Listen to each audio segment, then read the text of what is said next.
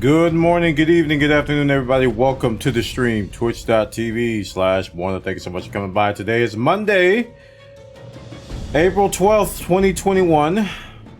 Hope you all had a good Sunday yesterday. I wasn't streaming, but I was quite the busy lad. Quite the busy man. We are no longer on the subathon.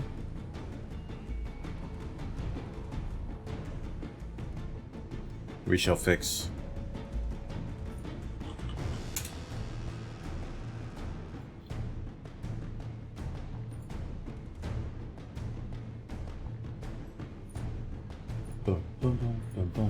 Wow.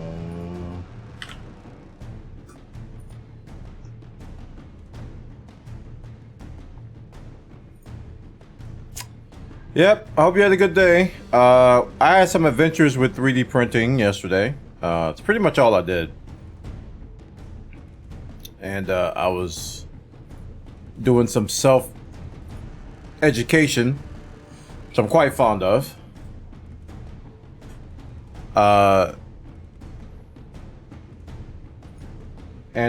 So we can do stuff like this, finally.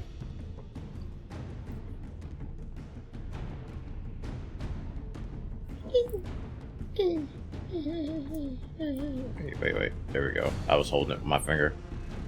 So we can do stuff like this. This is BB-8. Would you focus? Oh my gosh! So we can do two-tone stuff now. Multicolor. And this was an adventure. This was a definite adventure because one of the filaments I'm using, which is that blue in there, it was a little bit more finicky than what I'm used to. So I had to do a lot of work to, I wouldn't say a lot of work. I had to do a lot of research and try to figure out what was going on. And it turned out to be a lot of different things, but I ended up tweaking my settings and finally figured it out about 6 o'clock this morning. I was up all night, but I had slept all day, so I was like, it was legit.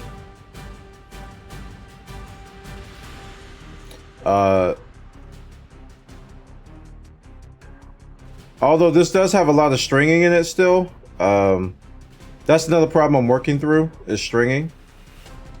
And actually, I think this may not be stringing. This may just be a layer miscalculation. But I still have some stringing issues, and it's all about some more tweaking. And I got into some, let me turn you down, boy. You over there trying to talk over people. So I got into some stuff with retraction settings and heat, temperature, retraction height. I haven't touched retraction speed yet, but I am going to. So yeah, constant tweaking and tuning. This camera doesn't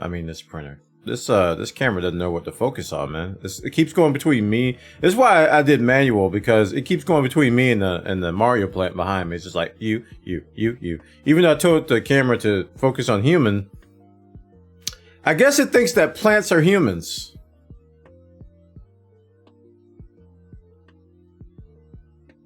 I'll be alright. So we're gonna have some 3D printing today with a side of some Final Fantasy because 5.5 comes out tomorrow. I'm hyped. The finale. Well, not the finale. It's the last patch. The last main story quest patch comes out tomorrow.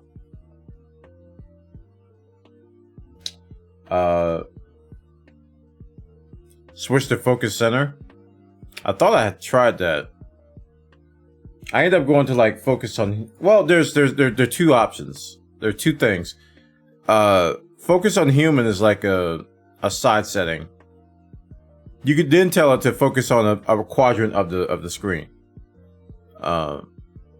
But the human animal setting is separate.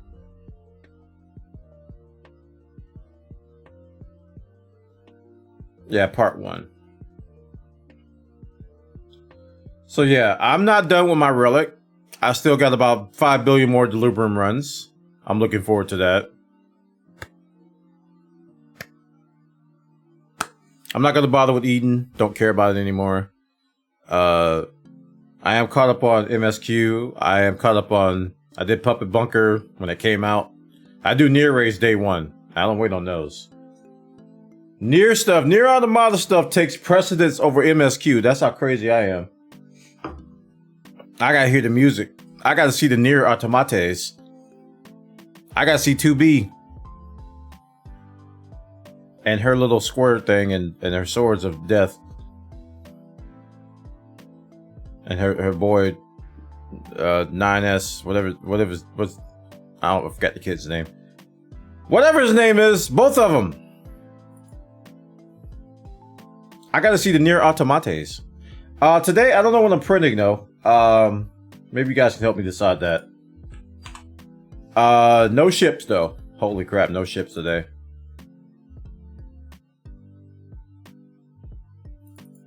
No ships today.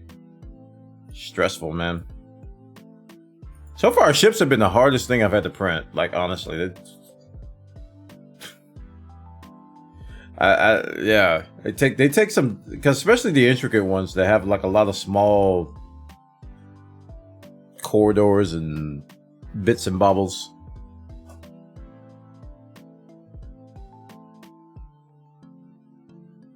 Ding, ding, ding, ding. Maybe we could do another Eastman print.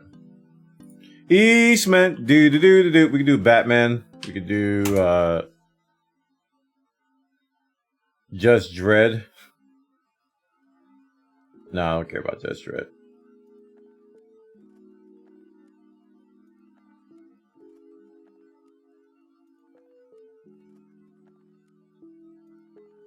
Is that actual? Who is this? Is that old Thor? No, it's Jon Snow. Okay, I was like, why does he look so freaking sad? Because Jon Snow, he's got every reason to be sad. Alright, Spider-Man's in the lead, though. We might have to do Spider-Man. Spider-Man's free, right? Yeah, we might have to do some Spider-Man. How long is this print gonna take?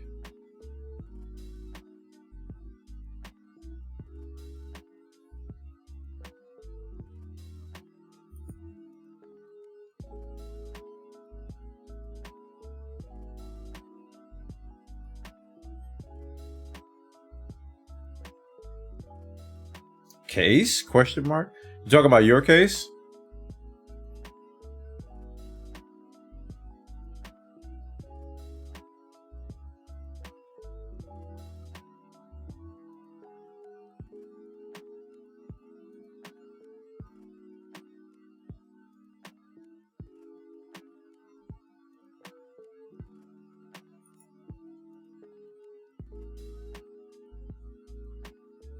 He should only need supports under his chin.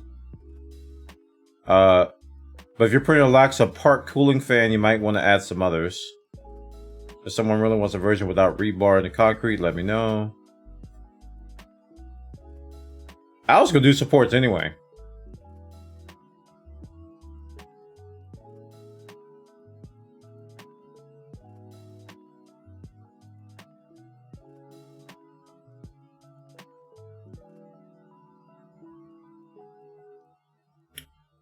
Alright, let me look at this case stuff. Yegi?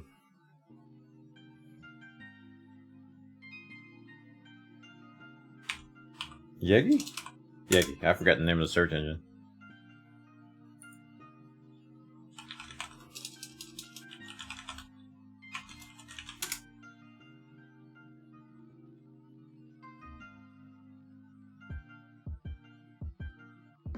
Crack Killer, welcome. How you doing?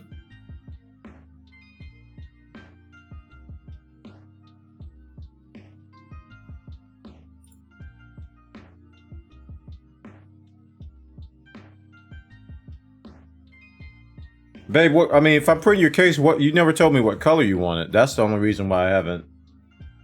went forward with it. You know, the idea I talked about last night, I still got to look into it.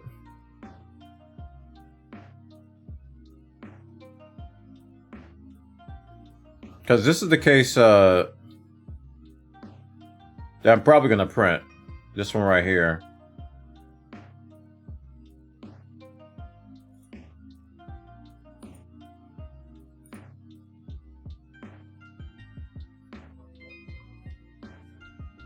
I'm probably going to print that one, right? It's just a base one, and then we can, like the stuff I told you about last night, that we can add to it. I can do white for now if you want. Well, yeah, I have an idea, but it's like I have to... I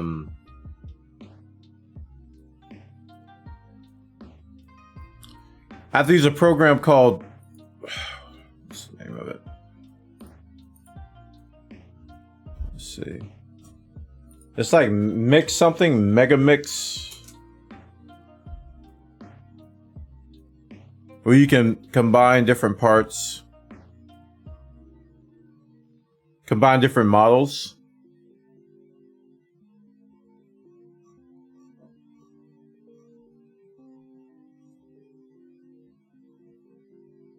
But I can print this in white. Just so you can have a case and see if it fits. I mean, that's no problem. I don't think it's going to take that long. Plus the white's already loaded. We'll do this now.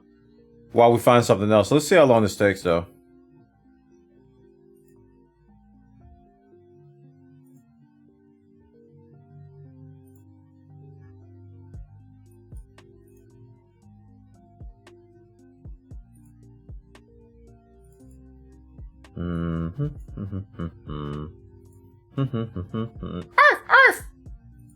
The one with the waggly tail.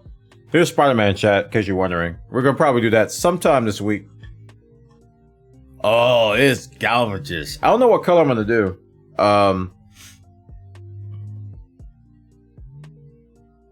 I'm thinking one of the Blicks.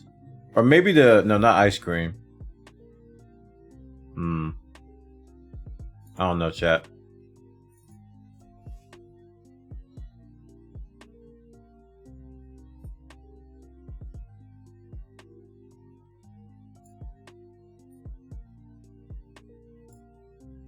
I think I can just put this on the normal PLA setting. I don't have to crank up the temperature for the white.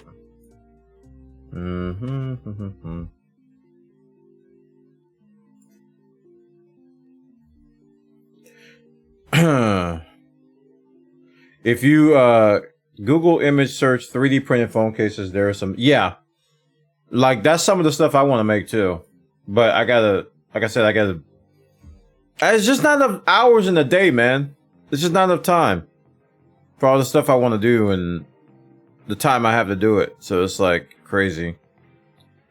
But there's a lot of ideas I want to do. I can do them on stream, but I can't focus while I'm streaming.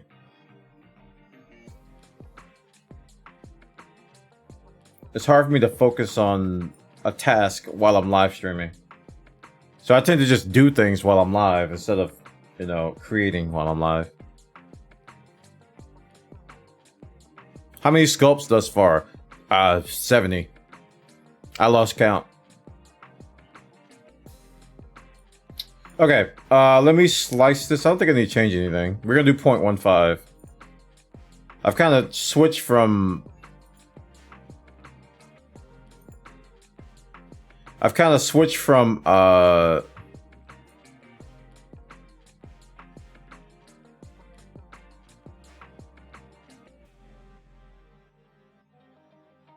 From 0.2 to 0.15. This is going to be 3 hours? Why?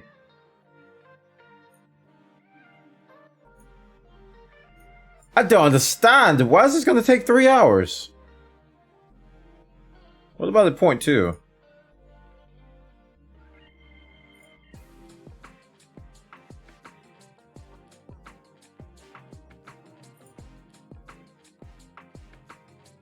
Point 2 is 2 hours and 45 minutes, so it's not that much different. Sheesh! There's not even a design on it.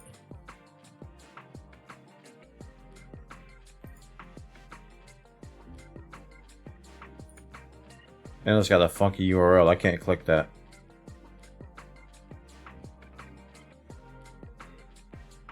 You're gonna wait? Alright, well.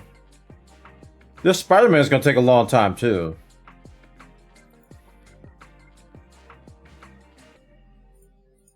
Spider-Man is gonna take a while.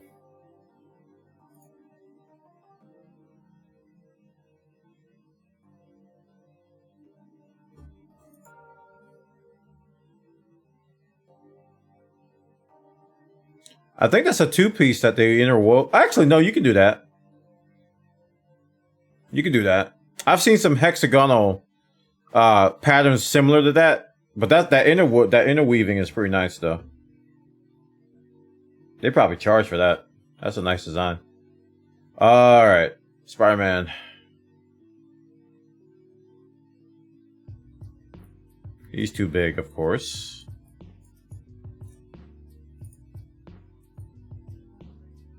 Oh, he wasn't too big.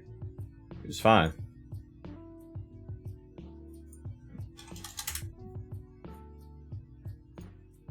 So I hardly ever do these at all right, supports on build plate. I hardly ever do these at 100%. Like Superman and Hulk and all these guys, I've reduced the size because this is probably gonna be like a 12-hour print.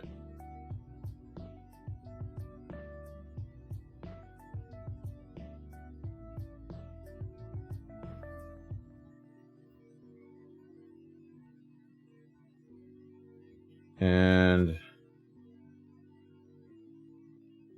it's a calculating. Yeah, 12 hours. As I suspected. So let's do 50. See how long that takes. His eyes are bleeding. He's crying!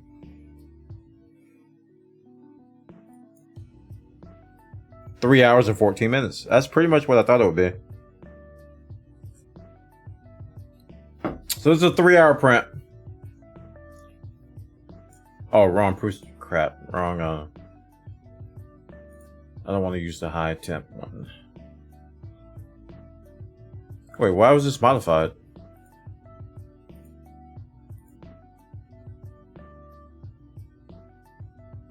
Oh, it's the support crap. Okay. We reslice. All right, 3 hours and 14 minutes. So is the accent on food of fighters. So we couple things. The I kind of broke my camera like last night. I realized it when I got up today. Hey, Craig Allen, welcome. I didn't break the camera itself. Do you know underneath the Logitech cameras, there's a screw thing where you can screw it on? For some, I don't know how I did this, but I just pulled the whole thing out. It's just, I was like, I don't know. I was like unga bunga mode and just yoink and just pulled the whole thing out. So the camera might fall off the tripod. If that happens, please don't panic. Yeah, please don't panic. So that's happening. So let's go ahead and export this G code. And I've already added a GorillaPod to my actually a GorillaPod may not be a good idea because I set up one of my old and busted tripods. And I put it on a table with the printer. And when the printer does like little small stuff that goes, it starts shaking. The camera's like, brrr. The camera shakes with the table with the vibrations. The way I have it set up now, the tripod is on the actual floor. So the image is always going to be stable. And that got me thinking, like, when I get my Raspberry Pi, what am I going to do? Like, if I put it on the table, it's going to vibrate those little micro vibrations with the table. Even though the shaking is not enough to affect the print, it still may generate that Oh my goodness, it's a tiny earthquake effect. And we don't want that, chat. We don't want that. Alright, let me go get my did I bring my drive in here? No, I gotta go get my USB stick.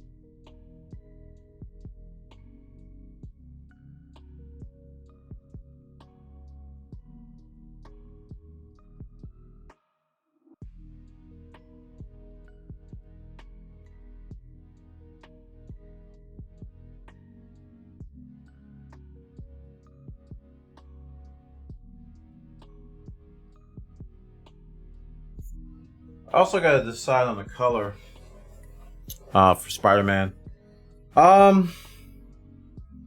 Maybe the Soul Black?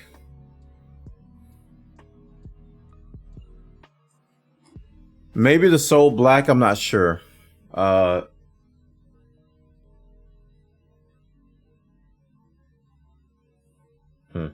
let's export it. Already exported it. Oh, we'll export it again. To the Prusa mini drive. Yeah, we got a Raspberry Pi 3 coming in, courtesy of Spectral.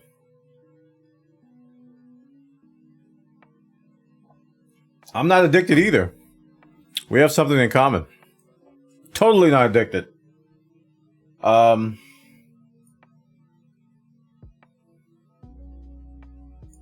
thing I could try though.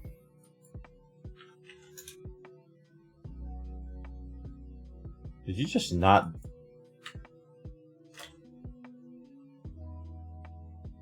Oh, I think it already did it.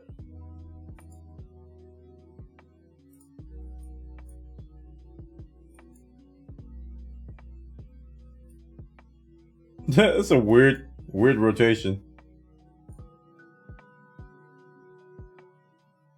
I don't think that's the effect I want. Let's do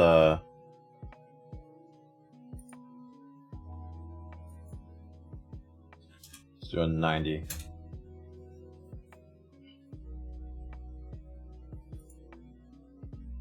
I've already exported the chat, the one I want to do, but I'm just doing some rotations to see how it looks. Oh, that would be awful. That's the opposite of good right there. Oh my gosh, no. That would be the opposite of good.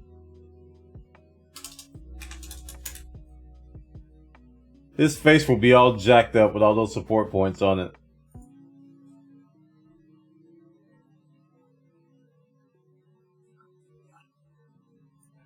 That one... Yeah, I'm more concerned about what they talked about under his chin. That's the only reason why I'm not going to rotate this like this. Although that might be fine, actually, now that I'm looking at this.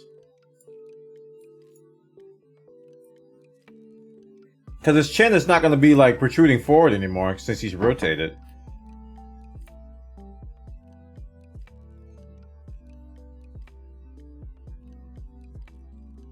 This thing might do some craziness, though.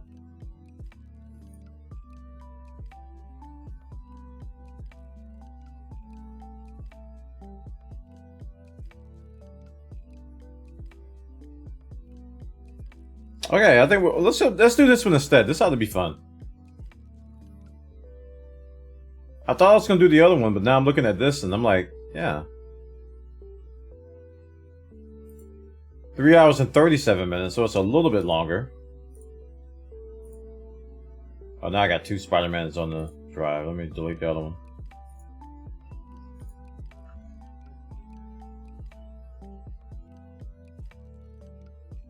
of each shoe. I don't want to have two on there and be like, which one was it?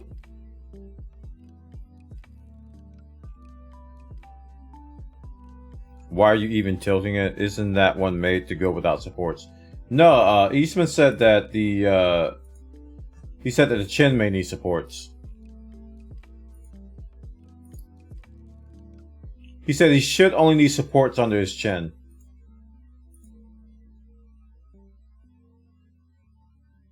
Should. So I was like looking at different ways of possibly doing that. Should I not tilt it?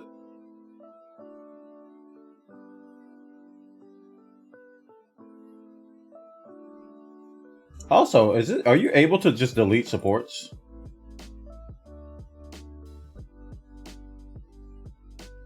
So if I like close this and start over, don't worry chat, it won't take long to get back to that.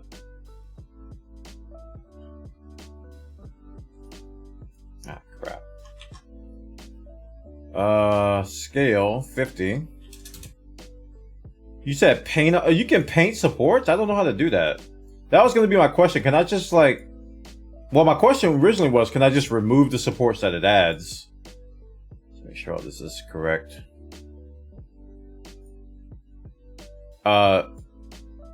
Second from bottom icon.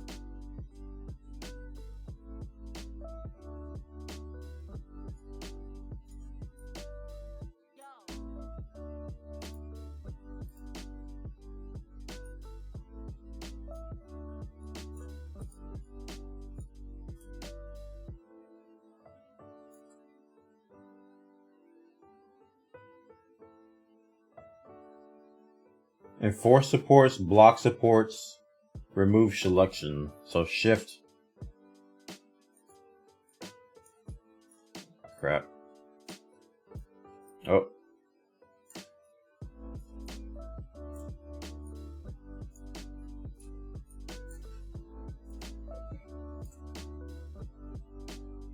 So I want to do right mouse, right? Yeah, my camera's covering it up.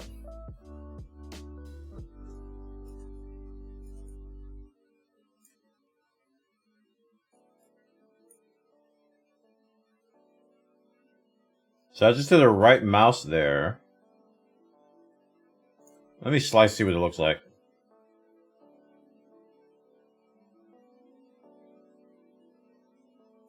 Didn't do anything. Alright, I must have messed it up.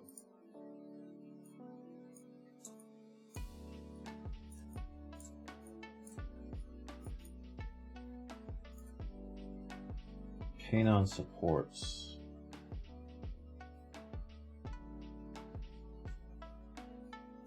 What am I doing wrong? I just right click and paint like on his chin. Like that. Right?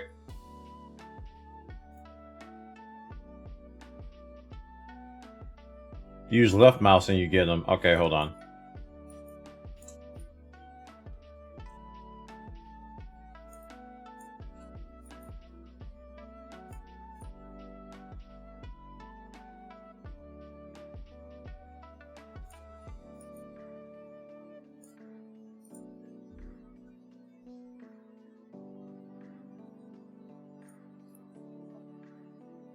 It's not showing in the preview.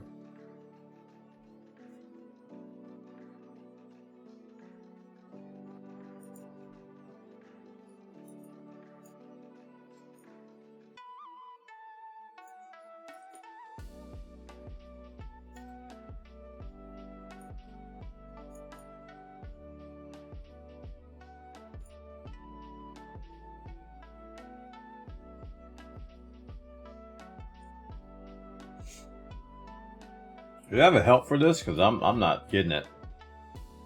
I thought it was going to be as simple as painting and then all of a sudden supports would appear there. And print settings tab. What about this tab? Support material option. Generate support and unclick auto generated supports. Oh. That would be why. Alright, let's try the left click again. Big old chin blob. That's too much.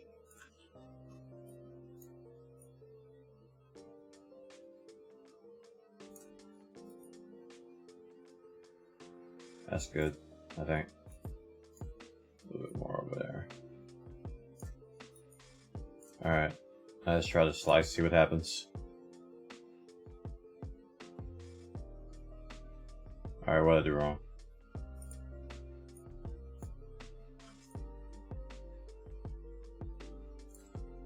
Print settings. Generate support material. So I have to check this and uncheck that one. Support works better if the following feature is enabled. Detect bridging parameters. Should I adjust those settings for supports? I guess. Okay. I guess. This is old one right now, boy. Trial and error mode. What does this button do? There we go. Now we're starting to look like he's puking. There we go. Puking Spider-Man. A little bit too big, though.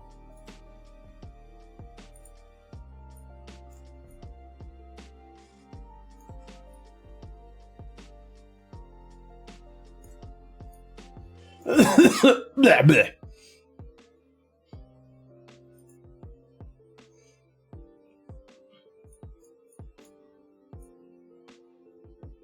This is so much. I want to look like his. Alright, let's make it smaller. I'm being picky now, chat, because I'm having fun. Shut up! You have fun too. You're allowed.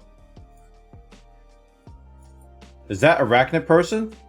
Actually, it is Eight-Legged Man.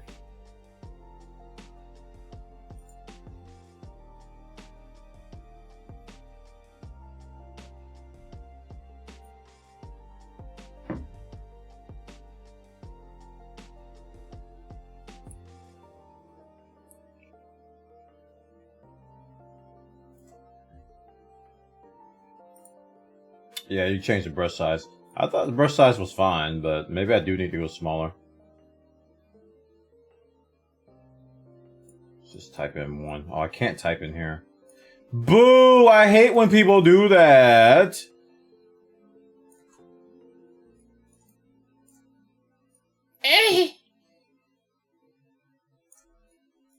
Baby chin. Baby chin. Doot doot doot doot doot doot. Baby chin. That's more like it. I like it.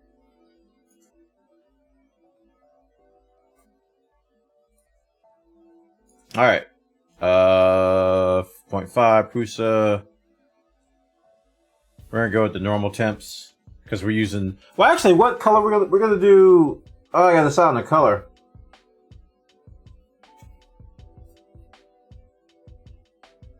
Maybe we could do orange. Orange might pop with this. Not gonna do blue. Let's go ahead and export it. 2 hours and 47 minutes.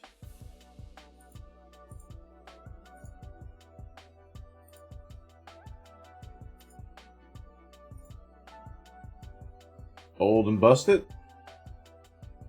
New hotness. We gotta decide on the color, chat. So I have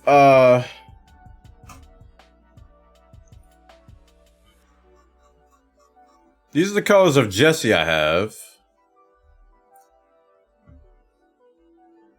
And I have Jet Black from Prusa. I have the Hatchbox blue.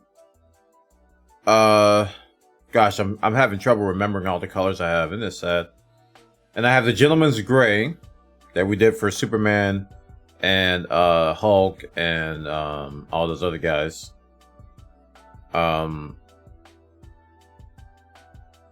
Soul Black might work with this too. Soul Black is what we did Vader in.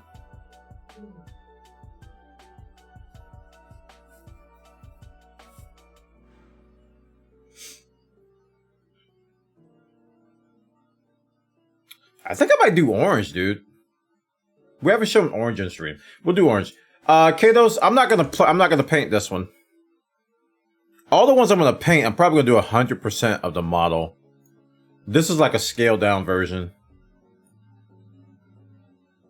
Yeah, we'll do orange. We'll do orange.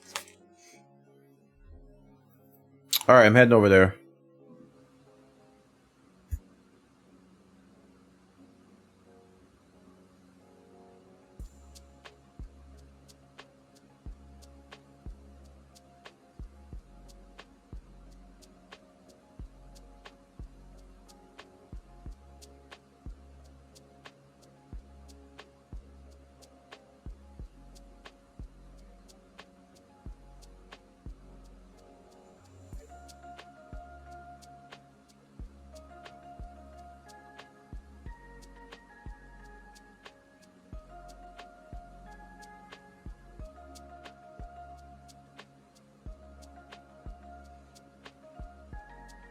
Okay, I just wanted to make sure the sound was enabled in here.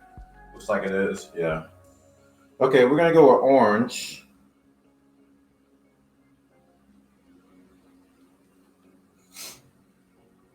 So let's go ahead and unload the white. You can see I got a bunch of benchies in here. This is from all the tweaking I had to do yesterday. Filament, unload.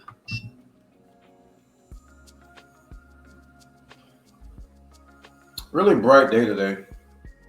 Hot day too.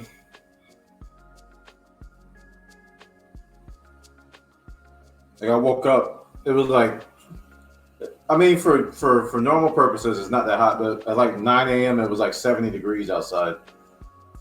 And I was like, oh.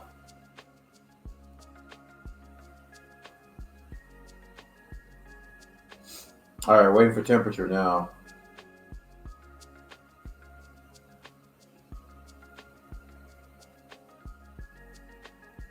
I brought into my white ABS to print a TIE fighter.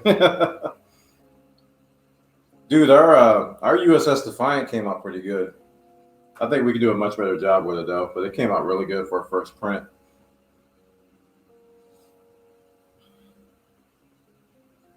I don't know why I do unload and load, and they have an option in the menu that just says change filament, and it does both of them. But I always do unload and then I do load. It's like the hard way.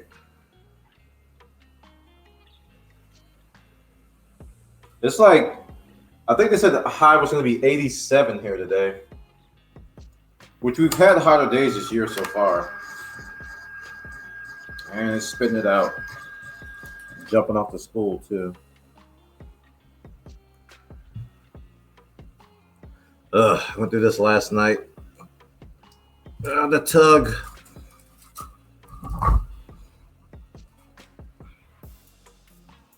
Sometimes it don't want to come out, chat. Great.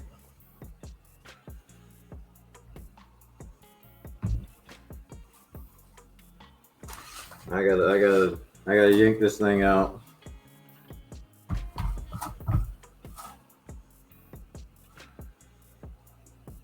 Ow!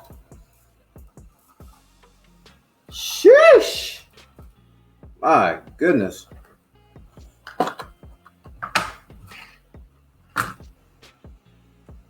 Sometimes it be that way, chat. Just give it some tug.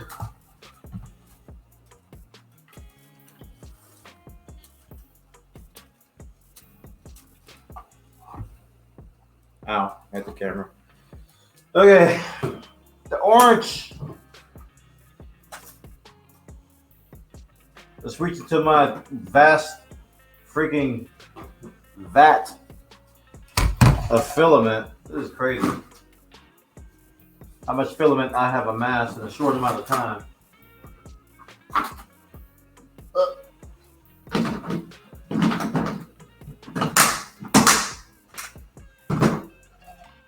Here it is, chat, the orange.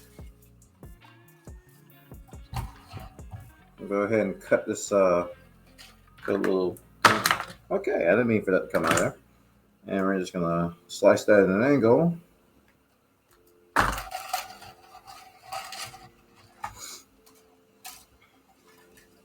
Yeah, that was an issue I was having last night, man. It was like filament just wasn't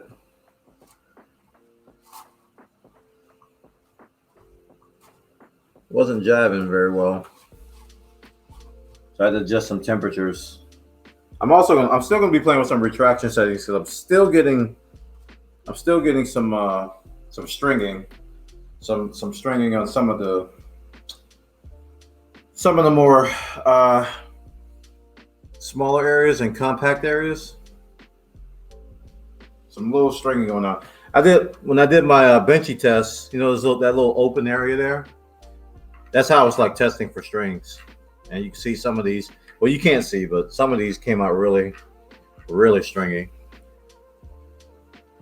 As I was testing retraction settings, and I was a little bit confused because a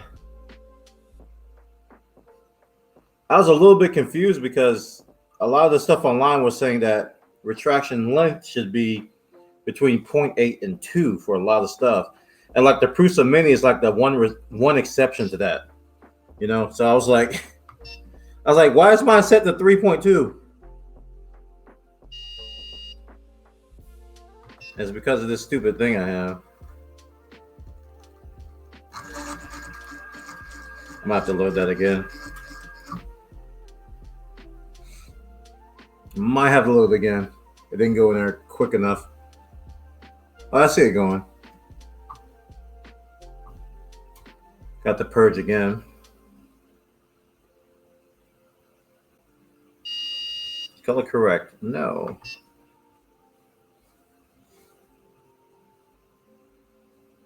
Imagine thinking 6 rolls of filament is a lot. Listen, when you're a week into printing and you've got one printer, it is a lot. There it comes. We got to purge one more time because the color is still white.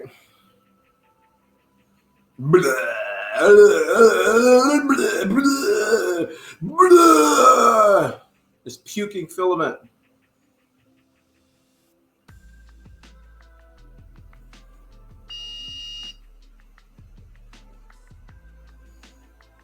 Nice. All right, we're good now. B sharp do do do do do do. It is correct. Okay.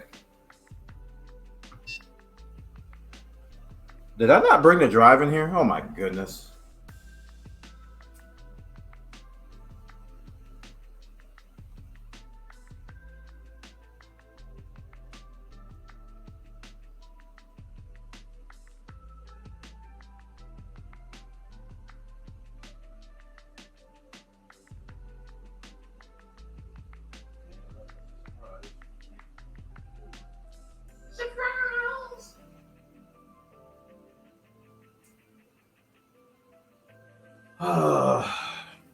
So I'm gonna have to decipher what you said there, Zen, when I get back, because it's. I think I'm getting some issues with just the gears pushing the filament through.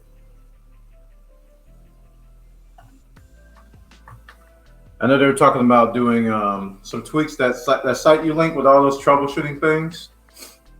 And they were talking about doing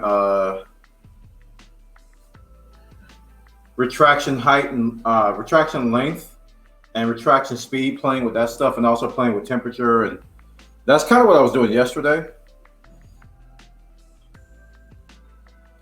And I'm also discovering just the volatility of how different types of filament, even from the same company, vary. You can't just use the same settings everywhere. I ran into that yesterday.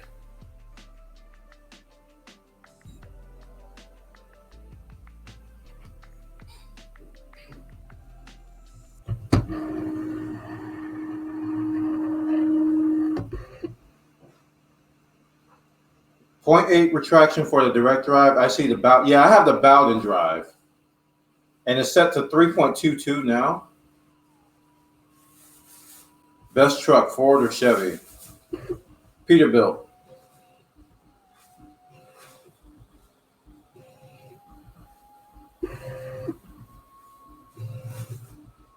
Convoy, get on board with your convoy, go. Convoy, the convoy, convoy, go. Don't look at me like that. All about that truck sim.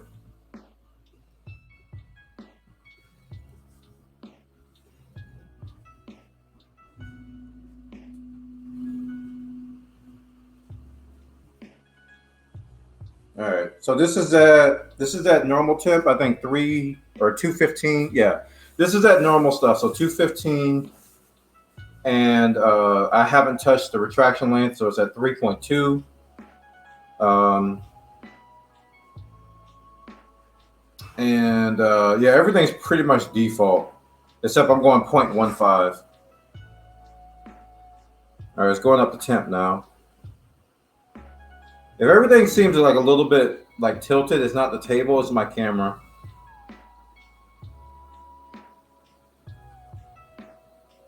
Okay, that looks like a good line there. Sweet. Well, kind of. Now, okay, a little bit of string still on there. I can't pull it off. Oh, that's fine.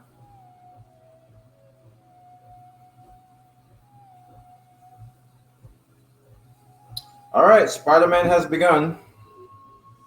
I'm still on sunlight in here, so it's super bright. So I'm not going to touch the camera setting. But yeah, you may notice that I got this super bright in here, and it's just the sun is just really bright today.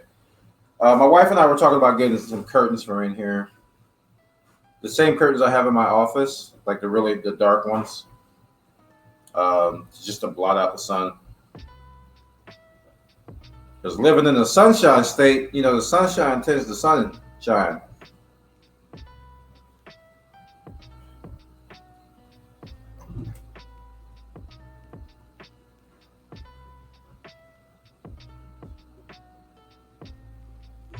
Okay, let's see if I can lift this up a smidget.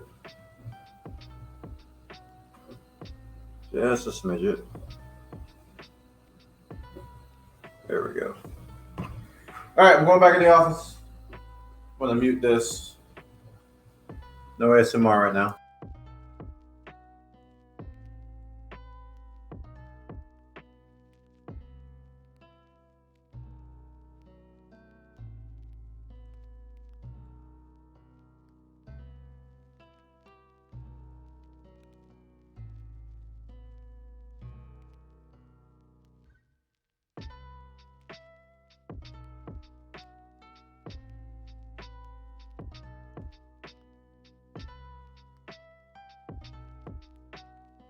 Okay, now I get to actually update the picture. We're not printing the Defiant.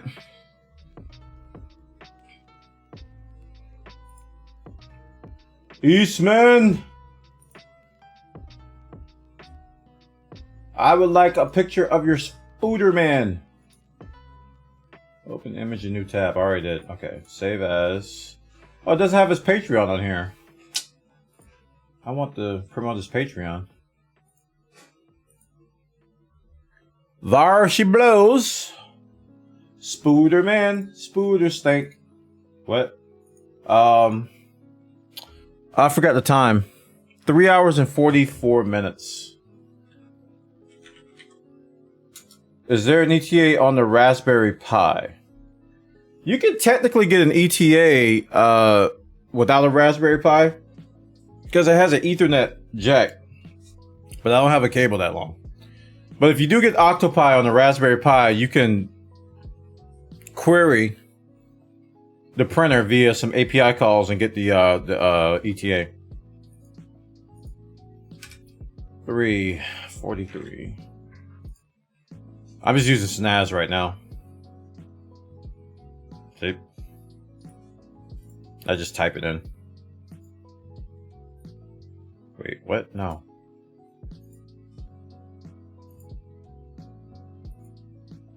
No, stop. There we go. Do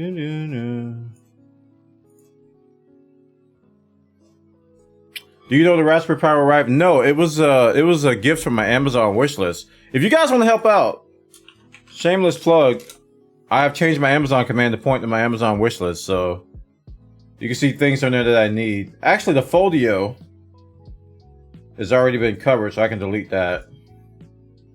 The Pi's been already done, so I'll delete that.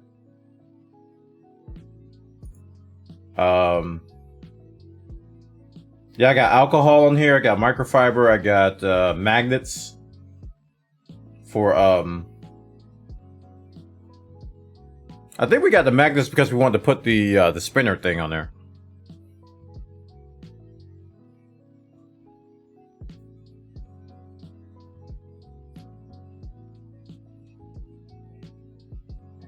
Also, the UPS is up there. So as you guys recommend stuff to me, I'm adding it to this list. And if you have the means to help out, please, I'll appreciate it. And people have been. They definitely have been. Like, Krause.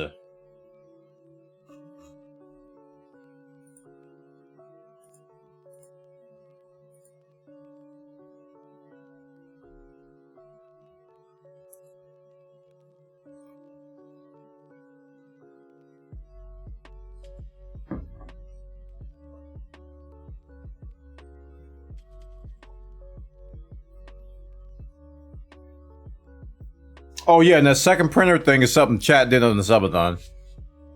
I told them not to, but they were like, here's some money for a second printer. So I was like, alright, I'll put up a tracker then. I was like, I'm not ready. So that's why that's up there.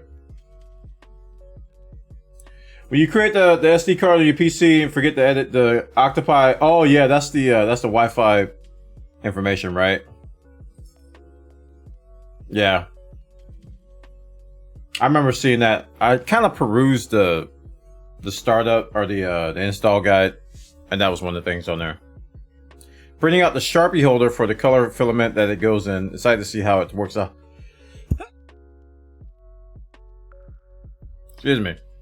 Excited to see how it works out with the new transparent filament again. Nice.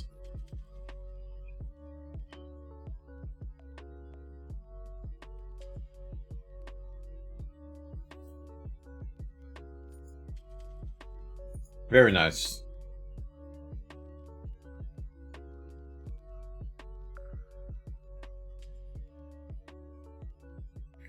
Hey, Mr. Winston, welcome. Yeah, Monday. Enjoying the Monday.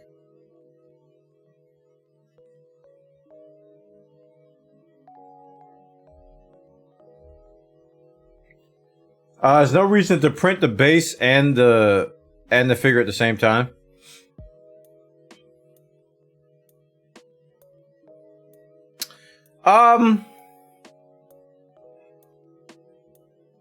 I could do that.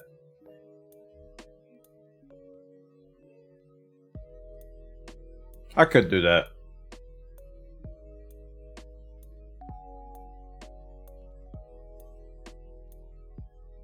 Actually, did I download the base?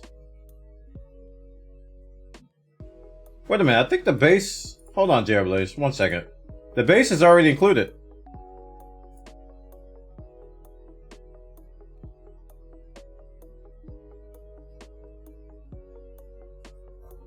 In this case, the base is included.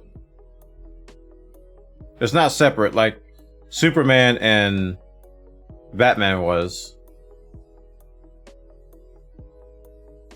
But like for Superman and stuff, yeah, I could just print the base at the same time, like on the side somewhere.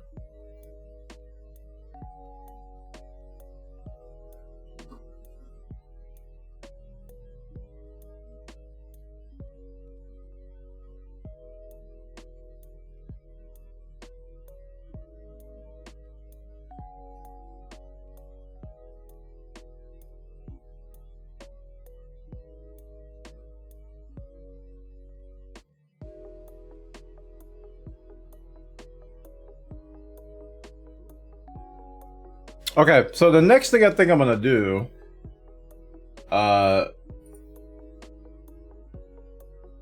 is I think I'm gonna print a coin today. Now that I've kind of gotten the feel for 2-color printing, I'm gonna print a coin.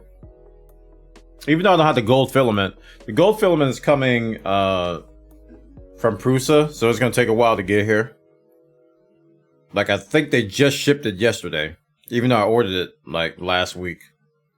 So, it's gonna take a while to get here. I think I'm just gonna do some coins. Or do a coin. Like a Bitcoin. Actually, no, I'll do my coin. I'll do my coin. My coin, chat. Not really a coin, it's just a logo. And we'll give that a try. The reason I asked because I would have to just load it. I would have just loaded both parts into the print. I don't know if that was a specific reason not to do that because of cooling, etc. No, you're right. You're right. To me, it was about complication. So I always try to keep things simple. So like even with the Oddish stuff, well, I think with Oddish, I may not have had room on the plate, but I just try to keep it simple. But you're right. You can definitely, and probably going forward, I'll probably do that. Sure, the prints will take longer, but they'll be done in one shot.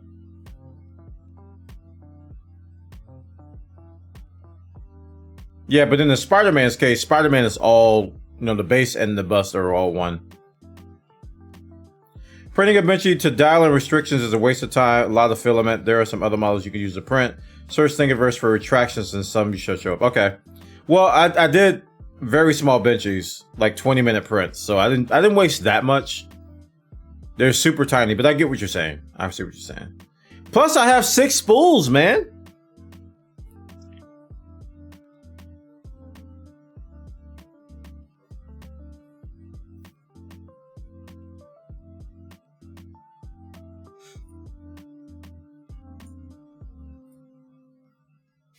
Okay, so, oh, you guys can't see this. So here's my logo.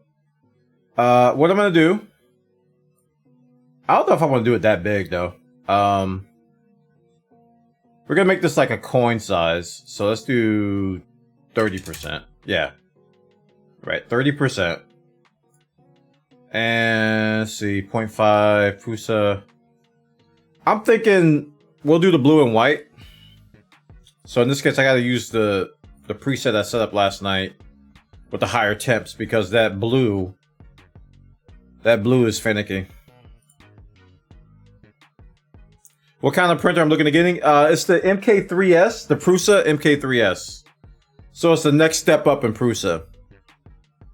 Chat said that was a good thing for me to get next.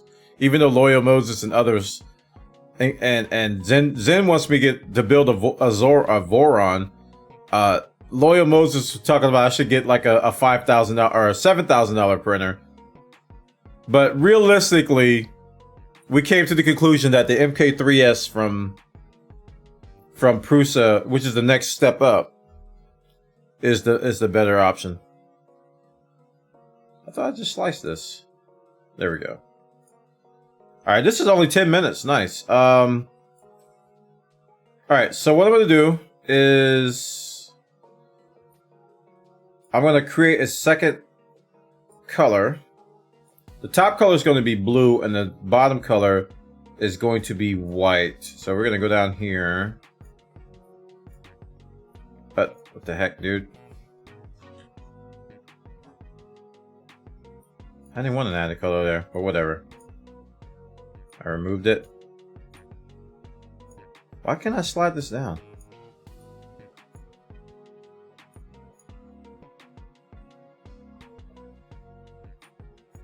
I just did this 100 times last night. There we go. Was it lagging? Holy crap, that's slow. Okay, I didn't drag it down far enough, probably. So, like, this layer here, I will make a different color. And then, like, this layer, I'd make a different color. So, it's like, there'll be 2 color changes. There'll be the white at the top. And then it would come down here, it would change to white. So if I preview this, it kind of looks like that. Even though the colors they're not gonna look like that, but that's gonna be the idea.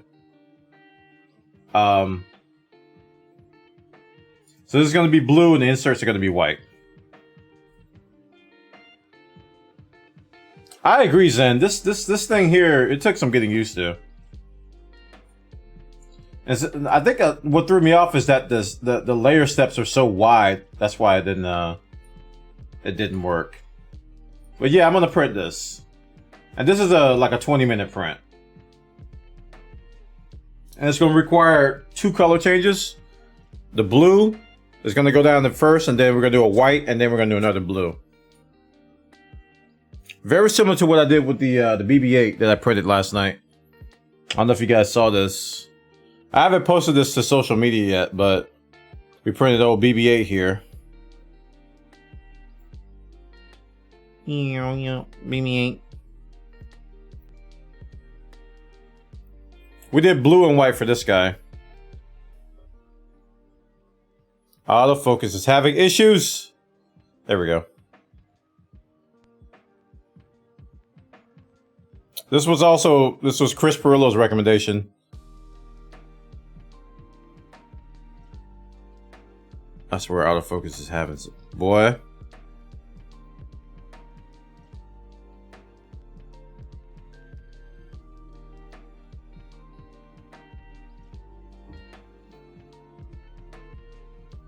I'm about to put on manual focus again.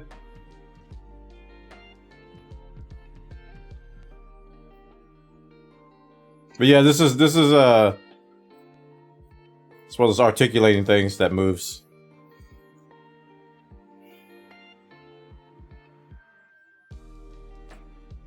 Oh, Zen, I ran into that last night when I was just trying to look at layers.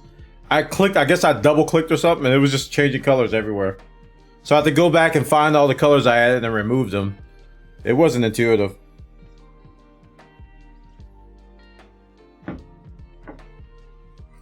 This came out nice though. Also, I printed this. I haven't shown you guys this. I did post it to Twitter though. We got our first successful Cowboy Bebop print. First successful Cowboy Bebop print, chat. It's your boy Ein.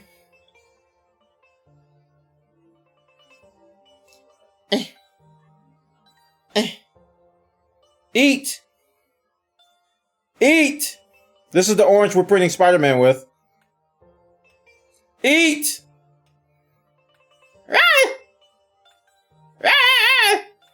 Oops.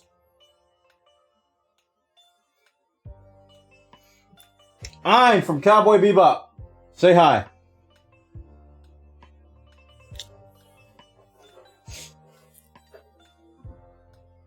I forgot to put the little printer overlay here. There it goes.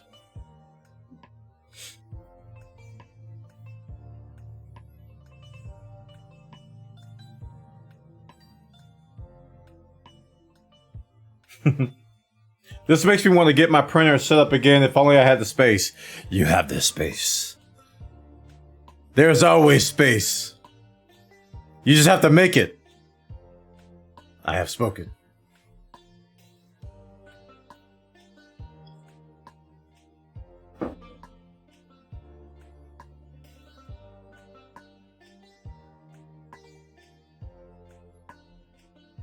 But yeah, we're gonna do this one next. I got this, like I said, I reduced the size. Kind of like the idea I want to have for commemorative coins, but like on the back. Where's FizzOut? FizzOut, maybe you guys know this. There was a software you can use where you can combine stuff. It was like mix match. I don't know what the URL was, but he told me about it. Where you can like get two different models and add to each other and stuff and like modify stuff. I'm not talking about the web-based one, which I still need to learn. But he mentioned something else. Cause I want to put like, maybe I could put like a number back here. And be like, you get coin number 1. I could take a picture of it and sell it in the what's the name of the digital blockchain stuff everybody's going crazy over now? The Windows NT. Y'all know what I'm talking about. Don't look at me like that. Don't look at me like that. You're making me feel awkward. NFT. Yeah. I can take a picture of it and then it could be an NFT. Mesh Mixer. Thank you, chat. Thank you. You guys are awesome. All right. Mesh Mixer. So what I want to do also is I want to, my wife we need to give her a replacement case, right? So I was thinking about putting her logo on here. Is that a what is that? That's not a Pokeball, is it? I was thinking about printing her a case, right? And also putting her Pink Sapphire logo here. But I was going to use Mesh Mixer to do it, because I have her logo. Those should be printed in TPU filament. Why you just got to ruin my day, man? So I can't print this with PLA? Her phone is bare, man. She needs a case.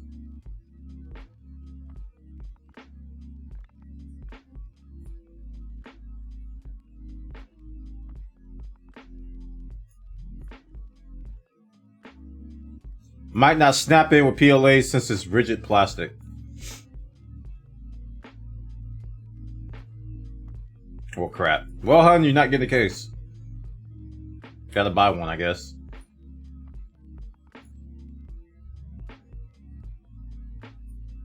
Because I don't know anything about TPU. Not a thing about TPU. Is it PETG kind of flexible too? Maybe we could do PETG.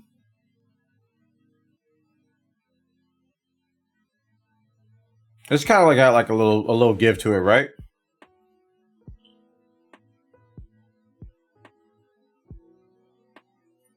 I thought it was like had a little bit more give than PLA.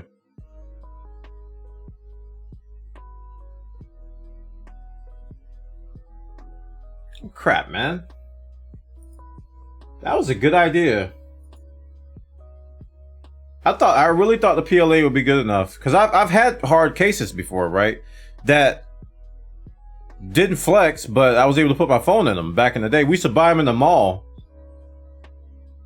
And they were like hardback cases. Maybe they were cheap PLA, and that's probably why I don't have it anymore.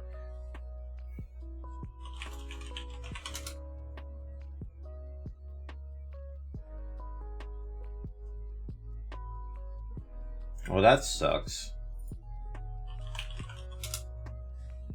That just ruined my whole plan.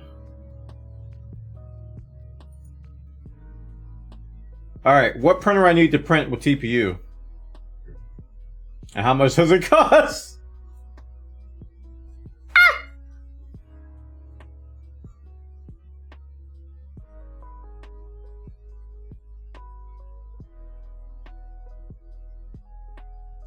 Why are you making Spider-Man's orange? Because I didn't want to make him black, and that's the only other color that I would print him in. Or white.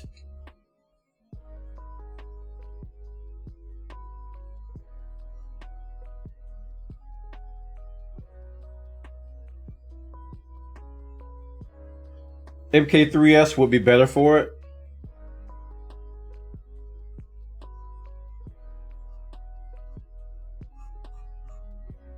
Why can't I find?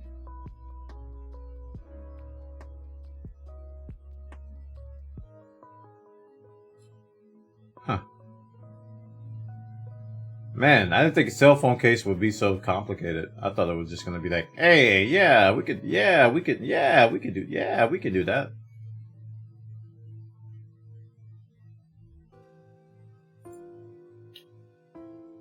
Bowden's can do TPU, just a lot harder.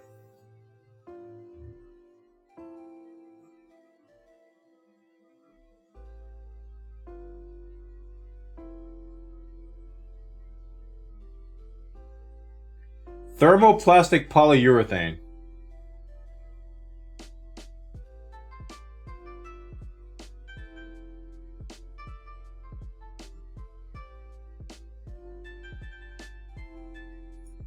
Prusa has some, but I was looking on printed solid. I didn't see TPU up there.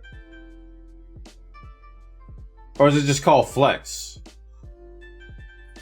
I was looking for TPU. Okay, flexible. I see it. I see it up here. 1.7 millimeter flexible.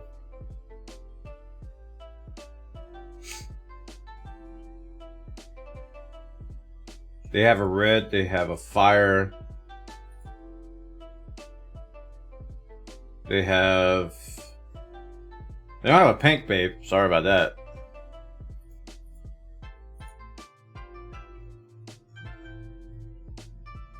Prusa doesn't have that big of a selection of Flex. Why? This is not English. My goodness, it just randomly changes the language on me.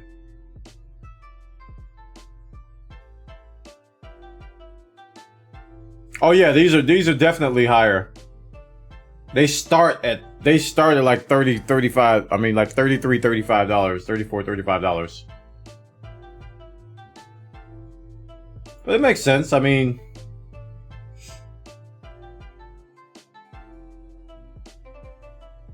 I know my wife wanted me to print some stuff for her, and I think this material probably would work better than PLA. I mean, we were kind of thinking, that's kind of what we were thinking with resin, though. Because, you know, resin has that kind of same... Resin can have that same type of flexibility while you're making it. But then it hardens after time, right? After you put the hardener in there. Watch the roll size. Many times it's double the price and half the spool. Ooh. Yeah, they're 500 grams. Well, oh well. Babe, you gotta find a case on Amazon or something. Because this is gonna take a while to get. I don't know if you're listening. Because their old case broke, and I was like, we could just print another one. Oh, PLA is good for everything, huh?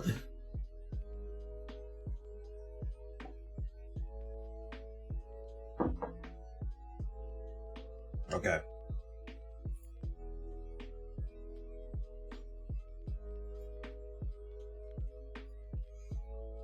It soaks up water. Can't you get like a I don't want to call it a seal, but like a coating or something you could put over it after you print it to kind of make it watertight and keep its malleability. Maybe not. I don't know. Chat, we're coming in on the beginnings of the bottom part of this thing.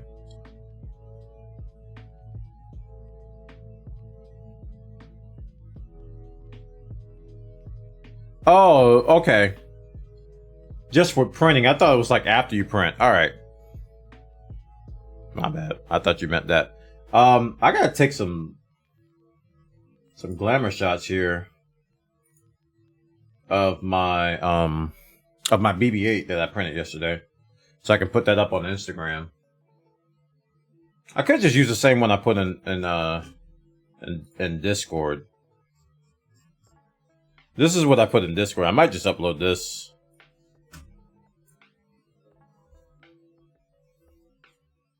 But my hands are kind of ghosty with that stupid photo room app. I could just throw that up on Instagram. But you can actually see it in that. Like, if you look closely, you can see all the freaking stringing I have to deal with. It's like, I get a lot of stringing. So I've been playing with retraction settings and stuff. I don't know if I should increase them or decrease them.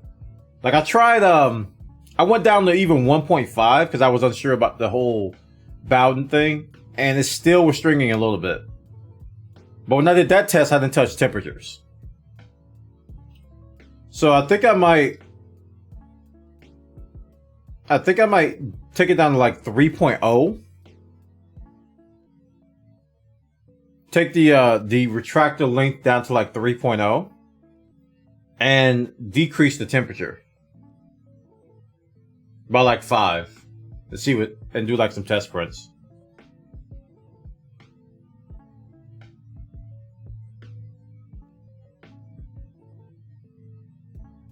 But yeah, they're stringing right there. They're stringing right like inside of that.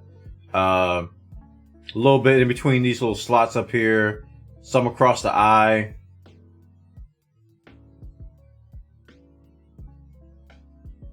This is stuff that I can remove, but I kind of just want to minimize that if I can.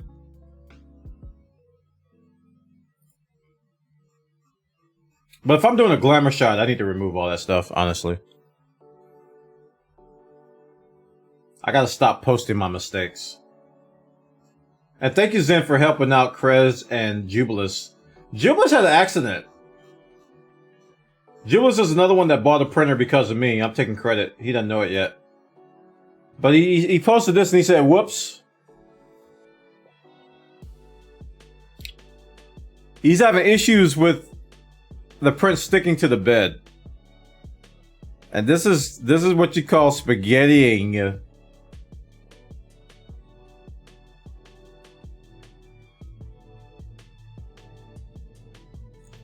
This is what we call spaghettiing. So Zen was giving Jubilee some pointers in our 3D printing channel in our Discord. Please join our Discord today. Come in there and say hi.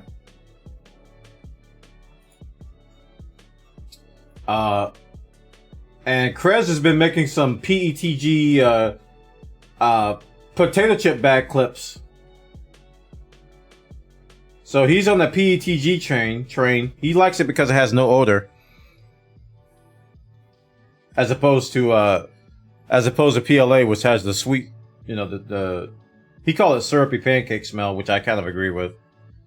So he's printing these clips, these clamps for his potato chip bags. And it came out pretty good.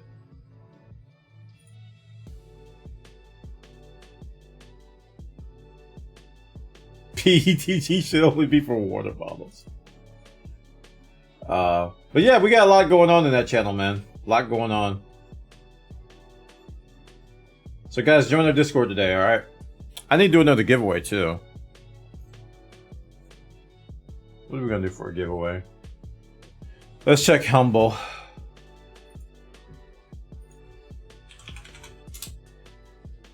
See what good games to have on. I love Humble for giveaways because you get a giftable link. It's so easy. Remember when it was easy to gift stuff on Steam and then all of a sudden everybody started to abuse it? And then now it's ruined for everybody? Pepper's Farms remembers.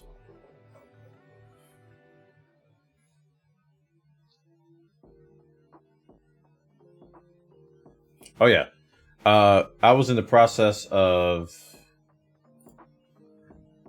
putting that new thing in my slideshow folder, which is Ein.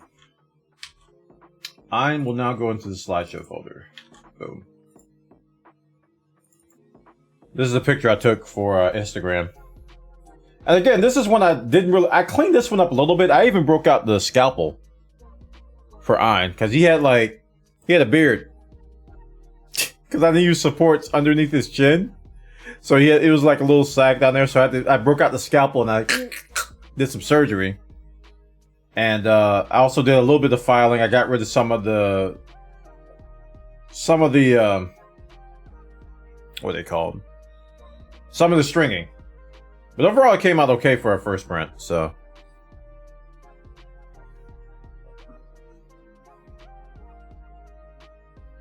People getting around region lock ruined it. Exactly. Prusa prints their printer. Say that 5 times fast. Prusa prints their printer parts out of PGD, I believe. Prusa prints their parts. Prusa prints their parts out of PGD, I believe. Prusa prints their printer parts out of PGD, I believe. Prusa prints their. I can't. I stop. No, that's not happening. I just can't do it. Too many P's, chat.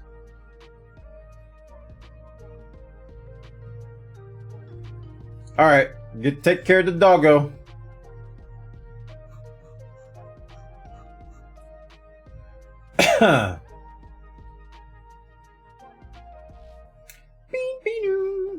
Let's see. Featured sales.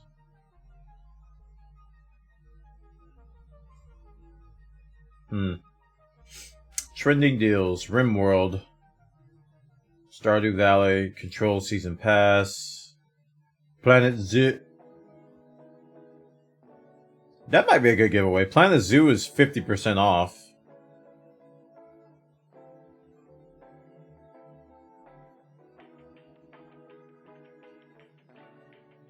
I just Googled and people saying that TPU is best for phone cases, but PLA can work, but that is brittle, so not super protective. Where's that link that Endless posted? I wonder if that was TPU. It's probably gone into history now. Yeah, it is. Yeah, it was like a interweaving pattern. Yeah, PLA will chip or crack. Yeah, it will. But better the case than the phone.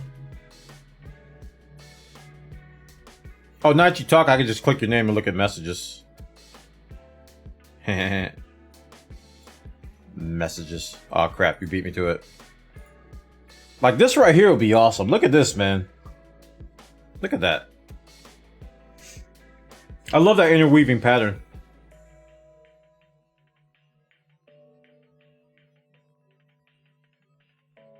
Like I would print that in PLA. Like honestly, if I could. It probably would be very difficult, but that's a sweet interweaving design. I like that a lot.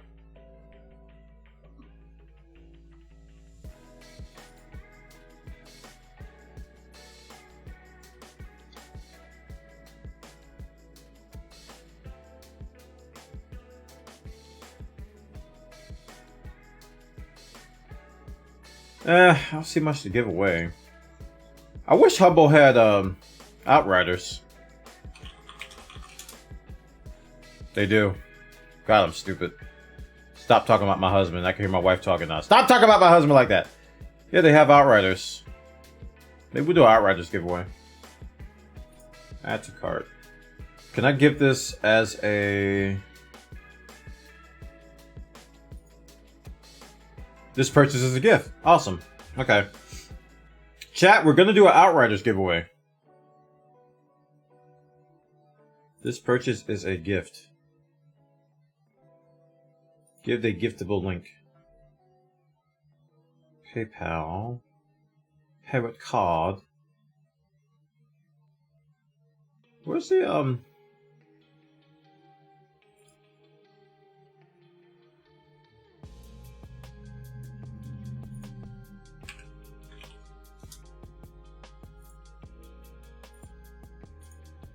Just looking for the thing where I could pick a charity.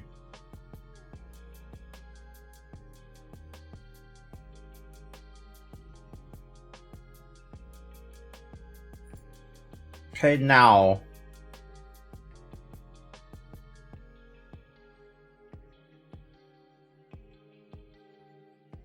Alright.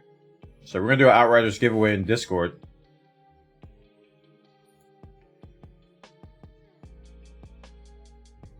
I just bought it and I have the giftable link. Giveaways. 3 days. So get ready. 3 days, one winner. Outriders. PC. And I'm going to link the old Humble Bundle. 2 more hours to go on a 7-hour print. Okay. Okay. And we'll put partner equals Buana, right? Partner. Does that work? Yes. Boom.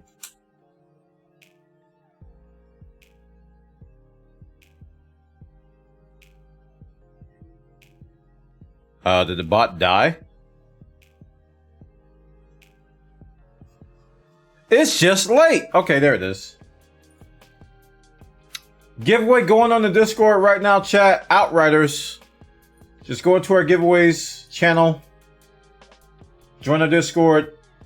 After a few minutes, you'll be able to talk, but I don't think you'll be able... I think you just react anyway. If you go to our giveaways channel, you can see here that there's a new giveaway here. You just have to click the little react button. That's all you have to do. If you win, I'll send you a DM on Discord. That's all you have to do. Okay? So join our Discord! My goodness, how many times I gotta tell y'all? I'm okay.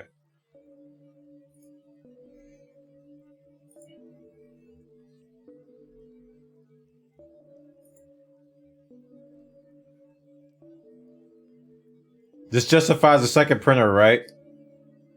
Hey, Chris, how did the clamps work out good for you?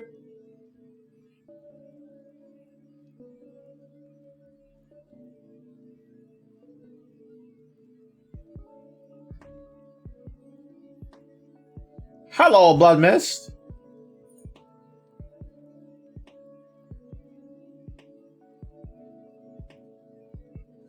We're printing Spider Moon.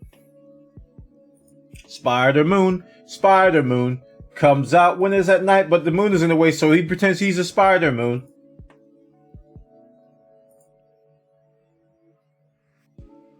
Little Animal, welcome.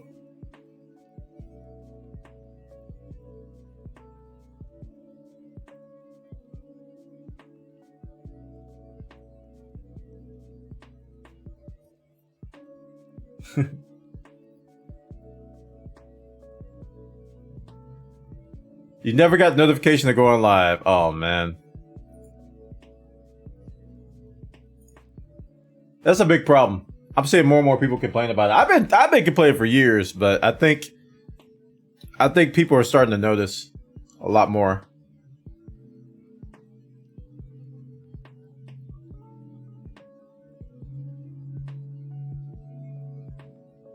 Oh wait, they're launching a rocket? Cryogenic proof.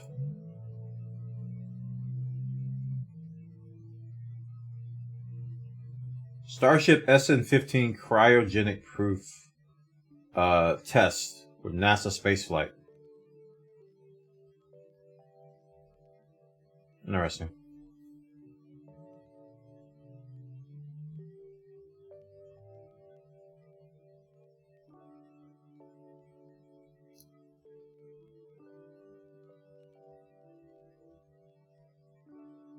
Where's my sub notification? You have to refresh. If you just sub, you have to refresh the chat and then share it. Otherwise, we won't know about it. But thank you for resubbing, Little Animal. I'm gonna give you a preemptive clap. Look at that. Woo!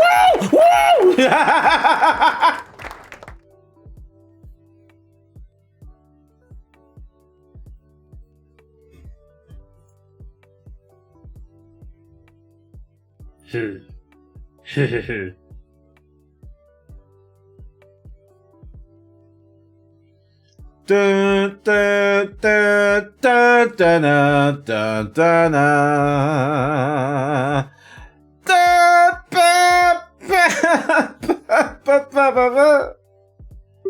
There it is. Told you. I knew it was gonna happen.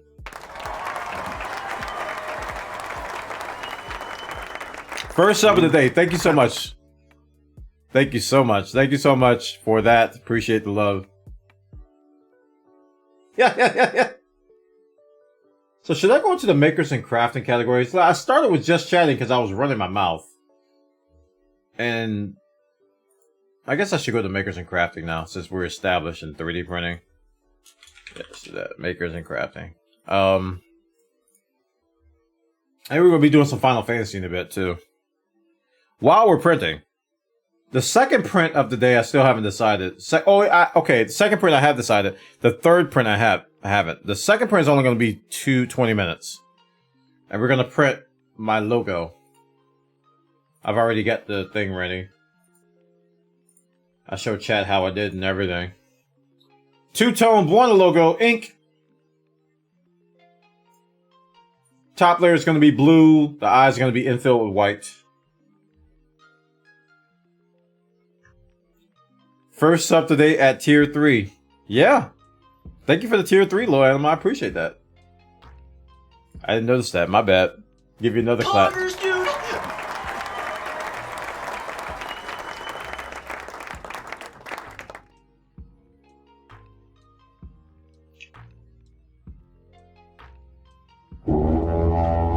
Bert. So I'm gonna probably get mesh mixer and probably put something on the back of this, maybe something to go around it like a coin does, to say live, laugh, and learn, and put your face YOURFACE exclamation point. I don't know.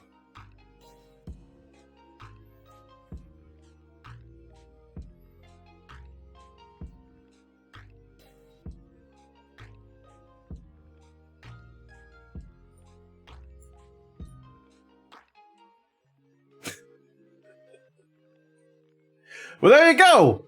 All messages removed. Well done. Well done. You did good. You done good.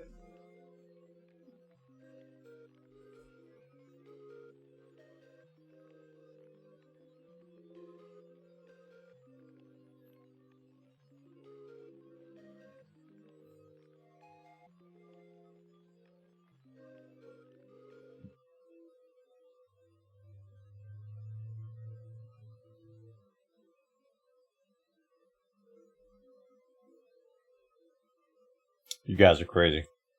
Well, the print's coming out okay. That rhubarb, that little bar, whatever it's called, seems to be looking good.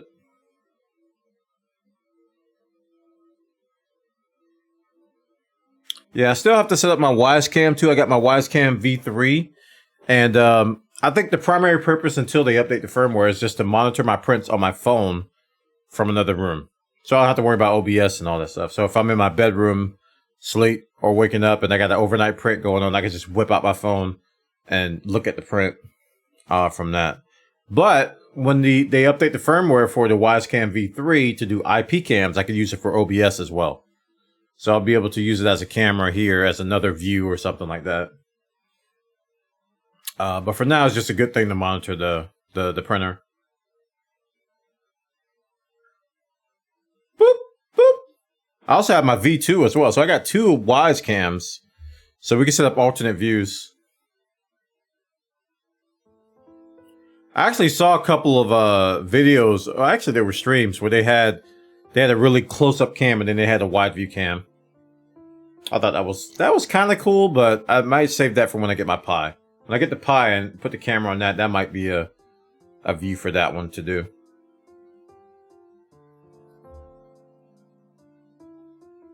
Oh no. So when I get the Pi, it's probably going to be, I might not even need the Wisecam, but I think they have a plugin for that to monitor your print on your phone. But I bought the Wisecam before I knew I was going to get the Octo Pi. How you doing, Kashi? Welcome. Hey, Krill. Welcome to the stream. We're just going to start with our first print. Drink some water. Slurp. Ha ha ha.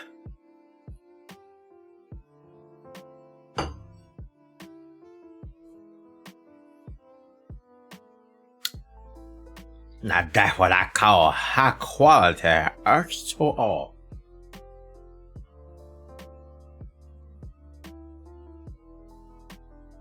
Yeah, I might move my my multi-mount in there too. Cause I have a multi-mount still in here. Remember I had my controller cam for Microsoft Flight Sim? I'm not using that right now. So I could take my multi-mount in there and get some much better angles.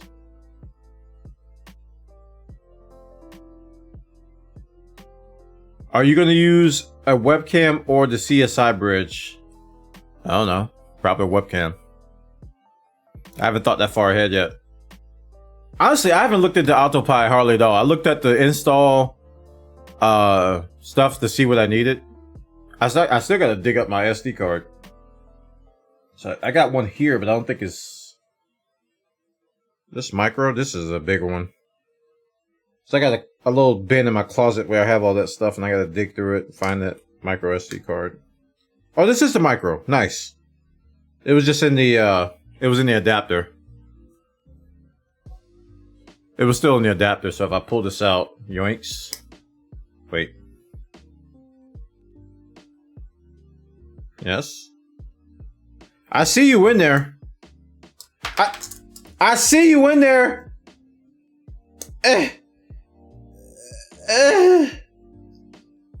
Got it. It was in the adapter. This is a 32 gigabyte micro SD.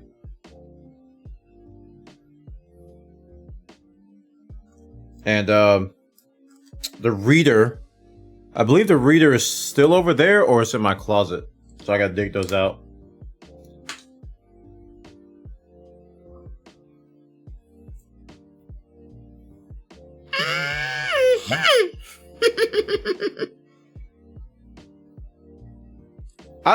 Sometimes I get envious No, remember they sold those computers that had SD card readers built in?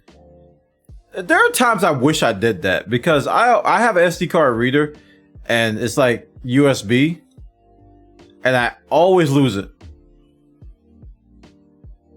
Because I don't use it that much, right? And I had one, I remember when I was using my DSLR for really taking pictures and I had it in my camera bag. I think that was the longest I went without losing an SD card reader because it was in my camera bag all the time. When I stopped doing that, oh my goodness, the SD card reader, it joined Benchy. Wherever Benchy went, Benchy, my left socks, and like the scissors, they all went to Narnia.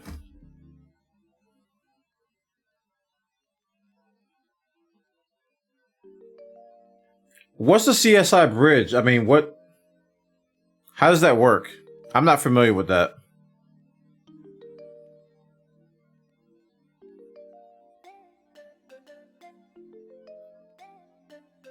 Like how do you use that?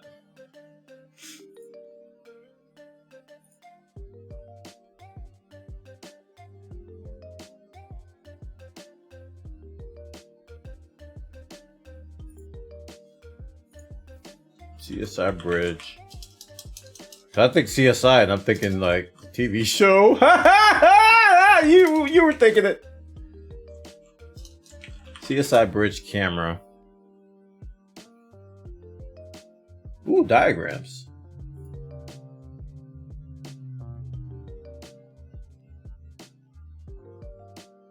Oh, that's the hardware name. Like, how does it freaking work?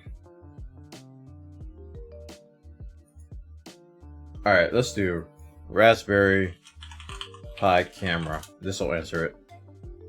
Ah, there we go. I see a camera now. For Raspberry Pi 3 B plus camera, 1080p. So it just plugs into that slot, looks like.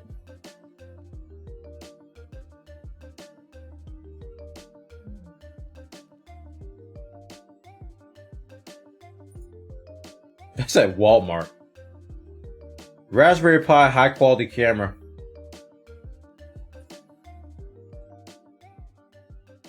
$20. It costs as much as the Pi. At Walmart. Why does Walmart have all the Raspberry Pi cameras? Hold on. Amazon is jealous. I always love your movie references. I watched way too many movies growing up. I did. It shows. Raspberry Pi camera.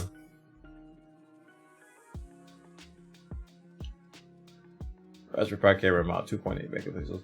$25. Arducam for Arduino. Camera module. 8 megapixel. 1080p. Hey, Brazil, yo, how you doing? How you doing?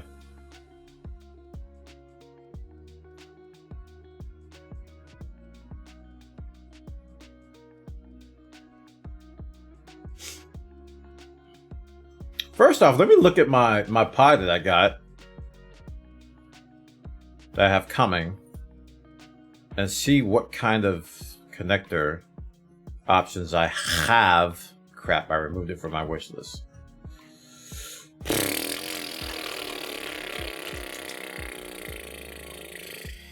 I think it was this can of kit. Yeah, I think this is it.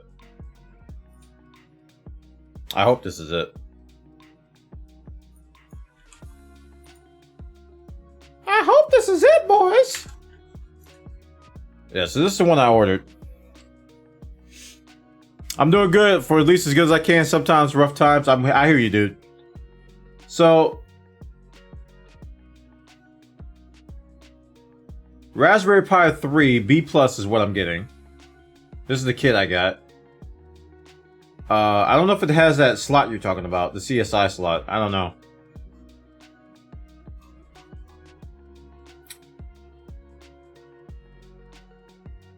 Yeah, Raspberry Pi 3B plus. This is what you use? Crap. Crap. Copy link.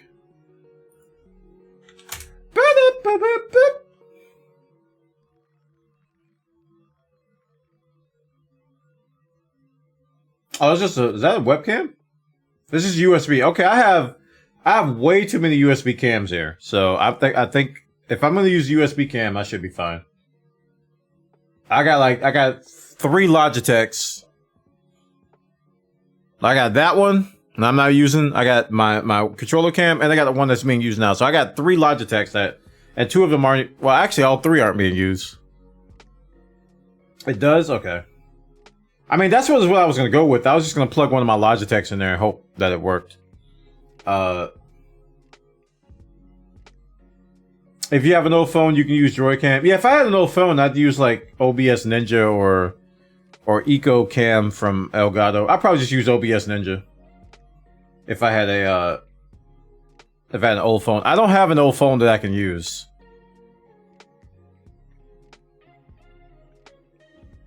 Like all the phones, all my old phones are dead. Like they don't turn on, and I have one phone. I don't have a backup phone. Those days are gone.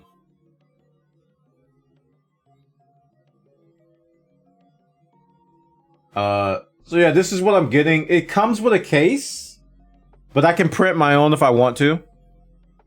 I most likely will.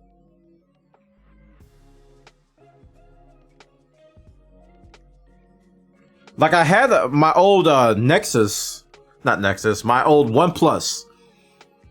It was the very first OnePlus. I still have that. It don't turn on no more. I was using that as a Wi-Fi only device for a while, but it finally kicked the bucket. And my Nexus, you guys know what happened to my Nexus. I dropped it, cracked, and dead. But I was sick of it anyway. Stupid battery. And I've had my iPhone X for a long time. AT&T is bugging me. Calling me. Not calling me, but... You need to upgrade your phone! You need to shut up!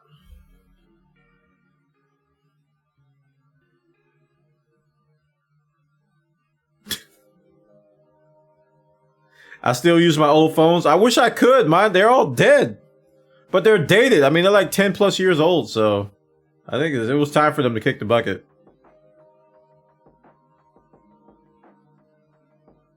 I just upgraded past the iPhone X and like, dude, this thing is a champ. Let me tell you. I've never been happier with a phone, man. For real. People bashed it and everything. I'm like, you boy. This thing has been keeping up with the big boys. I can play anything I want on it. How many years old is it? Like 4? iPhone X release was what? 2017. So yeah, like 4. It's like 4 years old. Still going strong, man. Like the day I bought it. It doesn't slow down at all. Yeah, I see no reason to upgrade. Okay, I take that back. I do have a reason to upgrade. Camera. Because now I have vested interest in phone camera because 3D printing. You know, this is a great opportunity for me to use a phone camera. For some cool shots. But I have this DSLR, which I really don't want to move, but I'm going to probably unmount it all the time to take shots of these things. But the camera, that's the only reason I need to upgrade is the camera.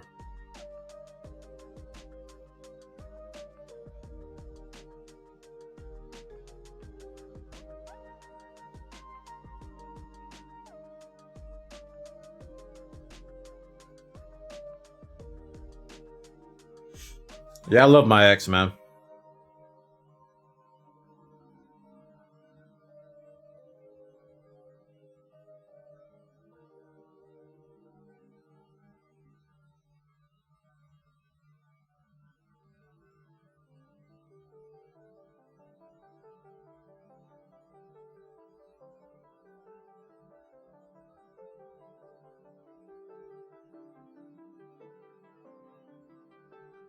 Wait, why don't I see the support? Is that the support in the front? I think it is. Yeah, it is.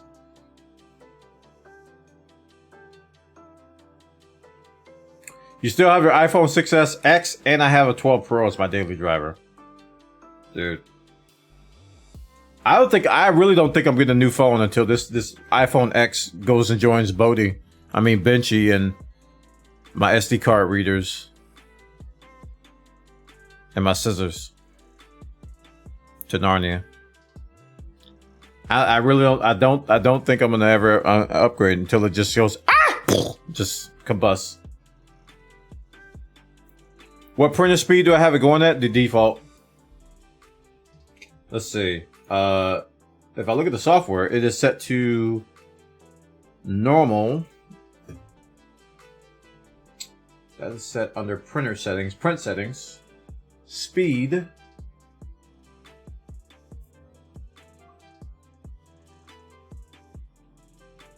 So travel is 150 millimeters per second.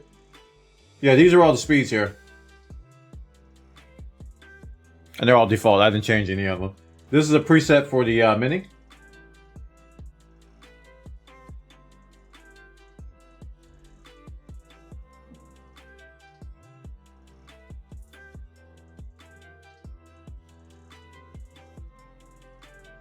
Print another boat. There's like,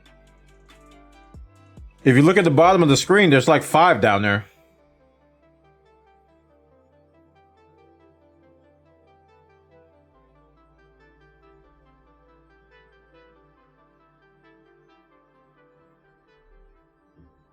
Made my case for resuming OMG stuff.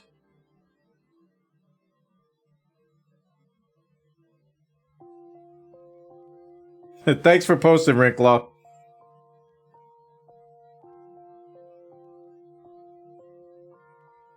Yeah, I did a bunch of test prints yesterday, and I used Benchy as a kind of as a guide. I printed a very tiny one, like a 20-minute print.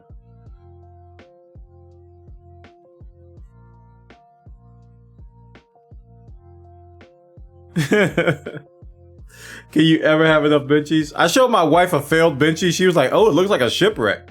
Because I was trying to use lower temperatures. It wasn't pretty. It had holes all in. I'm so impressed by the Prusa Mini. I love this thing so far, man. It's been great. Yesterday I had like my first like issues, and it was just me learning. It ended up being me learning just the variance of different filaments, different colors, and how the temperature and retraction settings and all that stuff. And now I understand the reason why they have this tab called filament override. Where is that at? It's like, yeah, filament settings. There's a filament overrides, and I looked at this. At first, I didn't know what this meant, but now I do. It's like, you might get some filaments where you gotta change all this crap. I'm like, oh yeah, and also for temperature too. Like for the actual temperatures and stuff, like you might have to put custom temperatures per filament. And I learned that yesterday.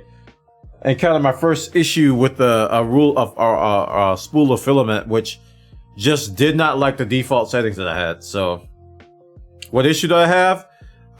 Stringing was like a little bit more stringy than normal. And I was having loading and unloading issues. And one time I even had the print stop. It stopped extruding. And it was because it was grinding the filament, right? The gears was like grinding the filament. And I looked at some of the troubleshooting techniques that Zen linked in our Discord about grinding, right? And a couple things they listed was like retraction settings, temperature settings and stuff. So I had to tweak that, and I ended up getting a good setting and was successfully able to use the blue to make this guy. So that was the blue. The blue filament was what I had trouble with. Oh my goodness, this camera. Why? Today is just weird. Why is it weird today? It's just not autofocusing like it should. So I was able to make this this guy, BB-8, which the head, if I don't touch the sides, the head does move around. It's so bright.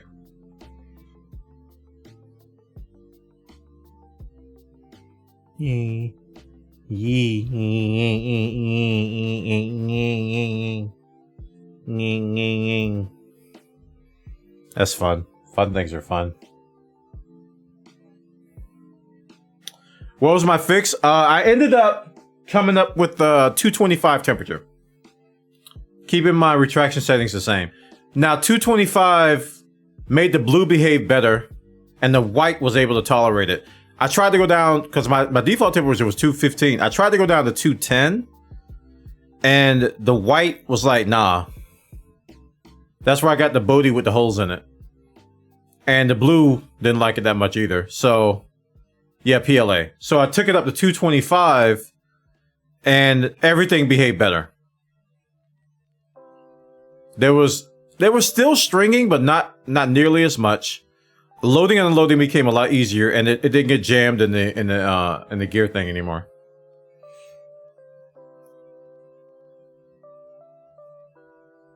So my solution ended up being just adjusting temperatures, and I made a custom profile for that. So whenever I use the blue, I go to that profile.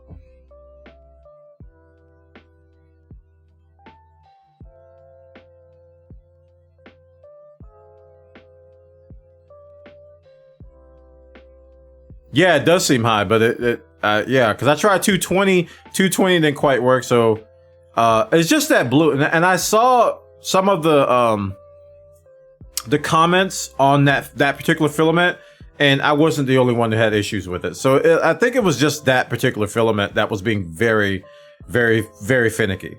No other filament that I have does that. So I just pretty much am going to label that filament as finicky, so it gets the super hot temperature. And we're gonna use it for the next print too, so I'm gonna hope it doesn't act up. The next print we're gonna use, it's called Blue Moon from Jesse. From Print It Out, that Blue Moon. So we're gonna use the Blue Moon and the white to print a coin of my logo. We're gonna print this. Where is it? Yeah, we're gonna print this next. The top is gonna be blue and the eyes are gonna be white. And it's gonna be a filament change, so we're gonna do a two-tone color.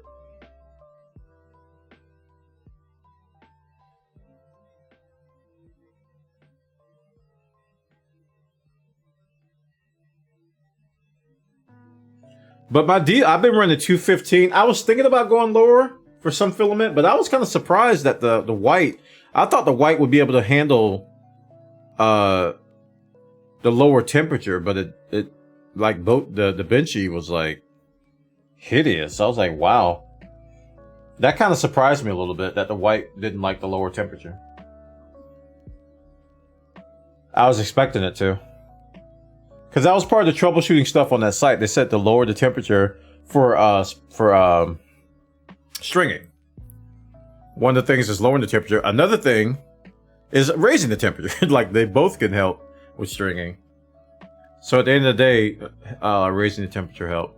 And that might not be the right solution, but that's what I'm going with for now.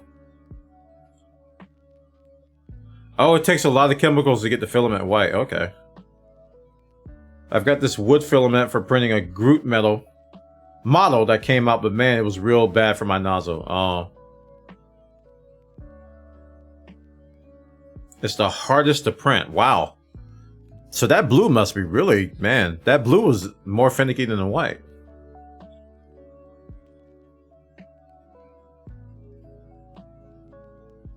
What do you think the easiest color is to print? Is it clear?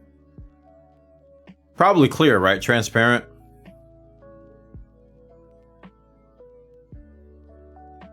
Something that doesn't have colors in it probably would be the easiest.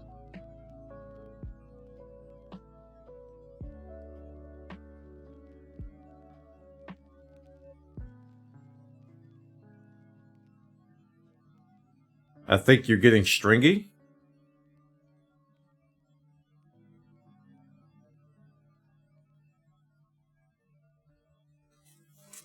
Oh, you're right.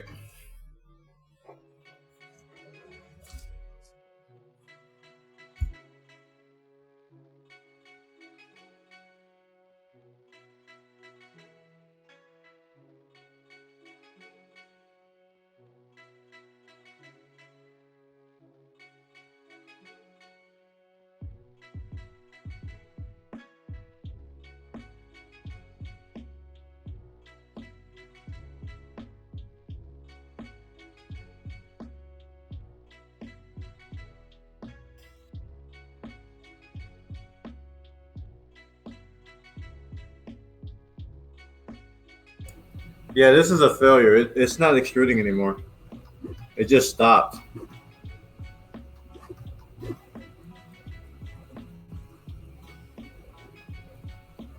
All right, we're gonna have to stop this.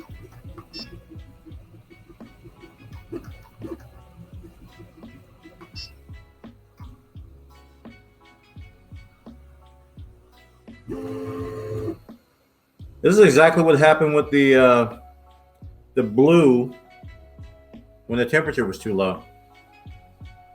So I guess I'm gonna have to raise the temperature for this one too, for this orange. That's odd though.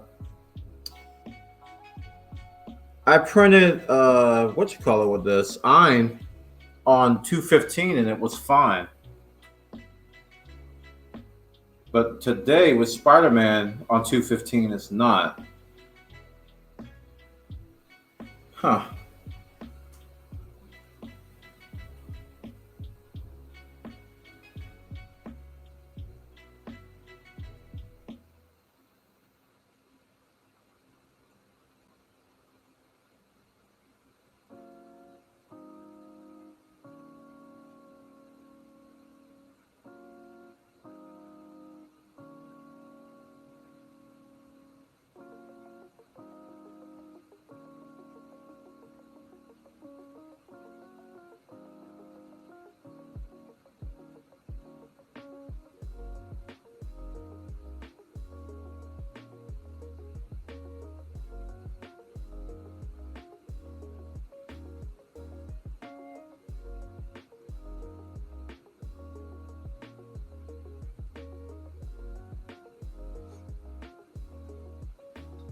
Yeah, I gotta learn how to disassemble this thing anyway. But I don't even know where the idler is. They talked about removing the idler uh, so that you can clean stuff out. But I don't know if it's on the back or maybe it's in the back here. Well, let's go ahead and unload this filament.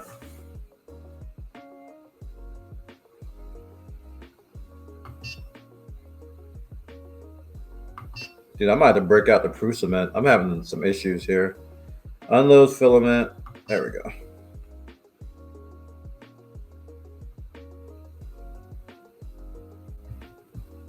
On the back, okay.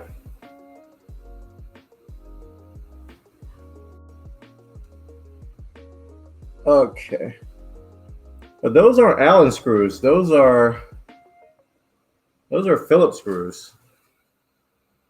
Aren't they? Yeah, those are Phillips screws here, and I think those are the ones to look at that.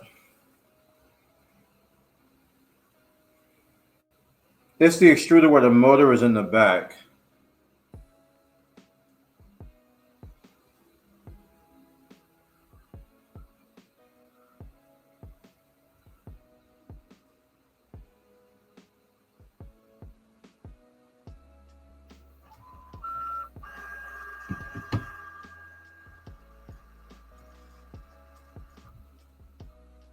Yeah, it's not moving.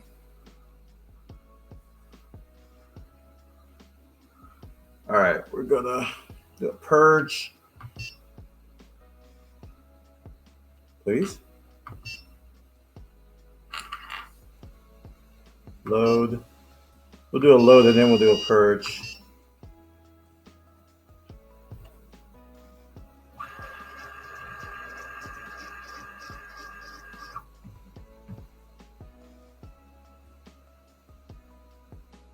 Yeah, dude. It looks like it's clogged at the end there.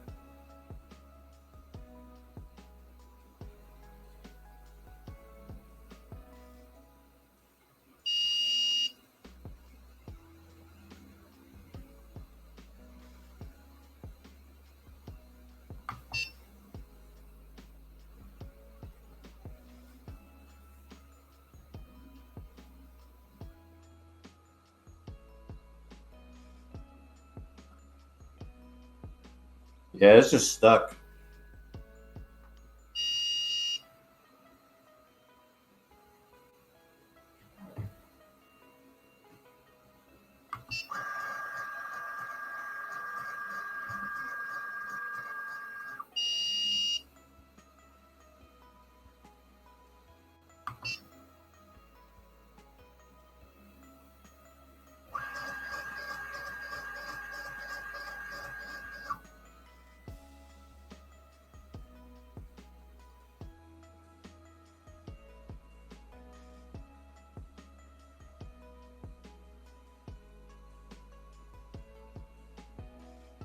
Yeah, I'm not gonna touch it though. There's a big glob at the end. It's stuck. So yes. So yeah, I don't know what to do. I have to figure this out.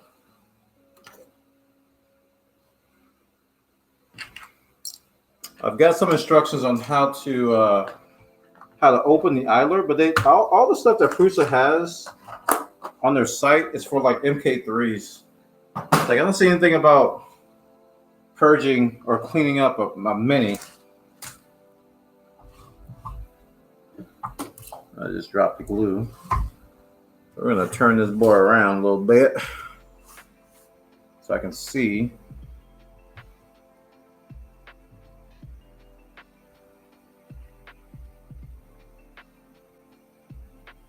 So this orange thing here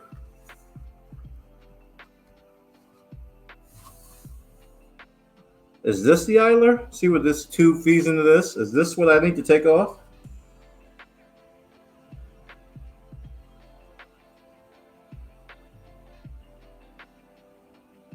Because I don't see any Allen screws here. I mean, I do see Allen screws. I see this. Okay, there's 4 Allen screws there. That is the extruder. The idler and drive are inside of it.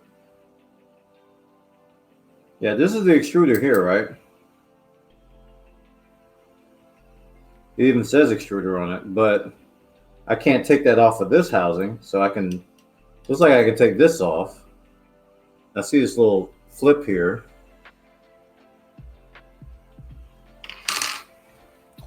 So even in the manual,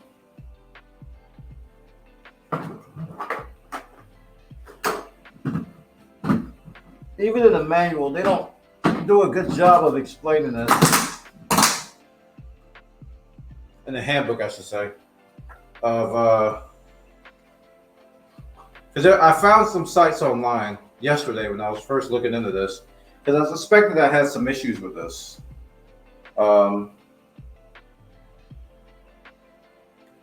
And yeah, this handbook doesn't go into that. So let me go find an article here that I can refer to, a good one, on how to properly remove this thing and clean it. Oh, I know you can't see too well, but first let me get a guide here. Also, I think I'm just gonna snip this this filament like back here somewhere.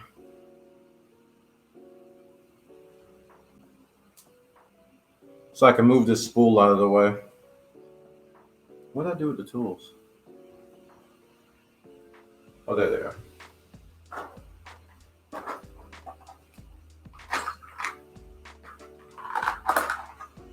That glob just fell down. I just saw it fall on the bed. There we go. Okay, so we're gonna.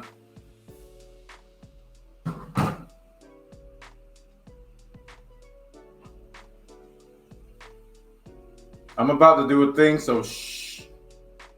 What do you want me to be quiet about, Red Claw? What do you want me to be quiet about? Huh? What you want me to be quiet about, Red Claw?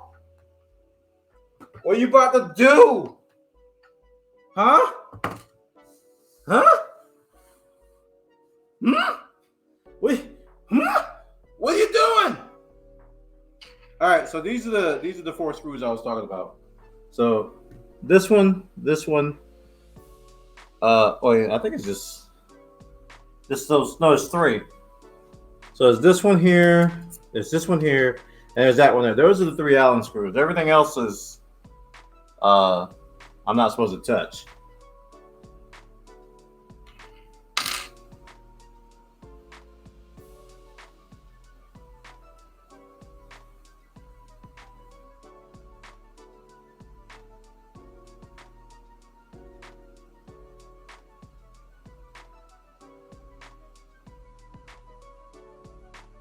also got a.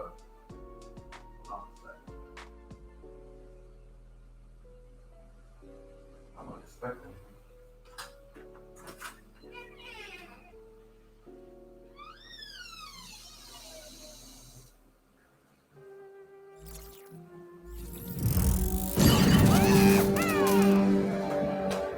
10% towards the second quarter, but my GF is laying in bed next to me and might get upset that I did this, so shh.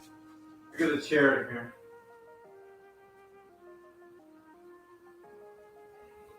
Yeah.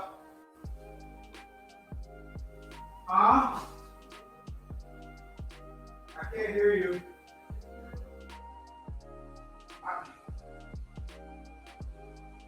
Huh?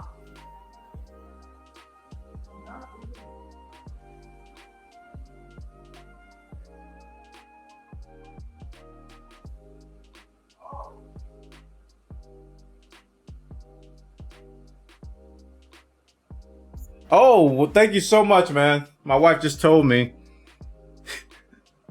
Be quiet about that. Oh my goodness. Thank you, man, for the $110. Sheesh.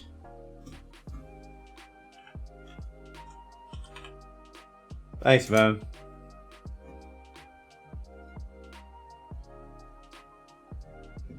So that takes us up, what, a 230? Thank you, sir. Really appreciate that.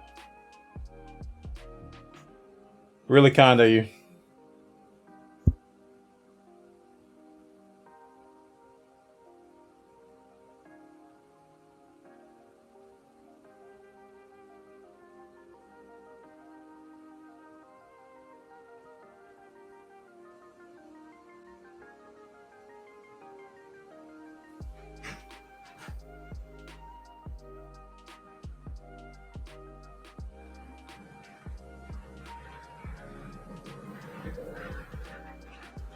Got my chair here.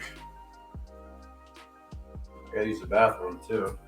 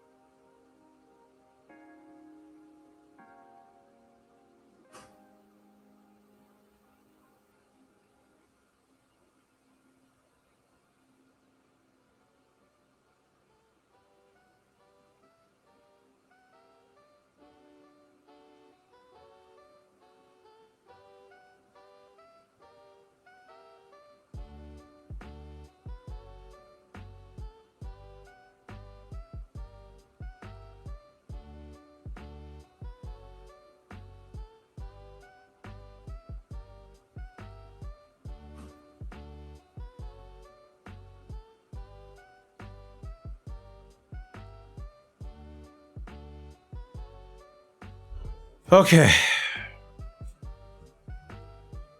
All right, so I gotta find a good guide on how to do this so I can have something to look at as a reference. If you guys got a link, let me know. Because like I said, a lot of stuff I see on the knowledge basis for the MK3Ss, and like, I don't see anything for the minis. Cruiser Mini. Filament jam.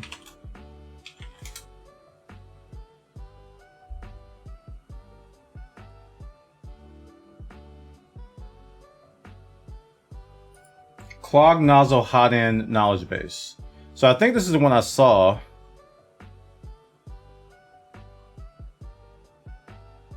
Yes, I did hear the clicking noise. That's what the gears were doing. So I think I can use this article. Wait, is this for the Mini? The idler screw should be flush with the plastic part. Okay, I see a little arrow now. You guys can't see this, but yeah, I see that on my Mini. There's a little arrow there.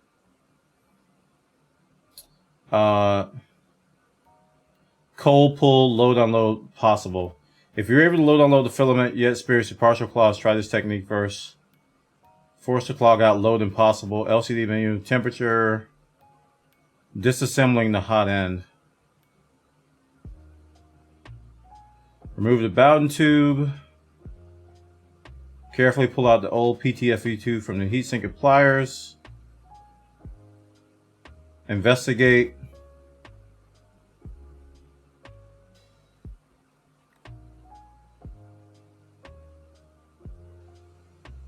I want to check these gears first.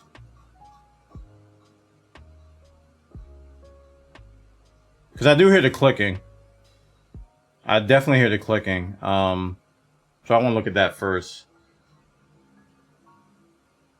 So are the gears behind this idler screw?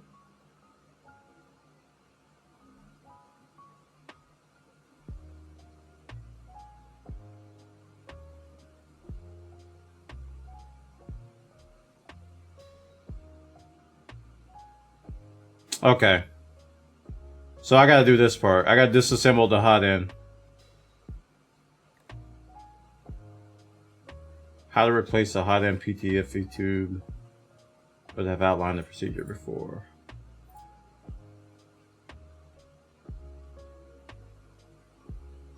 Okay. Filament is unloaded from the printer. I can't unload it. It's stuck. Before these steps, it's recommended to protect the heat bed. Take off the flexible steel sheet. Use any cloth or piece of fabric thick enough to cover it. Okay, I'll get that. Loosen the upper fitting and remove the PTFE tube from the hot end.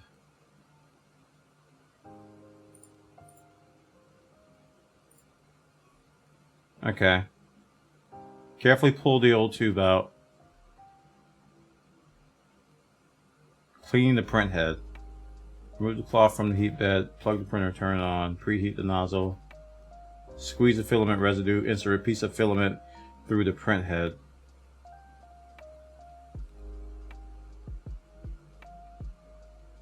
Have you tried a cold pour first to see if you can get the filament out of the hot end when it's cold? I'm going to.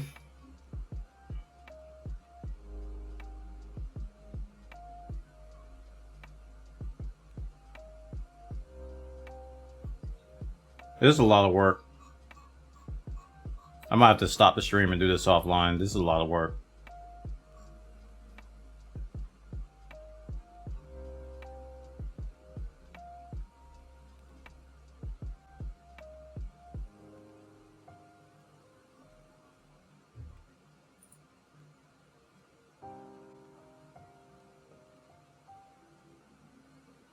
Yeah, my gears are grinding now. Thanks, Ranclaw. Appreciate it, dude.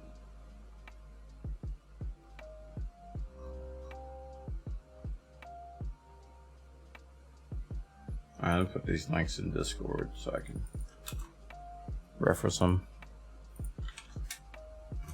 on my phone. So, am I gonna need a new tube?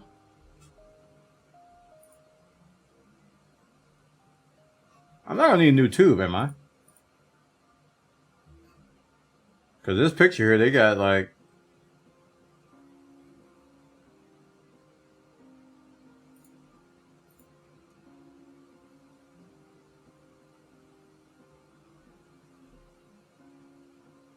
So after I disconnect it, I should look inside. Actually, I think this one shows a better picture.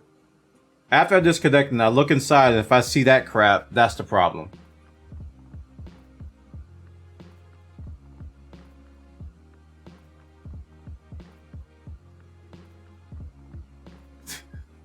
Freaking blood mess. Might need a new printer. This dude. You are sick, man. But this is something I need to learn how to do anyway, because clogs are common. So, better now than later. So I take off, wait, okay. The idler screw is located before the tube. This adjusts the pressure of the filament onto the filament pulley. If you find that the extruded filament pulley is full of plastic residue, the idler screw may just have to be adjusted too tight. It can be adjusted with the Allen key. The head of the screw should be flush. So this is just so to see if it's too tight. Okay, that's not how you disassemble. All right, I was misunderstanding the idler screw. So I think I'm just gonna jump straight to this.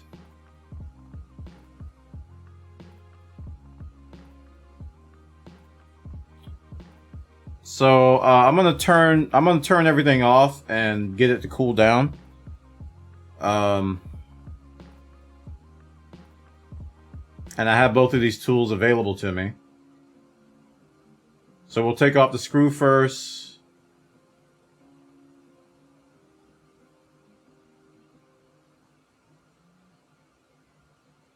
Carefully pull out the old tube.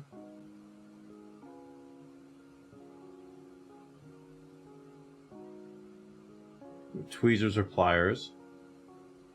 All right, let's get to it. Here we go, chat.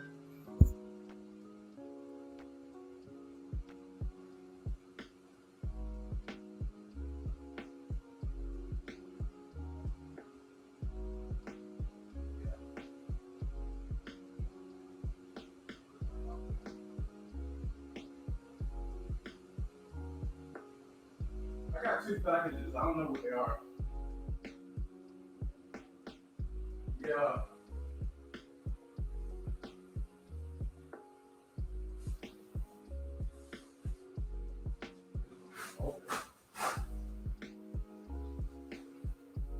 Oh, it's Raspberry Pi. That came early.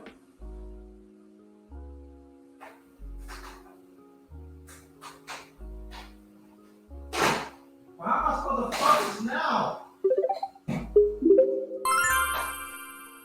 Ugh. Oh, no. Looks like you need a second printer to use while you're performing maintenance on the other. Hashtag second printer fund. Oh my gosh. How am I supposed to focus? The Raspberry Pi came in. Oh, I can't focus? Chat, how am I supposed to focus? The Raspberry Pi came in and the Folio came in. Wait, why am I seeing loves in my chat? What happened? Did I get a sub? I don't know if I got a sub or not.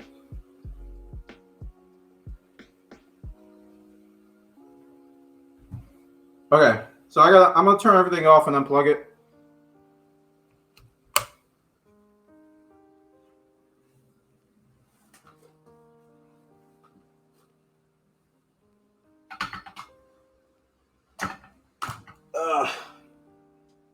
A tip came in, Krez with $10. Was that towards the printer?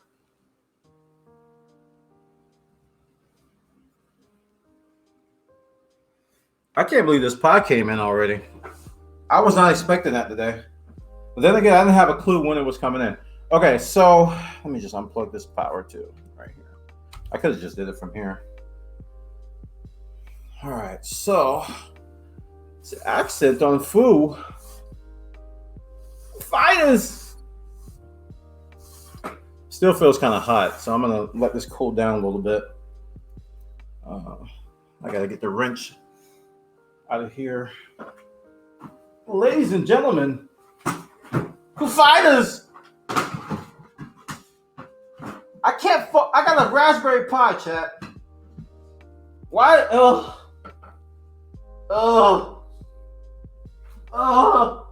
Why?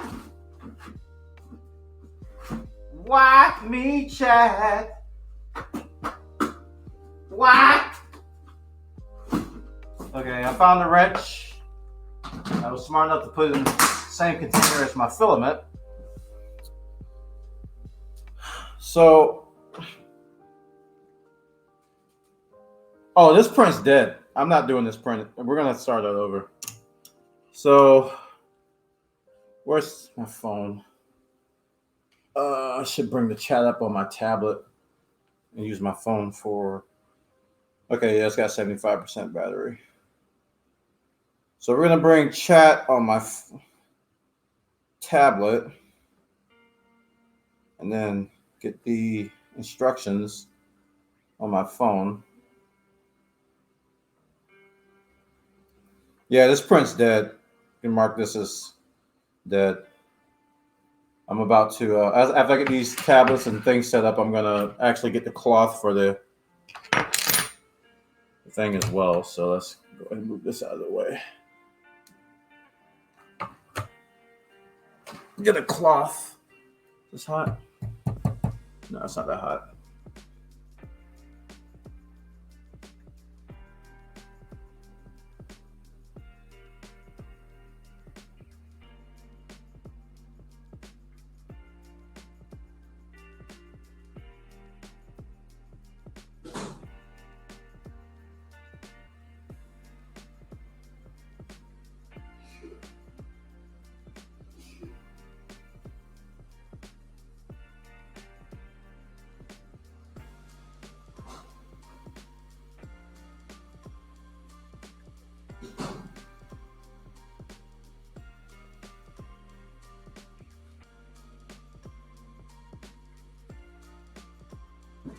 Okay, I got a cloth for the bed. Simple cloth here. Cover that bad boy.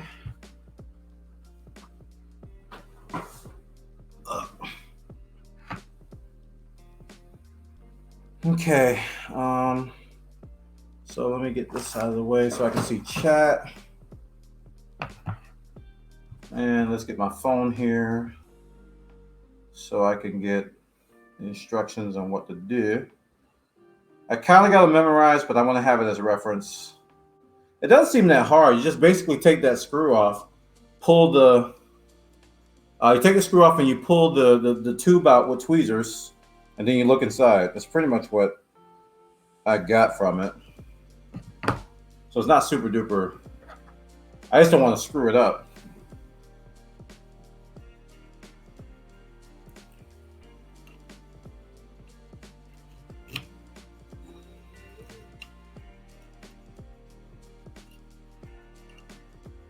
Okay. Where's the article at? All right, blah, blah, blah. I think I clicked the wrong link here. No, I clicked the right one.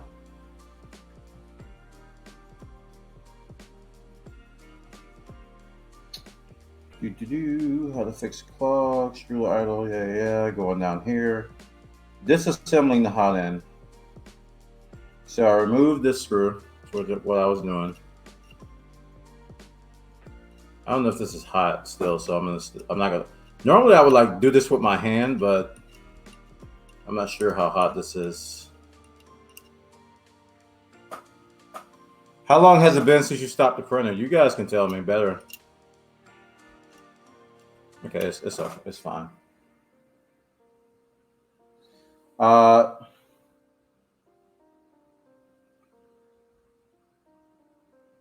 Okay, so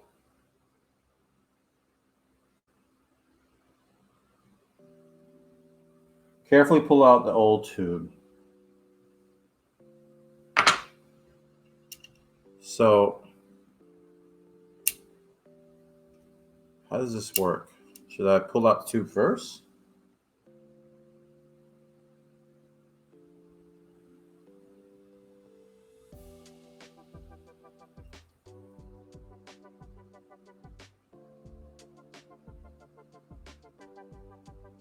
All right, let me get the pliers.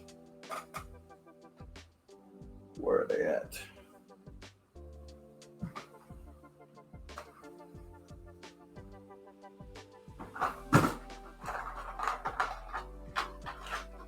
Pliers, come here to do.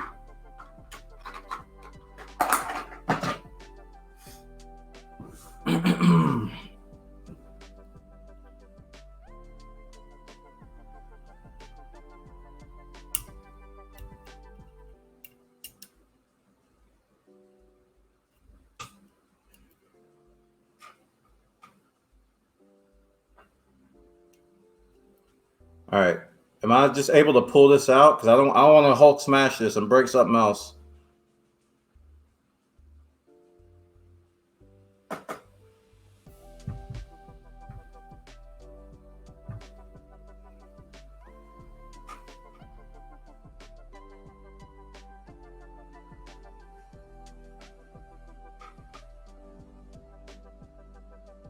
You have to take that bottom part off too? Oh, I have to take the bottom part off too. My bad. I have to take this off too, right? Do I? Yeah, it's not shown on the picture there. Okay. There we go.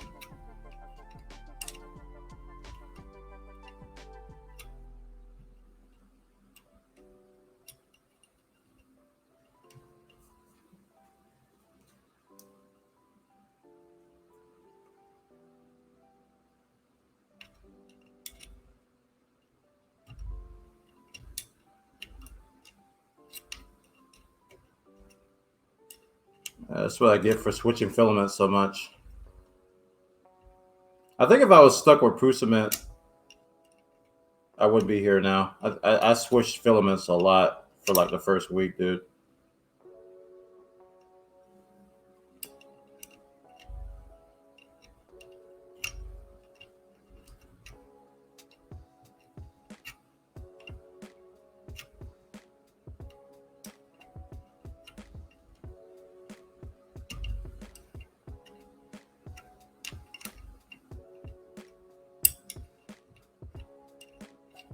This is such a weird angle. I think that's just this 3D printer in general. Like, nothing's a good angle. Everything is an awkward angle. I remember putting this thing together was like the same way. It was just like nothing's a good angle.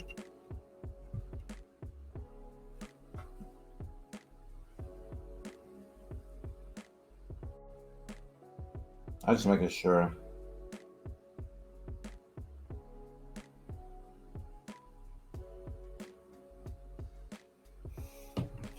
Keep screwing this off, I guess.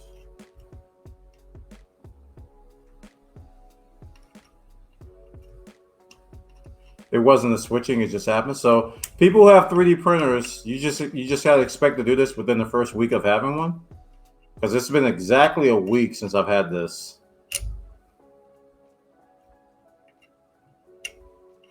One week to the day. Last Monday is when I got this.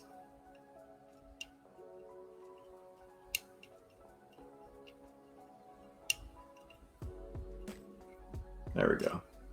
Oh, it came out. Inspection. Need my phone light now.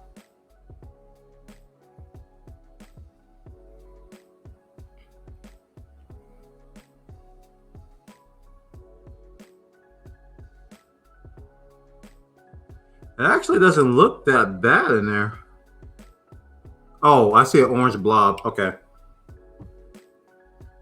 I'll attempt to show you guys this, but this might not come through.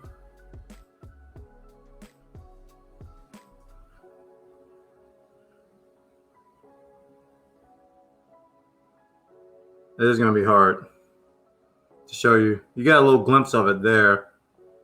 There's an orange blob in there at the bottom.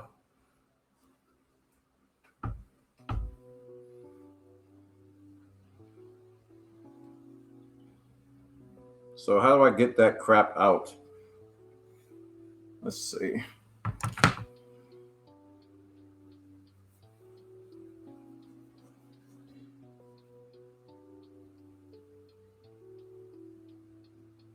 All right, so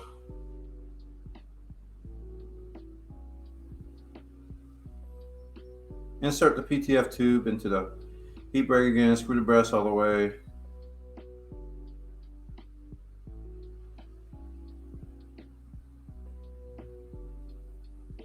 How do you fix the clog?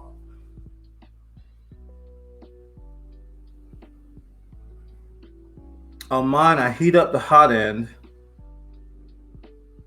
remove the nozzle, push up from the bottom side, and try not to burn yourself. What? No, not doing that.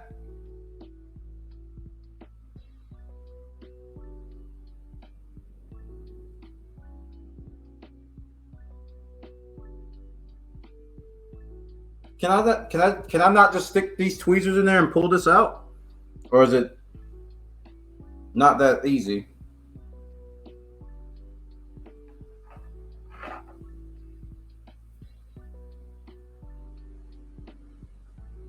But the good news is now I can take this crap out. Right?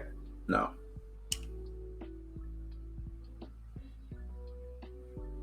Got this probably stuck on the gears. It has solidified. It needs to be melted.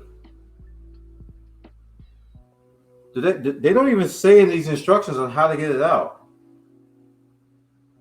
Do they? They just say, hey, this is bad. Step 3, profit. Cleaning the remains of the filament from the hot end. The bottom of the heat break should be clean and shiny. How? You can remove any filament by doing a cold pull without the PFTU installed. How do you heat it or melt it? You have to turn it on and turn on the, you basically have to turn the printer on and then turn the temperatures up and preheat. But I don't know how to get it out. I mean, he's telling me I need to go in there with,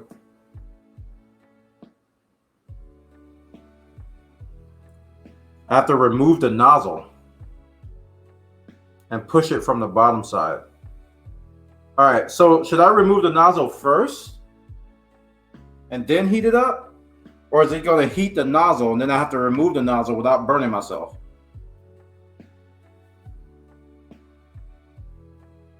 Yeah, I can use this wrench to take off the nozzle, I'm sure. I'm sure this wrench can fit it. Because it's a wrench, but I can take the nozzle off.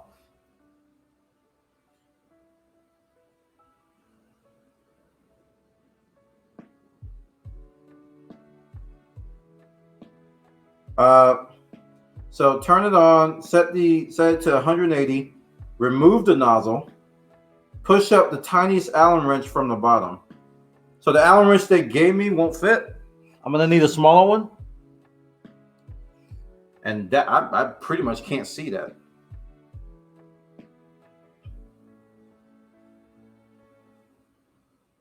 So when you push it up through the bottom, is it just gonna ooze out of the bottom when I push it up?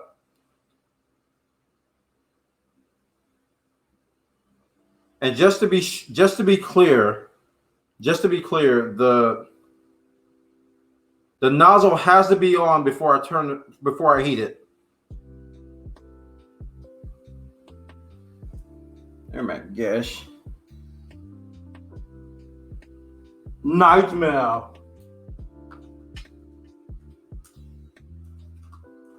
It doesn't sound difficult, chat. That's just hot. I don't know if you know how hot this thing gets. That's some straight up heat hot right there. That's some scary stuff. You touch that, you are burnt. He was right about trying not to get burned.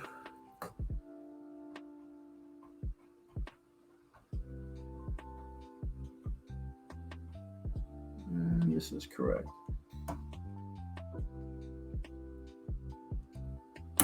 There we go. Use gloves or towel. I don't have any. I have a mitt. I got an oven mitt.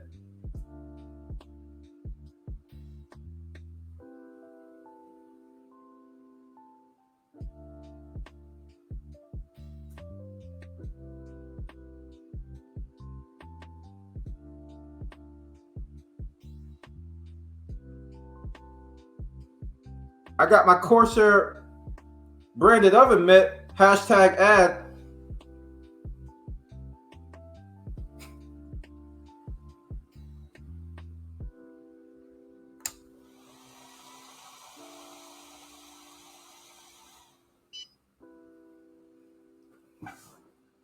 All right.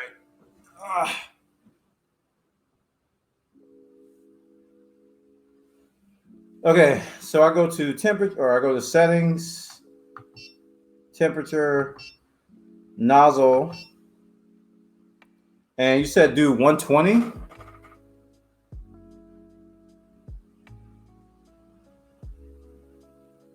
You might need to move the print head up more so you can get at the nozzle.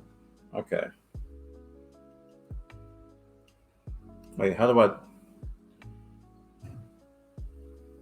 I move the print head up?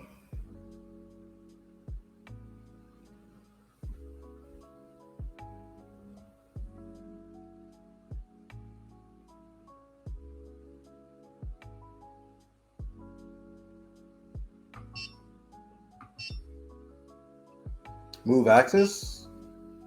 Move.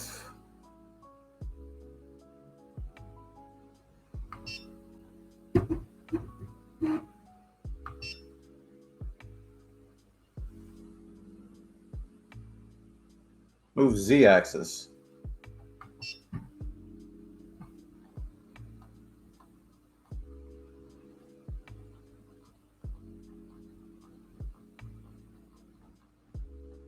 Thank you. That's going to make my life a lot easier.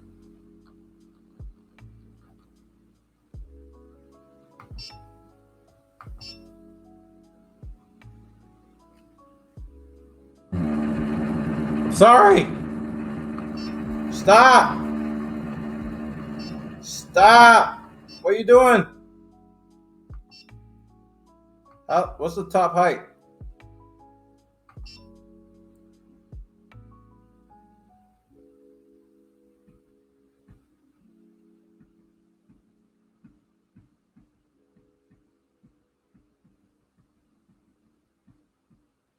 $25. We're good. Monka steer. Oh man, I might have to move this camera. Yeah, I'm gonna have to, so I can get at this. Production value is gonna go down. I apologize in advance, but hey, I got to be able to get to this. Got oven mitts and all kinds of crazy stuff. My Corsair branded oven mitt is ready to go. Okay, so heat to 180. So temperature, nozzle, 180.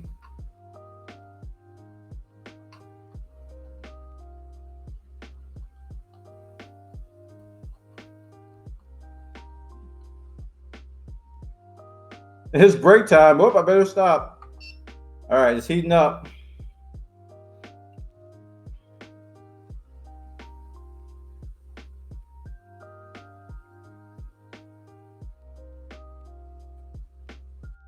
I got my Corsair branded oven mitts. I'm ready for hot temperature, chat.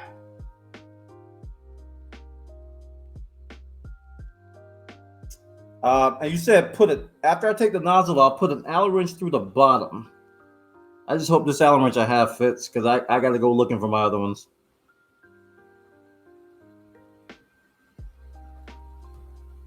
It might be time to, you crashed the end of it. What do you mean?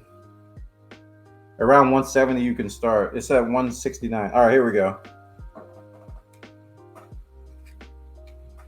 Is that the right? That's the wrong. Please fit. Come on.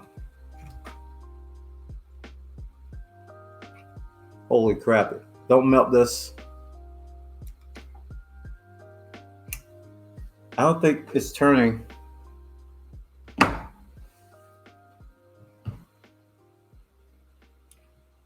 It's not. No, that's the short end too.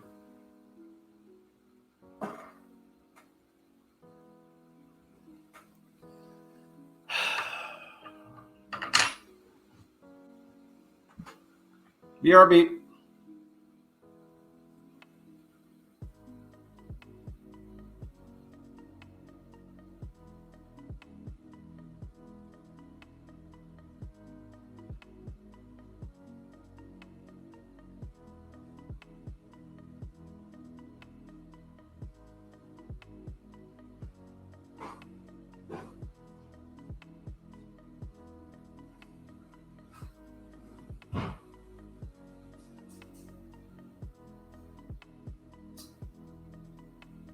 I don't know what the temperatures these things are rated at, but we'll see in a second.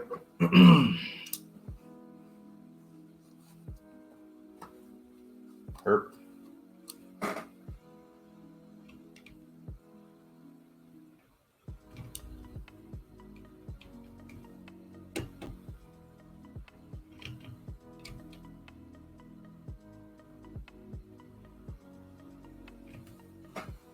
That's not turning either.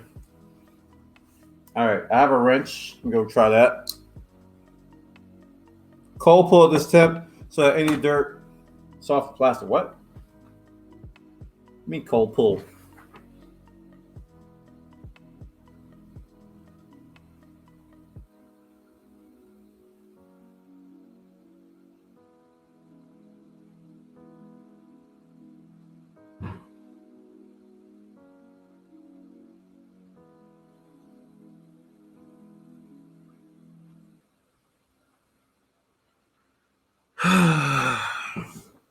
I'm about to put a backing wrench on the pliers.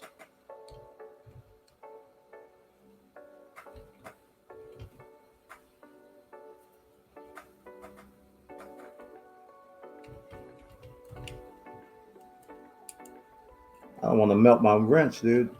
I don't know how much heat this thing can take.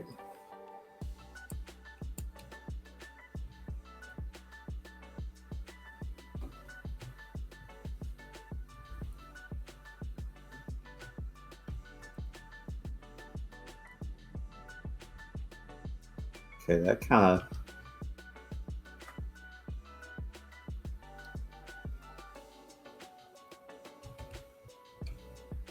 I don't want to strip this, dude. You might need to put a backing wrench or pliers on the heat block to hold it so it doesn't turn with the nozzle. Not sure the hot ends design that Prusa uses. Well, now we're in unknown territory, chat. I don't want to strip this screw.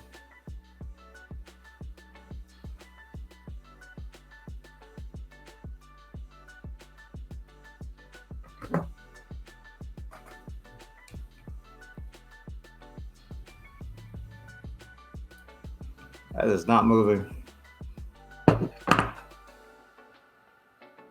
You would think that would move. It's not moving.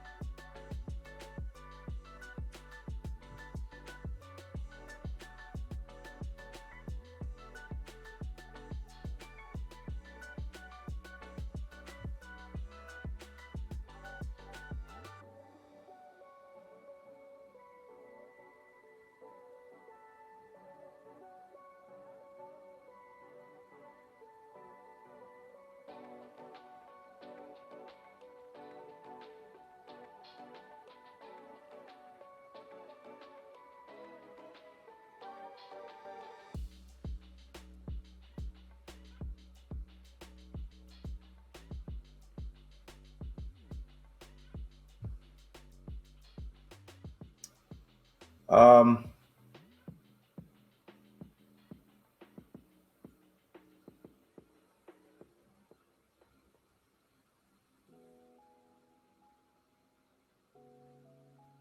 Can you post that again, Chris, so I can see it on my phone?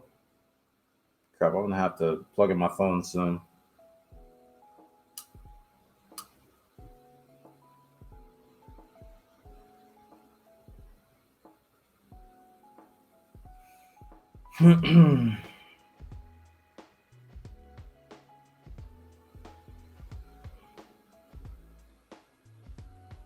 Get a hold of a 16 millimeter spanner or adjustable wrench.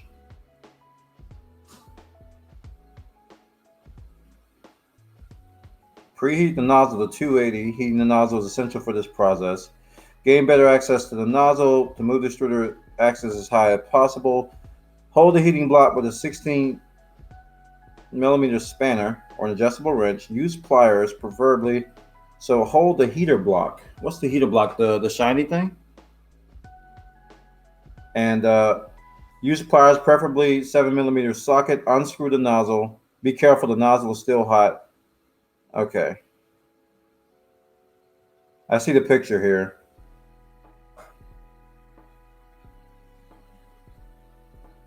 So you basically use a wrench to hold the metal. I think from the other side. No, from this side. Use a wrench to hold it, and then you use something to unscrew it.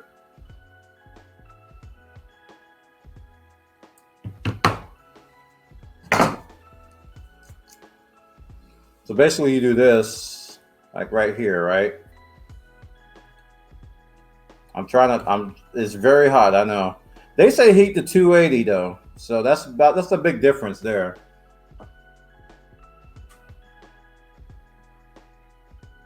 I'm at 180. So should I increase that?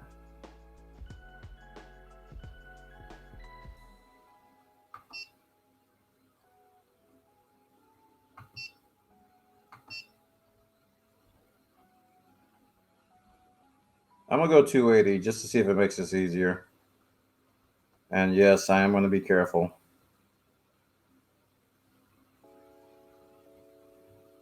I'm gonna try to use these to kind of take it off, but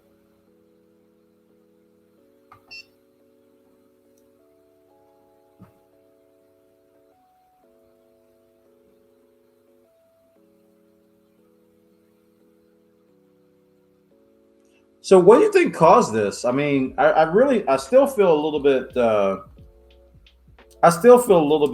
concerned that I've only had the printer for a week and I'm already getting my first clogs. I feel like it should have taken longer than that.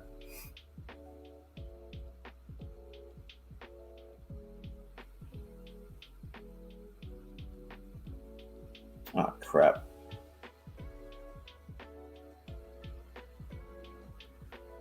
I lost the link again, I think. Can you put that in Discord, Krez? Because I keep losing the link in chat. Put that in Discord, please.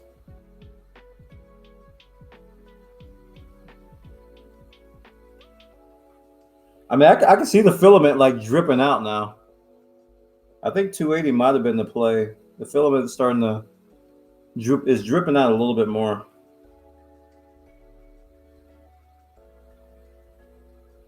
.280 would melt so be careful not to get it on you. Okay. I got mine.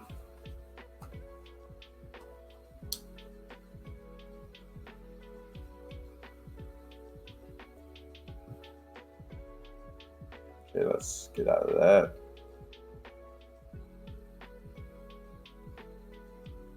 Isn't 280 way too high? I don't know, dude. This is what the article says. They said heating the nozzle is essential to this process. So I'm like, all right.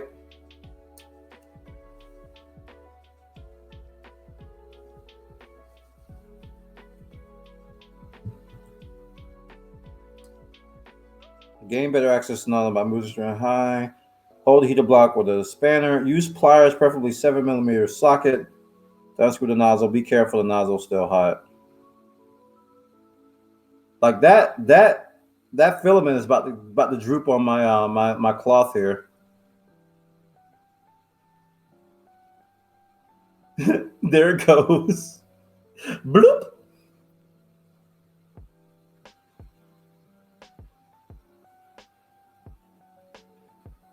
Let me look inside here. This might be doing half the work for me, chat. I'm not kidding. It's coming out.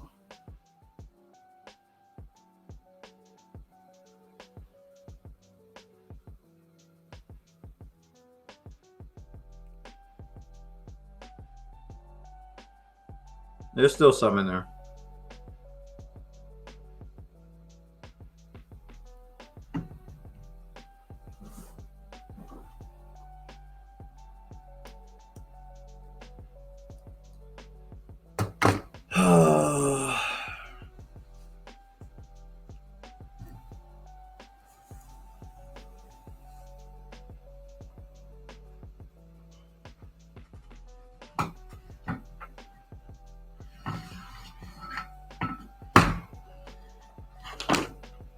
Give me some play here so I can reach this.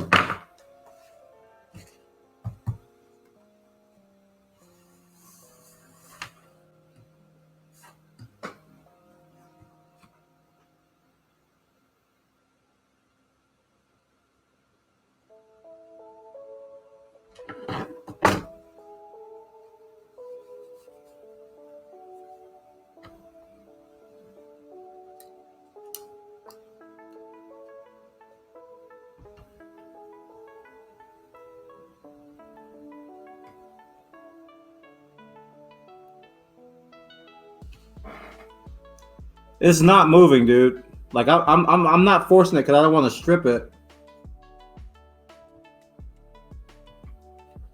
It's like even having this wrench on here isn't making a huge difference. Like it's just not moving.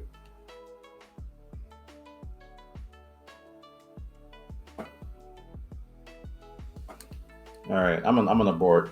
We're boarding this.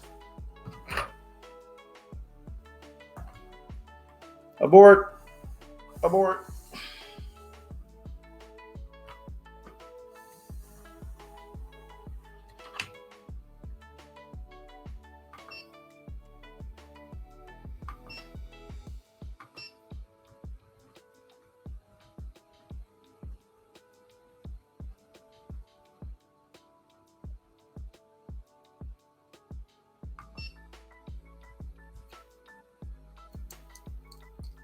Yeah, let's make this wrench hot too.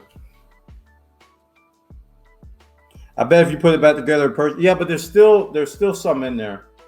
It'll be fine, but it's probably gonna clog again, I think. So my thought process is while I'm here, I might as well clean it properly. But looking inside, there's definitely some more in there. There's quite a bit more in there, actually. It's supposed to be like, you're not supposed to be able to see anything. But you're right, if I probably purge it, it'll probably get most of it out. For your last print, no, I used 215. I used the default. The only thing I changed last print was, no, I didn't change anything. It's all default. And I'm using different filament.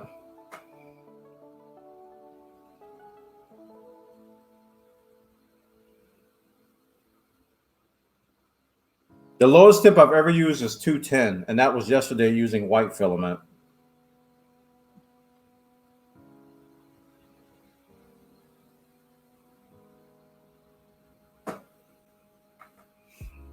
So I've got to get a tool to remove this. I've got to get a proper tool to remove this because this ain't happening and this ain't happening. It's just not coming off.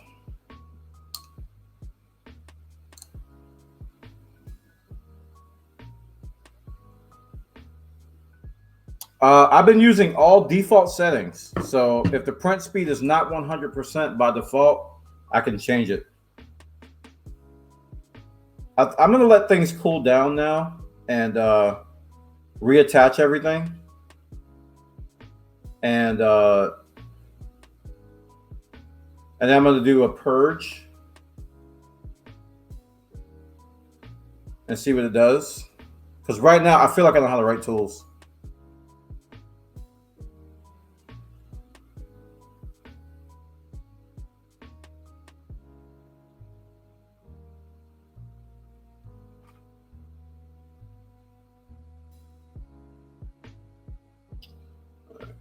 Spider-Man abomination over here. Poor Spidey. He was doomed from the beginning. Like even the bottom part of this was all jacked up. I didn't notice it till Mavis came in. It was like, you got spaghetti. I was like, what? What do you mean? I looked over and lo and behold, it was bid. It was very bid. All right, I'm gonna go ahead and reconnect all this. Let me turn the temperatures off, get everything back to normal temp, just so it'll be safer to work with. Nozzle to 0.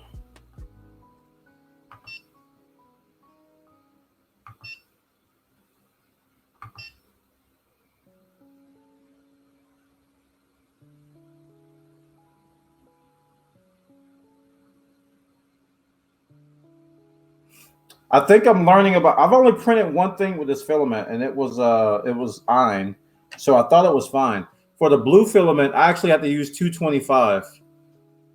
to get it to work. So I'm gonna. I guess the next print. If this purge works, the next print I'm gonna do is I'm gonna use that same profile I used for the blue. I'm gonna use it for the orange. I might have to go at a higher temperature.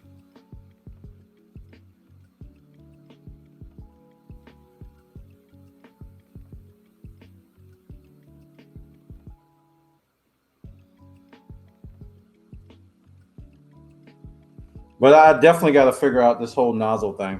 But I'm excited, chat. I mean, it was hard for me to focus, but this came in. Like during all the shenanigans, the Raspberry Pi is here. Also, the Foldio is here. So it's hard to focus, man. It's all these new things.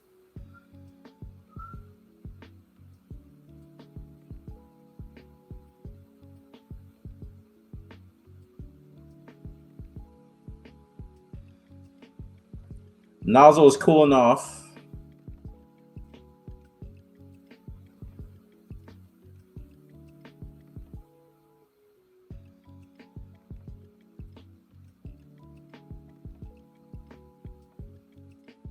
If you guys got any tool recommendations for removing this nozzle, so the next time I have to do it, it'll be a lot easier, I would greatly appreciate it. The article says, what did they say?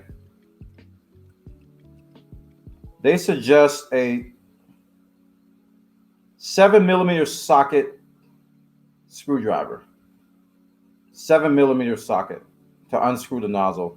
So I'm gonna have to buy that because I don't have a socket screwdriver here.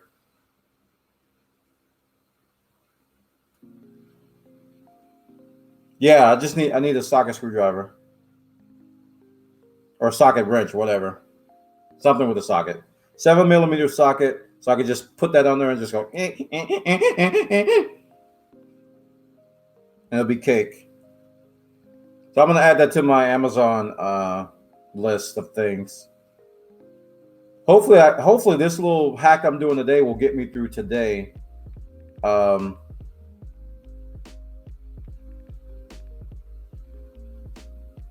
Yeah. But I gotta figure out how I'm gonna get this filament out too, because it won't unload it, so it's like stuck in the gears or something.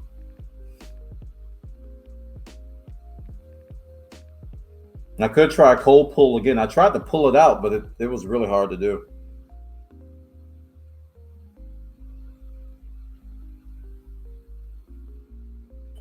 Nozzle's at 80C at the moment.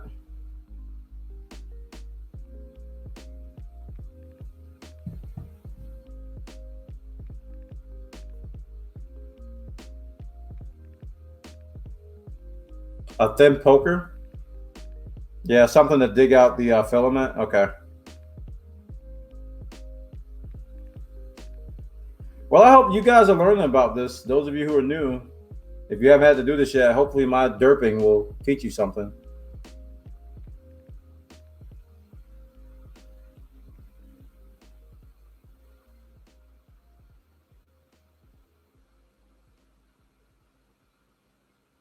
I probably could start assembling this now, but I'm waiting for the nozzle to cool off. Is there a manual release for the filament? There's the idler screw that I can unscrew, I think, which will loosen it up. And I think I can pull it out after I do that. I don't know. I haven't tried the idler screw thing yet, but I think if I loosen the idler screw, I think it'll give me some ways to pull it out. I don't know. And some sort of eye protection. Gloves. Yeah, gloves and eye protection. I need to get some what do you call those, barbecue gloves? My wife and I were talking about getting those anyway. Some of those really hot barbecue gloves. Getting a pair of those.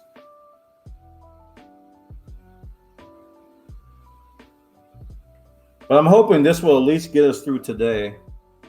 Otherwise, we're going to be not printing today, and I'm going to be sad. You're going to be sad. Especially with that Raspberry Pi sitting here burning a hole in my face. All right, I think I'm going to start doing this. It's at 59C, so I'm going to go ahead and put this back in here. Like so. And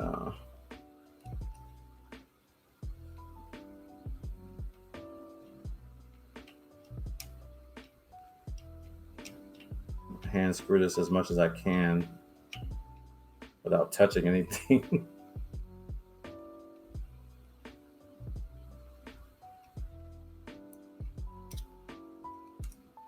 The right side? I don't even know.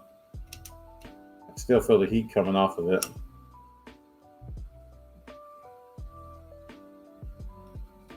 Yeah, those dragon gloves, exactly. That's exactly what I'm talking about. I think with those, I'll be somewhat safe from nozzle heat, from like accidental stuff.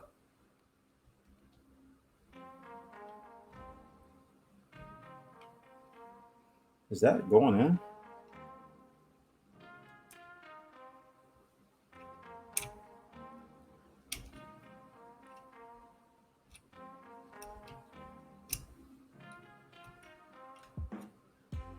If you're just joining me, I just had a nozzle clog and we tried to unclog it and we were unsuccessful, but I'm going to try a purge again.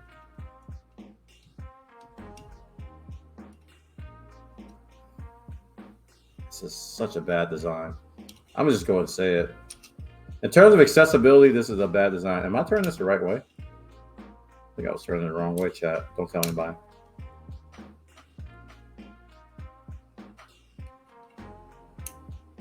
I was not righty-tightying. I think I was lefty-looseying.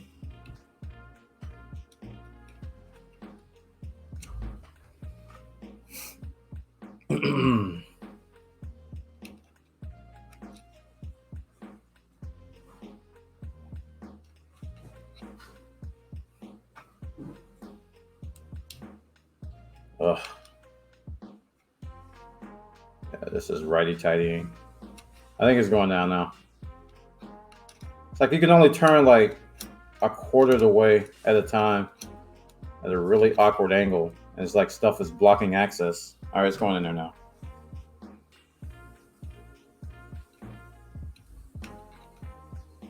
All right, I'm pretty sure it's going to go in, but I'm just kind of concerned it's going to clog up again because I didn't completely. All I did was heat the nozzle really, really super hot, and it just melted everything that was in there. It just like kind of just oozed out. There was quite a bit in there too.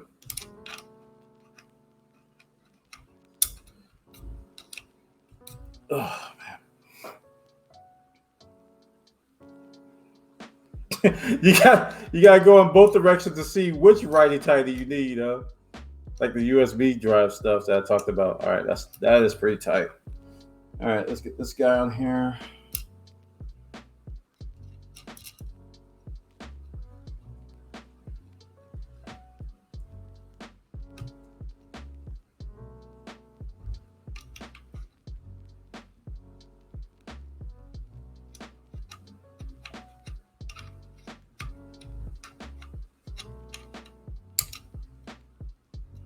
All right, once I get this on here, we're gonna do a purge and hope that it gets it out.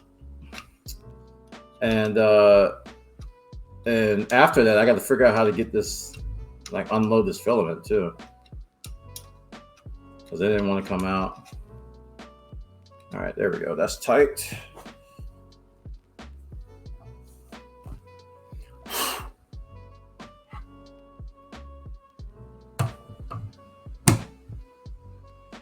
All right, let's try a purge. When you look down, could you see through? A little bit. A little bit. I think it's going to be enough, but we'll see. All right, let's do a quick purge here. Purge filament.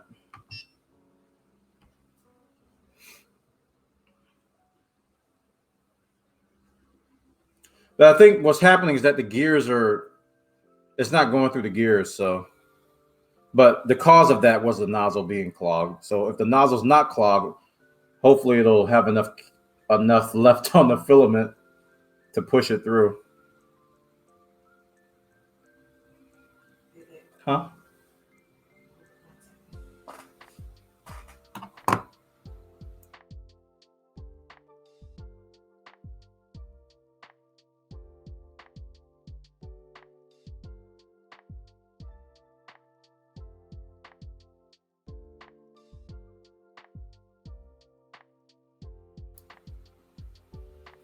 I'm back. Yeah. Yeah, dude. It's a Florida spring day. The sun ain't playing today.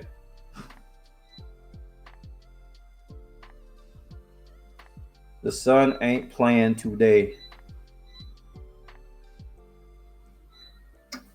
So I think for this filament, I'm going to have to heat it up, like way up.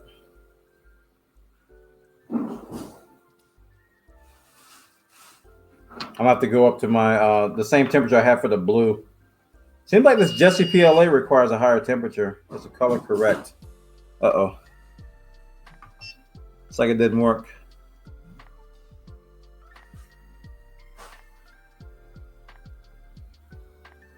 Nope, it's not purging.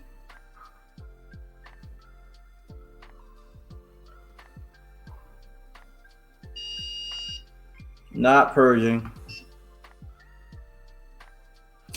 I don't know what to do, guys. I'm stuck. I'm officially stuck. I can't get the nozzle off. I can't get the nozzle off to get the clog off.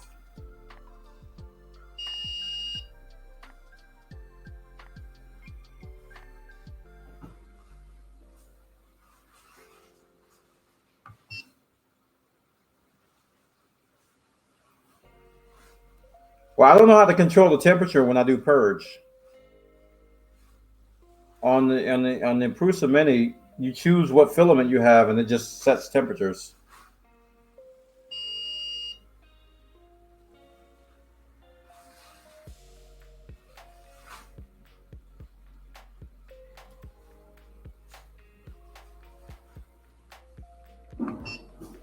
So if I do purge filament again,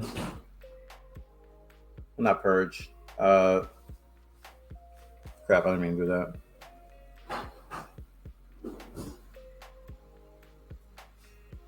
I guess I could try to do a load.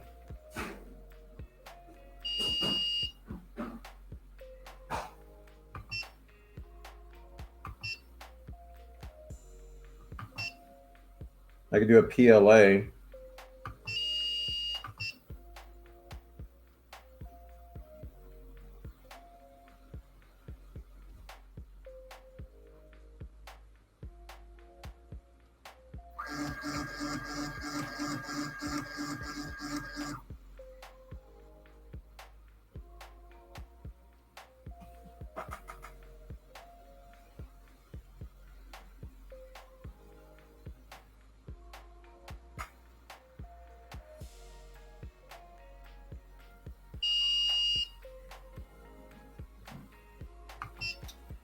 Well, no more printing, chat.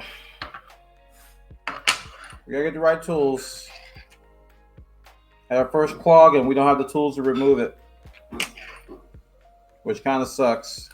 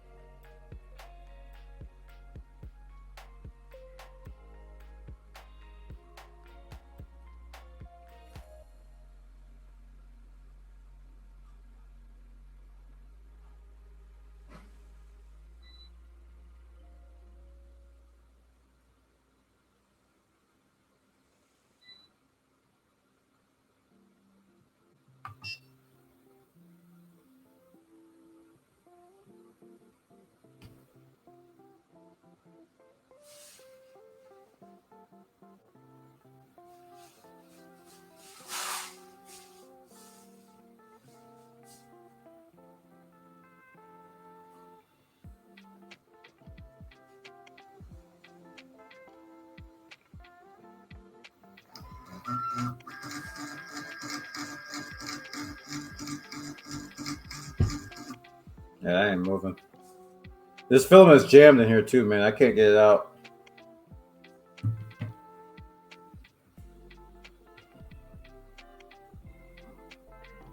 So I'm gonna have to probably use the idler trick to get that out or something.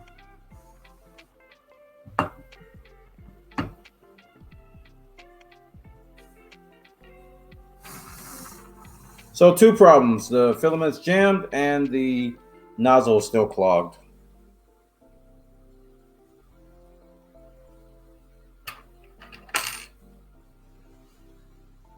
Nope, this says 10 and 8. It did not come with a 7mm wrench. And I've tried all the tools I have and they're not working.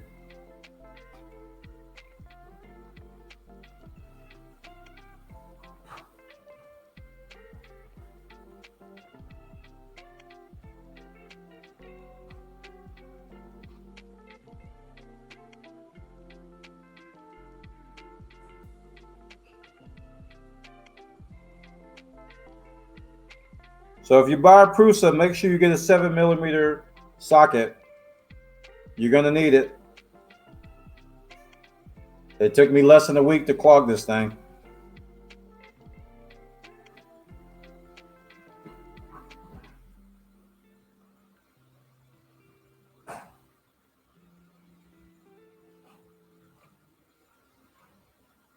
Also, you guys probably won't be going through 7 different filaments in that week either. I was jumping across materials like a madman.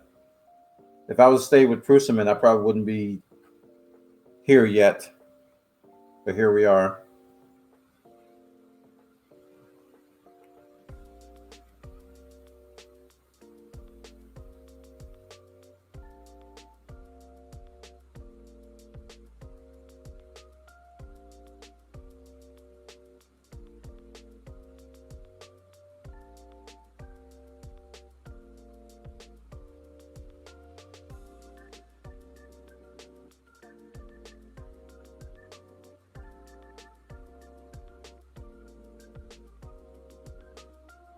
Yeah, but that blue I had has been known to cause jams.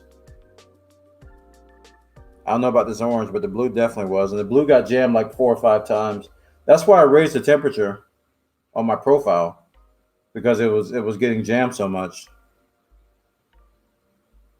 Brand new spool. It wasn't old. It wasn't like wet or anything or had moisture. It was brand new. So just finicky filament, man. Just gotta take it what it is.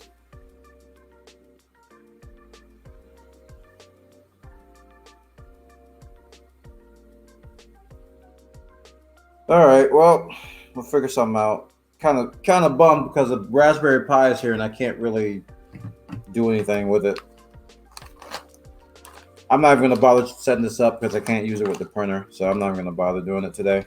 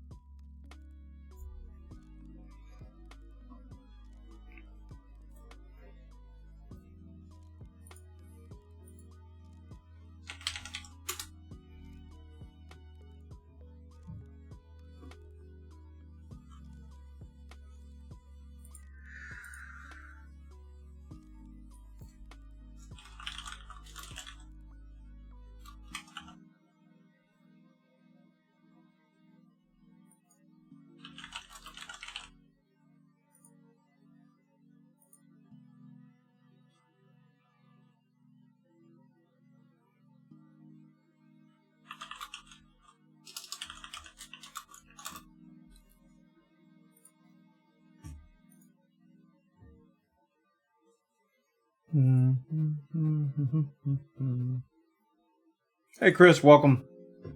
Yeah, my printer's down, man. I got a nozzle clog, and I don't have the tools to unclog it. We're gonna be ordering something now.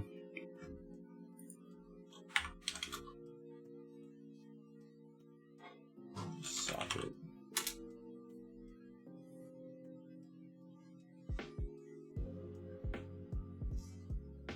I don't know if I should get the screwdriver or the screw back in or what.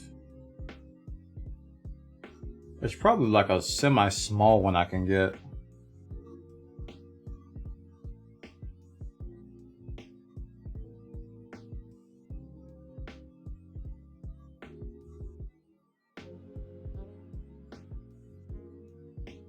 Also, I need to get that brush too to clean the nozzle.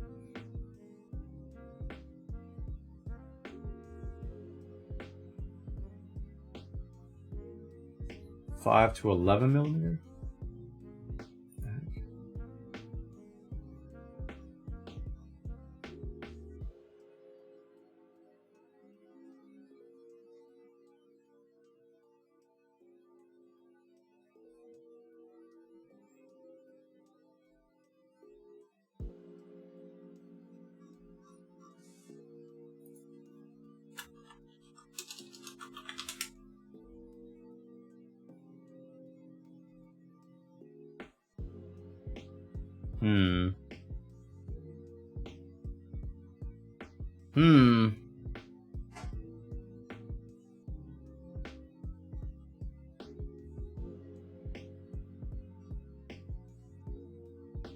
Yeah, and also I gotta get some replacement nozzles too in case this one is borked.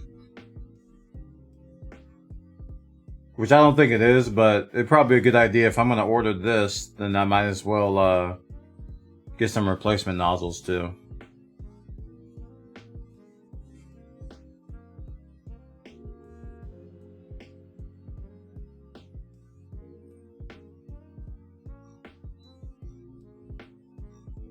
And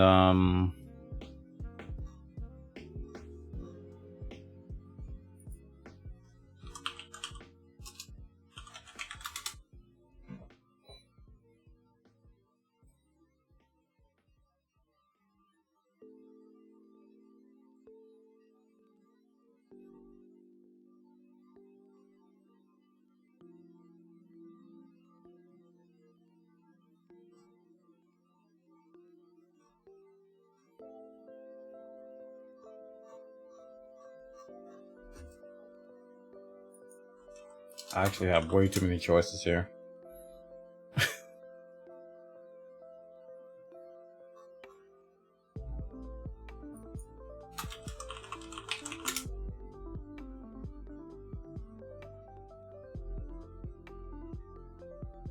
Like I said, I don't want to spend too much on this. Because I'm seeing a lot of sets, and I'm like, I don't need a set.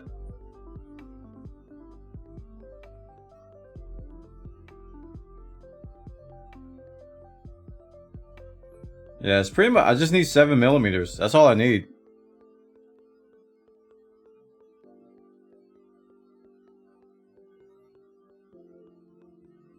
Seven millimeters. And I prefer a socket because the socket, that's a great. I don't want a wrench for this. I want a socket.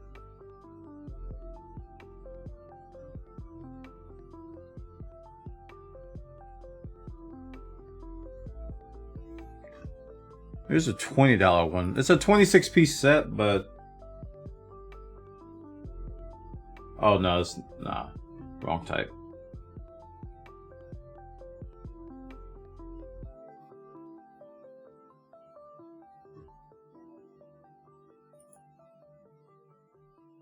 Yeah, that's exactly as in. I don't want to have to handle a hot nozzle.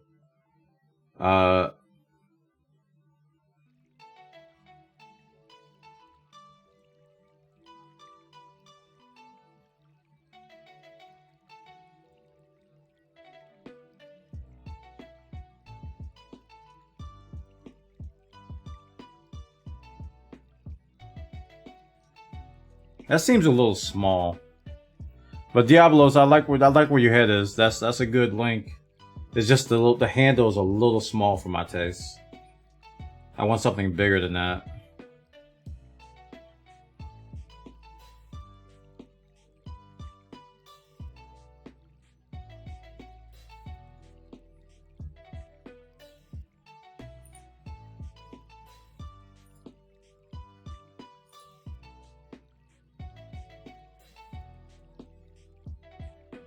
Do you have a tool set?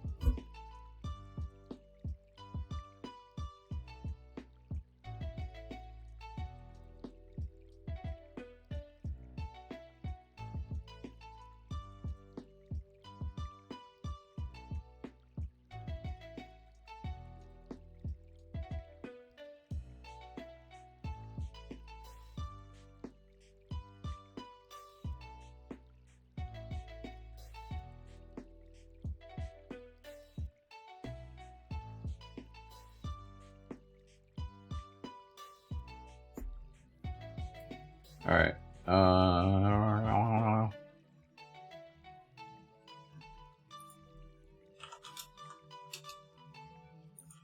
there.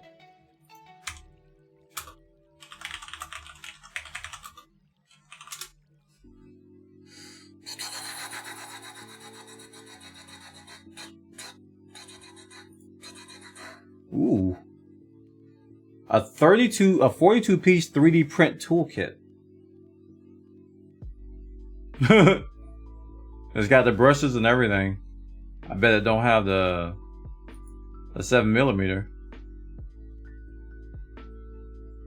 It's got the caliper, glue stick, the round spatula. Oh, it's got little pokey things that you use to clean out the nozzle. I need these things. Yeah, this is what I need. I think if I get these things, this will help. These those really skinny things there.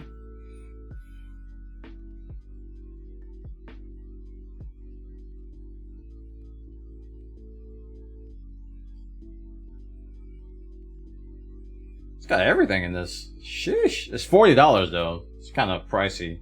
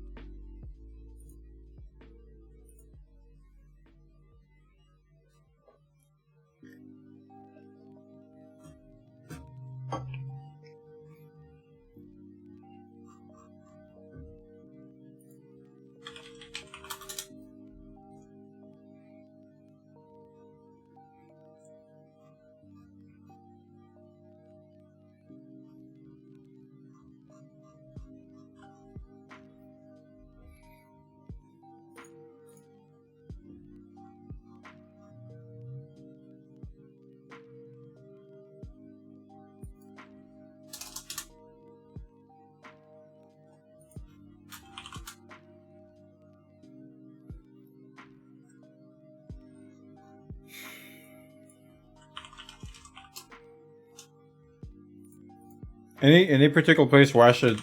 I'm about to give up on this wrench for now and get the replacement nozzles ordered. I'm pretty sure Printed Solid has some, right? Nozzles. You found it? Yeah. Where was it? It's out of the closet. How does it have it? Let me hold on.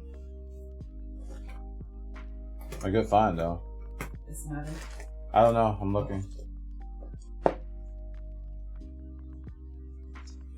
My wife found one of my old socket or tool sets. I can't see. It's too dark in here.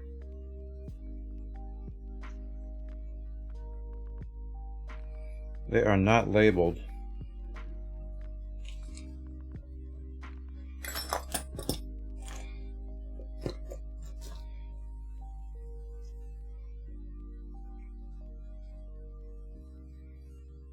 Three sixteenths. All right, so this is imperial. What's the 7mm equivalent in imperial?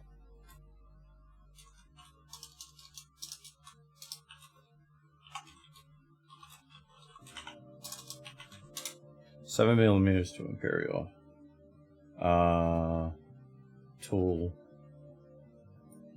There was a site. There was like a tool site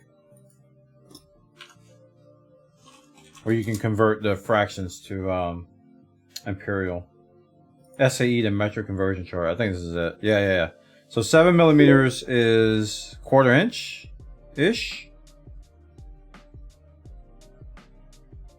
So yeah, I don't think this will work because there is no equivalent to 7mm. Yeah, this is a quarter inch right here.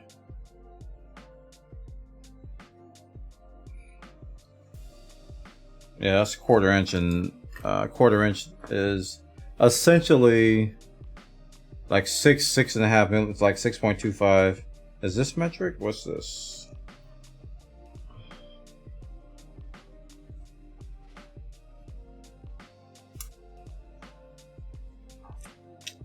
Are you kidding me?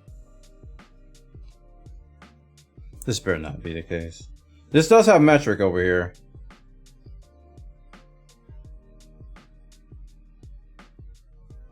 There it is. 7mm. You can't read that, but we might have 7mm, chat. Hold on.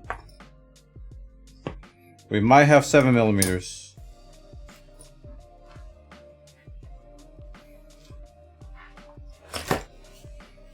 This is... No, wanna know how old this is, chat? I'm gonna let y'all in a little secret. Wanna know how old this is? That's a Cop USA logo. Some of you weren't even born.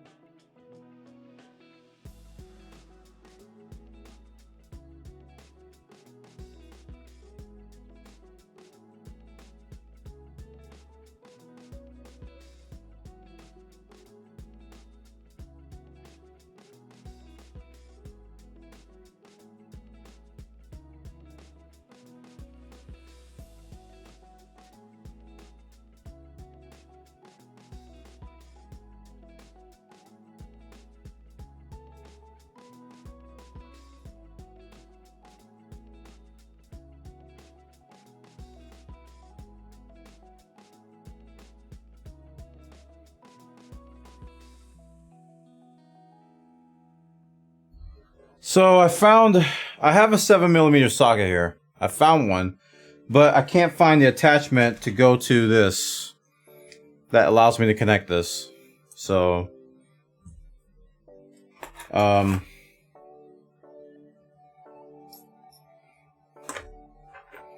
think that piece is missing. But I do have the socket here. But I think the other piece is gone. Which is odd because it's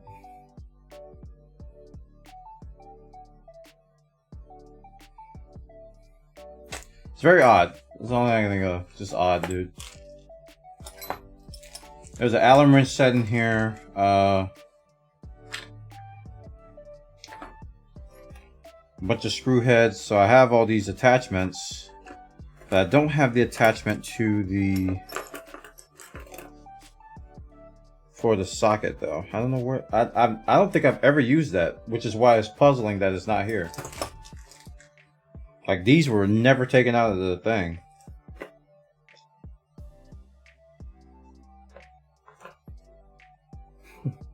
Even has a soldering wrench in here. What did I do? Specto, I have a nozzle clog. I didn't break it. It needs some TLC. But I don't have the right tools for it. So this kind of sucks because I have the freaking attachment, but I don't have the piece. And if it's not in here, I don't know where it could be.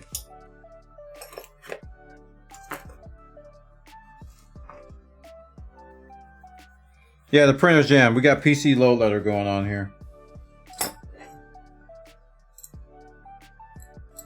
Wait, does that work? No, it doesn't work. Like, this is the only attachment I can find. This is like an extension of...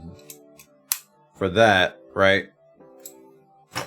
I'm pretty sure there was a nozzle attachment to this, but that piece is missing. Sigh!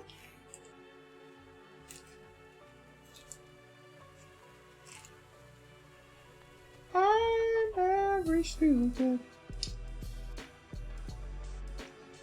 Alright, well, we're still down. Found my old tools, but like a critical component is missing.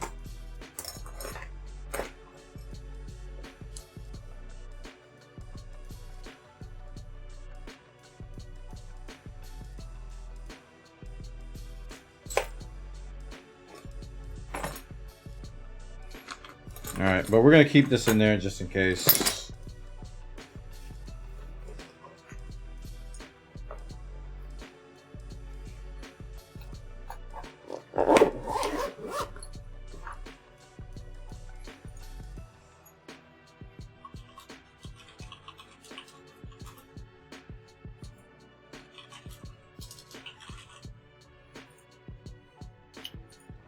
Alright, I'm gonna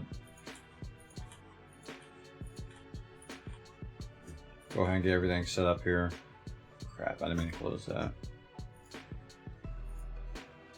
Okay, cool. Sorry guys, no more printing tonight. We have clogged it real good. My printer nozzle is clogged and I need tools to fix it. I don't have any.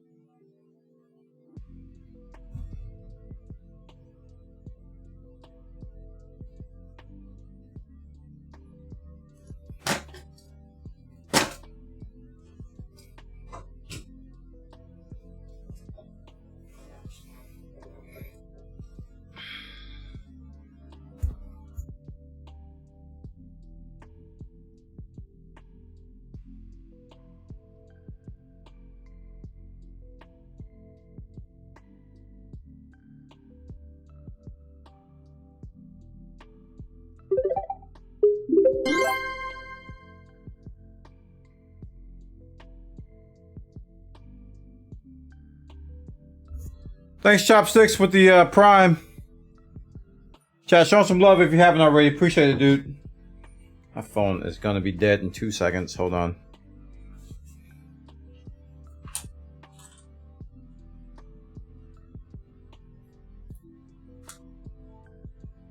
There we go.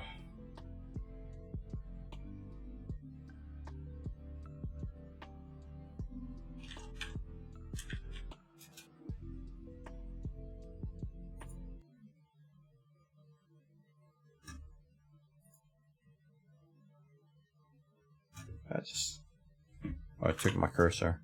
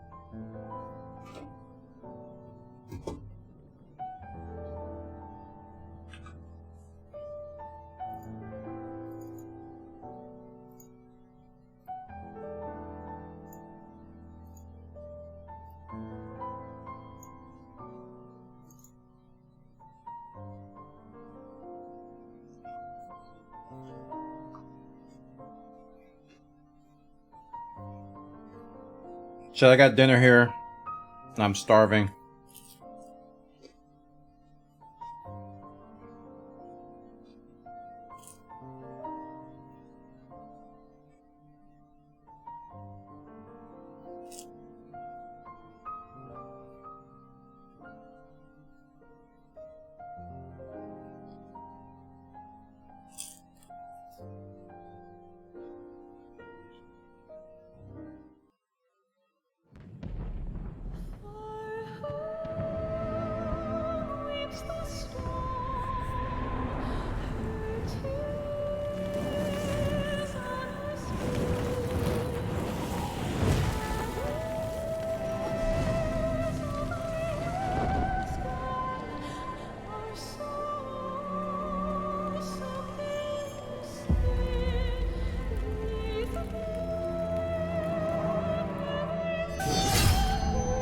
How many years have come and gone since that day?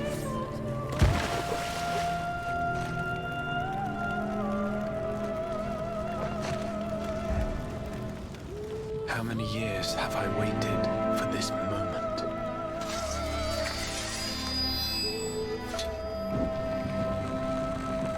For the one that stood alone against the storm.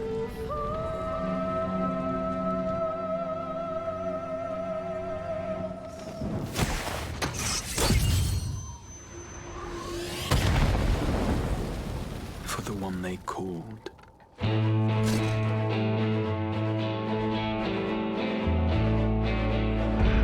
The warrior of light.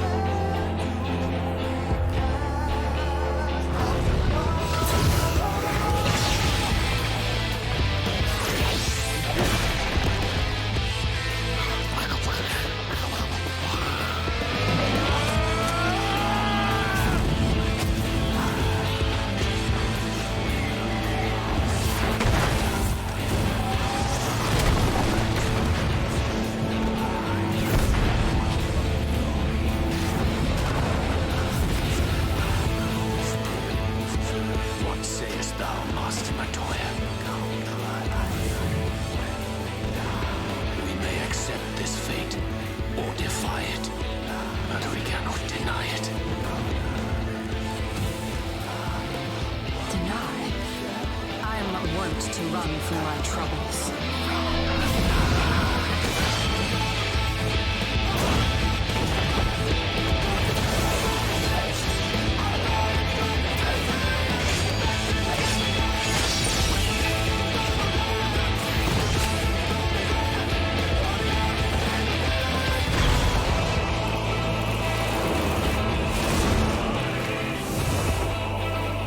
Until our friend returns,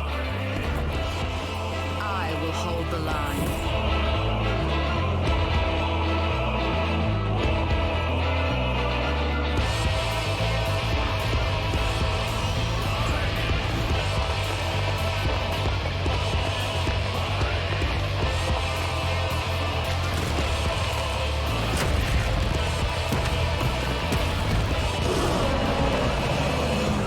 This town certainly has changed, and not at all for the better.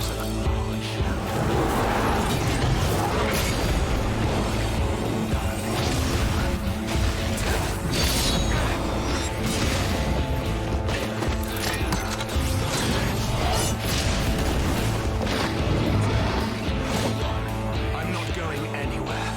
I promise you, Infilia.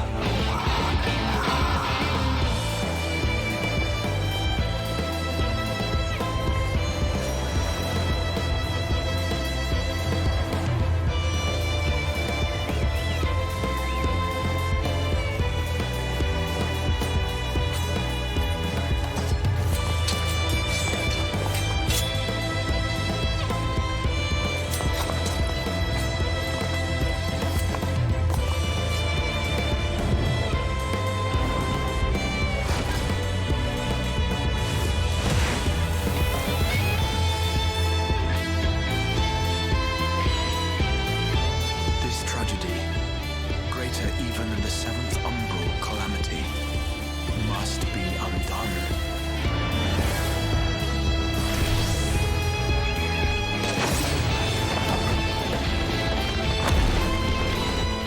If history must be unwritten, let it be unwritten.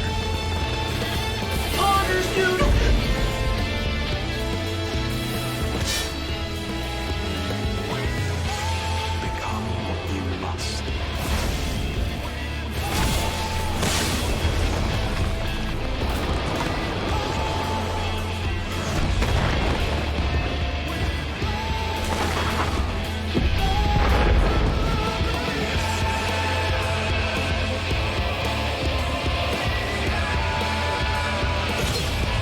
Become the warrior of darkness.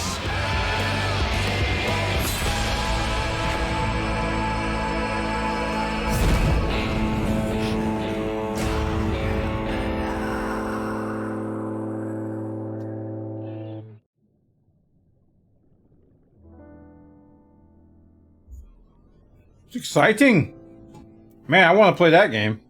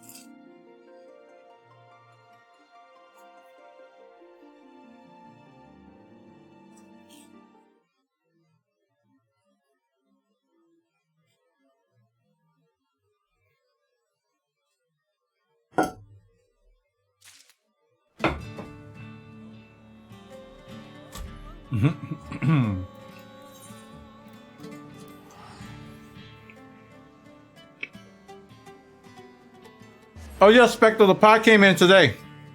Yeah, it came in today. During the great printer jamming.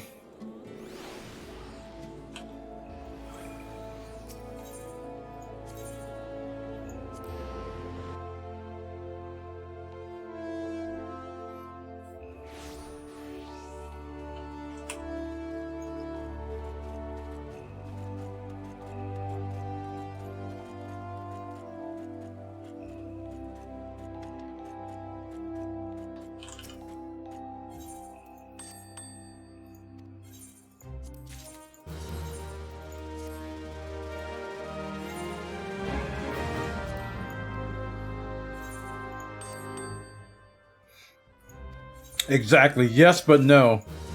It's a bittersweet moment. The pie came in and the Foldio came in that Loyal Moses got me. Both of those came in and I can't print.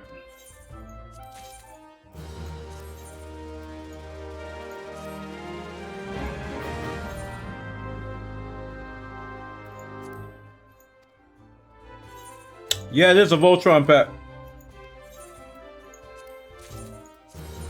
Forgot what the actual name of it is.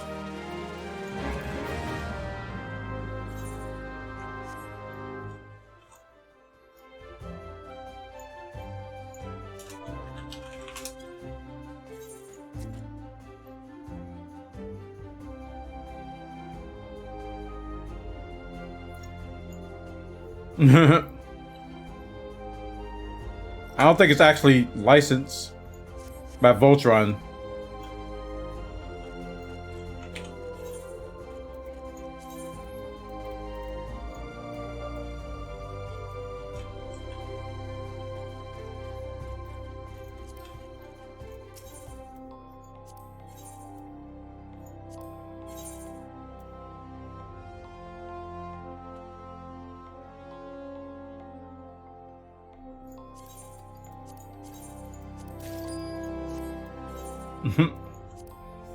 I forgot where I even got it.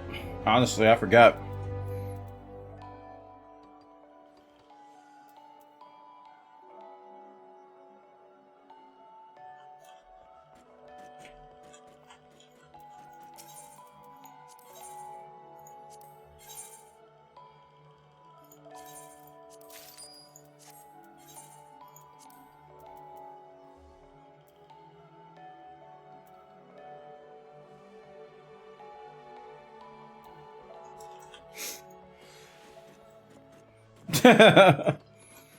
I forgot the name of it, honestly. It's like, for the minion guide here.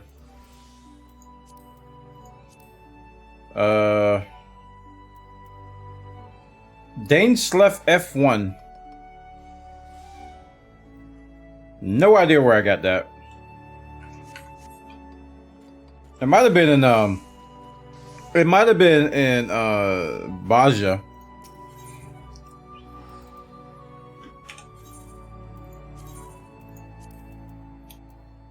Alright, this thing is level 50. 100k. Nope.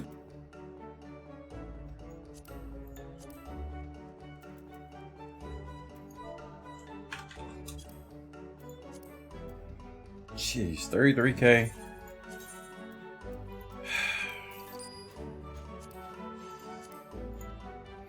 I can afford it. I don't know why I'm tripping. I just think it's a lot to ask for something like that. It's JG Wentworth too. Let's see. So we got the cloak choker offending.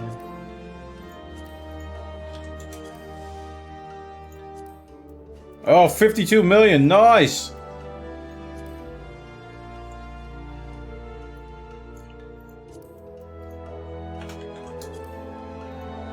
I already have the rep. I already have that. Work gloves. I'll take the high qualities, please. Mega potion of strength. Oh, 99. You're crazy, though. Alright, just take that one. Horses on the half shell on need and Brennel wall, whatever this is. 70k. Oh, ouch. Alright, let's go get our levels.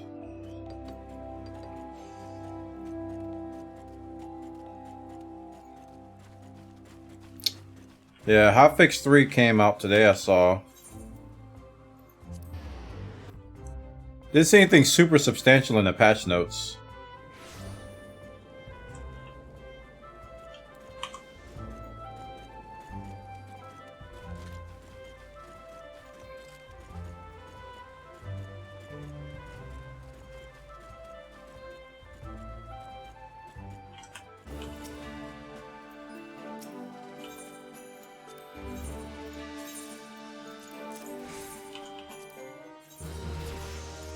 Level. Level. Level.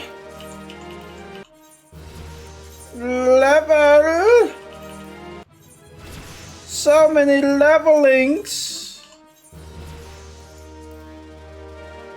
What? I thought I bought that fish.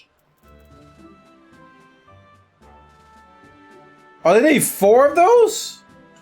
Oh my gosh. Oh my goodness, 4 of those?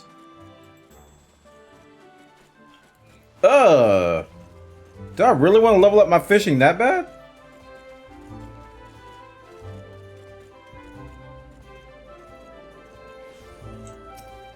Ew. Ew!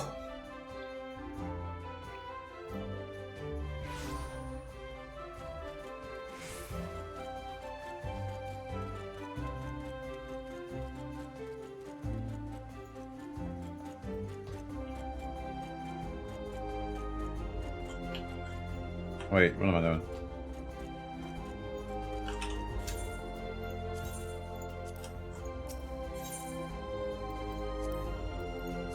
Now I have to buy 2 more. Oof. Oh my gosh, are you kidding me? No, I can't give them 2 low quality and 1. Oh my gosh. I've been trapped. This is a trap. I'm selling this. We're selling this. Get our money back. I bought it for 70k. I'm selling it again for 70k. And have this crap. Forget fishing. Not worth that much.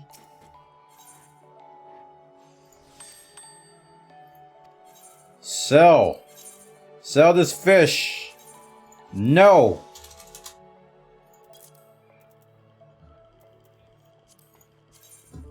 Sell these potions. Are they high quality or normal? 650. Get it out of my pocket. I don't know what this is. Crap. Oh wait. Go turn in that quest. I forgot about that.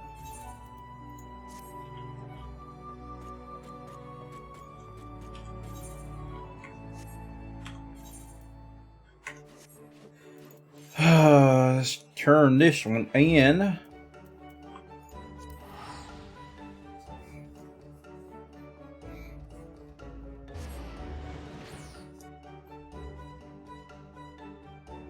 The printer is jammed.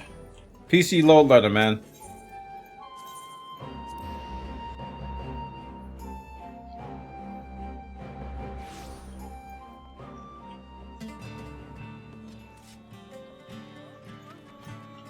Got to turn this into her.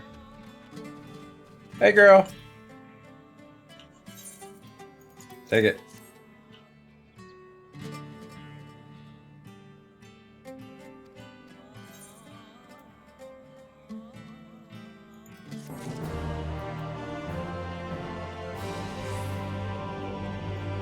No.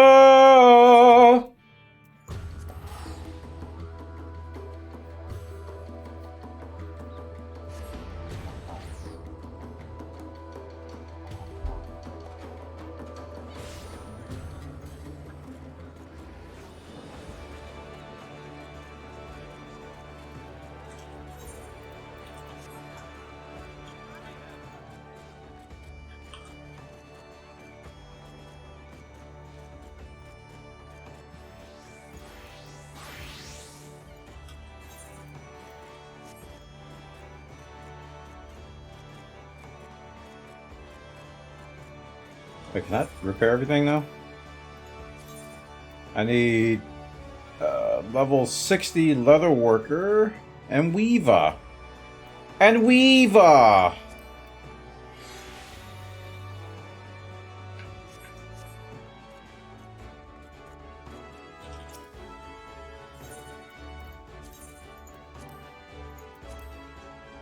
I probably need to get a better than level 6. Oh, that's level 70. My bad. I thought that said level 60.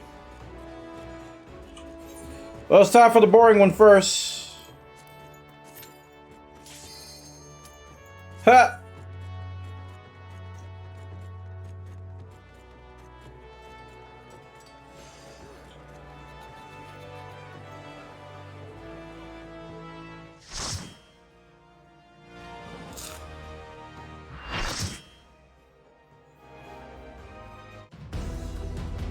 Oh my goodness, it's Praetorium. I'm shocked.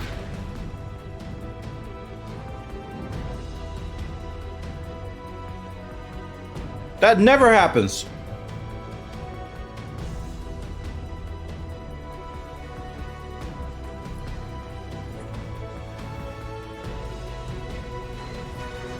Doing my daily main scenario quest, which is a ton of XP.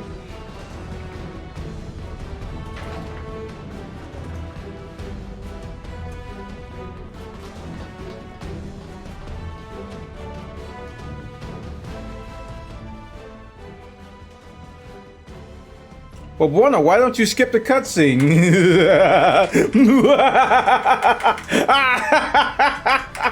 This scene cannot be skipped.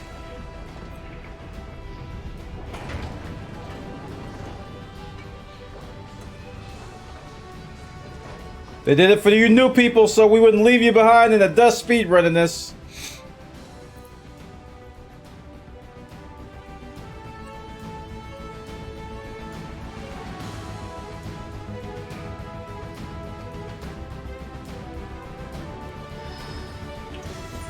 Oh no, our XP buffs are down. I forgot to check those.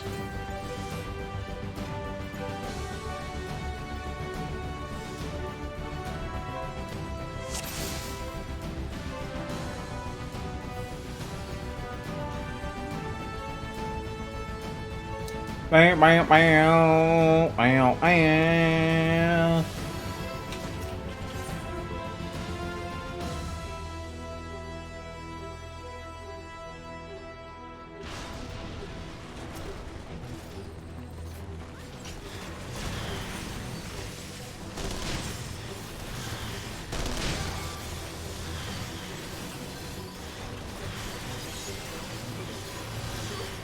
Boom, boom, boom, bang, bang, bang, bang, bang, bang, bang.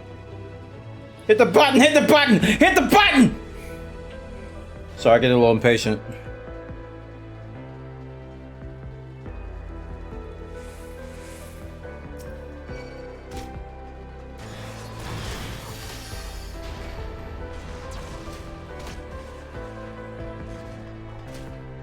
Well, action MMOs died to me when they couldn't produce endgame.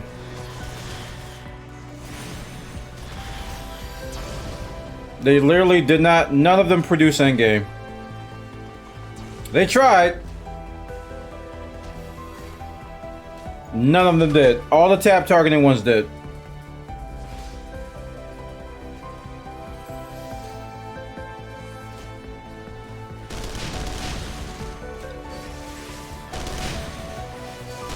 Why is this thing never... I don't understand this. That one just doesn't work.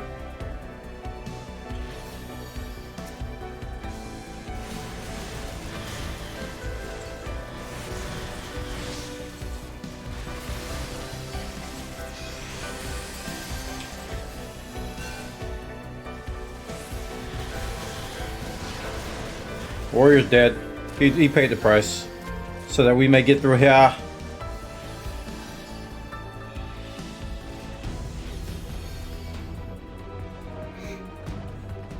Like, to me, Black Desert fell on his face.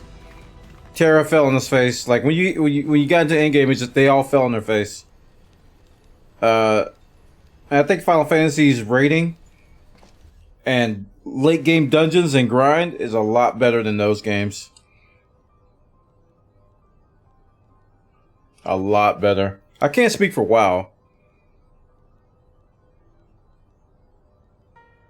ESO is questionable. ESO, here's the thing about ESO. The ESO endgame I was exposed to reminded me of Black Desert. And people told me I was doing it wrong, and I was like, well, how do I do it? And then they got quiet. So ESO I can't really speak for either because it felt like Black Desert.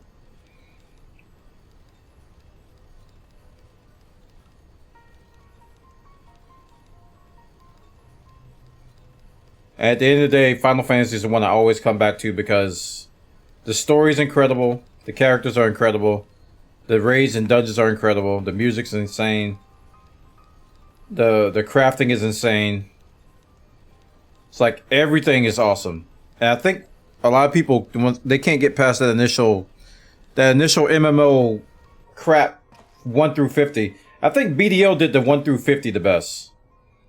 BDO's combat was really fun, but then it fell off hard when you had to grind it for 3 days straight.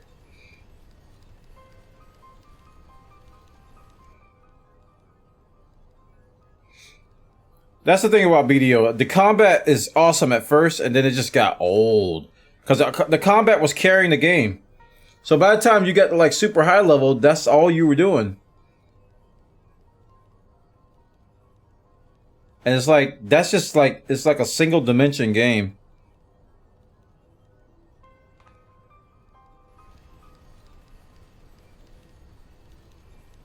I played Blade and Soul and I lost interest real fast.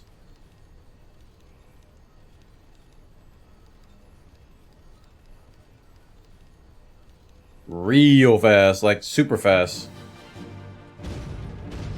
Yeah, and PvP is another thing. I don't care about PvP.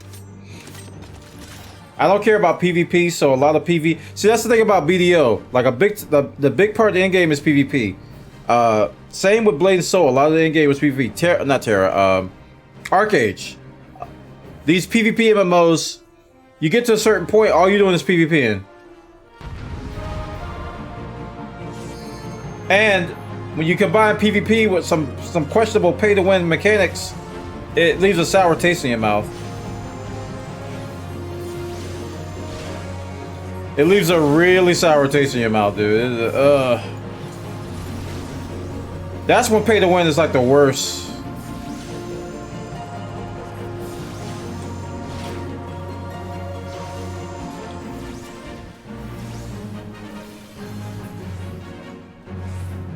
I hate this dungeon so much.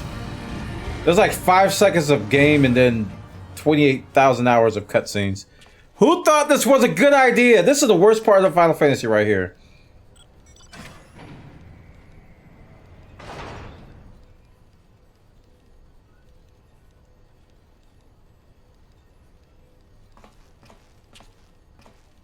The worst idea in Final Fantasy history. Let's put cutscenes in a dungeon.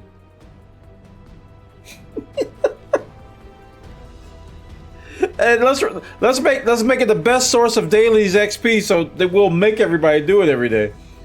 You don't like it? Well, we're gonna make you do it because we're gonna give it an insane amount of XP to where you have to do it. That'll show you. But again, guys, if you're on the fence about Final Fantasy, I recommend at the minimum get the trial and finish Heavensward. Well, as far as they let you go. As far as they let you go. Shut up! That's an Amber Alert.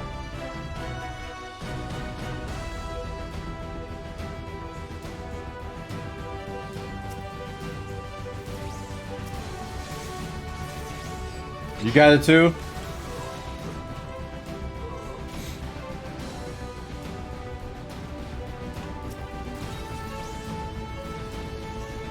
Yep, there's a reason why they moved the cutscenes to before and after the dungeons.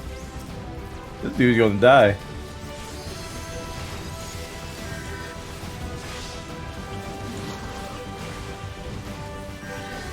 I don't know why my freaking EOS keeps going away here.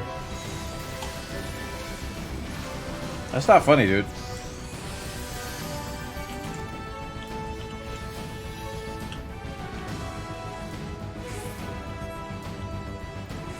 I think I'm like dismissing her or something.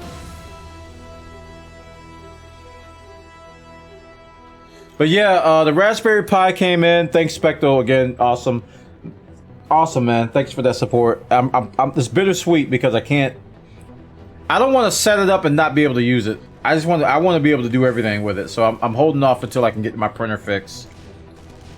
And the Foldio came in too, which I could use that today, but then I'm gonna want to print something. I'm under attack by what? What's happening?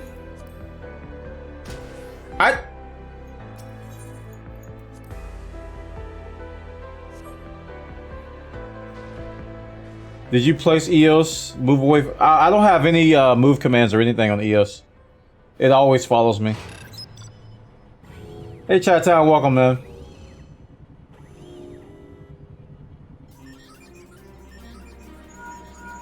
I don't have the tools to unclog it, so I gotta order tools. I don't have the right socket wrench. I'm sorry, the 7mm socket for it to take the nozzle off to unclog it. So we wait until we do get it.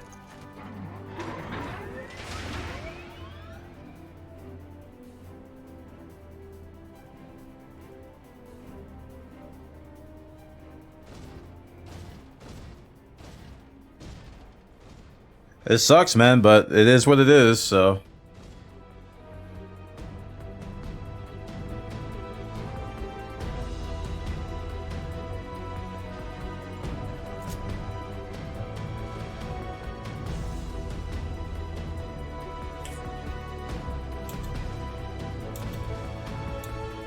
I wonder why that guy was attacking me through the freaking... through the ground.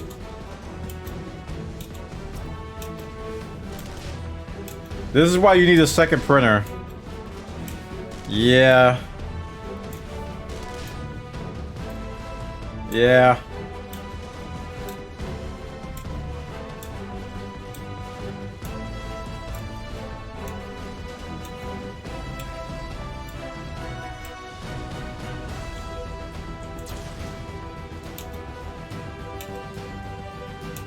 This is the first time I've been this far behind this crap.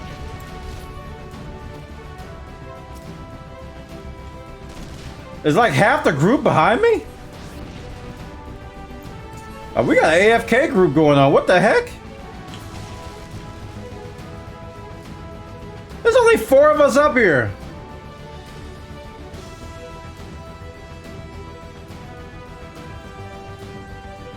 Unless they're ahead of us. They could be ahead of us. Nope, they're not ahead of us. What in tarnation is happening?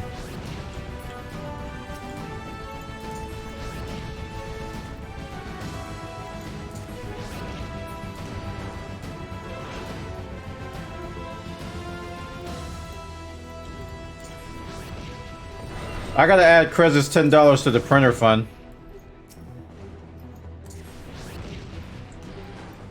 That reminds me. Redclaw gave me 110 towards the second printer fund.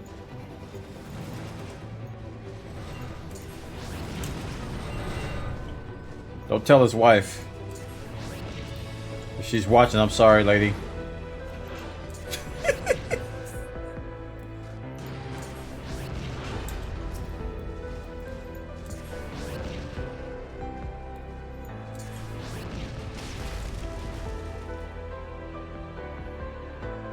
Alright, now we got time to go in here and add $10. I need to overlay it on this scene too.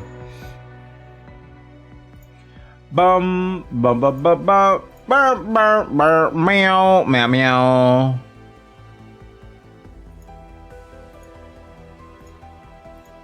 There it is.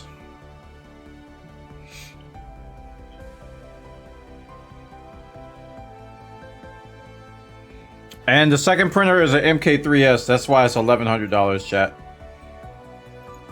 Shh! Don't say anything!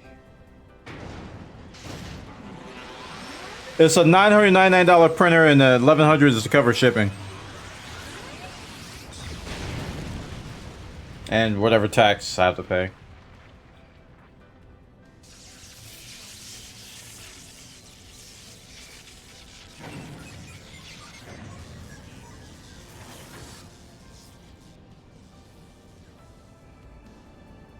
I remember people were complaining about Outriders. By the way, we're doing the Outriders giveaway in our Discord. Join that. They were complaining about Outriders having too many cutscenes, like in little parts. I'm like, you haven't played Final Fantasy, have you? Check posture. Wait.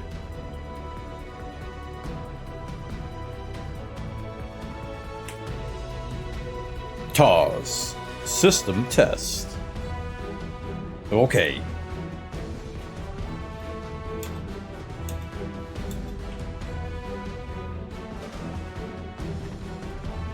Get your popcorn, chat. I'm gonna go get some water.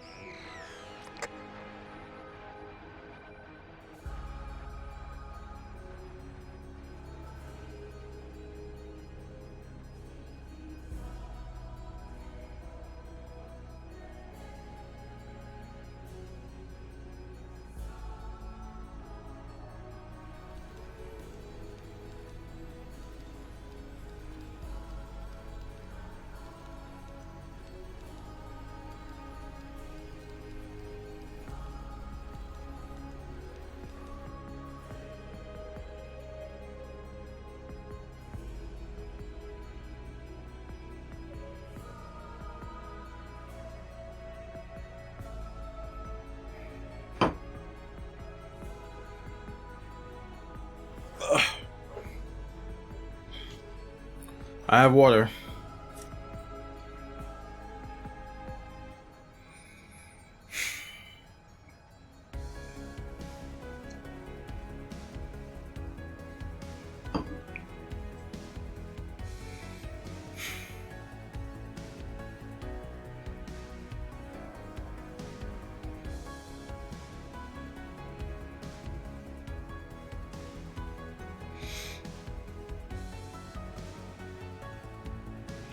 So now's a good time for me to actually look for the tools I need, because I haven't found any yet.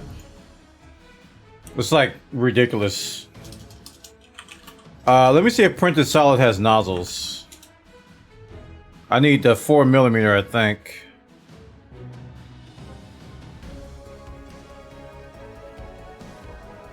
Nozzles. 1.75 stainless steel nozzle by what the? Why is it so expensive?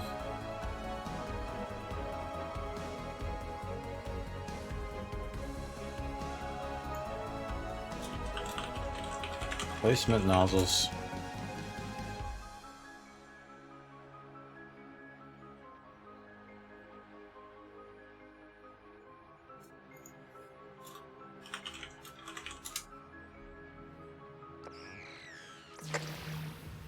Okay, filament 1 has some. Pack of 10 for $40. Sheesh.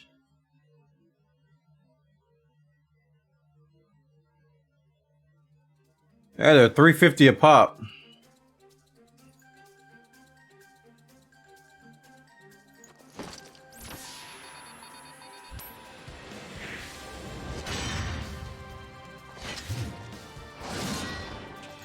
Oof. I'm just gonna go with what I got now.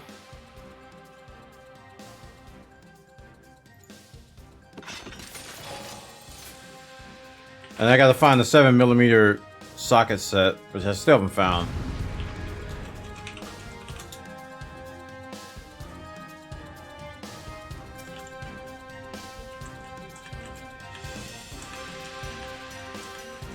We need a range DPS to LB, please. I guess it ain't happening.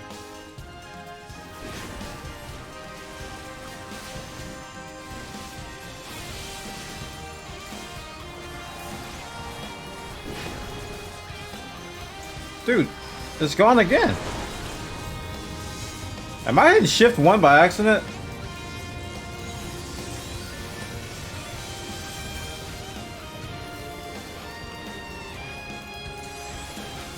This is weird.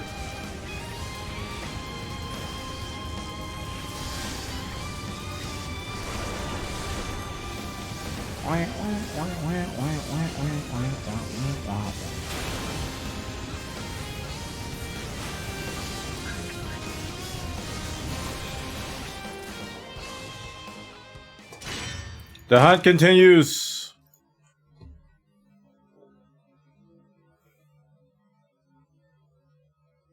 I can't believe I just need that one piece. And then I actually have a 7mm socket, but I'm missing the extension from my screwdriver thing. That part is missing. Maybe I could just get one of those. Socket extender is what they're called? Socket extender. I think that's what they're called. What happened to the stream avatars?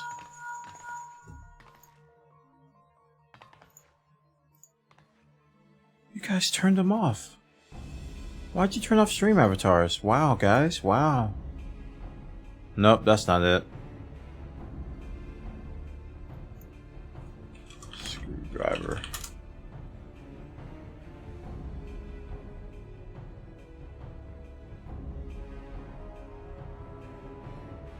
I could just get this socket screwdriver since I already have the heads.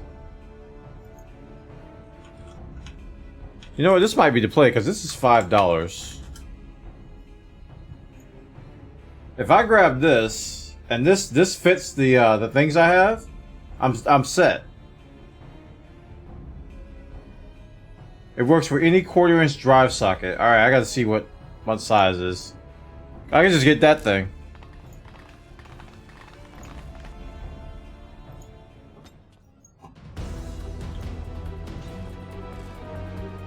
I still got my thing. I put another functional print in Discord? Functional print. Oh, okay, cool.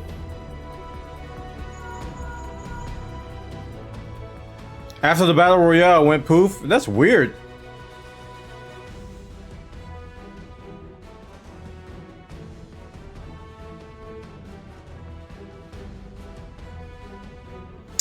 So yeah, I think I might do that. If my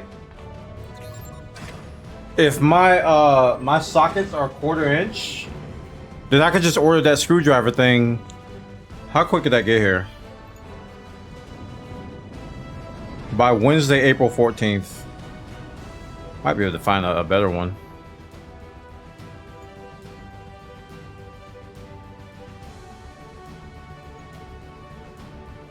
Three-eighths inch.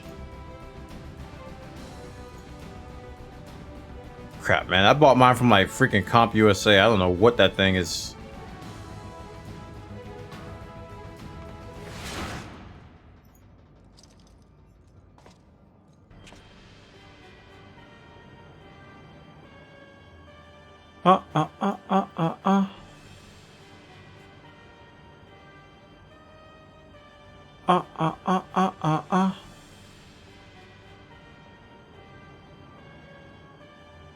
Hex head Allen wrench drill bit set. That's cool.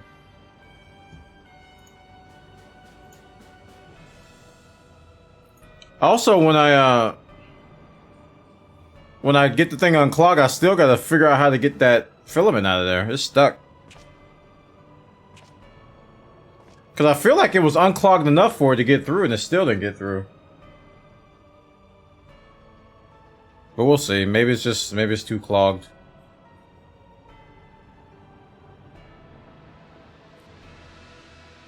And there may be a way of me doing this without having to take the I was really stubborn about doing it Zen's way. He told me to take the nozzle head off and do it that way. I probably could have stuck something down there and cleaned it out that way. I probably could have did that too. But I was trying to do it the right way. Trying to be a good little lad.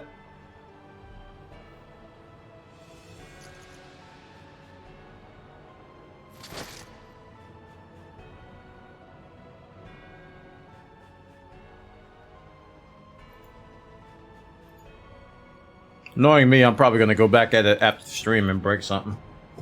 I get really stubborn about this stuff. I can fix it! Ah, it's broke!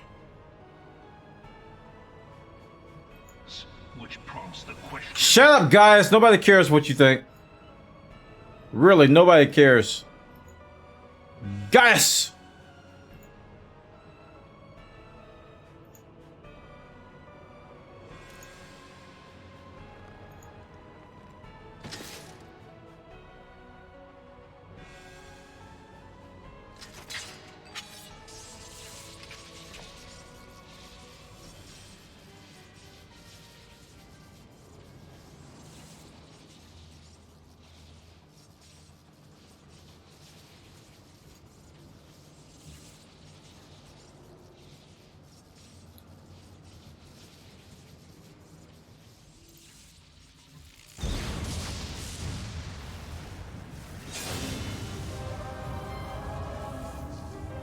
Uh-huh.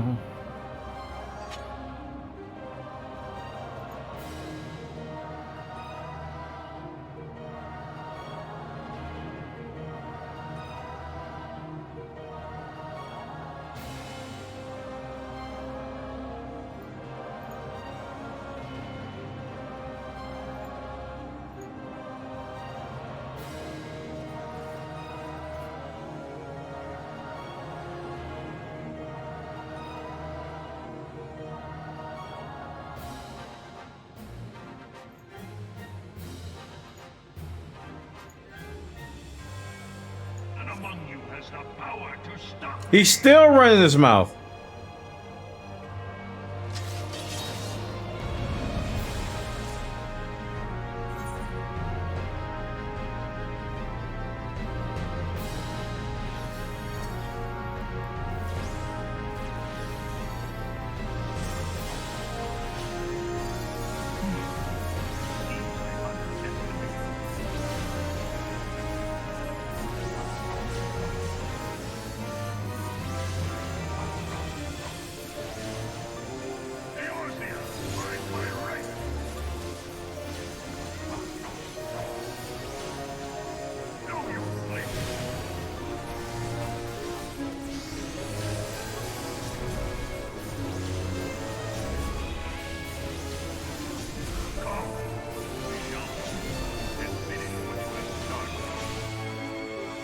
Bam, bam, bam.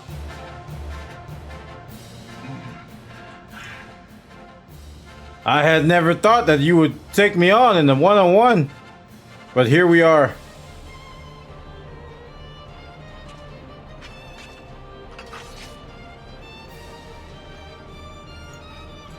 Drive, spinner, handle.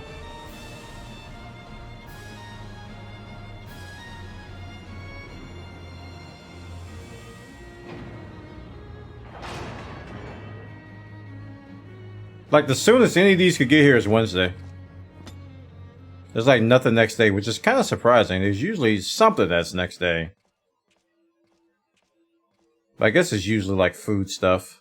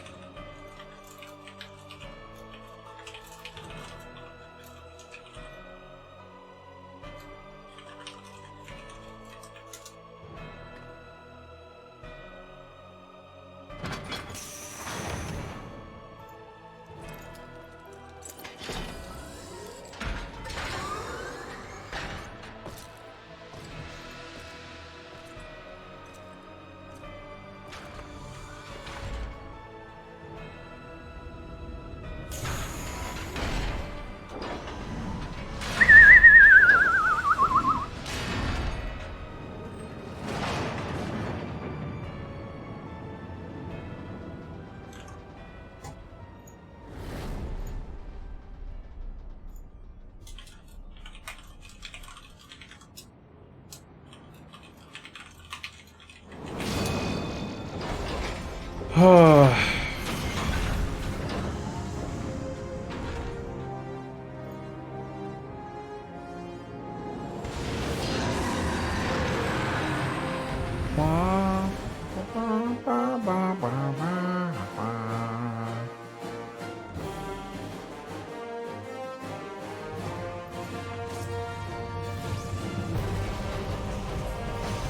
forgot he's invulnerable.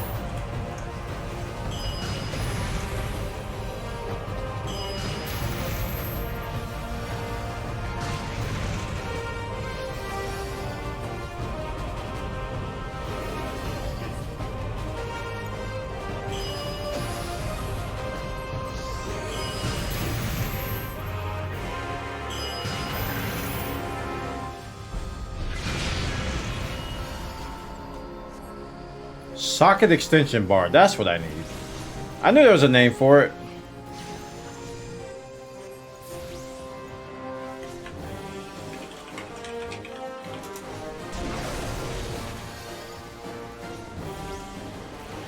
$20. Too much. I just need one.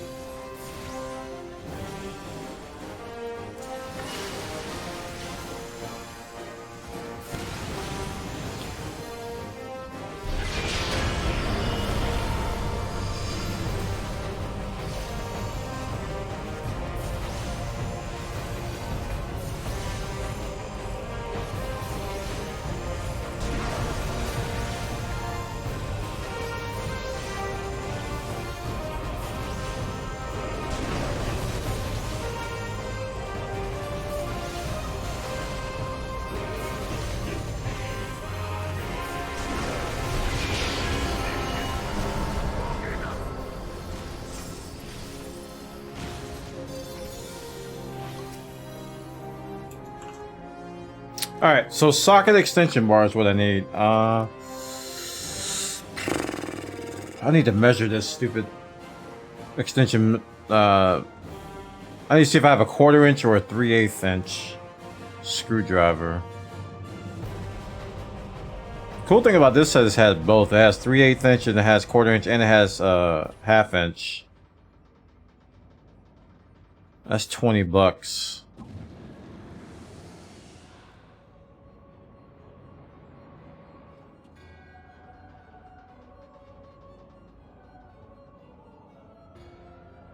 Really, that's kind of overkill.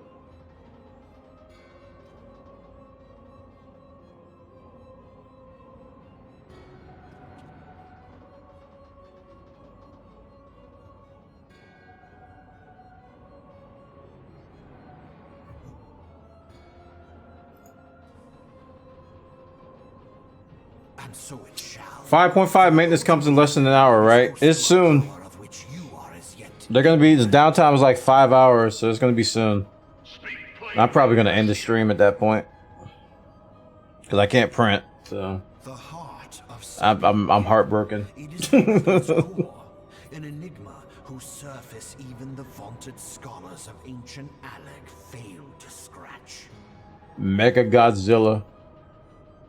The magic within has lain dormant for eons.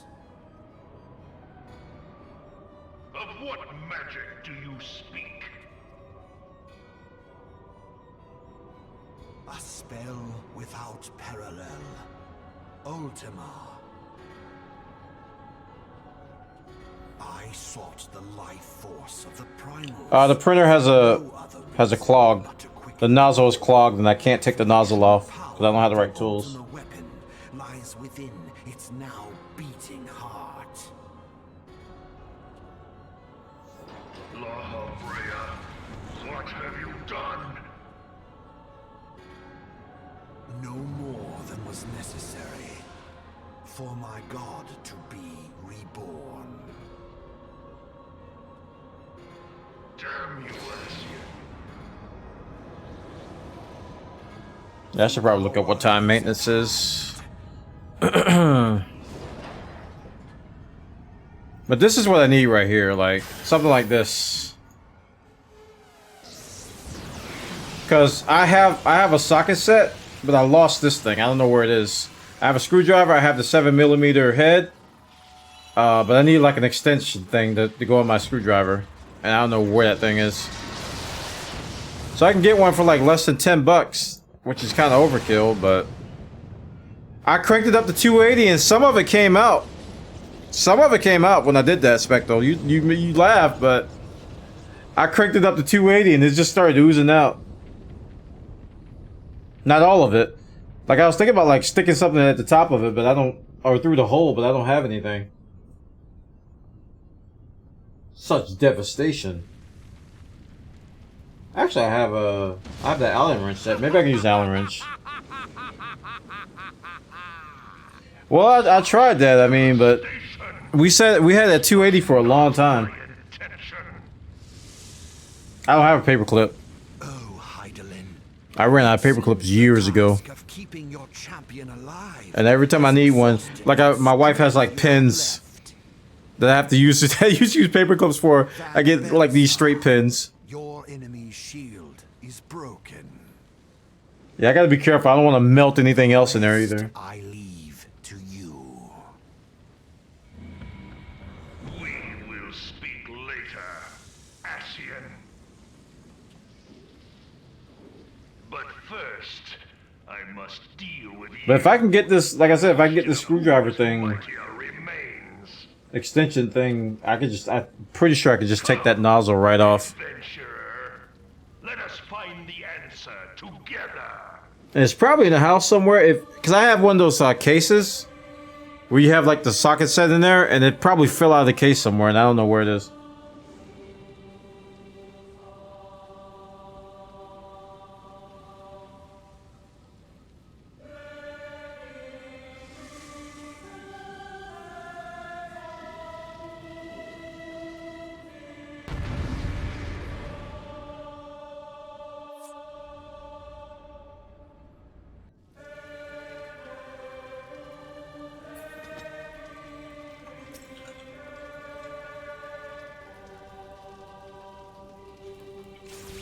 I'll find as soon as the.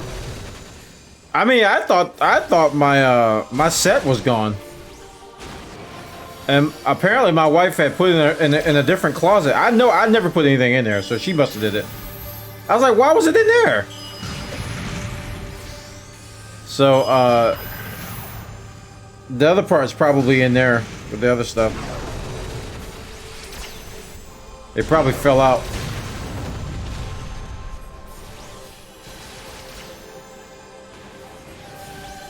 And what sucks is I got the Raspberry Pi and everything, man. Ugh. I'm gonna have to get over it. I'm just gonna have to get over it. If I keep harping on it, it's gonna make me sad.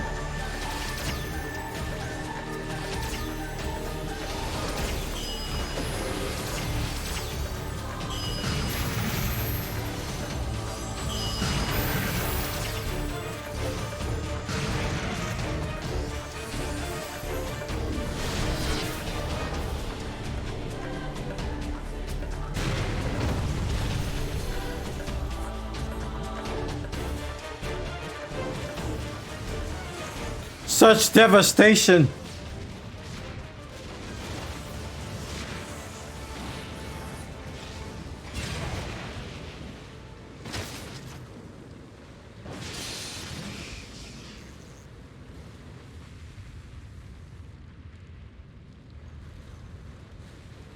I gotta be careful too, man. 300C is like melt your skin off stuff, so I had to use my oven mitt to handle stuff.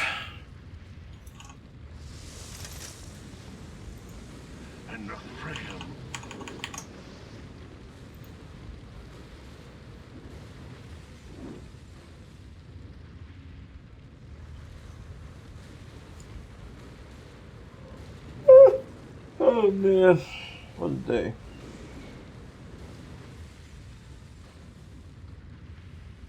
I was up really late last night too, like working on a 2-color print thing. And I was going through the same issues with like clogged nozzles, so it's and I was troubleshooting doing melts and unloads. I was doing that all last night. Cause I had so many jams last night, so many clogs and jams, and I would melt my way out of them, but I couldn't melt my way out of this one.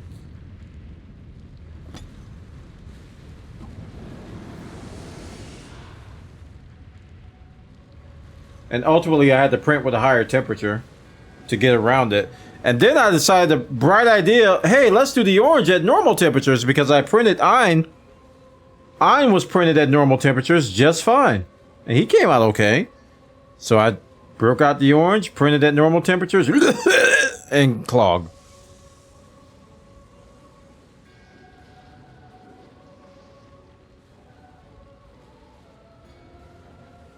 Yeah, so...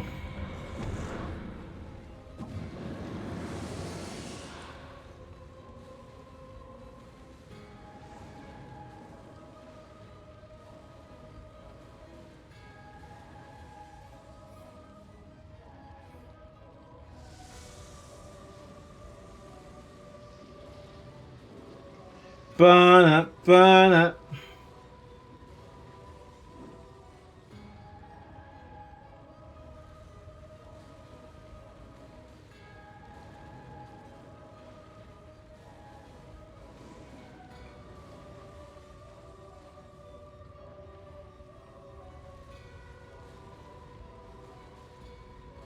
That tool set is so old too.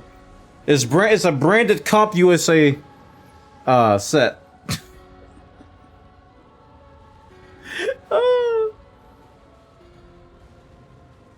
Comp USA, man. That's how old that thing is.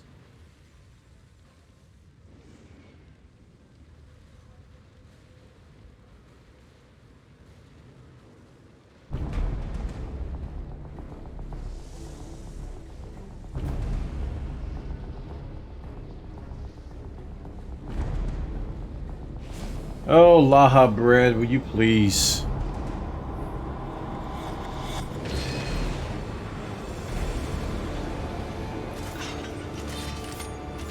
It is past time your flame was extinguished. Bringer of light.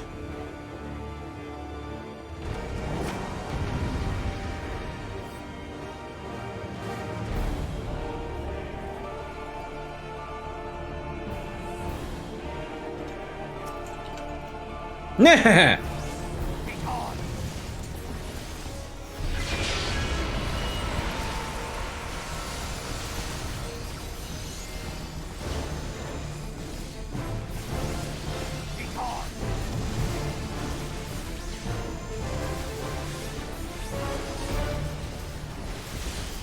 And somehow my fairy is gone again. I'll break out Selene because I want to be different. Cannot be undone.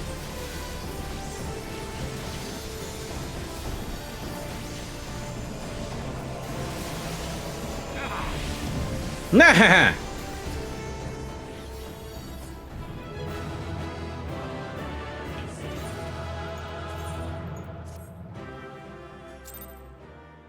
Barrel, narrow, narrow, narrow, barrel, narrow, narrow, narrow. So we're sitting at 73 and some change.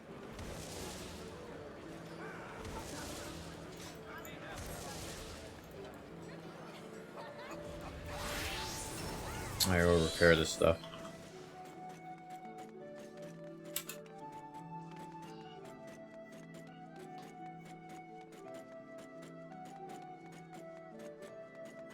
Blah, blah, blah, blah, blah, blah, blah, blah. We did it. Repair all.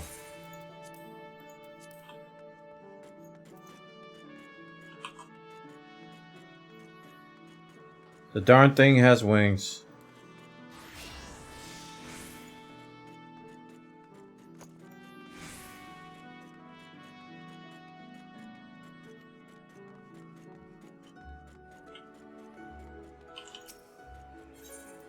3 minutes. All right, y'all. I'll be back. I'm gonna take a quick break. Thanks for watching. You guys are the best.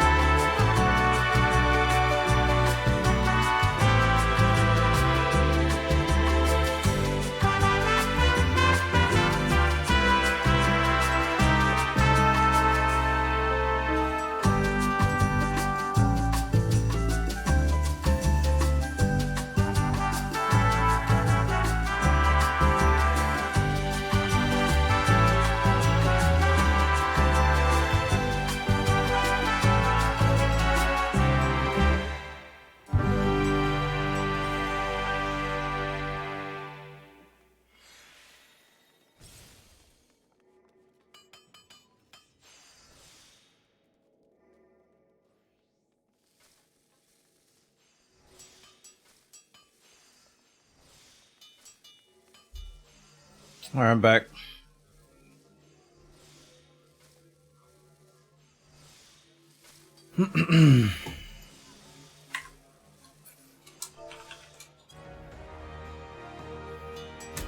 Hey, Stella, welcome.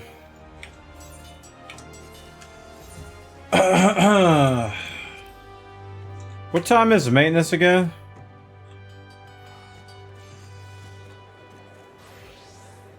They have like a message pop up. Maintenance will be performed 6 p.m. to 3 a.m. So it's like 30 minutes. Alright, well.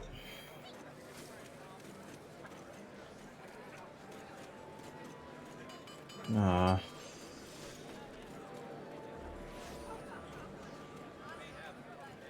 Look into XIV launcher. Zelon. XIV launcher, which I'm gonna have to actually thanks for reminding me. I gotta revert all my stuff. XIV launcher includes a bunch of plugins, and one of them is called Title Edit.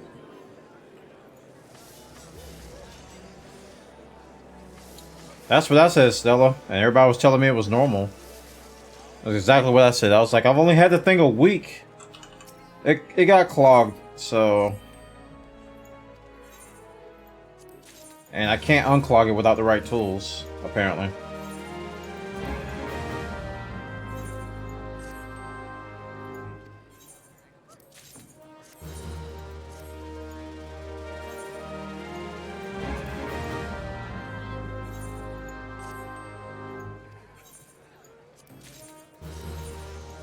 Wait, what was that item I got?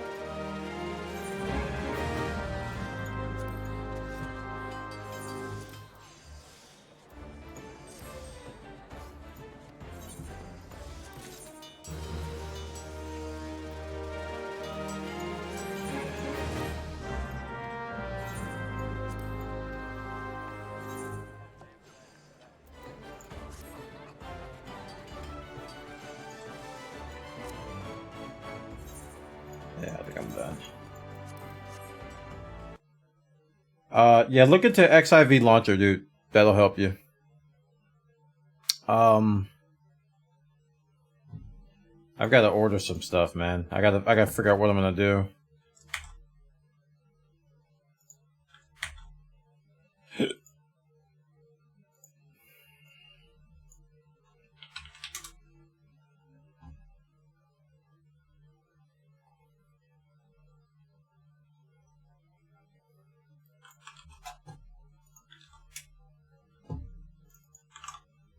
So I have a 7mm socket. It's just I lost this extension thing here, and this is pretty much what I need right here. But this is too much. I only need like one of these.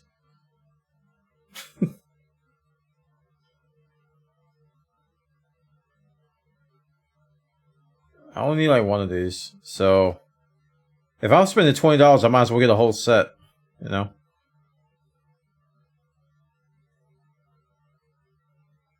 10-piece socket accessory set.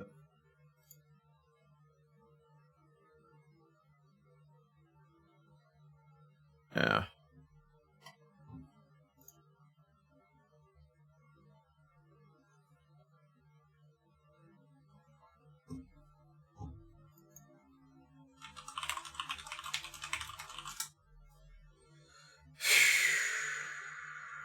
This guy's what I need right here. See that thing sticking out of that screwdriver? That's the piece that I lost. That's the piece that's missing.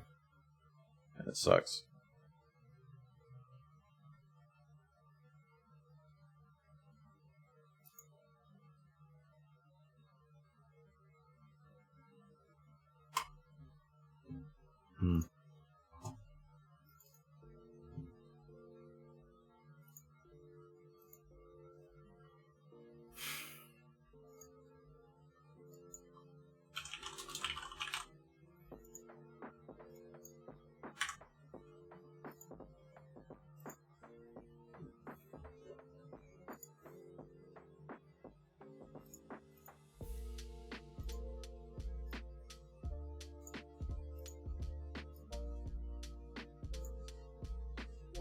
Yeah. I just decided not to do Final Fantasy because the servers are going down in 30 minutes anyway. So I didn't want to jump into another dungeon and get kicked out.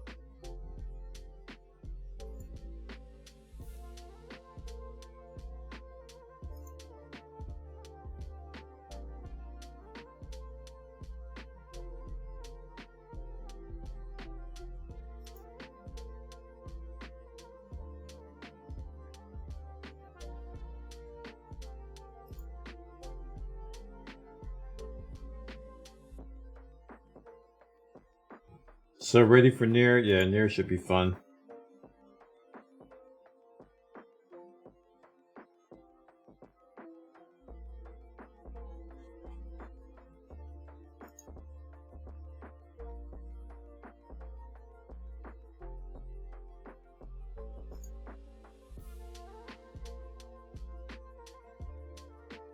That's $13 right there.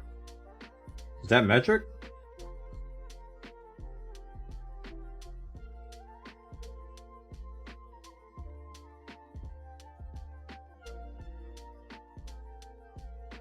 Oh, they don't freaking have 7mm. 3, 4, 5, 6mm. They don't have 7. They're just gonna stop at 6. Blah! Blah! Oh, that would have been perfect. This is $13 too, dude. Man, oh my gosh.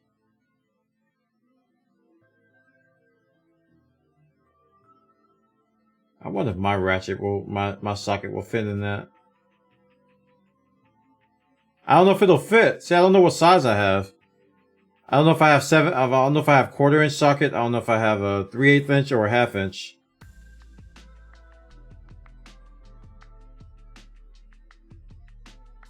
It's almost worth taking a chance.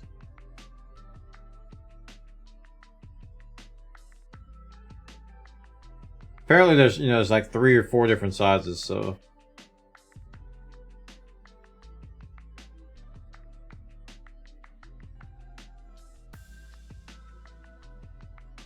This is a nice one too. You can just return it if it doesn't fit, but then I'll be heartbroken and I'll lose another day of print. That's worse than not having anything. Ooh, what the heck? That L shape though. That'd be perfect for what I'm doing. Yo, that swivel. That swivel is perfect. I ain't even joking. For like dealing with like magma, liquid hot magma.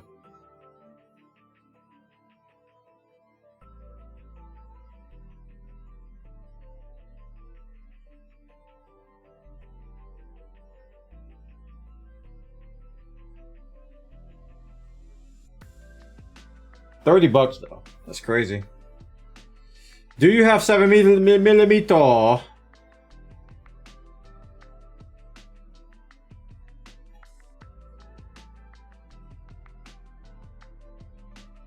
Yes.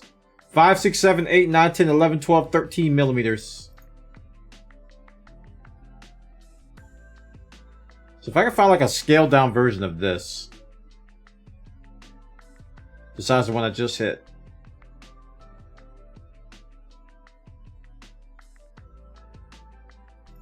This is $18 one.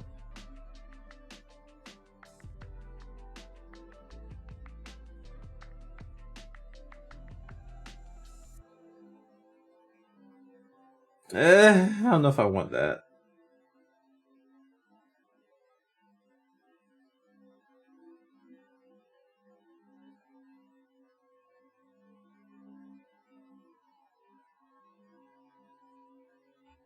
Does this have a...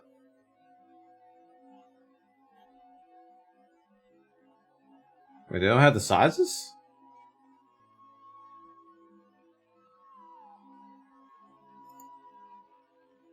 I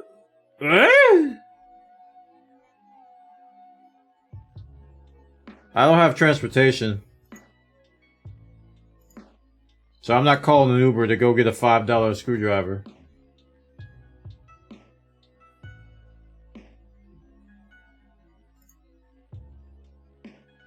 Then the cost the same as me getting it shipped here.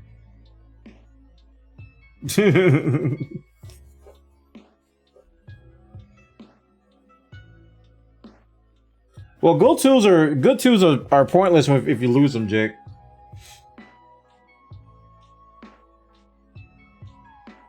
And I have a habit of losing these things.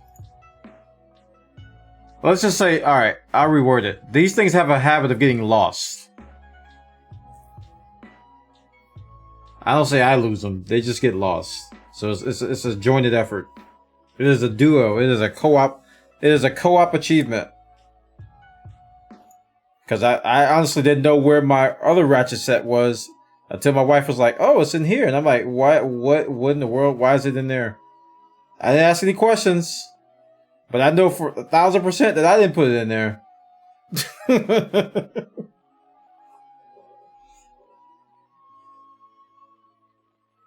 7mm. This was nice too. It's too nice.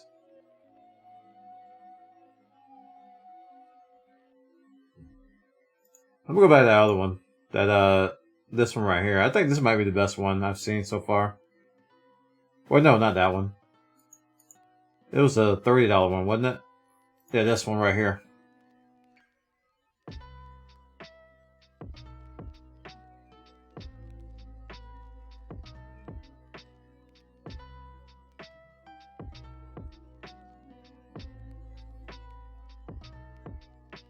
So some of the screws are 7mm. The nozzle, the extruder nozzle, is a 7mm screw. So I need a socket for that. That's the main thing I'm trying to take off. And Prusa didn't give me anything for that, which is kind of shocking. They gave me an 8mm and a 10mm wrench. But the actual nozzle is 7mm. Really, really stupid. No, the nozzle itself is a screw too. Let me show you a picture. Let's see. 3D printer nozzle. It's actually the screw itself. So if you look at it, the actual nozzle is a screw. So yeah. So you have to screw it out, and I ain't got no screwdriver. This is another one here. This is $10, and and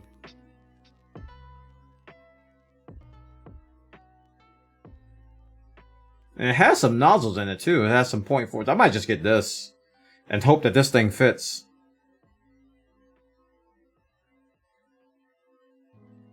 That's 6mm. I need 7mm. Oh no, those are the nozzle sizes. My bad. What's this wrench?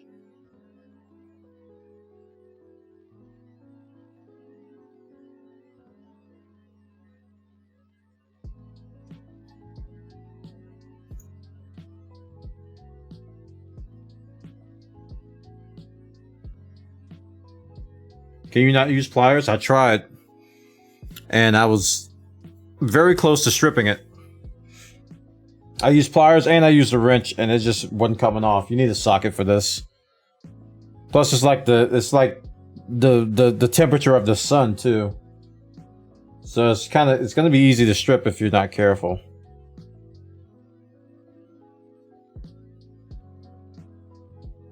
It's interesting to see how the different companies approach selling their printers. With Prusa, it seems they didn't cheap out with the build quality and components, whereas Creality, they have cut a few corners with some components but gave you all the tools to pull everything apart. Yeah. Yeah, different philosophies, man.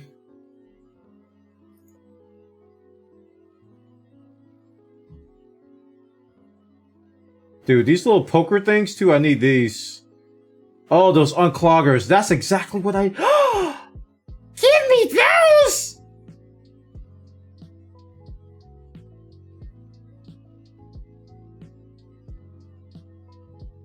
Cleaning needles. I need those. That's exactly what I need right now.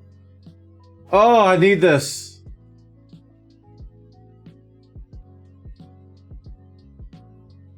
Your Prusa came with one of these? It came with a cleaning needle? Am I missing something? Dude, if it came with one of these, I can go clean it right now.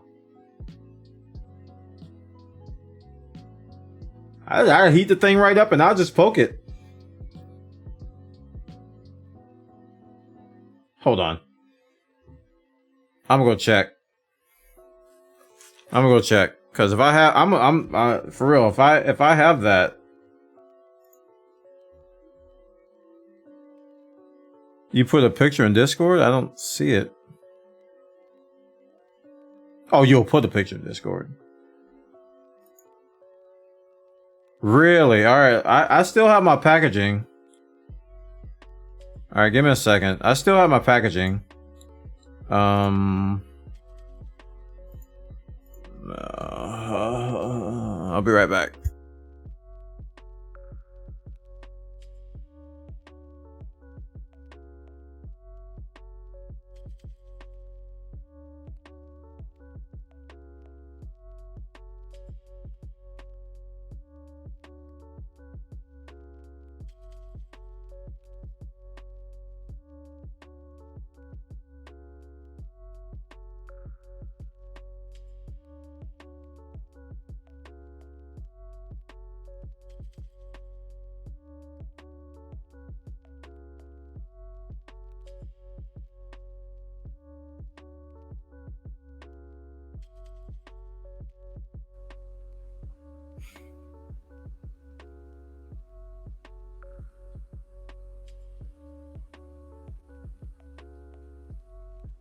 Should be able to hear me, I think, unless I have to refresh this.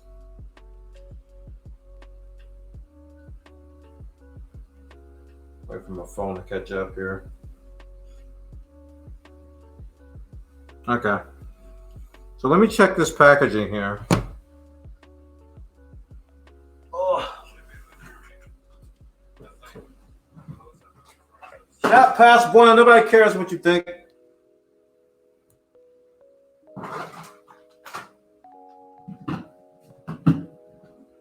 All this packaging is like buried in the same container as my filament.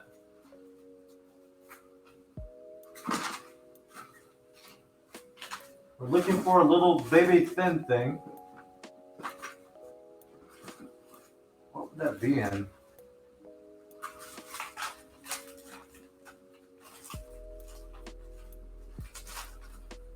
On PTFE. Nope, it's not in that.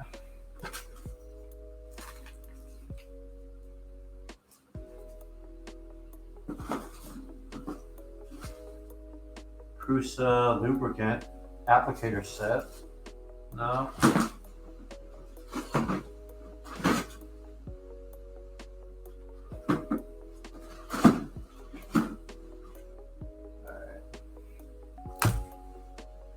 Let's throw all this crap.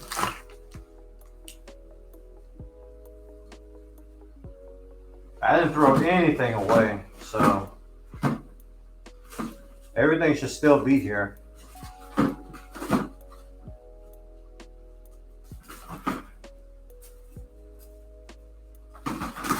And if I did throw it away, that's some specialness.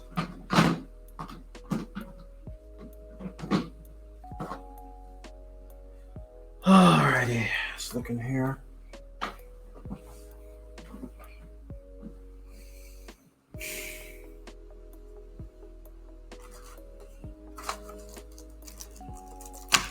Not it.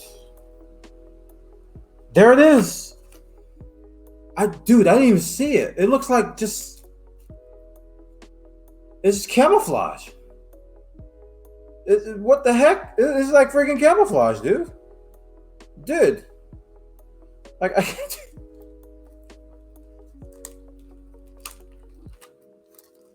That I literally picked up the bag and I didn't even see it.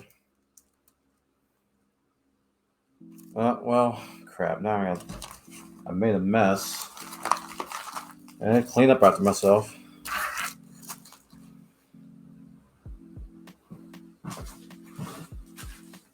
Funny they don't mention that in this article.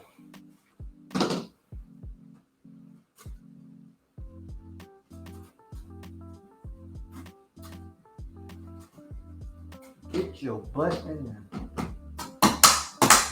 They didn't mention this stupid thing in that article at all. They just said after you have cleaned it. I'm just like, what do you mean after I've cleaned it? How do you take this thing out?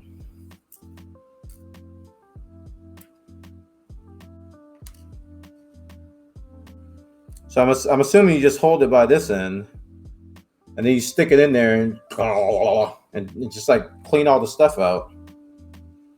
Okay, well let's take some stuff off. That's gonna be really easy to lose, and we just talked about losing stuff. We literally just talked about losing stuff, chat. I'm gonna heat it up. Don't worry. I'm gonna heat it up. I'm just taking this off first.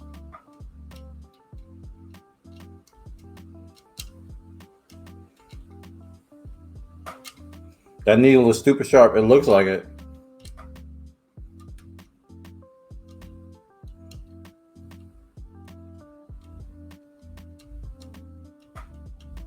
Okay, so we're gonna take this off again.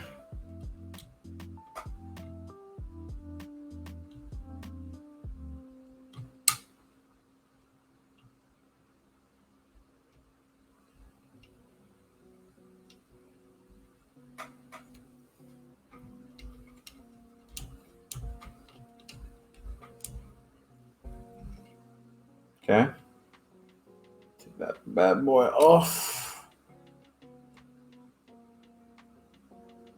Good place to put that. I don't want that to melt. I don't know where I put it before.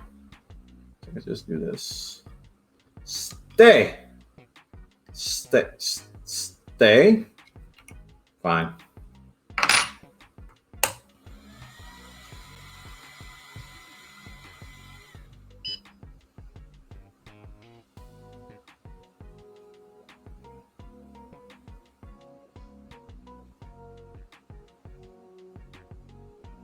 Okay, so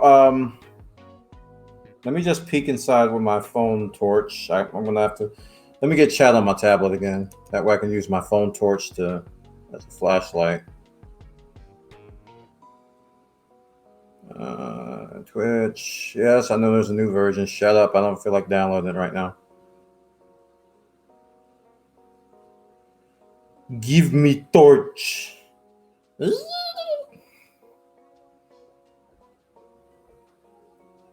I have torch. What? Oh, it's on that side. Yep, it is an orange pool of glob down there that we are going to poke with a stick until it decides to come freedom, Las Vegas.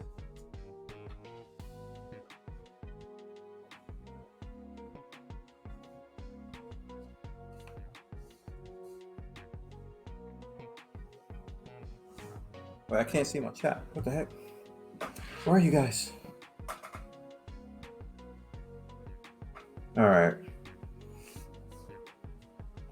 All right, let's heat the settings, temperature. Dude, I'm about to crank it up to 280 again. We're gonna go to the temperature of the sun here, chat.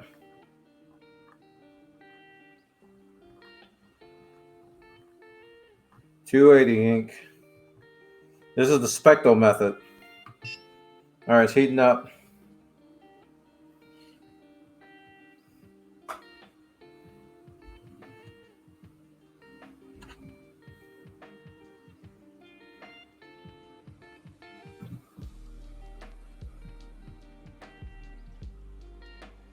Behold the power of 1,000 suns. Nah! And my Corsair oven mitts. Hashtag ad.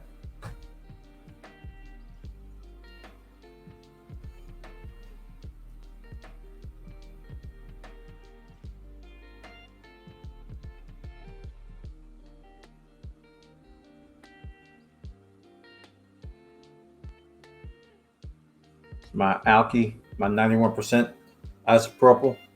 That's what I use to clean the plates, and my toilet paper because I don't have any microfiber cloths. So we're going toilet paper for now. In the toilet. You can make sangria in the toilet. Of course, it's shanked or be shanked. Of course. This thing is really sharp. All right, I think I can start now. All right, chat, we're poking. We're poking. Oh, I can't see. It's at 250 now.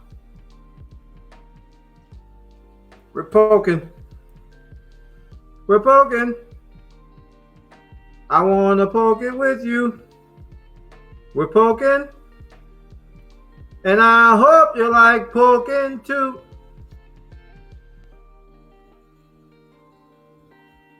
I'm just like swirling it around. I don't know what else to do.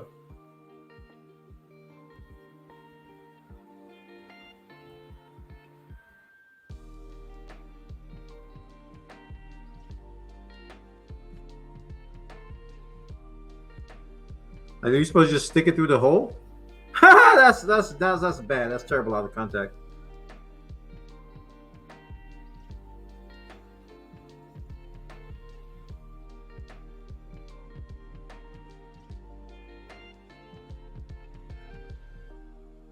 Maybe I stick it through the bottom. From the bottom? Okay. Okay, this is scary. I'm getting no. This is where you get the mitts.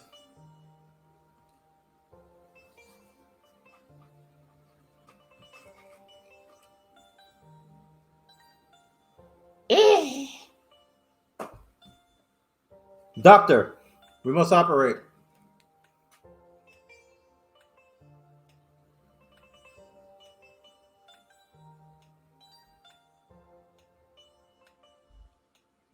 We're jamming.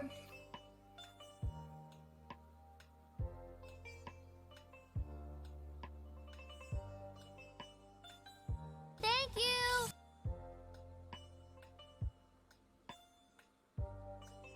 Getting little bits and pieces, but I cannot see under that.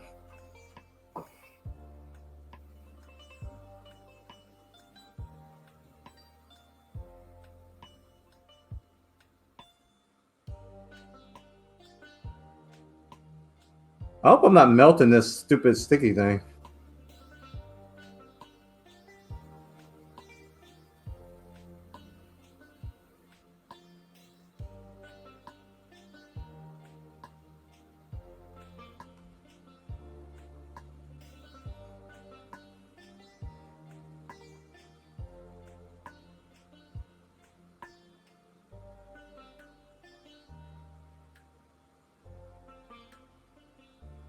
There we go.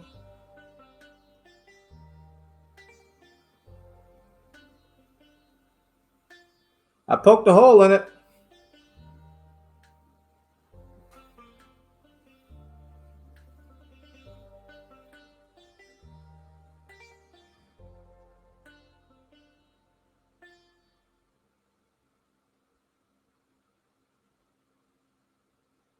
You think that's enough, chat?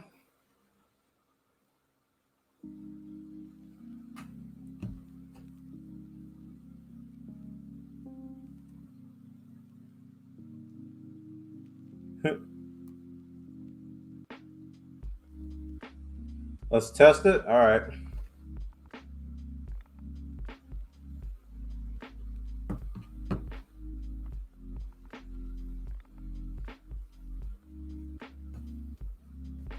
I need to let it cool before I can test it.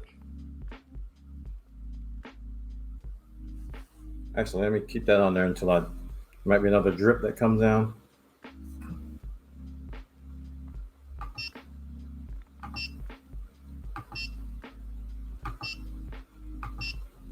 Kick it down to 0. Give it a squirt. What you talking about, boy?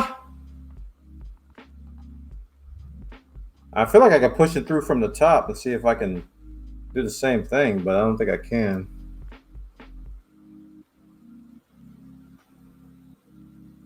Yeah, I think this is made to go from the bottom. I think you guys are right.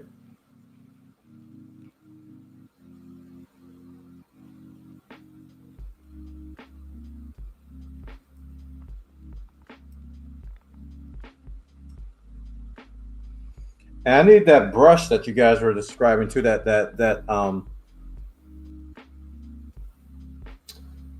the brass brush to clean all that crud off of there. No, I never turned the nozzle off. All right, there we go. It's cooling down now.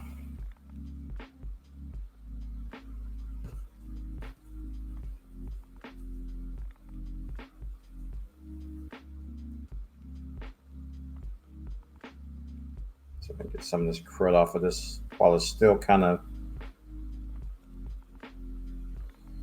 not necessarily cooled. I got most of it off, not all of it.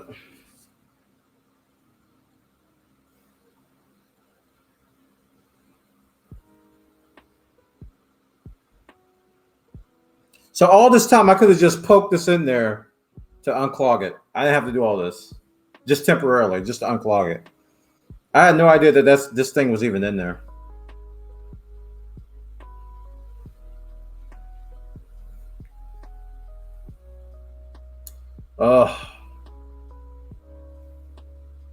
I'm letting it cool down.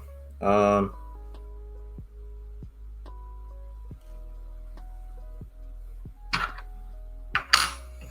I hope this works for now until I can get the proper tools. I can't believe nobody mentioned that the Prusa came with one of these things. I guess me and Krez are probably the only ones with minis here.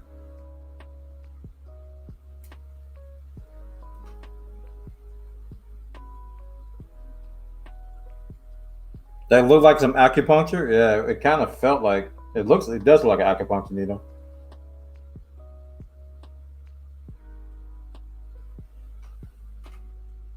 But it's kind of hard to see, you know, from this angle. That's such a tiny hole, you know.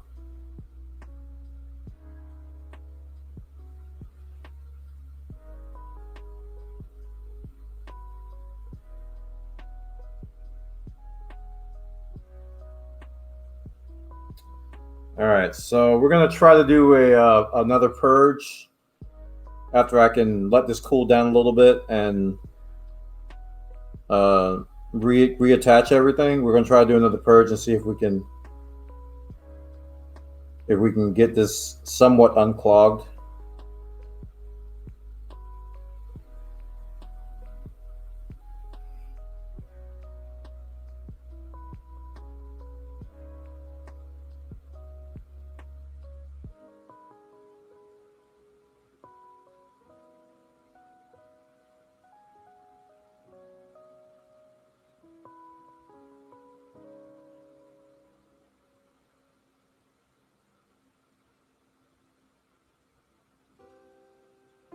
When did Mavis quote that, Ninja? I'm talking about 4 or 5 hours ago when we first encountered this. Wow, Jubilees, you're still getting adhesion issues. Man, that sucks. Yeah, Ninja, I'm talking about when we first encountered this. Nobody knew about the needle.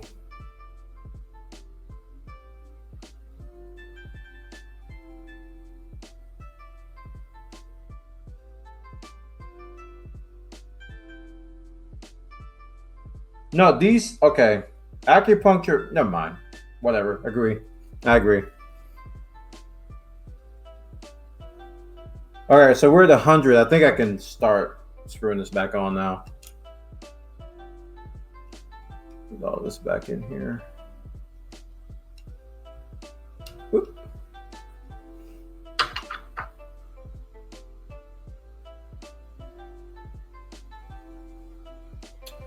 We're jamming. I wanna jam it with you. I hope you like jamming too.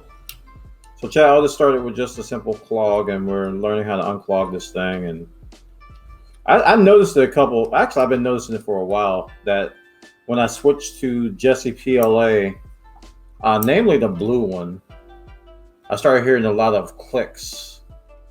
And I later learned that the clicks were the gears struggling to push the filament through because the extruder is clogged. So when I hear that in the future, time to clean the nozzle. Because when I first heard it, I had no idea what it was. Had no clue what it was, dude. Not a single clue.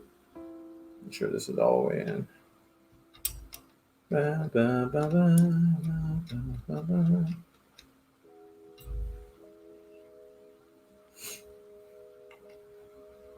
So the clicks and the gear and the filament being stuck in the careful one.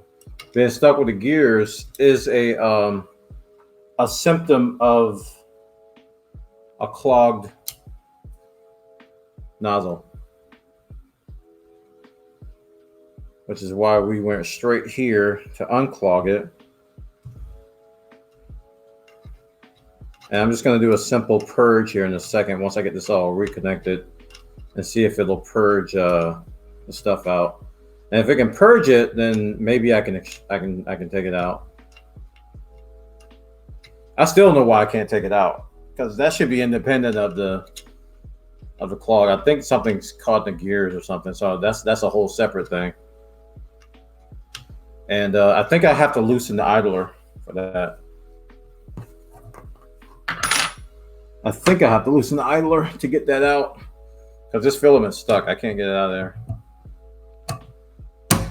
All right, try purge.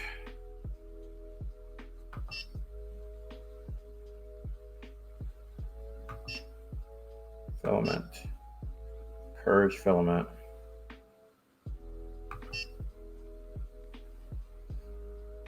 Wait.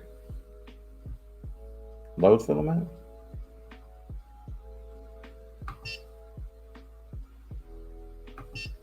Oh, purge is grayed out for some reason. Let me do a load.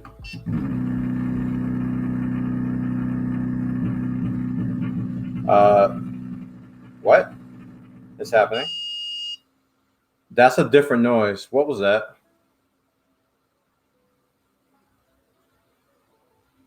Oof.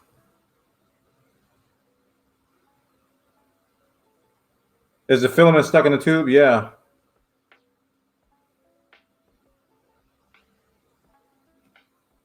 Well, I have to do this now.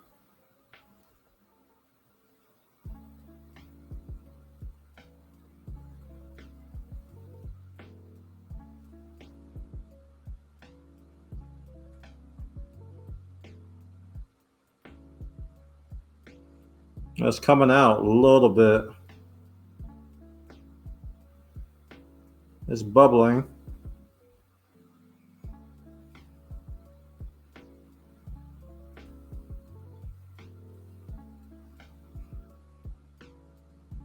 I don't know how to take the tube off, dude. I'm at a loss. I don't know how to do that.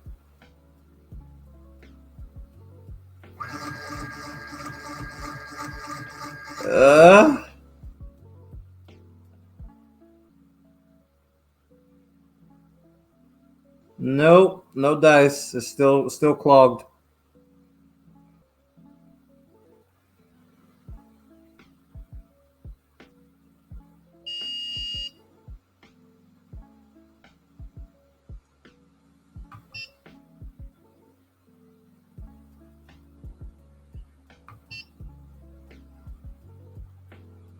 Well, that ain't it.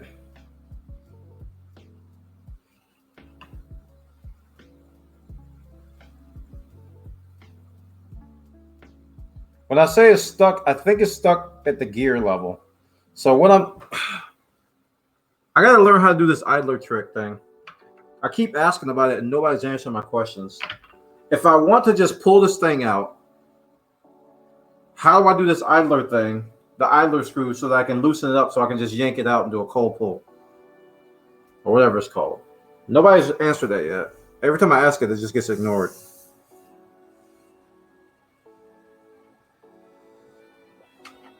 Because I want to get this filament out. It's stuck in there. I want it out. It's independent of the freaking clog.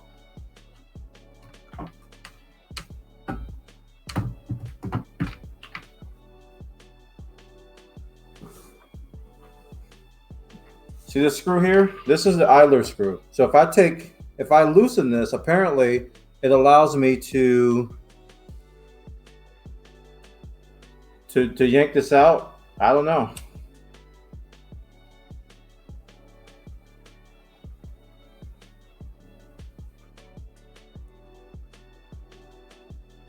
See, there's an arrow pointing to this screw right here. This is the idler screw right here.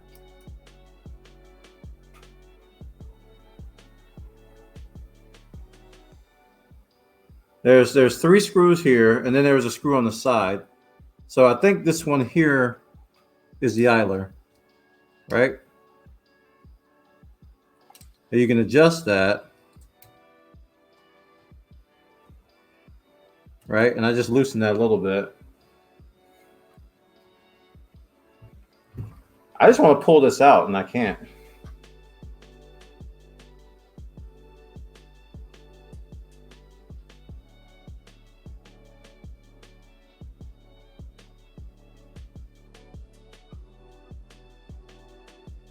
Let me turn this off. So if I take these 2 screws off here,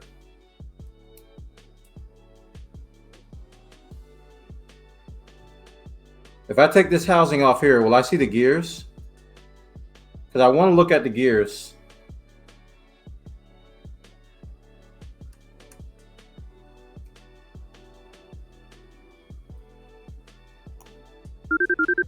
Unscrew that bottom screw to take it out totally and pull the filament.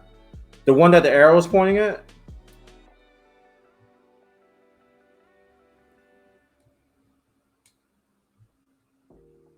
Okay, so I'm going to tighten these first. Let's go back to where these were. So then I'm going to go ahead and unscrew the one you just said.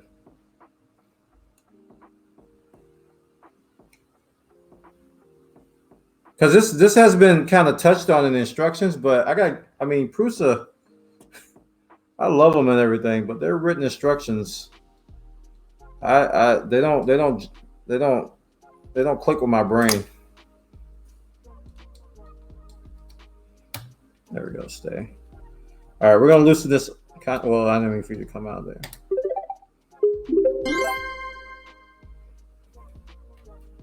Okay. Now, Live and let go. Do not be held down by what you said I should be able to pull that control. out now, right? I will see if you can find instructions to remove the feed motor, be filament fragments and tube that may need to clean the gear teeth. That's what I was gonna do, but I want to do this first. I want to take this filament out, then I'll look at the gears. All right, I'll take the screw out totally, like he says.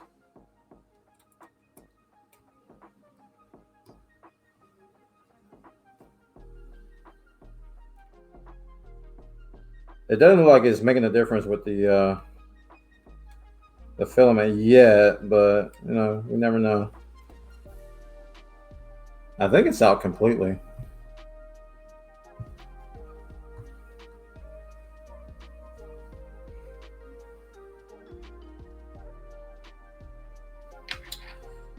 So the screw is out completely and I still can't pull out the filament. So what else do I try?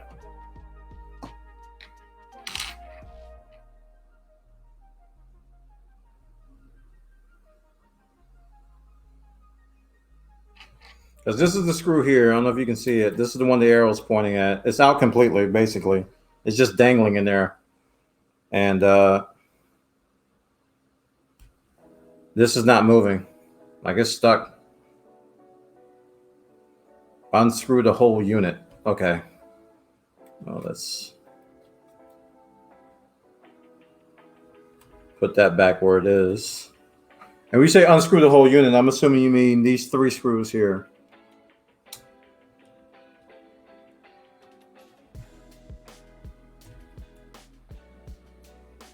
Because this right here, yeah, these are the ones that take it off. Yeah, split the orange casting apart. That's where I'm assuming the gears are, right?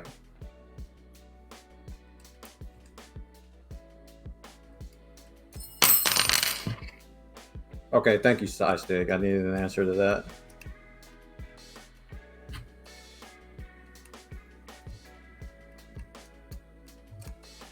Because there was a lot of stripping of the gears, and not stripping of the gears, stripping of the filament.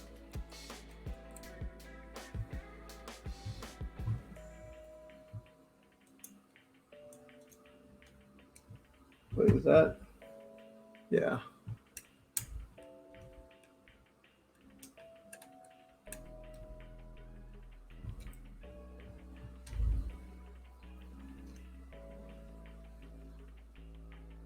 Okay, I wasn't expecting that. I don't know why I was expecting this to split in half.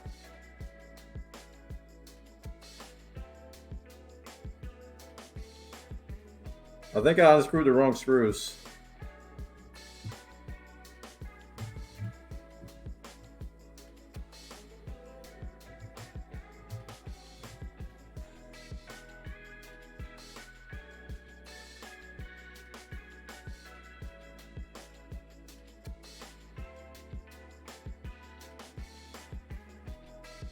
Is this correct? No need for caps. You're like the only one talking. I'm reading what you're saying, but there's a delay, okay? So if I don't do exactly what you say in the time you say it, it's because there's a slight delay.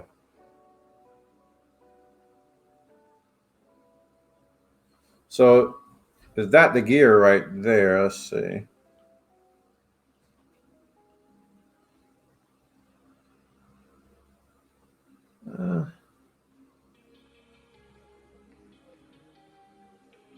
I don't see much jammed in there.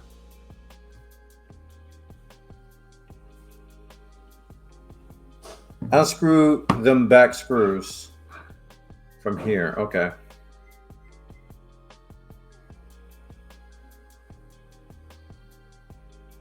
I hope these don't fall out. So there are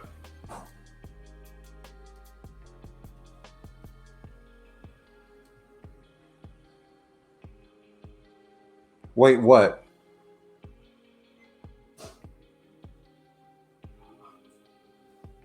Wait, what? What are you guys talking about?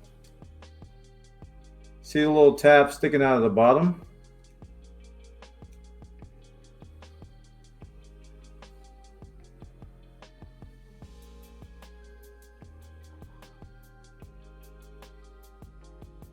Chat, please don't do oh no. What are you guys talking about, man?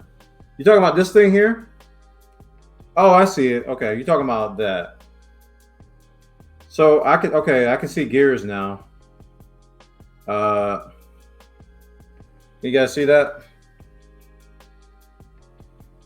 And there is a bunch of like grinded stuff, but it's not like super duper bad. At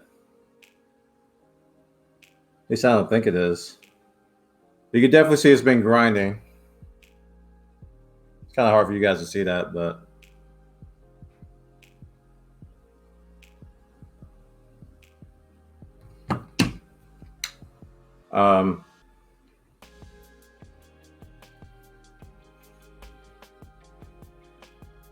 so I can see that's actually easy access to it. But how does that help me get this out? No, I can see the gears. I can see the gear. That's cool. Oh crap, that's coming out. Please don't fall out. Stay in there, screws. But I might still have to screw up this back plate to get this filament out.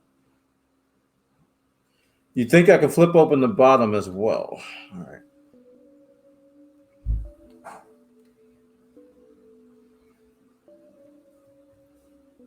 Seems to be something stopping it from the bottom one.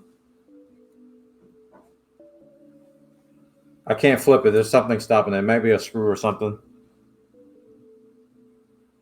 Just unscrew the back a little to take the pressure off.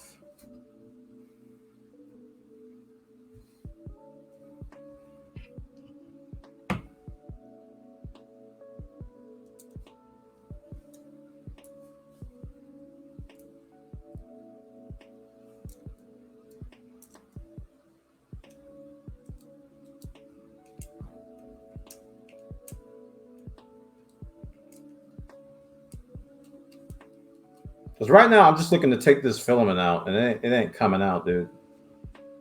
I want it out.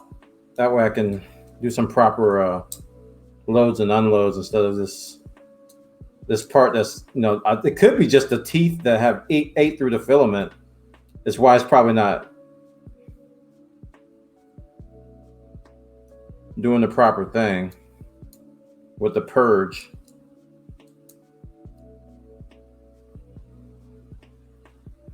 You have to completely remove that screw to open the bottom.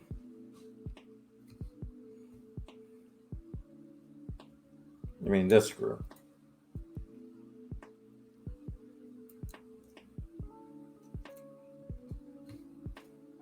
Yeah, I see what you're talking about.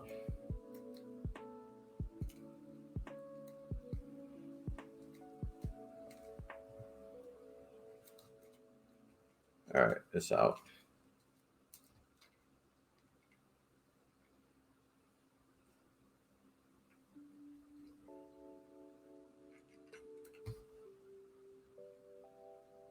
Whoa. That is a lot of crud. Holy crap.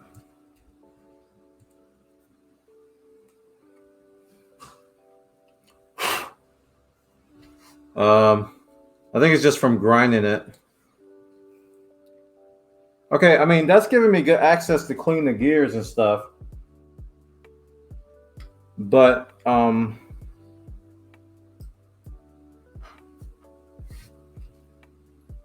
dang it. No. Where'd this fall out of? Oh, crap. I do not want to lose screws.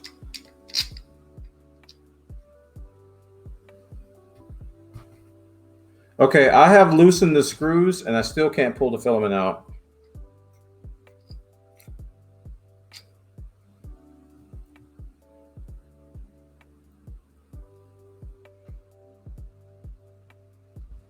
I think you can pull the filament now with that bottom open. I tried, it wouldn't come out. Wait. It broke. Perfect. It broke. It cracked. Well, now it's only partially in there.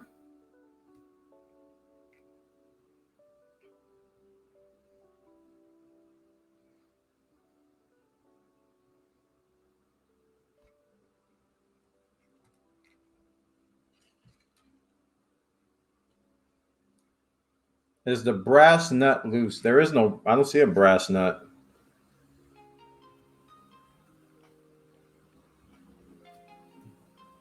I'm pretty sure I've loosened everything back here. Let me try this one. On the tube. Oh, this nut. No. Is that the main guy? Oh, man. Now I can't pull it. It wasn't loose. The brass nut was not loose.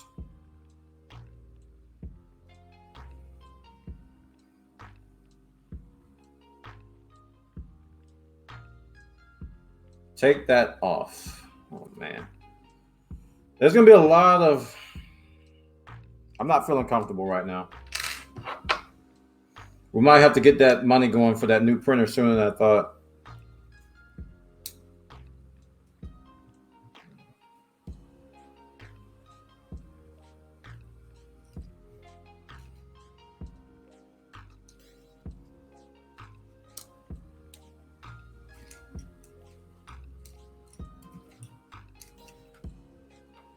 So am I taking the whole thing off or just don't panic? No, I'm not panicking. I'm getting 7 sets of instructions and I'm trying to wade through them the best I can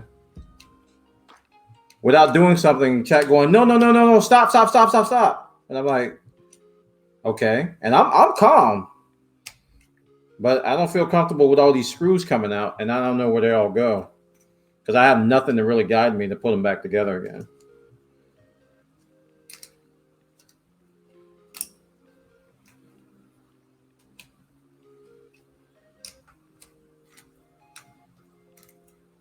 Okay. Oh my gosh, I don't want. Yep, there they go. Everything's falling apart.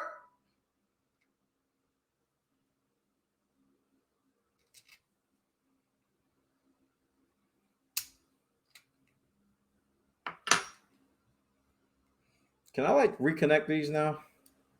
For real? Because I'm very afraid of.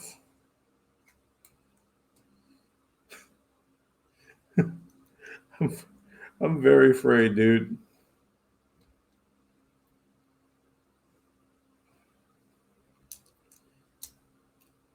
I've been loosening all these screws, and then now they're all coming out, and they're like falling everywhere.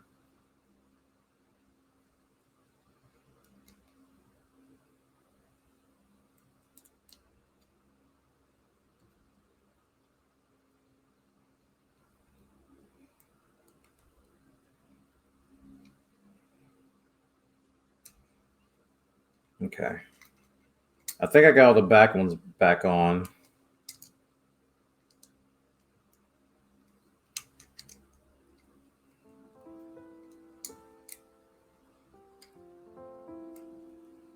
And yeah, so this one here is the main one that wants to fall out, and I can screw that one back in to here. Okay, I feel better now. Again, if the screws start falling out, that's when I'm like, oh no, what are you doing? Okay, and these are. Wait, did I put that in there?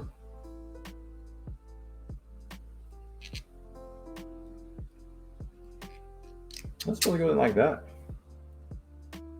Yeah. Okay, yeah, those two go there. Put that in backwards. All right, rest. Stay. All right, now, as for you, my good friend. So,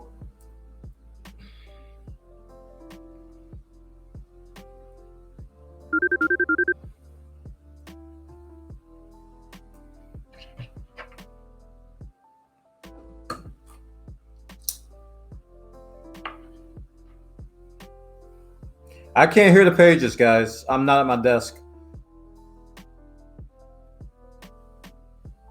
Now take the other brass nut off. You mean at this side here? At the back end?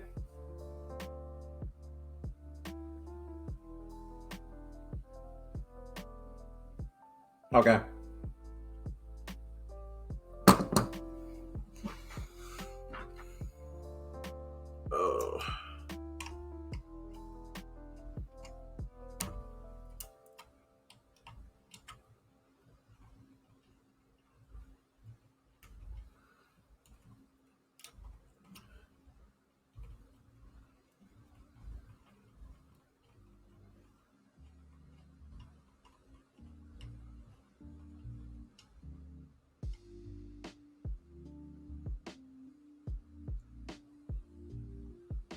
So in theory, I should be able to pull this out now, right?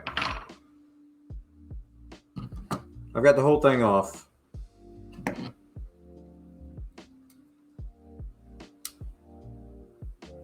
In theory.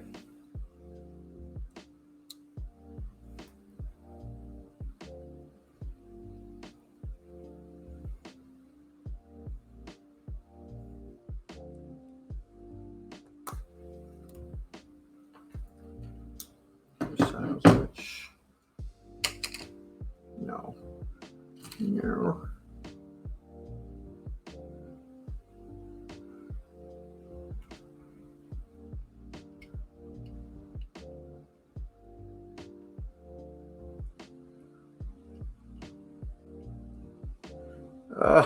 Falling apart. Stop falling apart. Stay with me.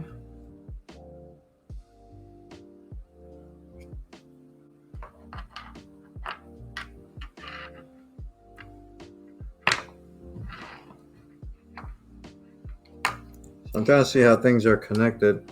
This longer one goes in this end. Oh crap. What are you doing? What are you doing? There we go. So this one goes. Lordy. They're falling apart!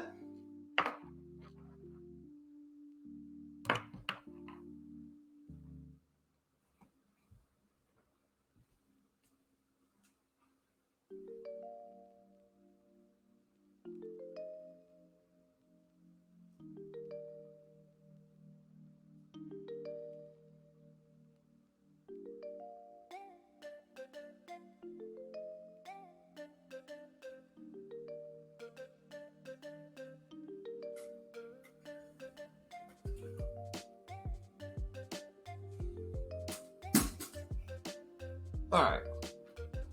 This stupid. I'm not reading what you're saying right now. Just a FYI. I'm trying to put this back in the. Oh, let's just put this in first, I guess. I don't know. All right, let's catch up on chat before I do anything else.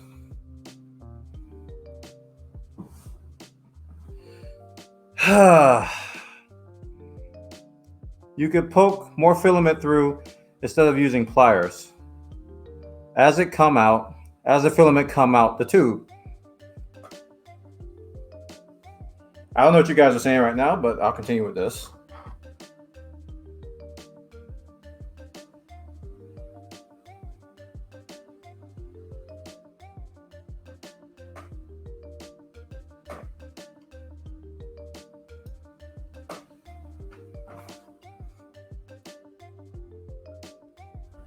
Did that actually fit in there? It doesn't want to go back in. There we go. Okay, it was just a tight. Oh my goodness. Would you stay? You know what? You're just gonna stay down there for now. Holy crap. That is a very stubborn one there, chat.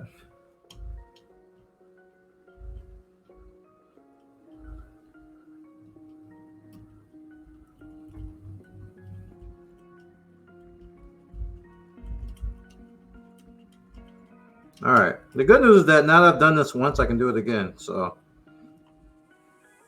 that's somewhat tight. Let's tighten her even more.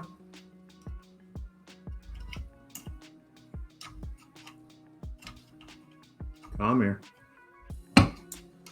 Come here, you stinky. All right, that's tight.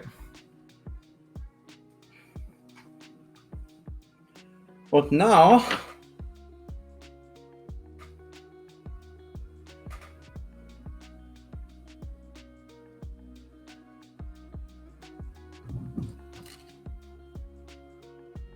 this goes. I don't know how I'm supposed to feed these, so I'm gonna assume that goes in here.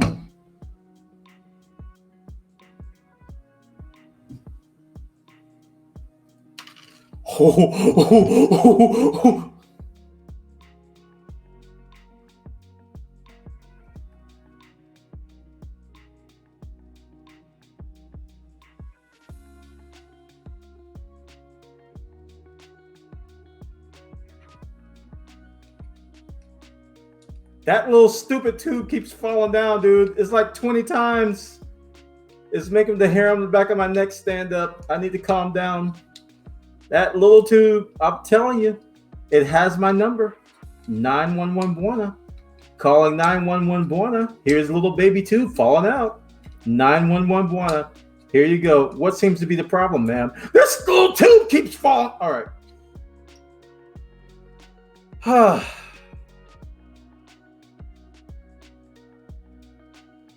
So now we're here. And we can put this back on here. Like so. And it looks like all the screws are somewhat there, which makes me a very happy man.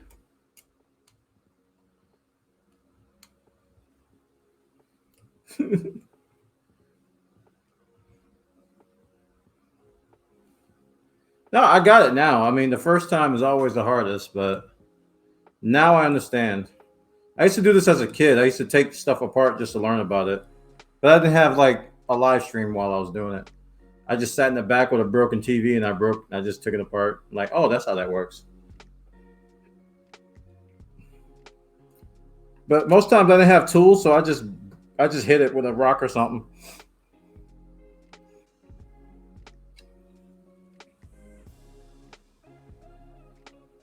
Okay, so we're back on. Wow, man, it's a lot of like dust down here too. We got the filament out. It was in two pieces, but we got the filament out. That was my goal. All right, filament is out. But we still have a clogged.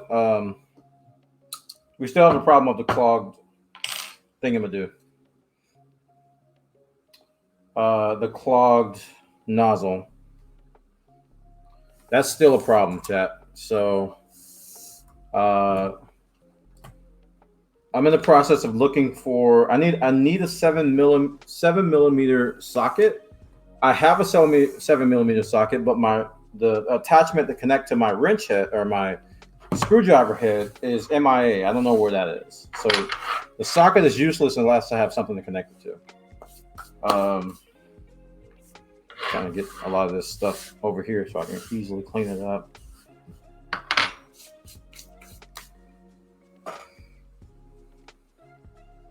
So we know how to take this apart. So tell your friends. One knows how to take it apart. But I did like the idea of using this needle thing. This needle thing that they gave us that you guys can't see because it's like a freaking acupuncture needle. And just basically heating it up and sticking it up there until the stuff comes out. I can't unscrew the nozzle. I don't have the right tool to do it. I don't have a socket. And I tried it with pliers. I tried it with this. And it wasn't coming off, and I was scared I was going to strip it off because I was giving it some might, and it wasn't coming off. So, and that was heated to. I even followed Bruce's instructions. They said heat it to 280, and I tried it with 180 at first, and I tried it with 280. It wasn't coming off. So if I have a socket to just like, first off, the instructions say do this. Put this guy on here like this to hold this in place, right? Hold that in place. Put the socket underneath and basically just twist it off. If I had a socket wrench, I'd be done with this 10 times over. But I don't have it. 280 is a typo? Okay.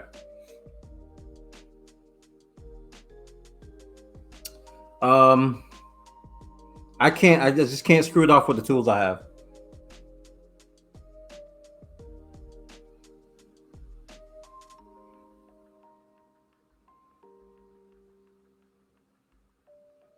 You would need a ratchet or a breaker bar for that. Yeah.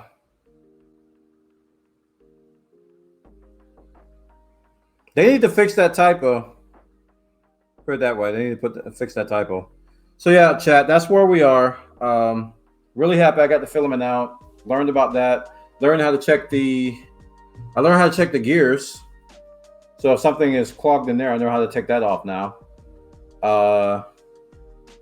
I could heat it up again and just poke this thing to death until it'll start going through, but I doubt it.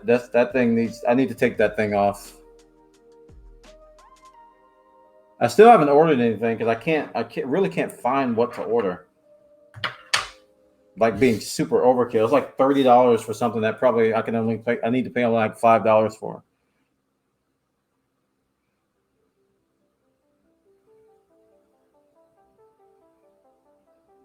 So yeah, the filament's gone. I took the filament out. There's no filament in here. That was a concern of mine.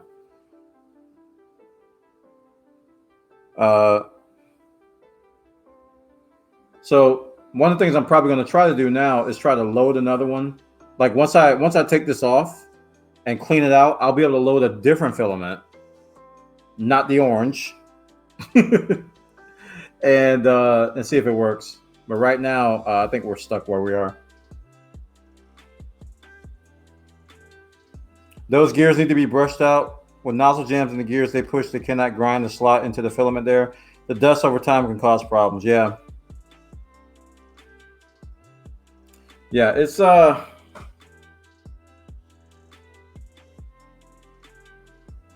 I looked at the gears and there was some debris in there, but I don't. It didn't look like enough to clog it. It was just like little shards here and there, and I kind of gave it a light blow. I was like, phew. And you know, I didn't want to aggravate it anymore. But yeah, that's the problem. That guy right there. It is clogged. It has got the goop. I have taken it out. I've actually, like, I've done my best to clean it out, and I don't. That's the thing. That article doesn't even tell you how to clean it out. They just say after you've cleaned it out. And I'm just like, what?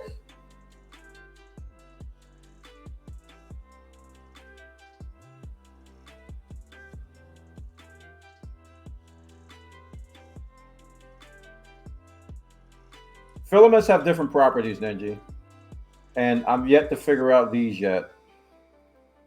When they add color and stuff and additives and glitter and whatnot, the temperatures have to be adjusted, and I haven't figured that out for this one yet. I thought I did, but I didn't. I figured it out for the blue, but I didn't yet. I don't know if it was for, but I saw a stream gifts notification. Oh, you did? I can't hear any notifications, guys. I'm sorry.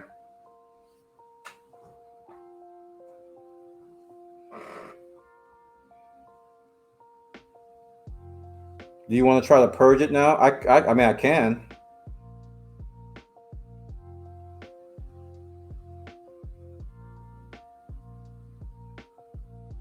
Specto, thank you, man. Fiber to micro. I think he's giving me the microfiber. Thanks, man. Yeah, so I have microfiber on my stream gifts. And yeah, the microfiber cloths. Thank you, man. Micro to fiber. Fiber to micro.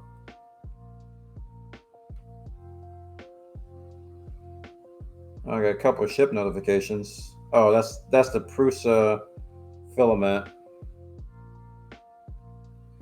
Can you purge with? All right, let me try. I'll try to purge with nothing in there. Looks like my atomic filament shipped as well. Filament purge. What is that noise? I've never heard that before. What is that? It said parking. It's like maybe because I'm max height.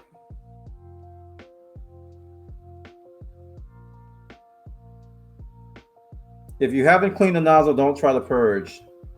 Whoops. I can't stop it now.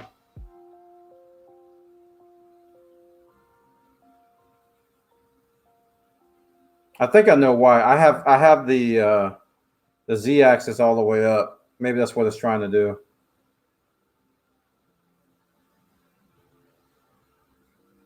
It's trying to drive up past top Z. Okay, I have it at top Z.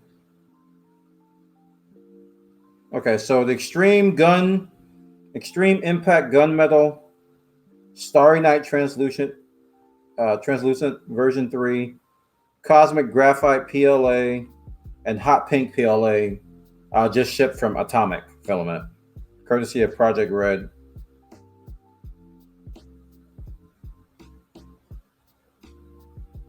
I also have no means of cleaning a nozzle. Like, I don't have a brass brush yet. So that's something else I got to get.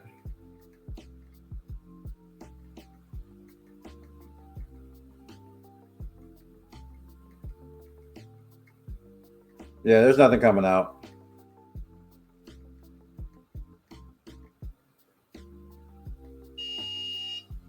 Yes.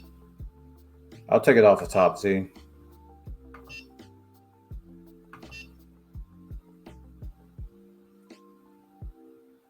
How come?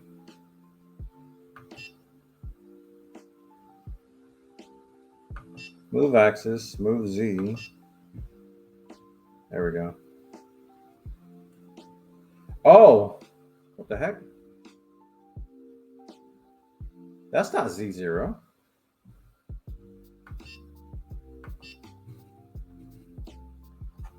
Something's wrong. It thinks that's Z0 and it's not. All right, let me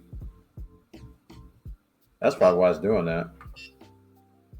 Where's Park? Or like calibration. Auto home?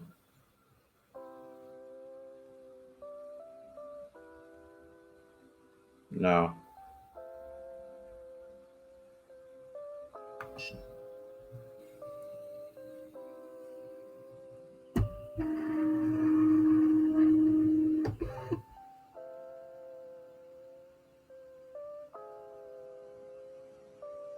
Okay, now it's kind of fixing itself. I manually moved the z-axis up in the settings, and I think I've turned the printer off and on since then, and I haven't done an auto home. So that's probably what happened. I forgot the auto home. Today I learned. Okay, it's happy now, I think.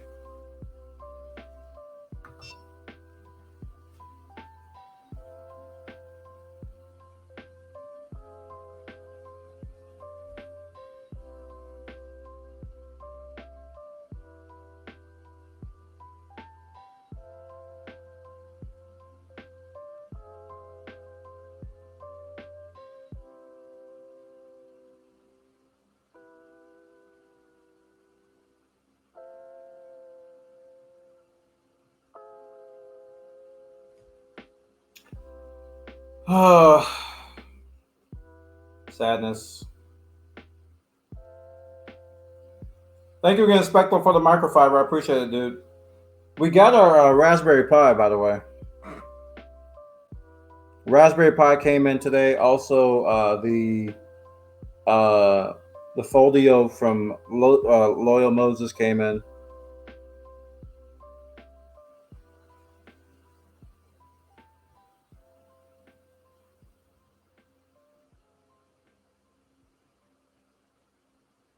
The Buona booth. I'm gonna feel really bad with the Pi. Like I'm gonna get all that set up and like, hey, let's print. Oh wait, because it's gonna be a couple days before I can print again. I'm not gonna get anything between today and tomorrow, and maybe Wednesday. So I don't want to have that. That's gonna kill me. that's gonna literally destroy me. Hey David, what did I break? I have a clog, a nozzle clog, and I don't have the tools to unclog it. The proper tools to unclog it. I've been poking and prodding at it pretty much most of the night, and we can't get it unclogged. I managed to get my filament out. I had to take some stuff apart to get the filament out.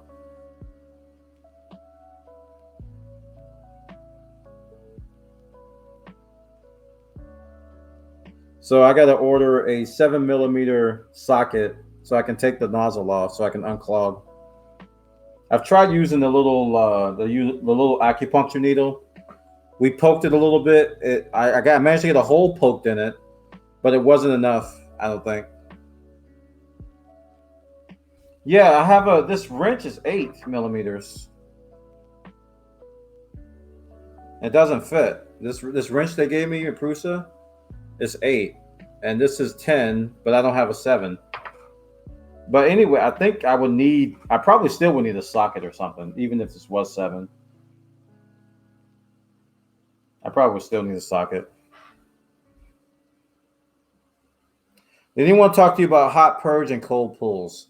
I've gotten a lot of information today, and some of those words were mentioned. I've been trying to purge. We recently just did one, and nothing came out. I can try again, but is this gonna work? Let me see.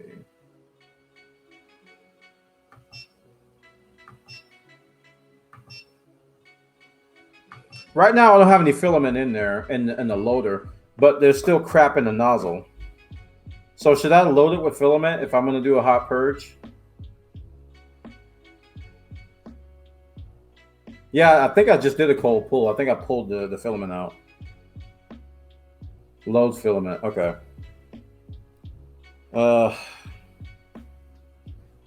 Which one do I load? Maybe you can help me, David. I've been having some issues with the blue moon. I had some temperature problems with the blue moon. I was I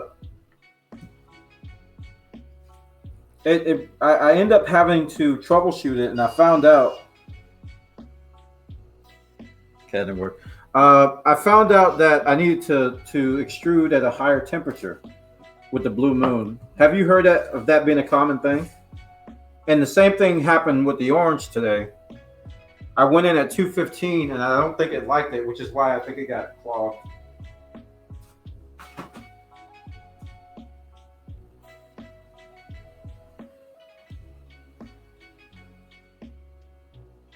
Set the temp to 235. I gotta figure out how to do that on the screen here.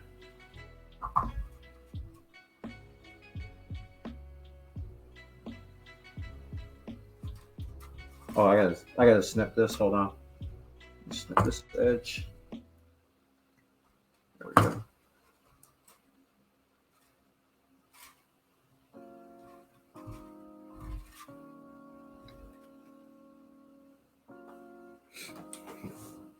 Okay. So set temperature to 235. So if I go to return settings, temperature, nozzle 235. Okay, so now it's heating up the nozzle to 235.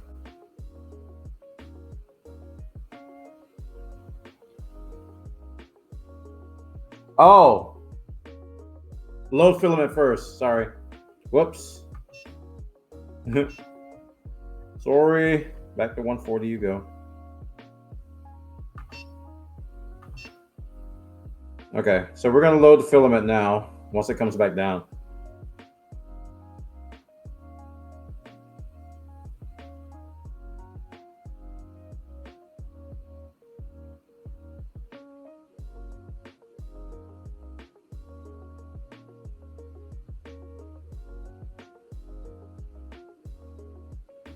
Okay. Filament, load filament. Yes, I wish to load it. PLA. Continue.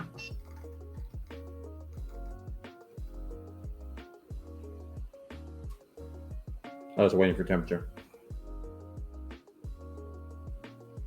Oh, look at these steps, Chad. I'm feeling special right now.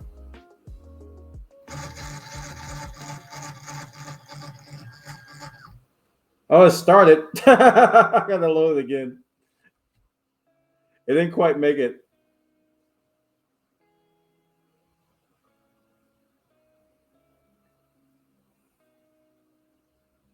I'm gonna do a retry here.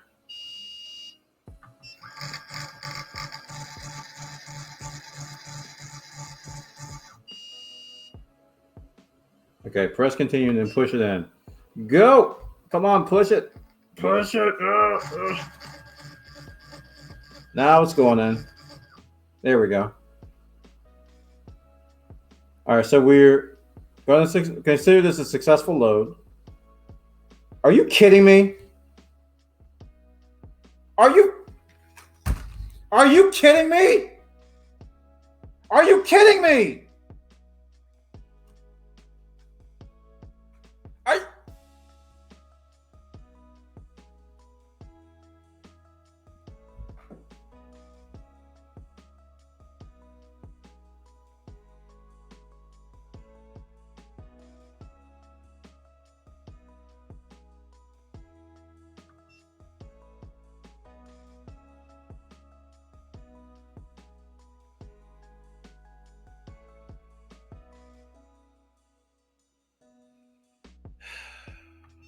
All right, well,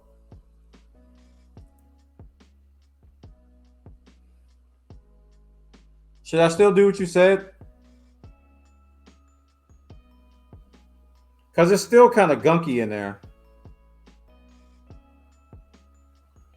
Add 10C to whatever it is, then look for a retraction and make that number half. Okay, so what I did for the blue is I added 5. No, I added 10. I did. I did 225, but I didn't do retraction.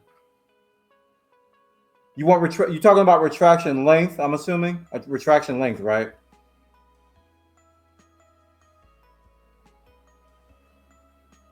Okay, so make the retraction length half.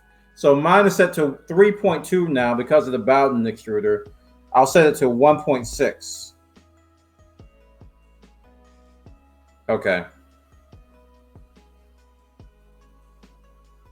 But I still need to clean this nozzle. Set it to 1? Okay.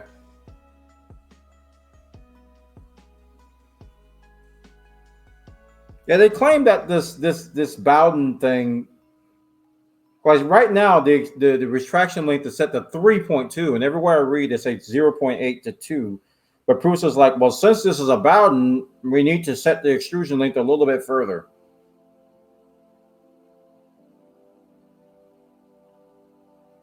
Okay.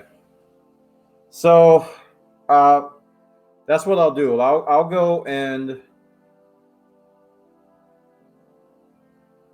do that on the Spider-Man print. I probably should print something a little bit simpler. But you know Buona, he's gotta go big.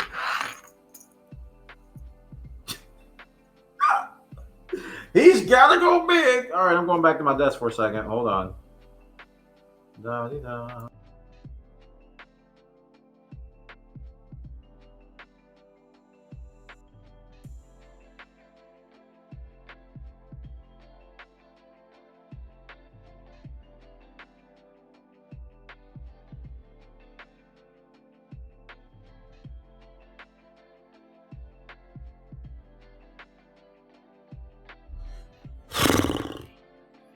I'm getting too old for this, chat.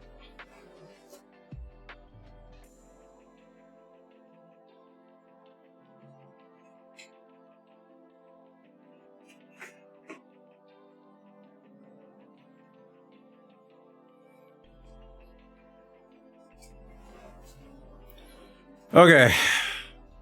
So let's find my mouse.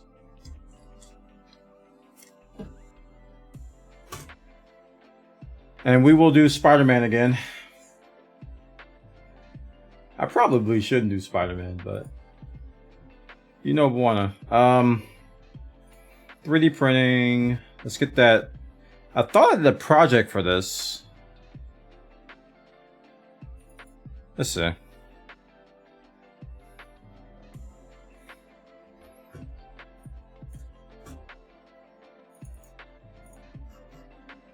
No, I didn't do a project. All right, hold on.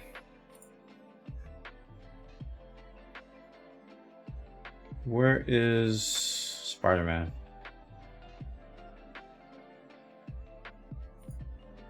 There it is.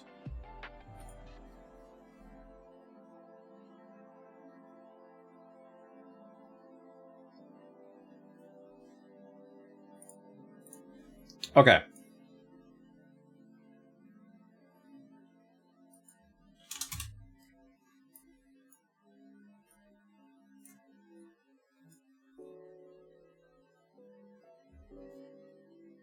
Filament settings.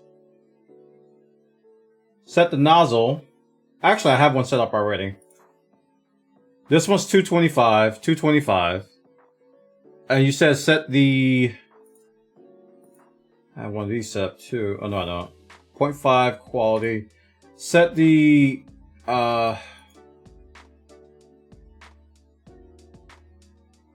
on the printer settings? Extruder 1. Set the extruder length to 1.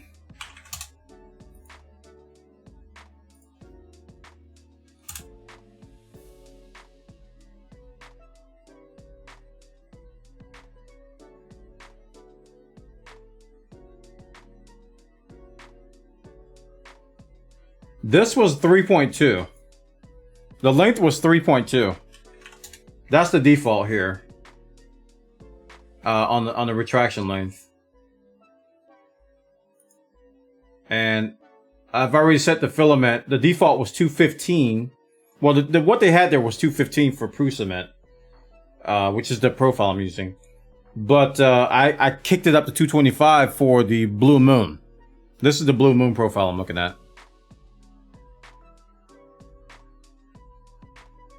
One should be good enough to try. All right. Printer settings 1.0.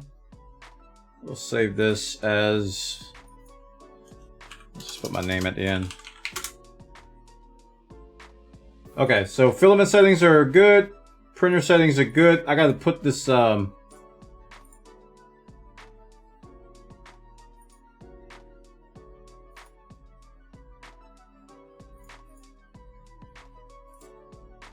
probably should save this too, huh? We're gonna do the manual support.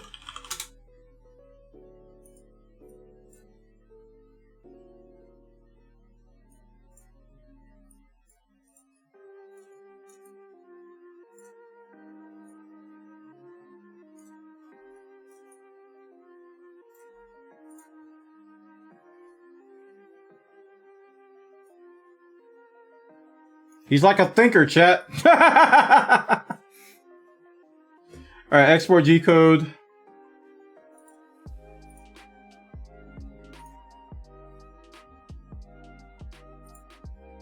Let's get rid of the other Spider-Man file I have in here. I don't want to confuse myself. From 4:09 p.m. Wow, how time flies. All right, we are ready to try this. I need to clean my plate and everything.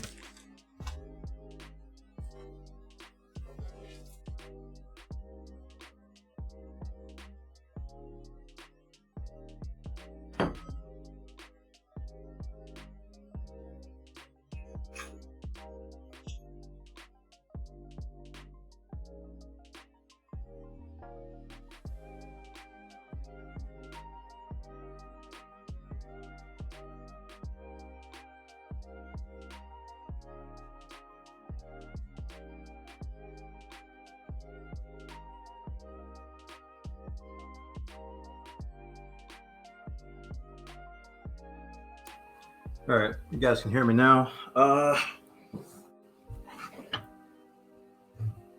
Sorry. Oh, caught it.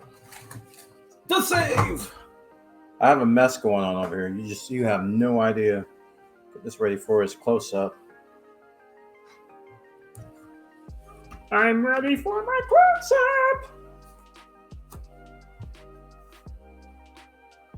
All right, clean the plate. Then we're gonna kick it off. See how it goes.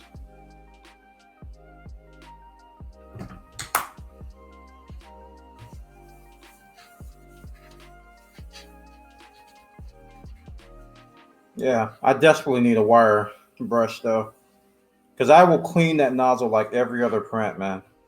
I just go. I don't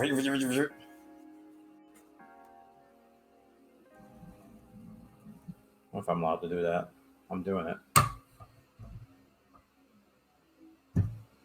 Okay, cool. I think we're set.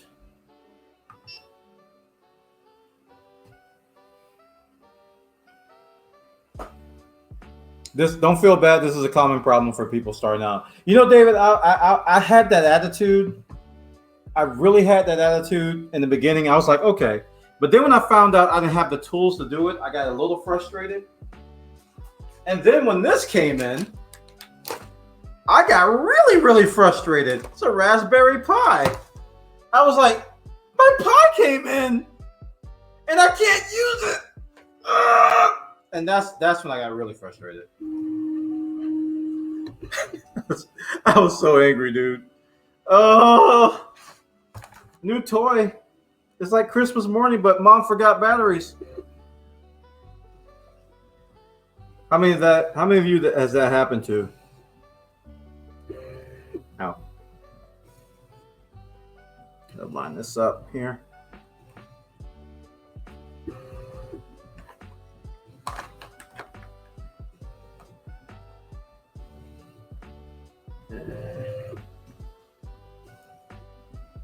I am terrible at this. I also have a Gorilla Pod possibly on the way just for crap like this. But then again, I got the Pi now, so the camera's going to be a little different-y.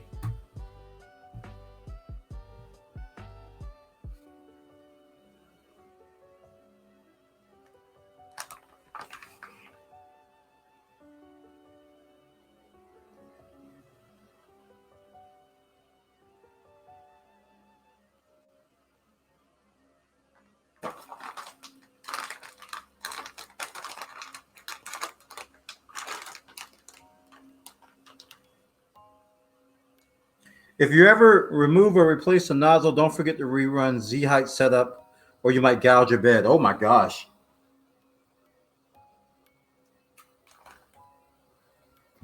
Okay, that started. Oh, that's dripping like crazy. What the heck? Okay, it's fine. Towards the end of that line, it got better. A little bit of snot. It's fine. It's fine. It's fine. No need to be. It's cool. When it clocks again, we'll just blame Ninja.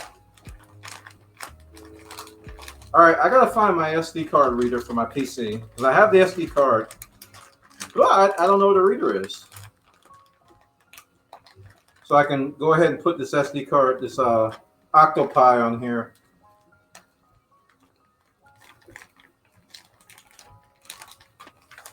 It's fine. Relax. We got David here. He knows what he's talking about.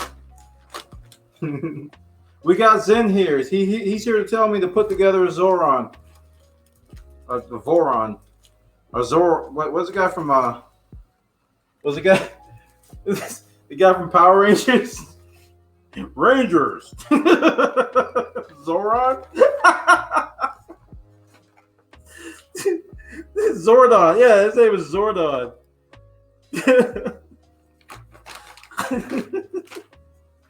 Rangers. The nozzle is clogged at Borna's printer. We need to get to his house and save him.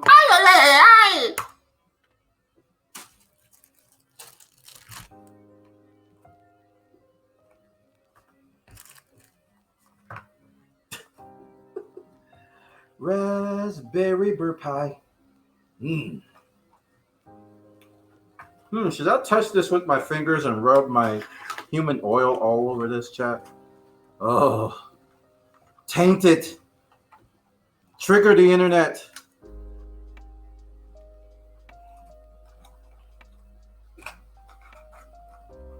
We got a case too.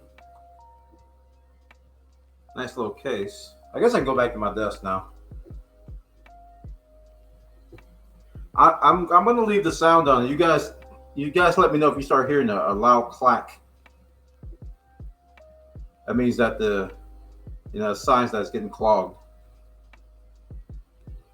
So now we won't know if it all works for about an hour or two. It should be fine for at least that long. Okay.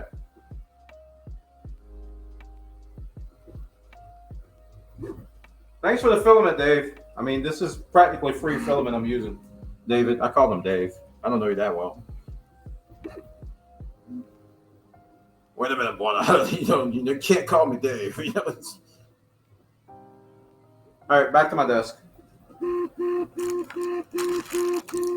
If you hear it pop, pop, pop, you know what's going on.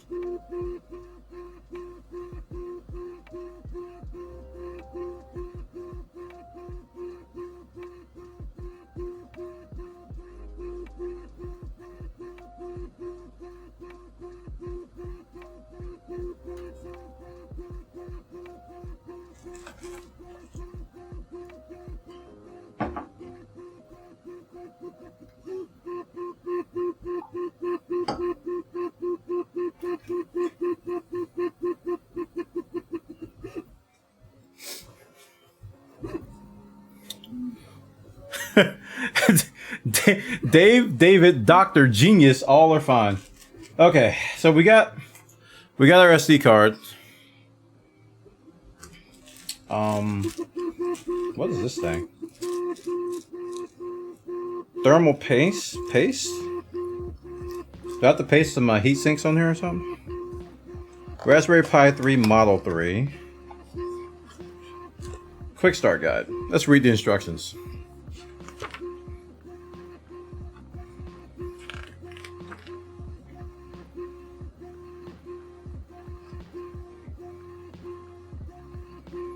Fitting a heatsink. There are 2 chips on the Raspberry Pi that can get very hot if the device is working hard.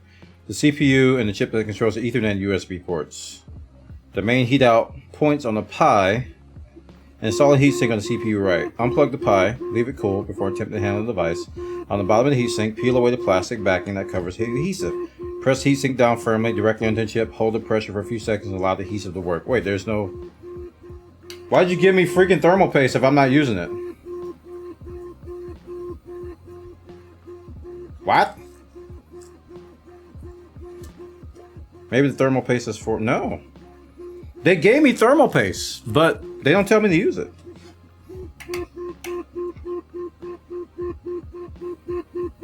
You don't remember ever using thermal paste for a Pi? Did you have to put on the heat sinks? Okay, this looks stupid straightforward. Okay,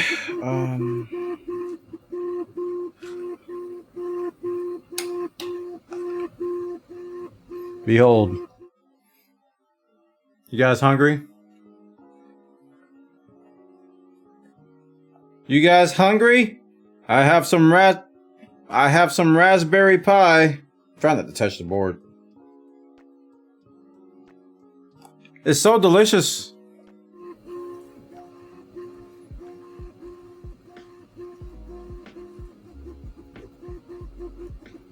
I've done mine with open air and fans. Okay.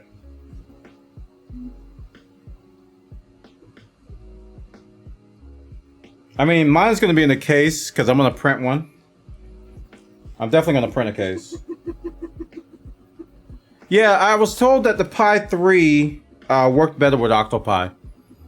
Well, it had less issues with Octopi, which I'm going to be using Octoprint for fun and games. That's the only reason why I got Pi 3 instead of a Pi 4. I imagine there's probably just some new compatibility stuff they're working through.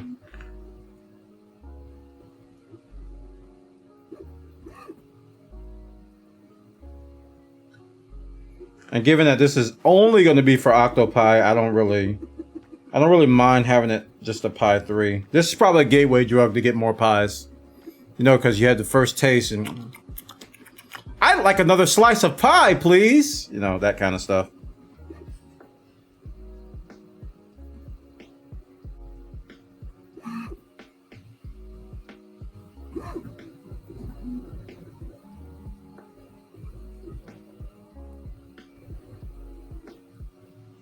Well, I'm gonna go ahead and put these heat sinks on. And I'm not looking forward... you're probably wondering why I'm not moving ahead faster. I'm actually not looking forward to this SD connector.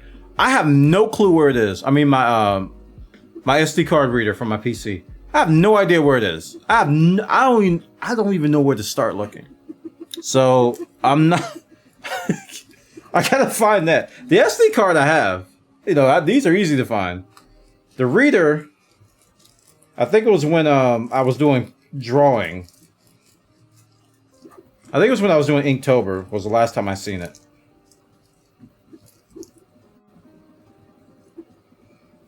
That was eons ago.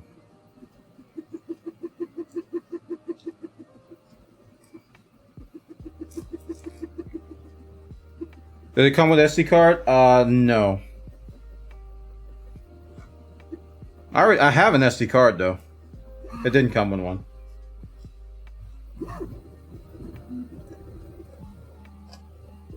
I've got to flash it with the Octopi image anyway, so whatever they gave me, I was going to overwrite.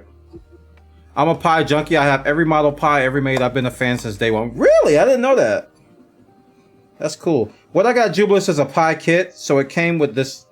I just dropped everything. It came with this case as well, a plastic case, which... Cool, but I'm probably going to print my own.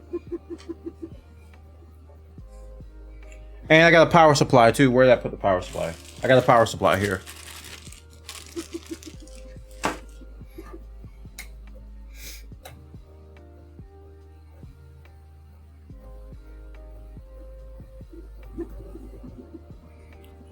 Chat, let me know if you hear pops.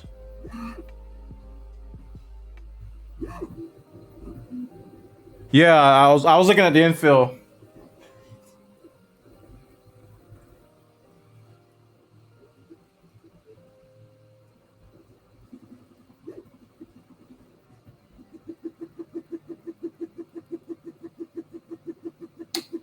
I heard a pop.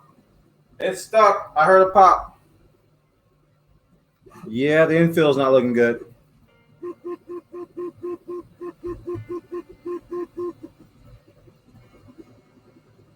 Yeah, that's not looking too good.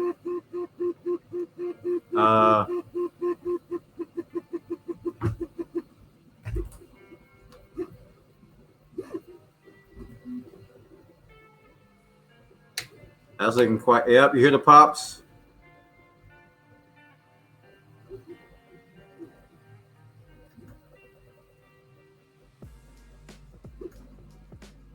It is jammed once more with feeling.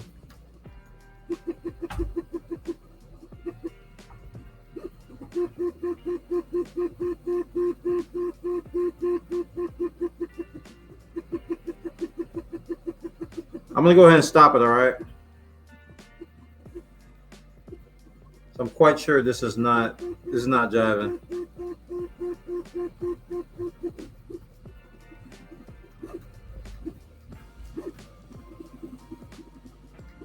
Let it go a little bit more. All right.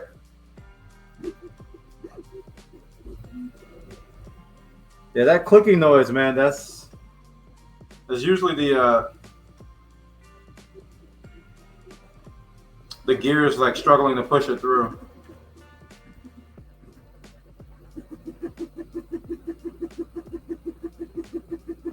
Lower the temp by 5. Do I go to tune? Put the temperature to 220.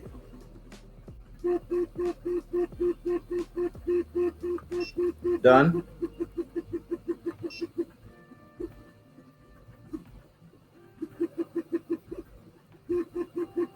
My first time doing that. I didn't even know how to do that.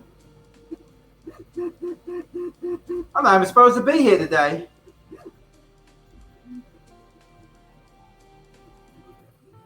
Yeah, this is PLA.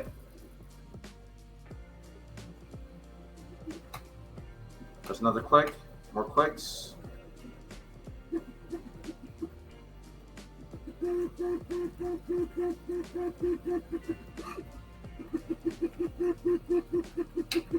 Click, click, click.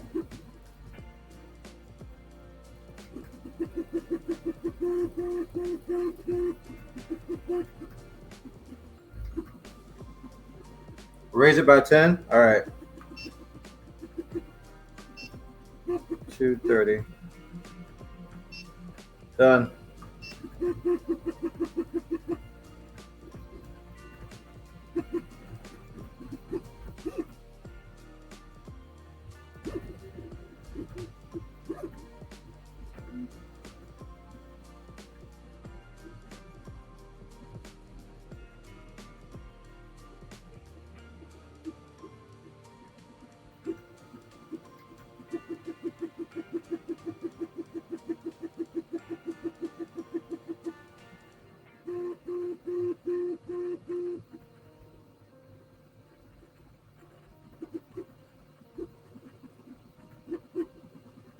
All right, we're sitting at 230 now. Click.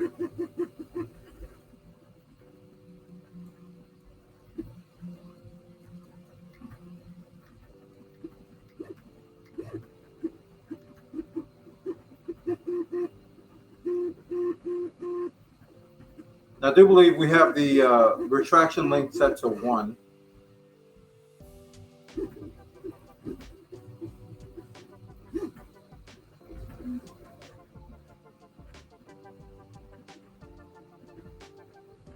Yeah, the clicks are not super constant, so.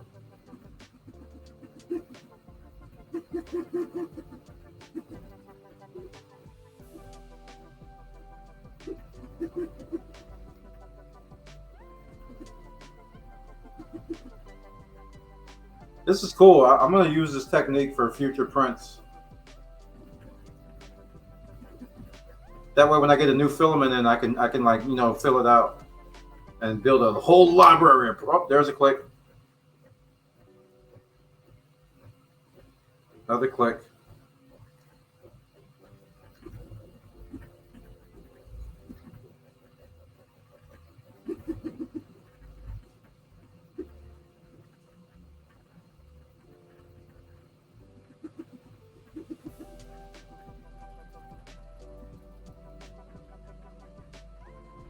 I mean, it's not completely jam. It's still printing. Although it's not perfect, it's still printing.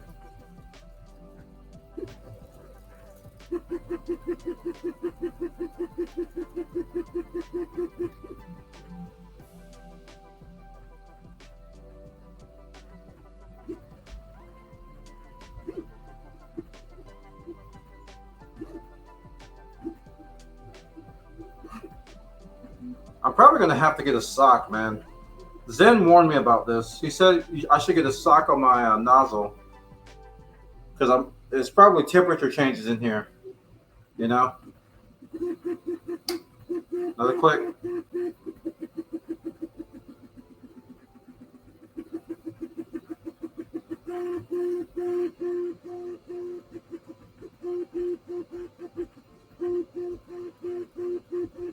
I think when I order my nozzle replacements, I'm going to get some socks too.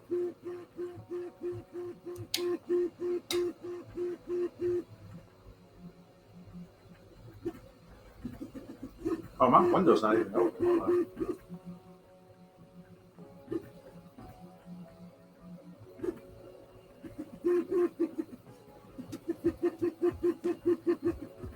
Yeah, we're going higher temperatures, so I'm getting more fumes.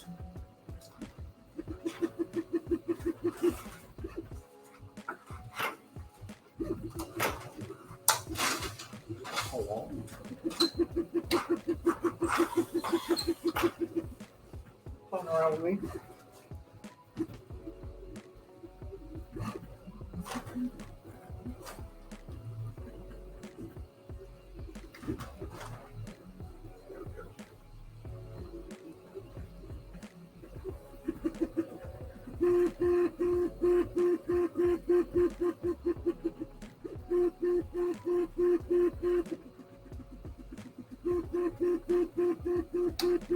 Click. Uh-oh.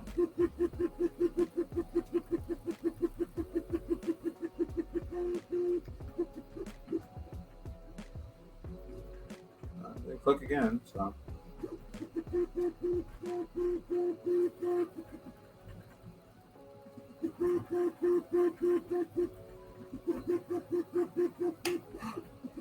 Click.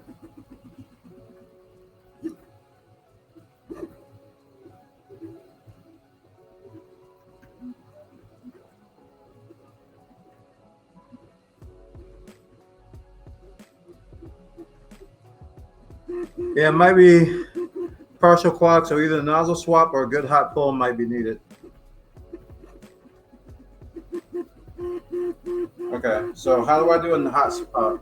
That thing you were talking about before? With the hot pull, I can try that because I can't do a nozzle swap yet.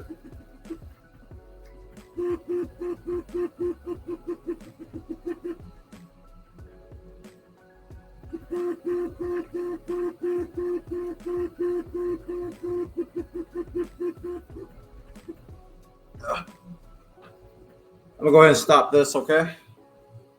Okay with you, gents? Go ahead and stop this, and then we'll try the hot pull. I gotta scroll up to see the steps for that.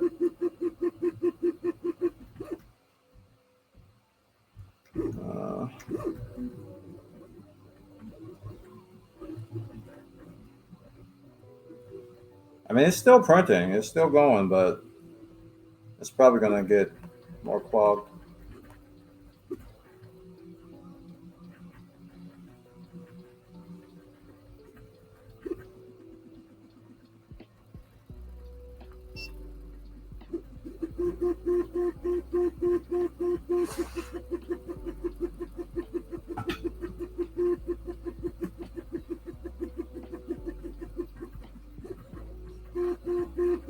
So stop the print, raise extruder, set the temp manually 240, and then move the E-axis. Okay, stop the print. Raise the extruder. So the raise extruder, I go to home, settings, move axis, Z-axis.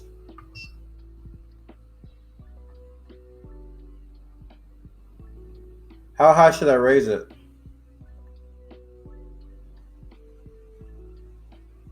I guess that's good, huh? Set the temp manually to 240.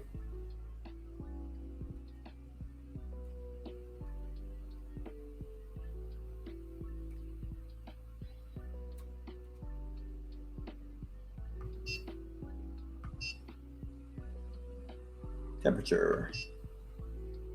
Nozzle. 240.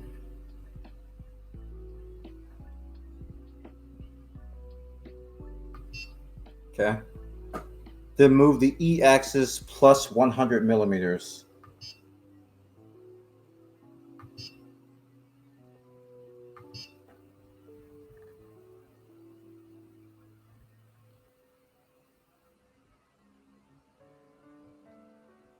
Okay. Oh, that's 109. Go back, go back, go back. Okay, it's a little bit slow updating the E-axis. I went too far. 120.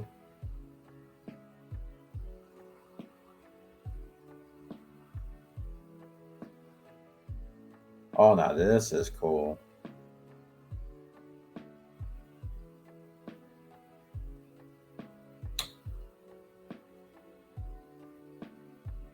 Okay.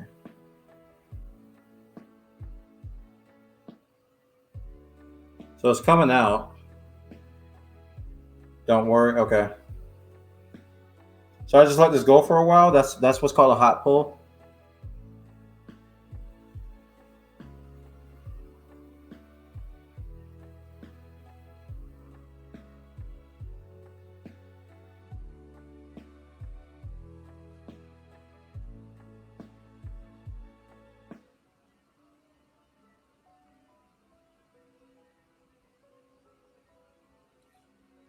We're trying to unclog this without having to remove the nozzle browning.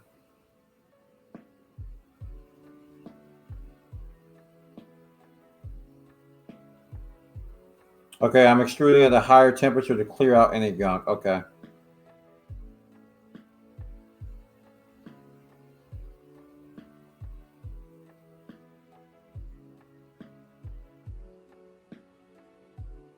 This is cool, man. I'm learning new techniques. So we did, I should write this down. We did 200, not 200, we did 240. And then E-axis at 100. Okay.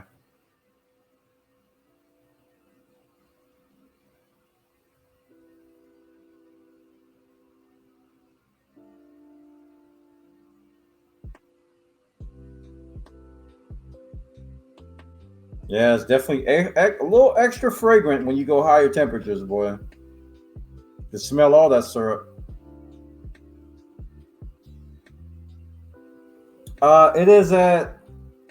It's at a slight angle. I can kind of tell. I'm like watching it though. It's still at a slight angle. But it's like going back and forth between angle and then like straight. So it looks like it's trying to do something. And I'm being very picky when I say it's at an angle because if I can get you a little closer here. Hold on, let's take you guys on a journey.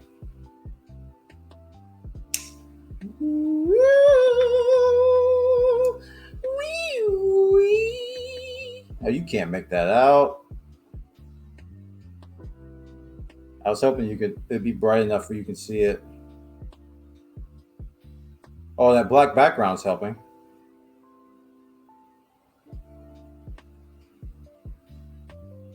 Yeah, you can kind of see the angle from that angle. You see it's coming out of that little That's an angle, yeah.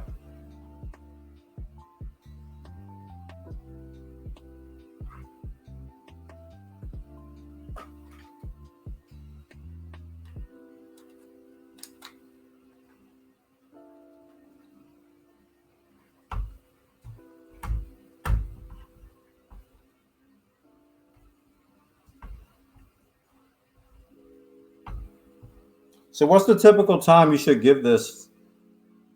Just a few minutes, I'm assuming. You don't want to let this run for hours, probably.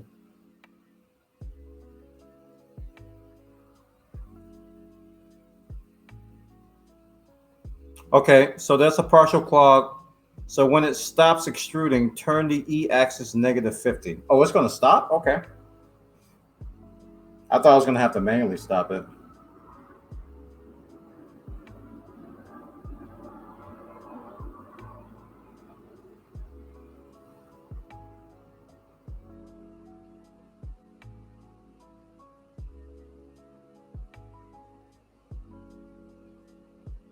It should stop unless you went crazy with the control knob. I kind of did. Yeah, movie is at $5.99 now. Should I? It wasn't that high. It was like at 100. Power cycle the printer. All right, there we go.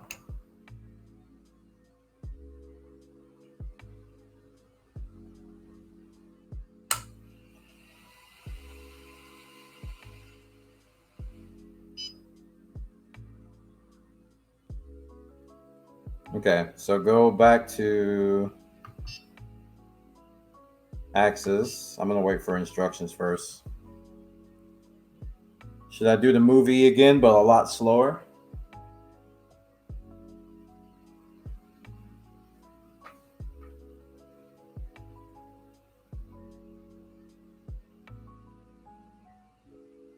Oh, temp, right. Temp at 240. So used to things responding fast, so I went nuts on that thing. All right, move axis.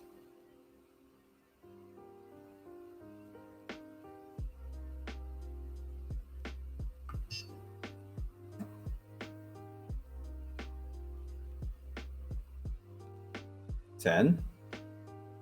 Wait.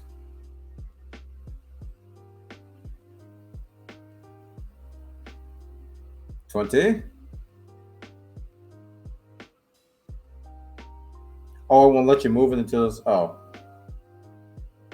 So I shouldn't even be bothering with this. All right. All right, now it's at temp. No, it's at 239. Come on, boy. Okay, now it's 240. Movie. 2, 3, 4, 5, 6, 7, 8, 9, 10. 2, 3, 4. Wait, 20? Ooh, that's coming out. 30? 40? 50? 60? 70?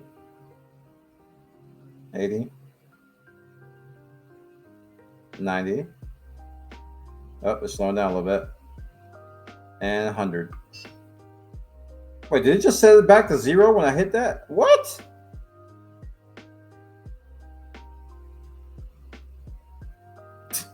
It went when I. That's fine. Okay, I won't touch it then.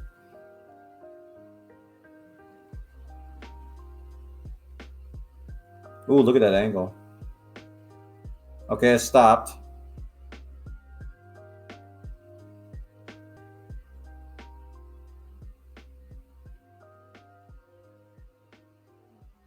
You still have that nozzle needle? Yeah.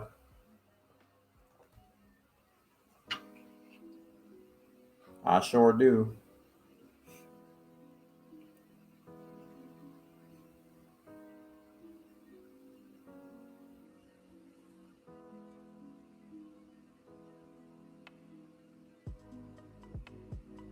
turn the z-axis to -20.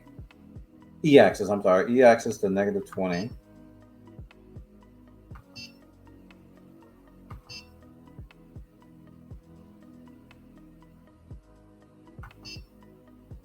Okay, I probably shouldn't hit that again, huh? Just move it to -20 and leave it.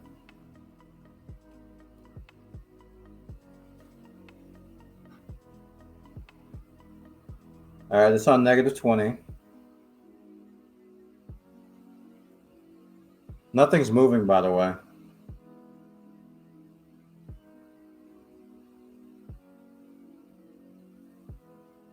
Now, while it's hot, stick your needle in there and wiggle it around.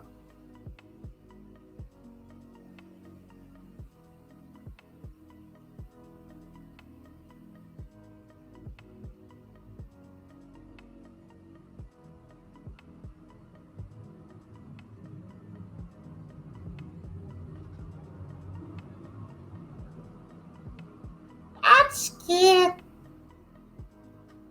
I think I just put some more crud on there.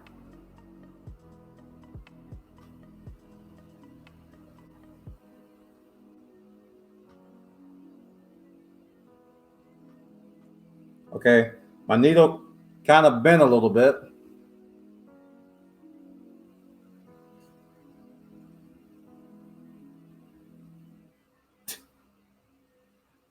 It kind of bent a little bit. It's not straight anymore.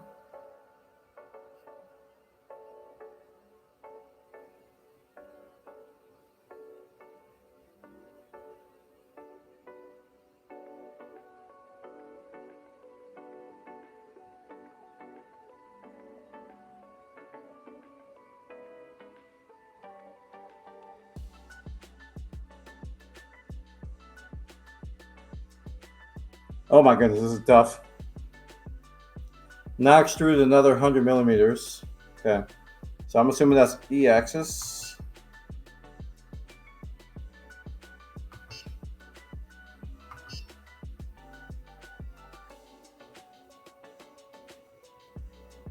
I think I might have damaged my little poker here.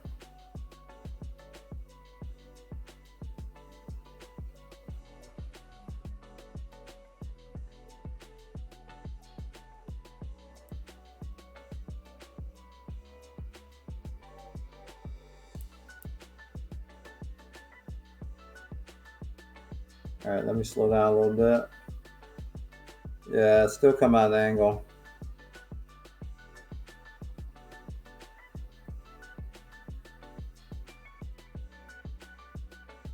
$100.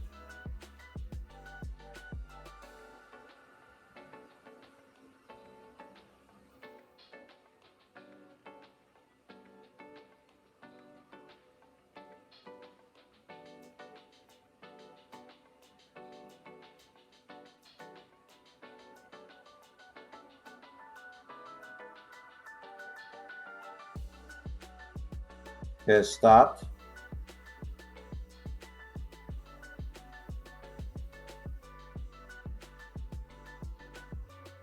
Do another 100. Okay.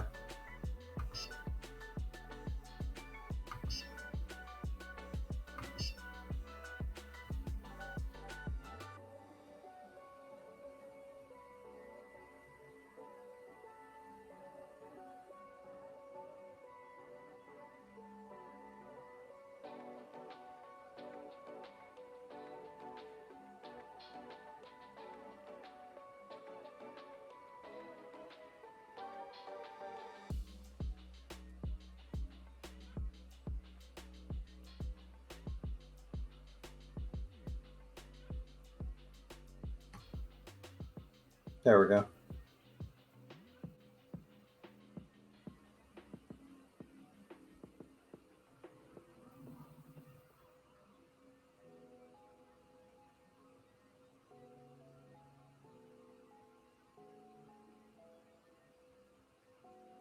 Oh, wait.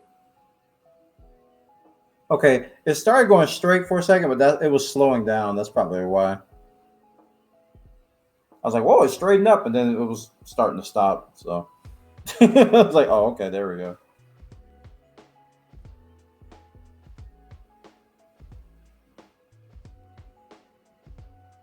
I probably need to start cleaning this up, huh? Yep. Guys, we sure have a nice little spaghetti farm going on there.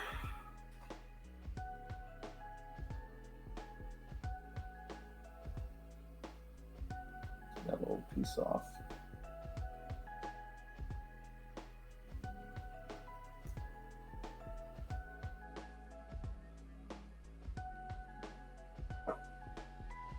Cold pull. Prusa has a great tutorial for that. Okay. Let me check that out.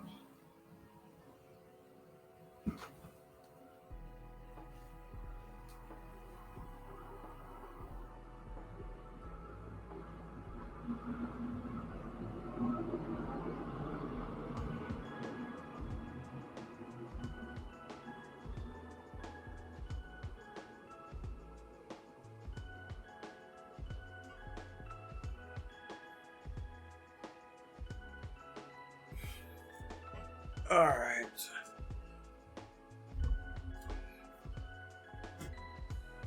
Throw this in Discord so I can get it on my phone.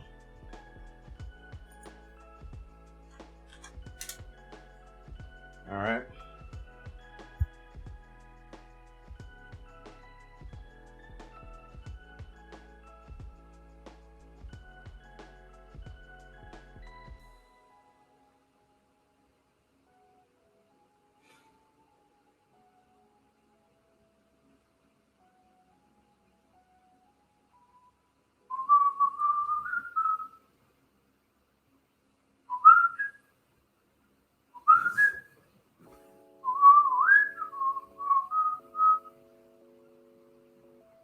Okay.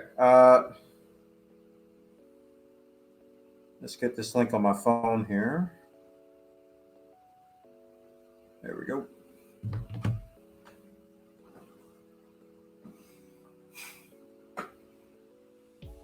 Cold pull. The cold pull is a technique that allows you to clean your printer's nozzle of any material that may be stuck or burned aside. You may also use it to clean your hot end usual maintenance routine. Cold pull should be made if your nozzle is partially clogged but the filament is still being extruded.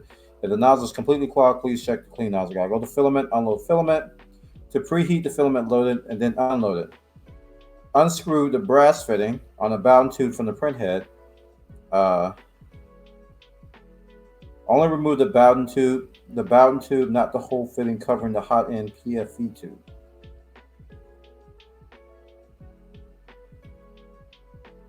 Okay. Move the print head close to the Z-axis and not apply pressure at the end of the arm.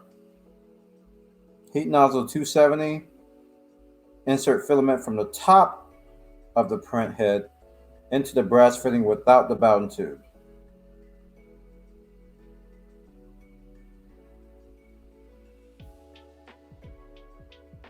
Okay. They kind of lost me there. So I'm only supposed to take this screw off. You can't see my hand. I'm only supposed to take the top part of the screw off, not the bottom. So this screw, I'm not touching it because it's probably hot. This screw, not the bottom one, right? Because the bottom one will take the whole thing off. So take that screw off. And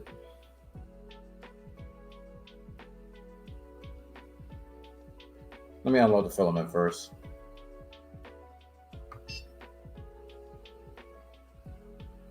Yeah, the big nut part. There we go.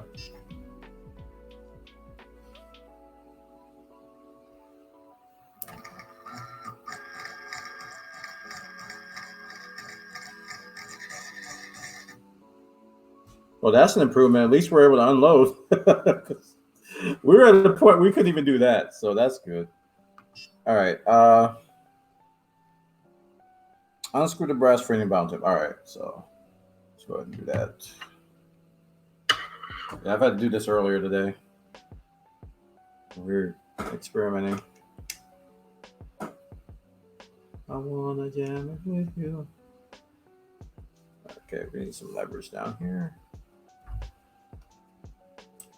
Oh wow, this is. They're both turning now. I don't think they're both supposed to turn. They're not. So I don't think I tightened this one down here tight enough.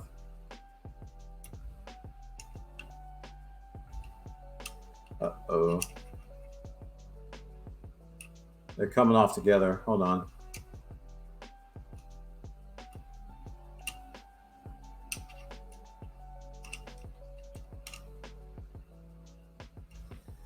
Well, I got your...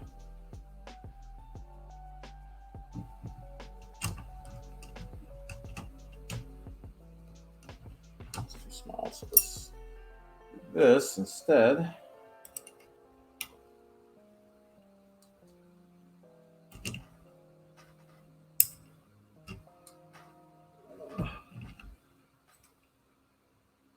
Hello, is that the right side? Yeah, that's the right side. There we go. Hello? Why aren't you coming off?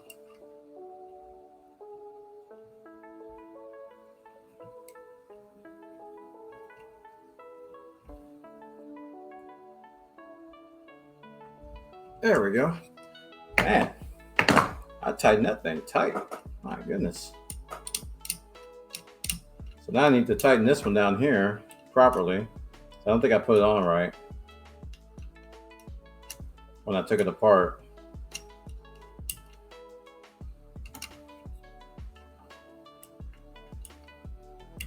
So we gotta make sure this is tight independent of that.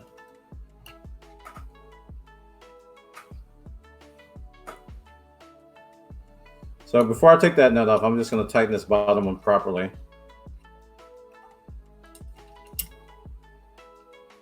There we go.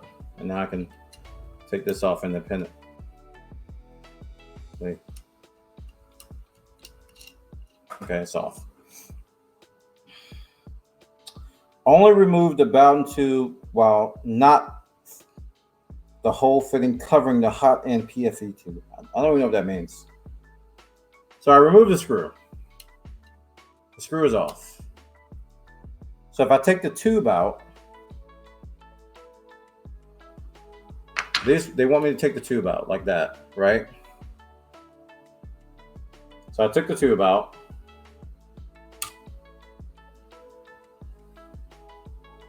Move the print head close to the Z-axis.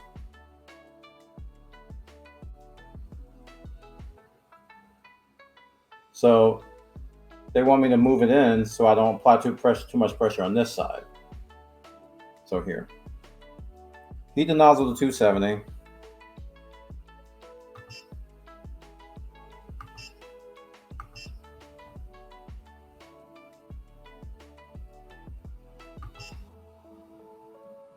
Insert filament in the top.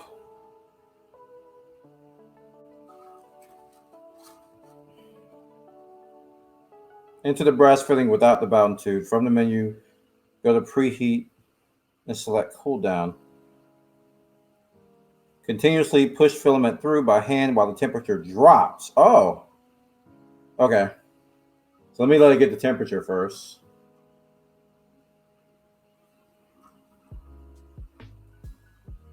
Can you see the top for a second? I don't know if I can take this off and do it at the same time.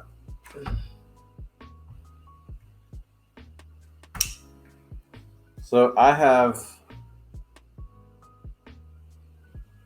removed said thingamadoo off of this. This is the this is what we're going to feed it through here, right here. And we left this on. I think you can see it better now. Wait. Oh. I think you can see it better now. This nozzle, this thing here. So they want me to heat it to 270.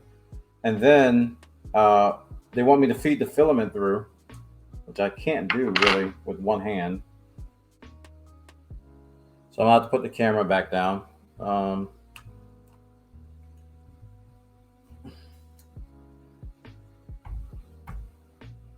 Oh, tablet's getting low. That's right. Okay. So let me clip this filament because it's got like some crap on it.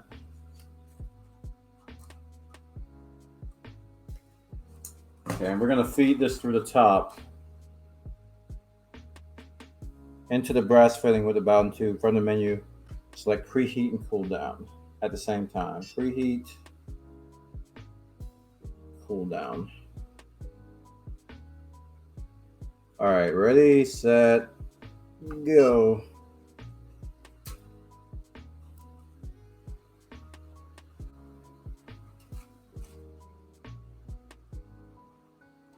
Pushing. So I should be able to do it until about 170.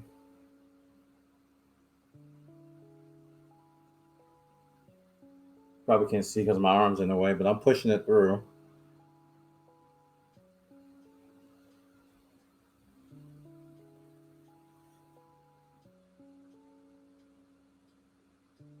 So we're at 230 now.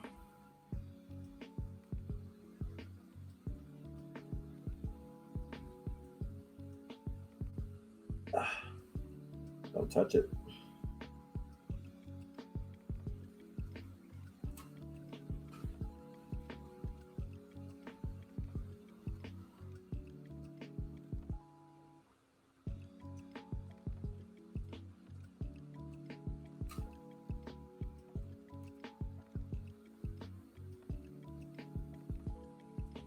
At 90C, support X arm and pull out filament. Okay, we're at 185 now. Gonna keep pulling until 170, or keep pushing until 170.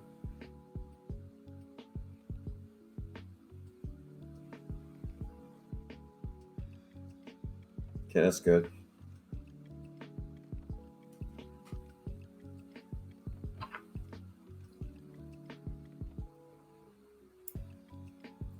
Looks like melting. Okay. So when we get to 90, we're going to pull it out. So I guess this is just going to be like a clog. Pull like a big clog out, let it cool down. It's almost like a plunger effect, huh?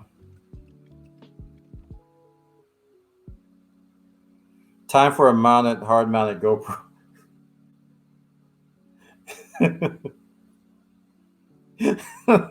Guys, silly. You guys are silly. I think I might have to turn autofocus on this camera. I don't think it's on now. Advanced video. Focus mode is continuous. Yeah, it is.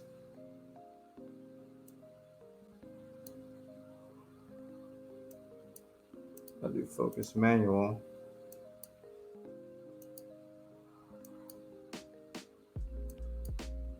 All right, that's about as good as it's gonna get with a Logitech camera. All right, we're at 120.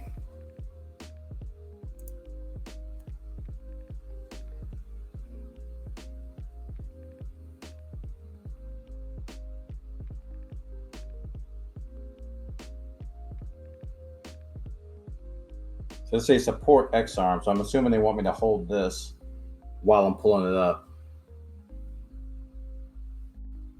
Give myself some leeway here.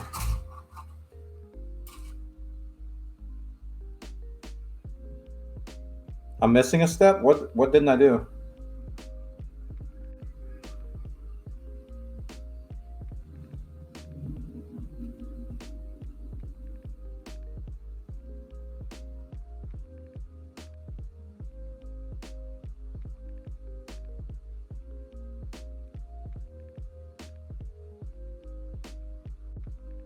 Oh, the whole time till it hits 90? They said do it until 170. Oh, all right. Well, I guess I'm about to do it again, huh? Yeah, because yeah, that didn't work.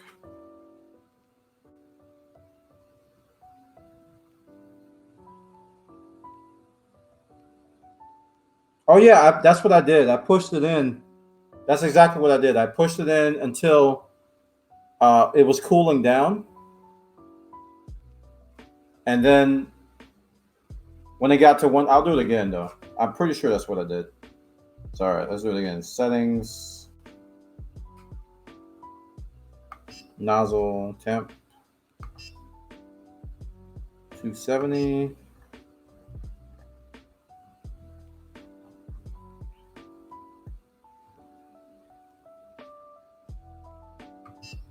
Okay. So once it gets to 270, I'll push it in again. And oh, it was hurting. It was definitely hurting.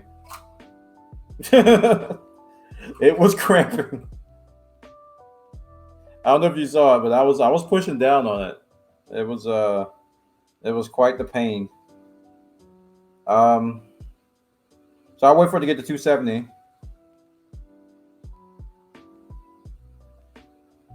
We're at 150 now. Cut this again.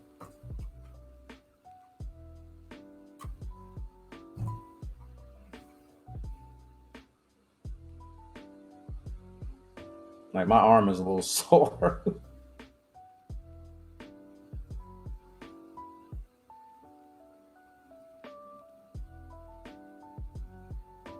All right, 225, 228.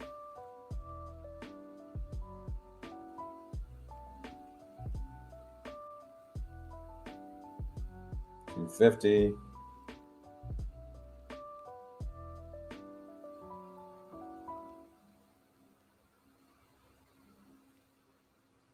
And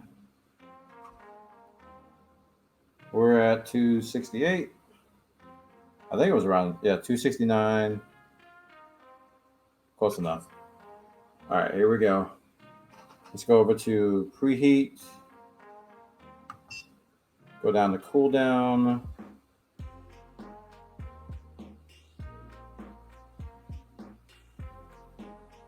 Okay. And we're going to push it through. And we're cooling down.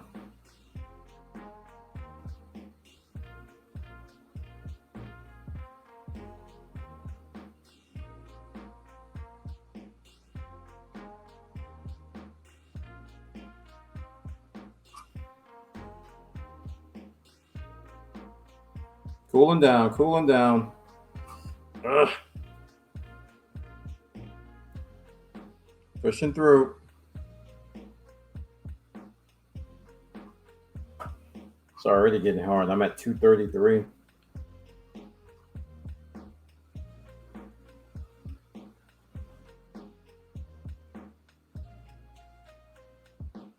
$219. Ugh.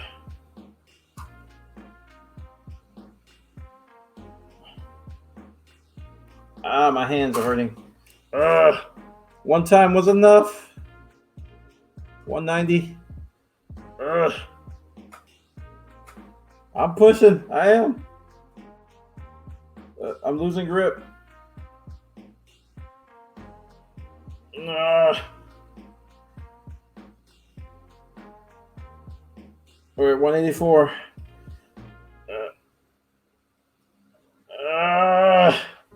It's like bending at the top now. So I'm trying to keep it straight when I'm going in.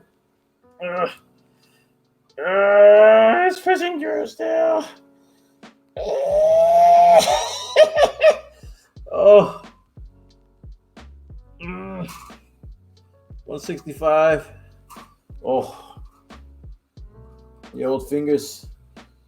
I used to love how they felt. But now I can't feel them anymore. Oh dear. Oh man, I'm done. I can't even. One was enough. Cold pull too strong. Need stronger hands. It's still moving very slow though. Very slow. Ah!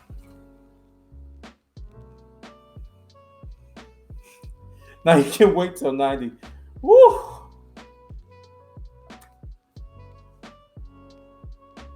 All right, it's at 130. So pull it right when it's at 90.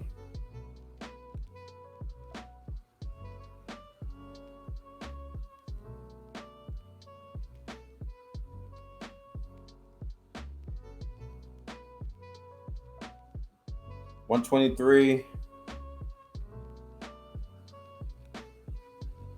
120.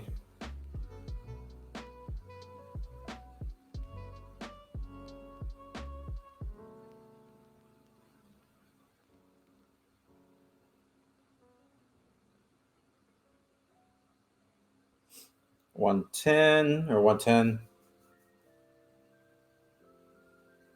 Pull up very quickly. Okay. Pull straight up quickly. All right. Let's get ready for that. We're at 107 now.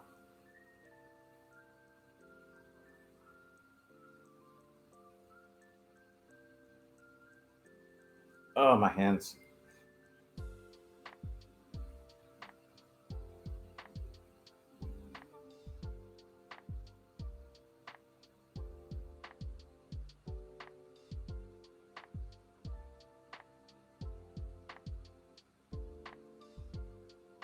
$95.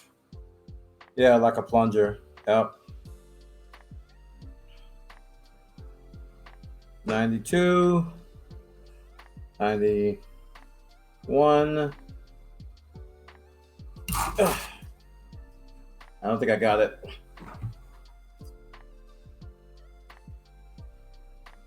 Came out pretty flat. Not like the picture in the tutorial. Let me see.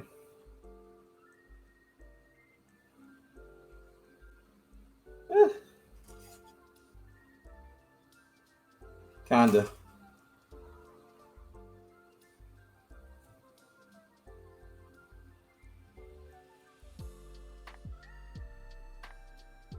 Should I do it again?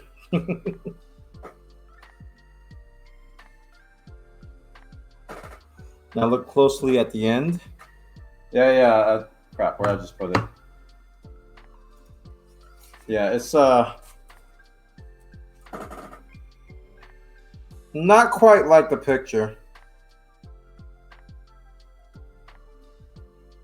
Not quite. The filament can break inside. Make sure to pull straight upwards, not sideways. Hold your extruder with the other hands. Maybe I pulled sideways. I don't know. Should be kind of flat with a slight bevel at the end. Nah. Well, it has a bevel.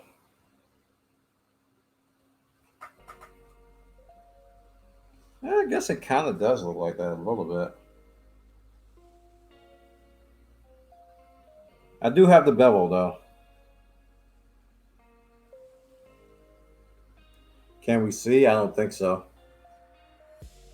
I don't know if I was going to be able to focus.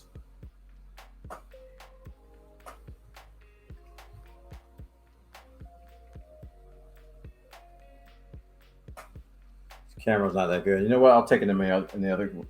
Let me just snip this off and show it to you in there.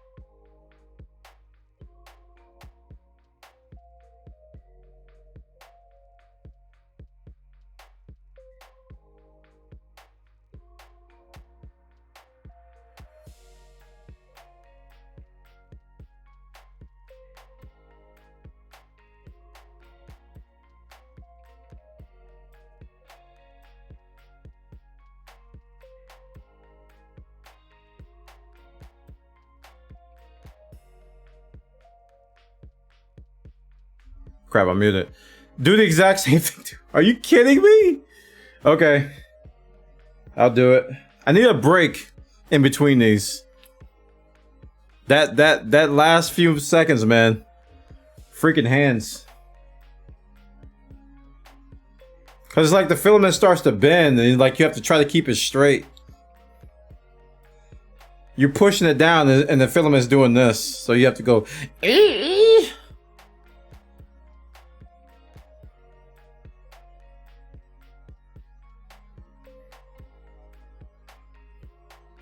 Can you use pliers to push? Maybe. You should always do at least 3 times. Okay, I've done it twice. So that time, I did the exact same way the other time too. So we'll do it 2 more times just to be sure. Oh my gosh. Oh my goodness.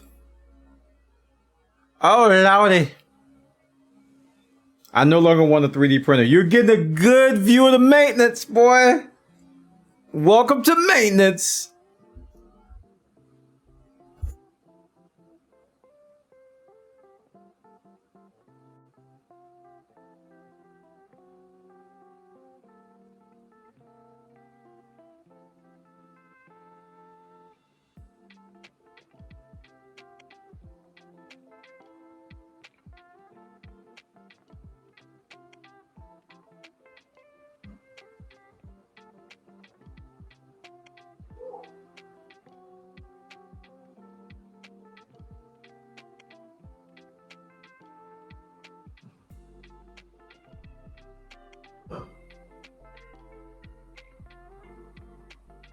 All right, so we go again.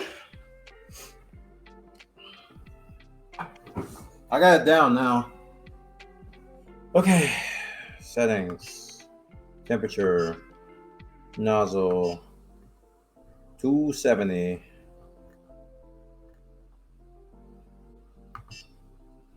All right, there it goes.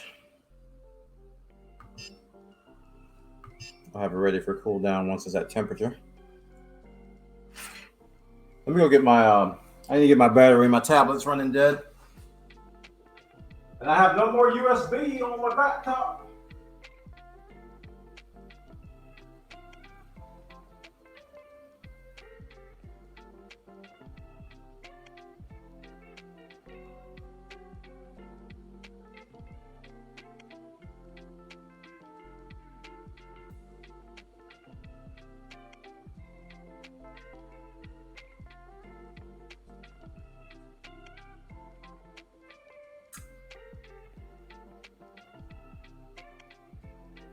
Okay, got the old Anchor battery. Yep, it's warning me 5% battery. I know. I gotta see my chat though.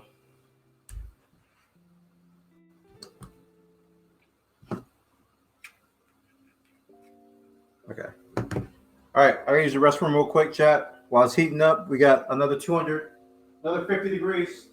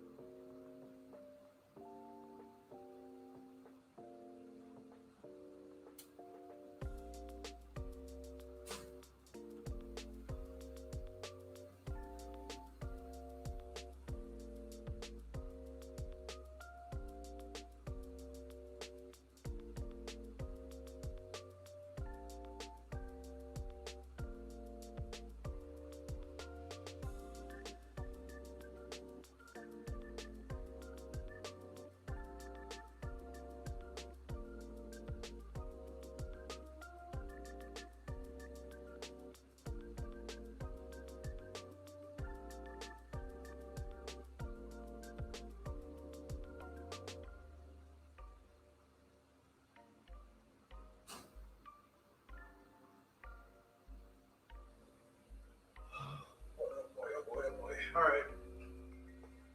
I think I might try the pliers this time.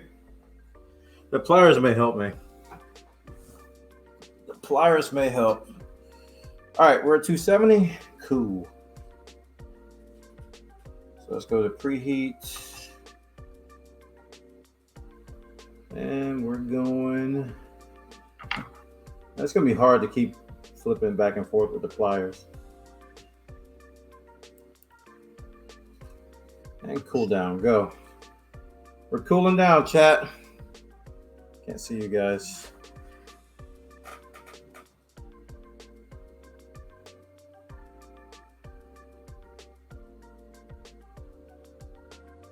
Yeah, if only I could take my nozzle off. You know? If only I could take it off. I don't have the freaking tools, man. You guys can even see that. Go like this.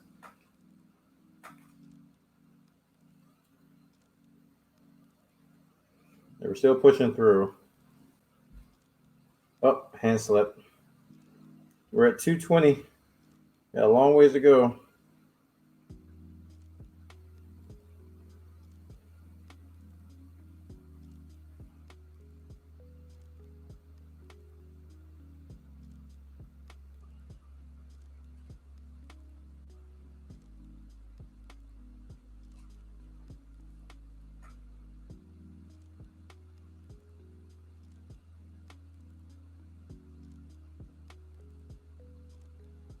Oh boy. Ugh, 190.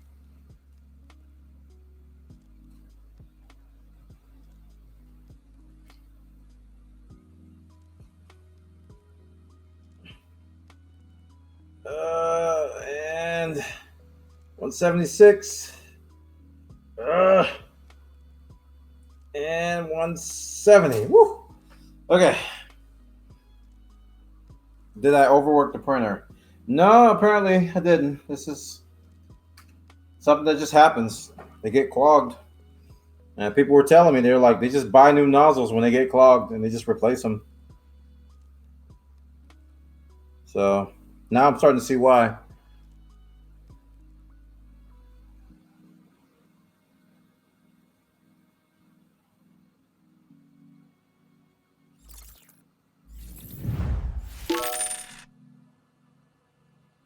All right, we're at Now buy some 144. nozzles and a good little And socket when we get to set. 90, I'm going to do my best to pull this thing straight up, hold the x-axis, and just pull it out. How's the printer recovery going? Well, we've made progress. We now only have a partially. What happened? Oh, thanks for the $50. Thank you, David, for the $50. I'm assuming that's for nozzles and whatever else to get through this crap. Thank you, man. Thank you so much. The printer recovery is going good. We made progress. We had a fully clogged nozzle. Now we just have a partially one. And we're doing hot pulls, not hot pulls. We're doing cold pulls and that other thing. Hot something.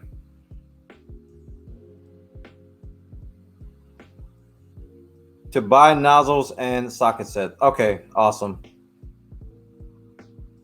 I will order that tonight. Although if I probably should order it soon because the ship time is probably going to get pushed back to like Thursday. The longer I wait. Did you hot purge? Hot purge. That's what it is. Hot purge. Hot purge. Chat. Write that down. It's a hot purge. That's where we cranked it up and then we did the E-axis thing. All right, we're at 98. 98.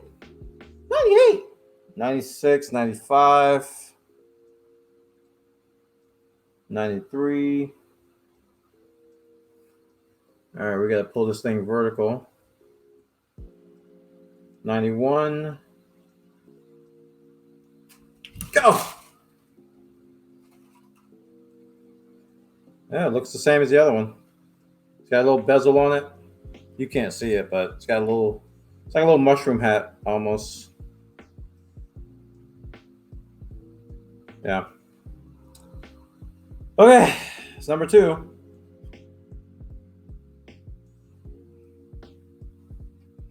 Others also print a special wiper container that holds a small sponge filament feeds through prior to wipe off the filament dirt prior in it. Oh, that's the yeah.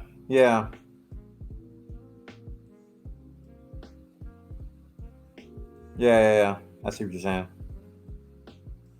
But I keep my filament in an airtight container. Kashi told me to do that. All right, last one. Settings, temperature, third cold pull to chat. Y'all ready? Nozzle 270. And heating up. Let's get the, it's going to reset anyway. All right, let me chop this off for science.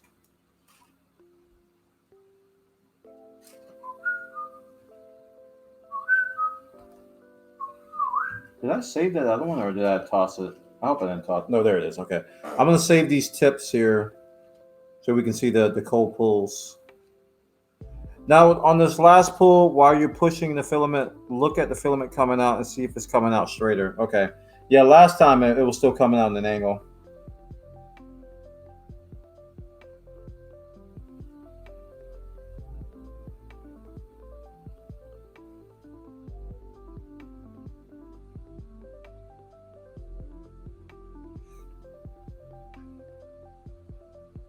Okay, we're at 220, chat. Almost ready for our final cold pull. Poor Spider-Man. We got 2 failed Spider-Mans here. Look at him. He's like...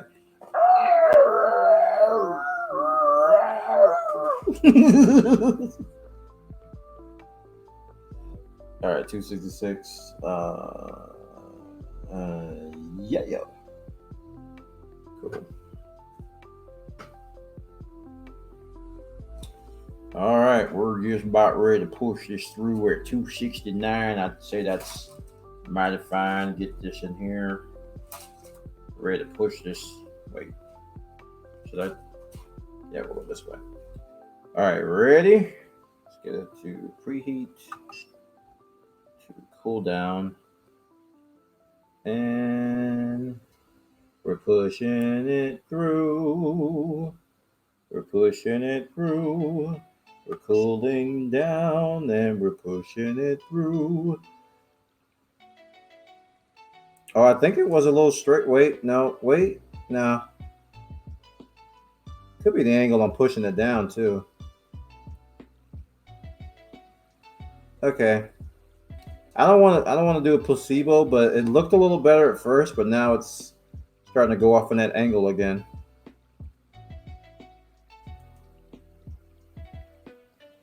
But actually, I think it's coming out of the nozzle straight, but then it turns like after it comes out of the nozzle. But yeah, that's what we're talking about with the thing. Okay, so we're at 216.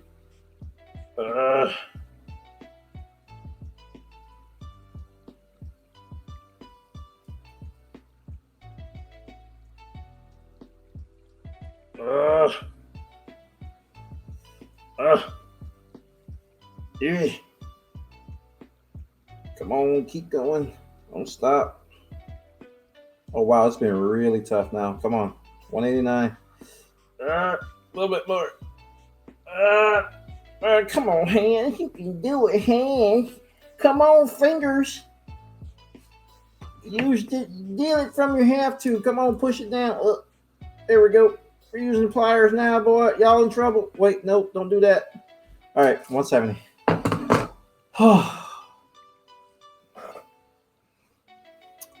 Okay. Extruder mod. What? It's because it's solidifying and hitting the bed. Look straight to me.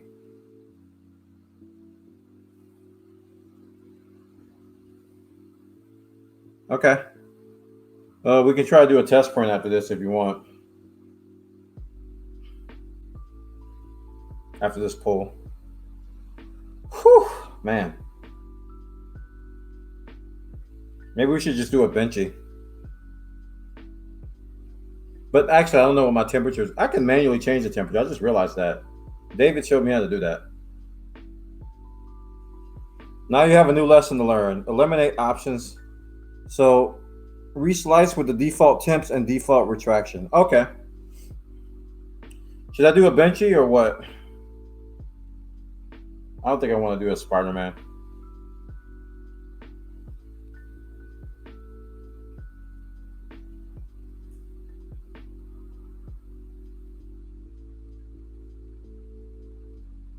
We're at 120, chat. That way you know if your problem was a clogged nozzle or something else. Okay. Okay. Good idea. Eliminate variables.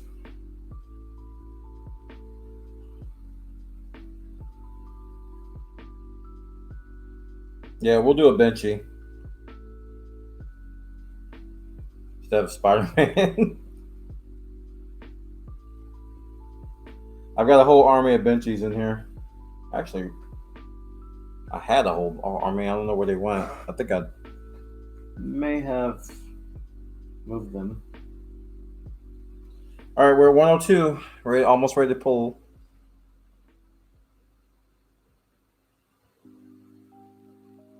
I am now a cold pull master, chat. A hot purge. Hot purge. Cold pull. Hot purge. We're at 93, 92, 91, and 90. Ha! Holy crap, that didn't want to come out. All right, we got the same mushroom shape. So we kind of did it okay, I guess. Call it that. Get in there, boy. Okay, we got our 3 cold pulls there.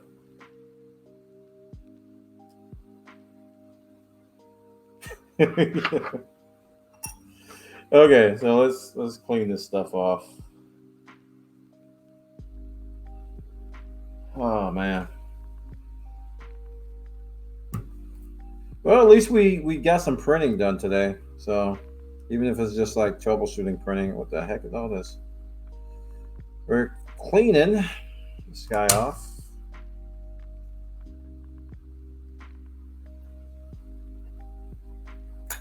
Get off of there.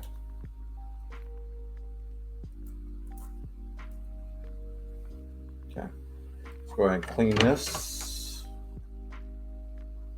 And we'll get in there and get ourselves a benchy with default temps and default everything. The last benchy I made was I was testing that Blue Moon. So I got to go back to the default stuff.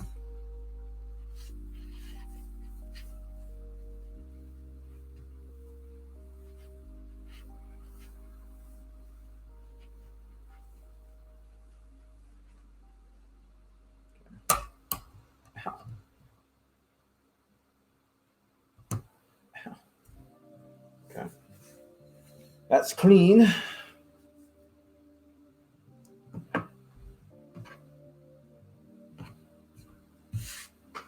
All right, I shall return with a benchy.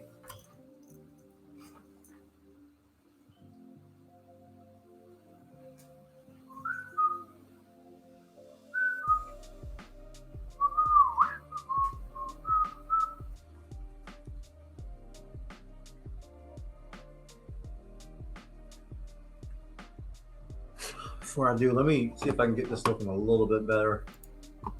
Exposure time, manual. Oof. Overexposure, a little better. Exposure compensation.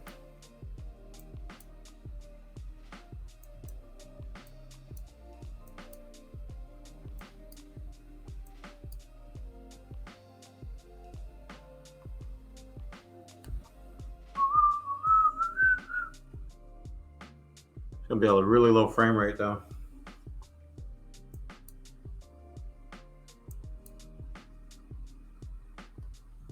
Yes. And it's probably gonna end up looking exactly the same, but I'm trying to tweak it a little bit. All right, let's get the bench.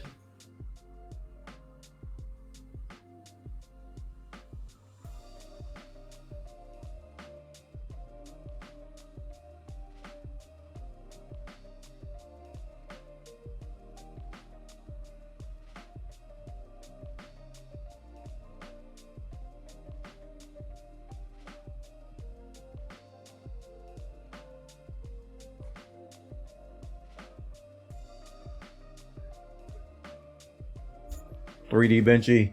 Paging 3D Benchy. Open Sesame. Where are you, my good lad?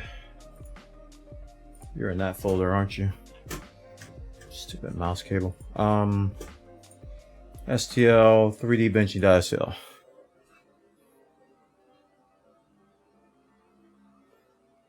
Oh yeah, I gotta reinstall the tube. Good call. Good call. I forgot.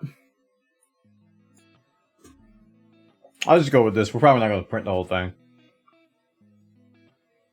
Prusa, blah, blah, blah. 0.45. These are all defaults.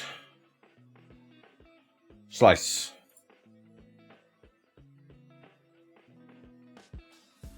Export.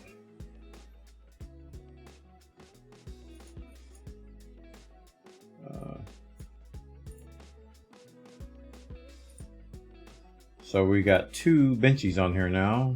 Like the other one. This one is from 3:47 a.m.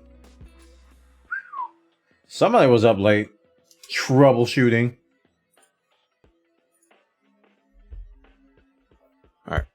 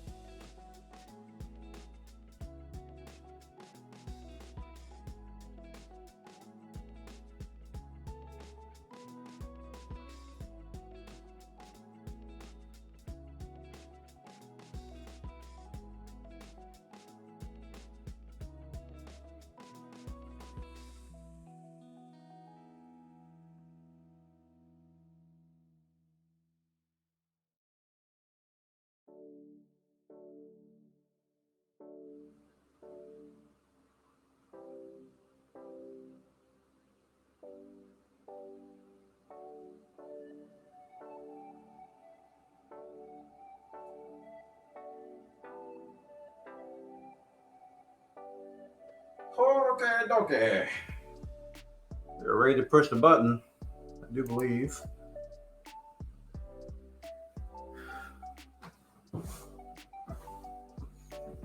You do see a benchy, because we're about to print a benchy. You're connected. We need to load filament first. PLA. Oh crap. I forgot the auto home.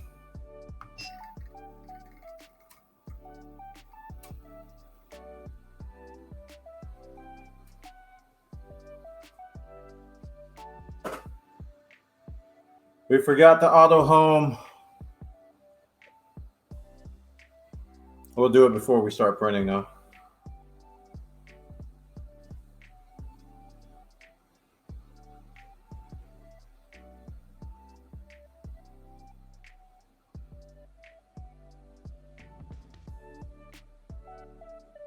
Keep forgetting I have to wait till temperature before I push the thing in. That could be why it's like getting clogged. I might be like shoving it in there way too early, making the edge all blunt.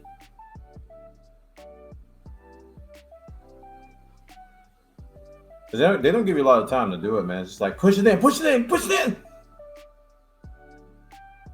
in. You miss a cue, it's gonna not work.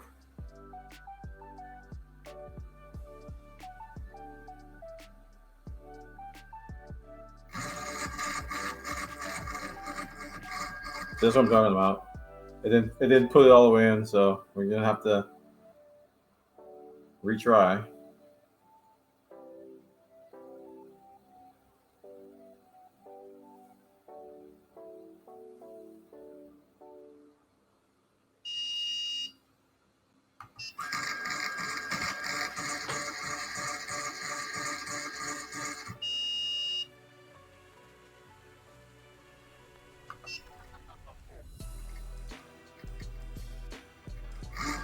There we go. That's better.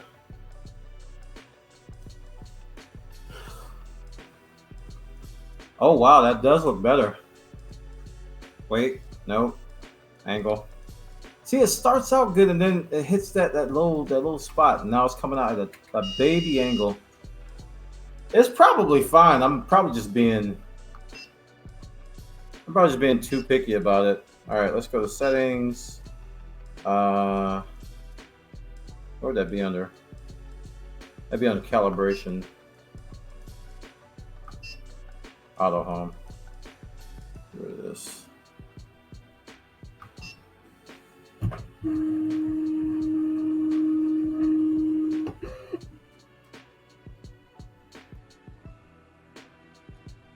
What's going on? Our printer is got a partial clog now, and we've done several troubleshooting steps to fix it.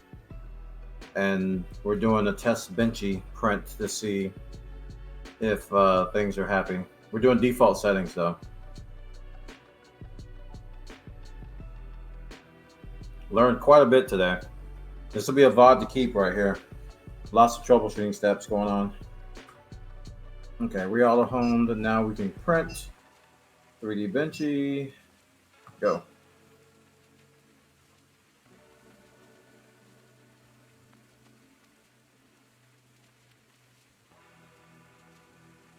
I think I'll be fine. I hope so. I hope so. I'm still gonna order replacement nozzles and a kit. Because I'm beginning to see the importance of all this stuff now. I really thought I had more time. People were telling me, wow, my frame rate's low. People were telling me that, I should look at that stuff. I'm like, I only had the thing for a day or, like a day or two. Okay. All right, I'm changing exposure mode because the frame rate got really bad there. Did you get it fixed? We're still troubleshooting. We're doing a test benchy print.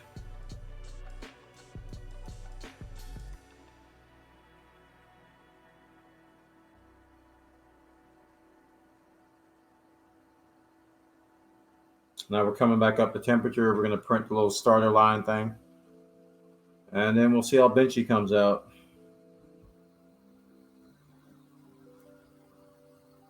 Little glob there. I see you. I see you, glob. Being all globified.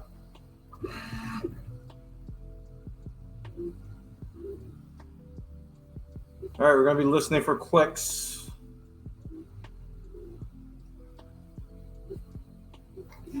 If it doesn't work, the next step is to do more cold pulls or a nozzle replacement. Okay.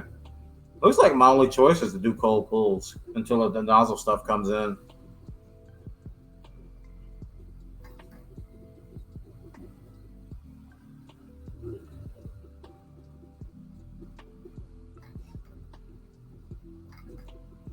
Doing a skirt? No, this is benchy. This is just a little toy boat.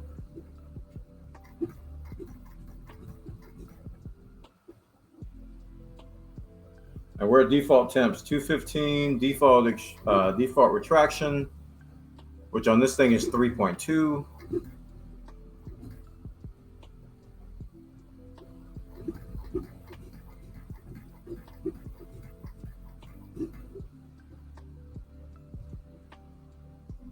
I never heard that term skirt. I don't know what you mean. A skirt is a line that makes around the outside of an object on the bed. So yes, I am doing that. Yes.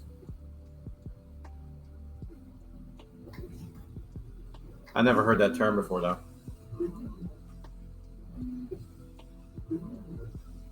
I'm 7 days into printing, so I'm very new to all this.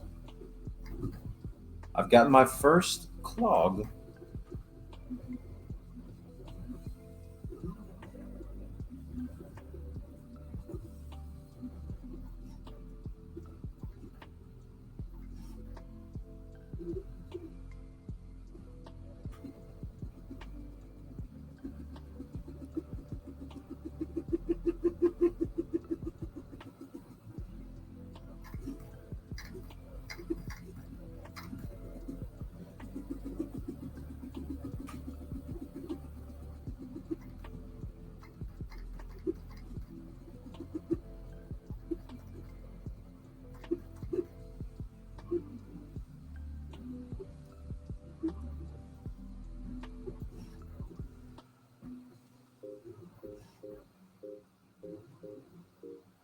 Is it fixed? We're doing a test print right now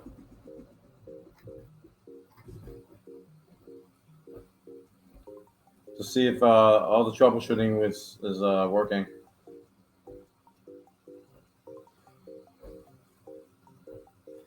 Two Spider-Mans perished today. Two Spider-Mans. Two of them. Oh, I heard a click. Not good. Another click. Another click. Click.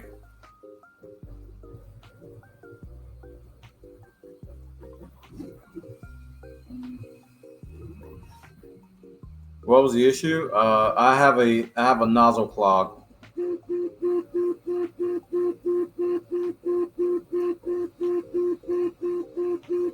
Right now, I have a partial nozzle clog, and I have no means to replace it yet because I don't have the tools. I'm gonna order some tonight. Namely, I don't have a 0.7 millimeter. Not gosh, freaking clacks are messing me up. I don't have a. I don't have the tools to take the nozzle off and replace it and or do a full like flush. Socket, thank you. Every time this thing clicks, my brain stops. See?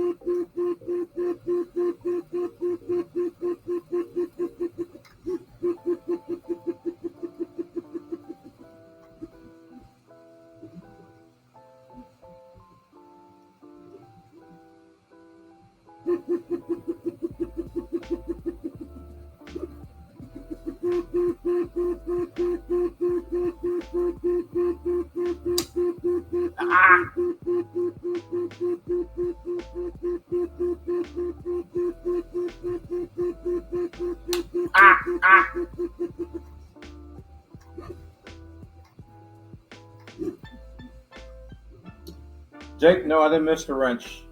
The wrench they gave me was a 10 millimeter and an 8 millimeter, which are somewhere in this room. Here it is. This is what Prusa gave us, and it is a 10 millimeter on one side and 8 on the other.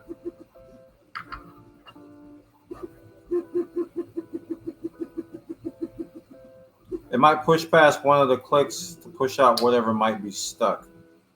Push hard on the filament a bit while it's printing for a while. Okay.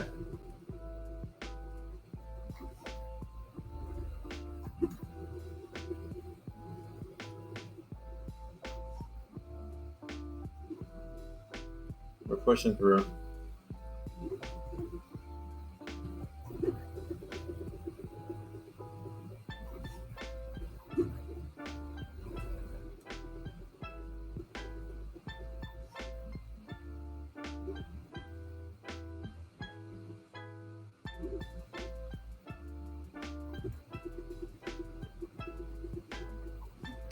Now the clicks are that's the gears grinding against the filament because there's something stopping it from going through.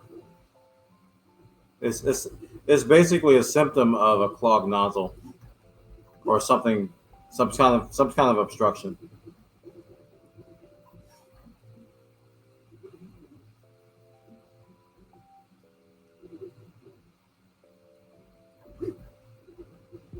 I'm still pushing.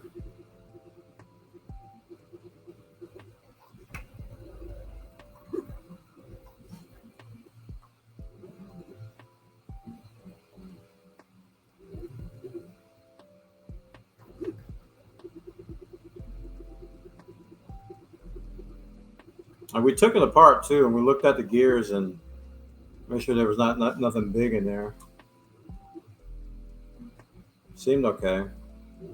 It was like shavings from when it was grinding, but that was about it.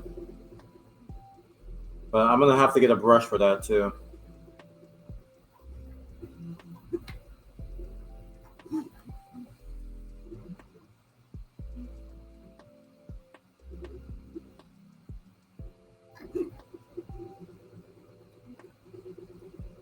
All right, let it go and wait.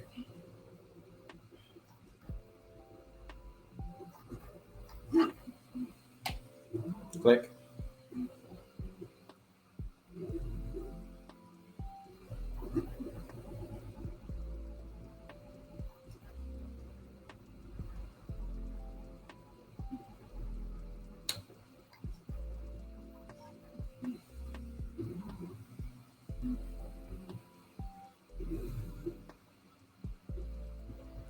What's a good place to buy replacement nozzles? What do you guys use? And if it's not printedsolid.com, you're banned. I'm kidding. But seriously, where do you guys buy replacement nozzles so I can know where to get some? Amazon. What's that other place?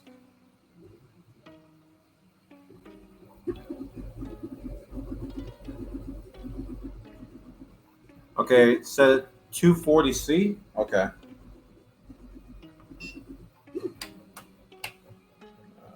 Nozzle 240. Nozzle is at 240 or climbing to 240. Just popped over from Chris. Yippee is printing. Yeah, we're doing a test, Benchy. We're still troubleshooting some symptoms of something wrong, so we're not completely fixed yet. Triangle Labs on AliExpress, China, so I order at least 10 at a time. Okay.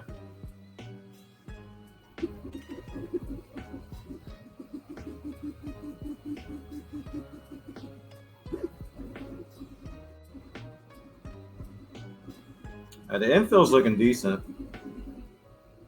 Unlike the Spider-Man that we tried to do. We're definitely a better spot than when we started, that's for sure. Okay, we're up to temperature now.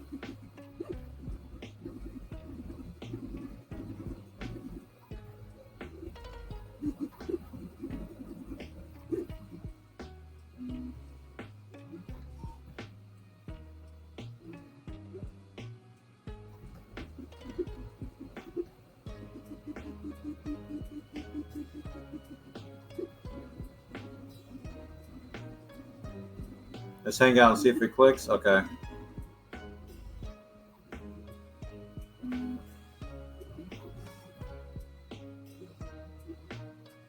Like something dangling from it, that thing.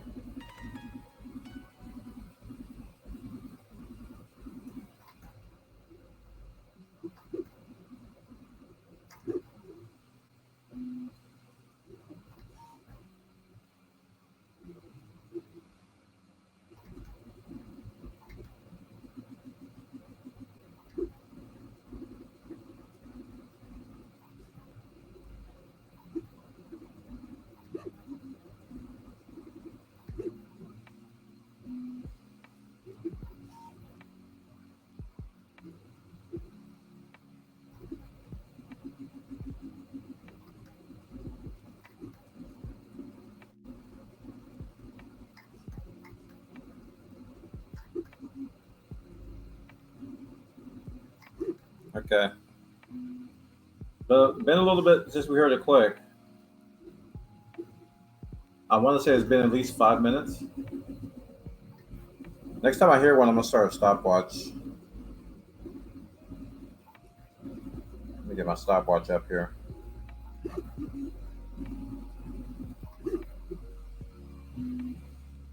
So this is kind of what I was doing last night. I was printing printing benchies and playing with temperature settings.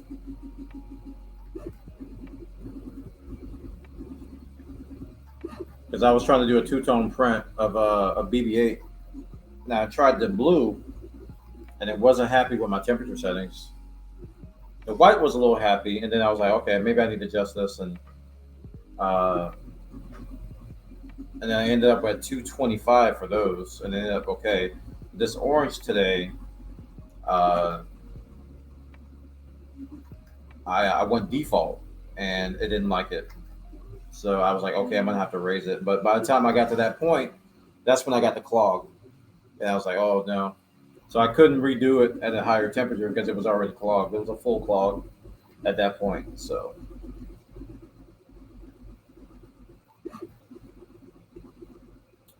partial clog, and you might have to print hotter sometimes. Okay. Yeah, the downside for that is for me is just it's a little bit more older. Other than that, you know, if it's using more filament, then it's using more filament. But I guess I could be able to get away with this until my the nozzle replacement comes in.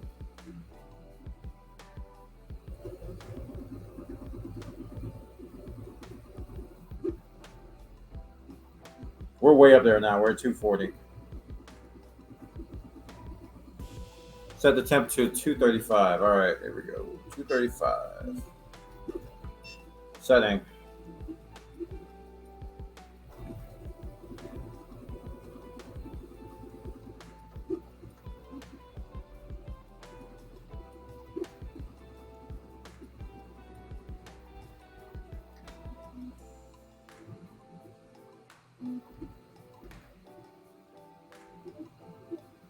All right, we're gonna go every 5 minutes. All right, I'll set the stopwatch and listen for a click. Was that a click or was it my imagination?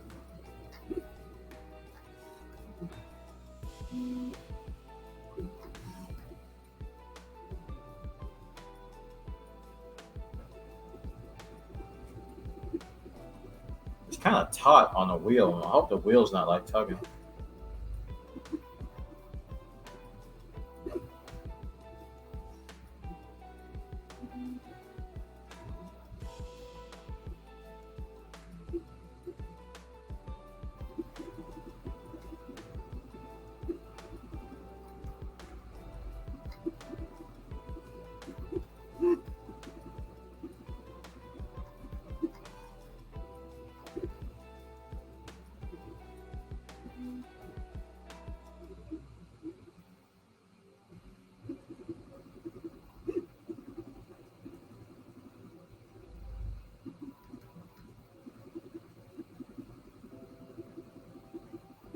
All right, we're at a minute now, minute 15, since we changed the temperature.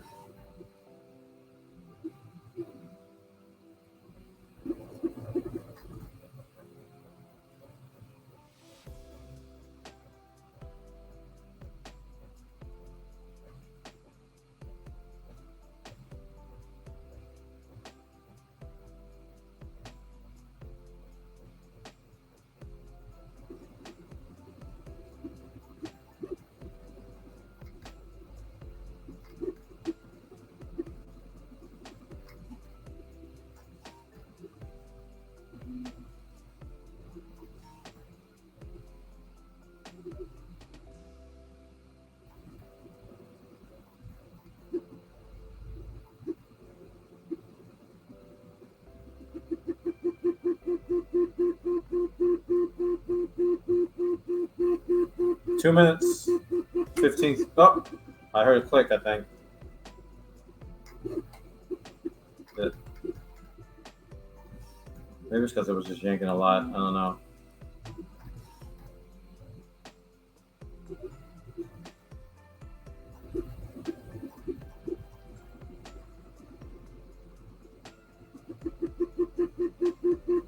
All right, 5 more.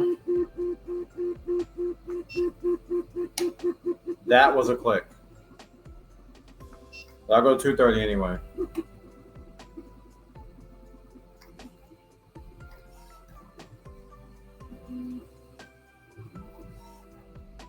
Stop. Reset. Start.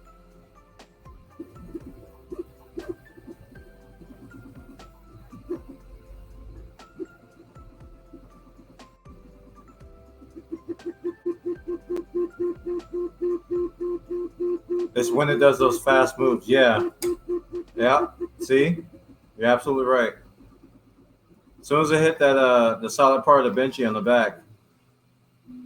So maybe we should reduce the retraction speed or reduce the print speed altogether. Maybe that'll help it.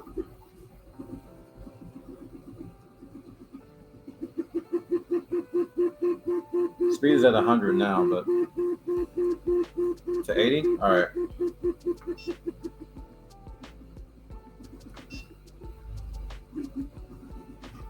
Speed is at 80 now.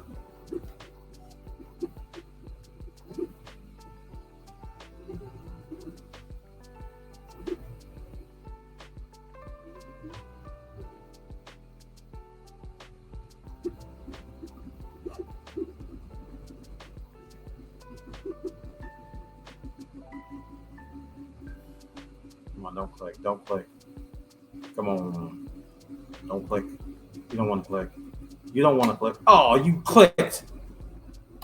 You were doing so well. You were the chosen one.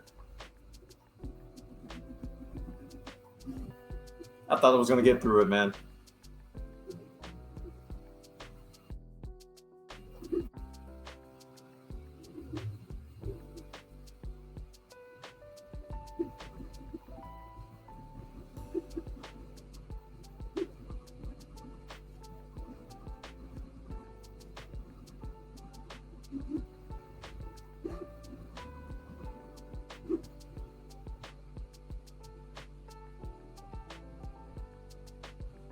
All right, 60. Temp to 225.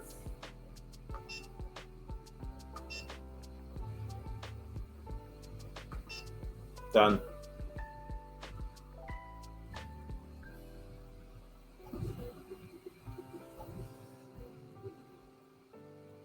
Now these tuning settings, are they going to stay permanent, or is that something I'm gonna have to put in the slicer each time?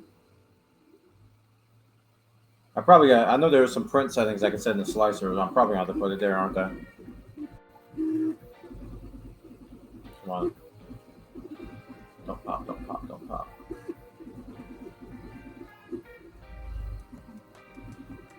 Man, I hope this works. I really do. Okay, the tuning stuff is temp. Gotcha. All right. So yeah, once we find something that works, I'll throw it in the slicer profile.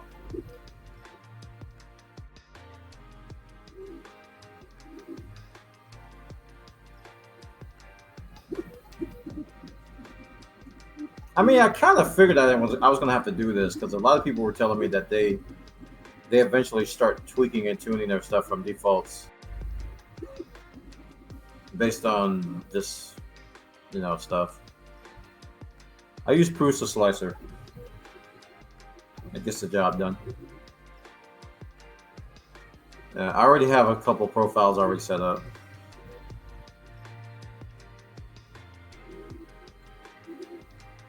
Like I have one set up for the blue moon already. And one of the printer settings I changed was retraction length and temperature. Was that a pop? I think it was a pop.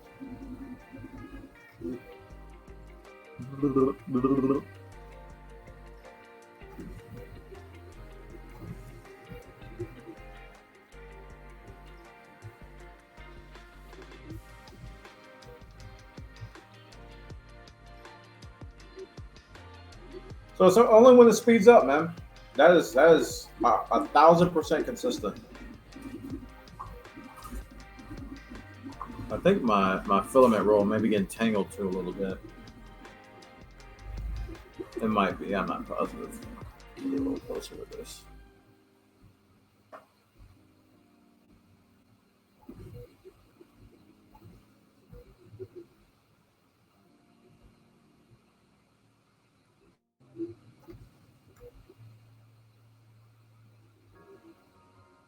Yes, it does allow me to change printer settings and print settings and do per filament overrides and all that stuff. So what we're talking about, I definitely can do.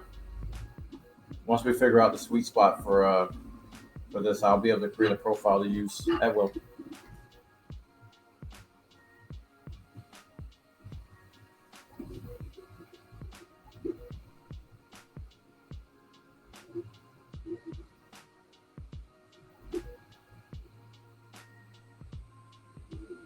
This might be the longest print we've had tonight. 225. Oh no! God dang it! I was just about to compliment you, and you had that pop.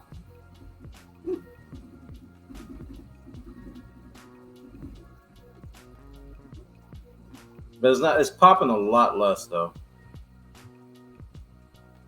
Pop is clicking a lot less.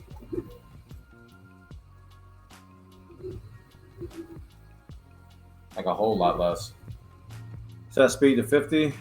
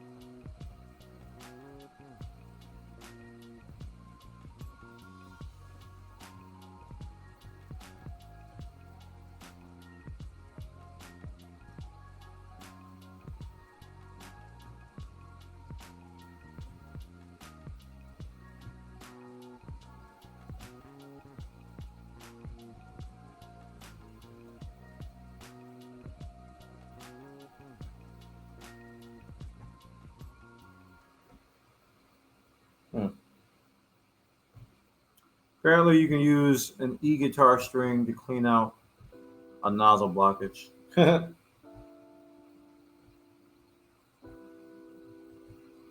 Only I had a guitar.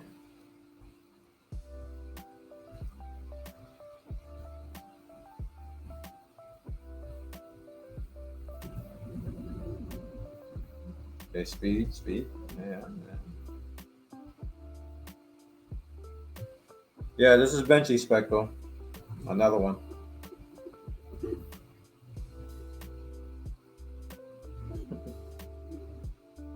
We're troubleshooting now.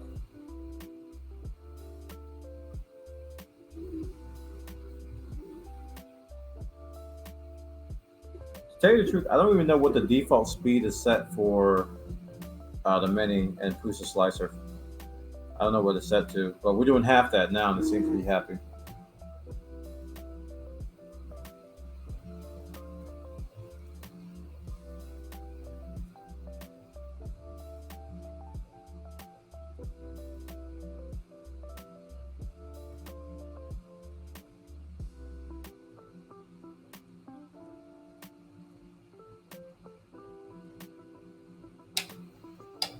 Whoa. We were just praising you, dude. What's up? Pop.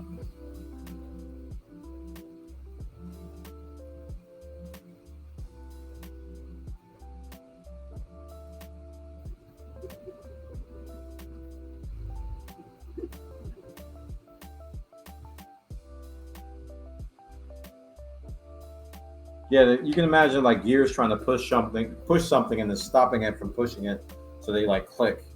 They like almost strip the filament as they're trying to push the filament through. It's just like they can't push it fast enough, and it clicks. That's my understanding, at least.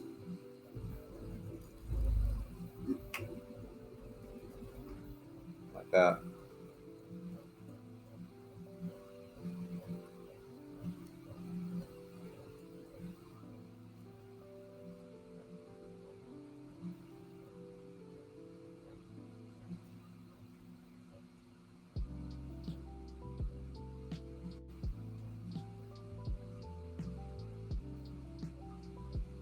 Hmm.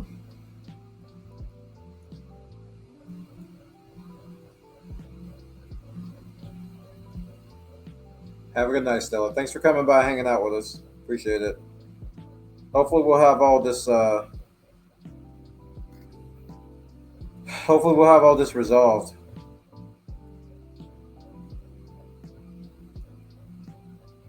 soon.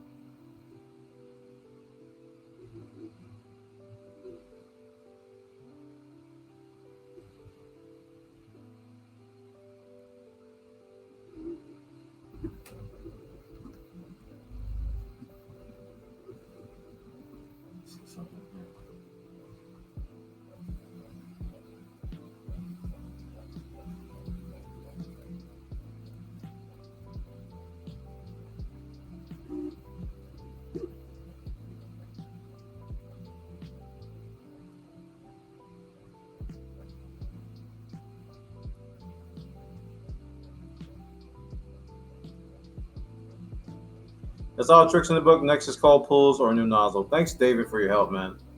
Really appreciate it. I'm probably going to use these settings for now. 225 and half whatever the speed is in the slicer.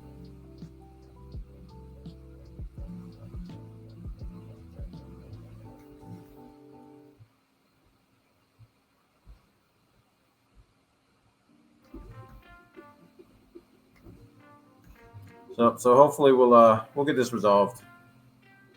Get back to printing like you guys have been here for. We've been having some great prints.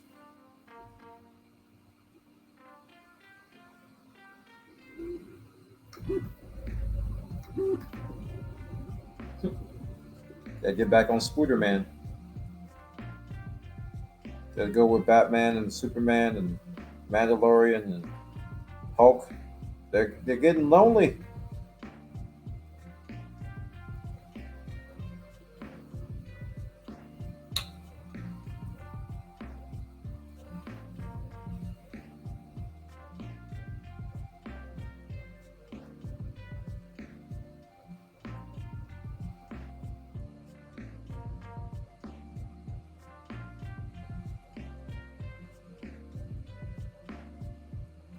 Partial clocks can be annoying. Yeah. I'm just gonna have to order this nozzle replacement,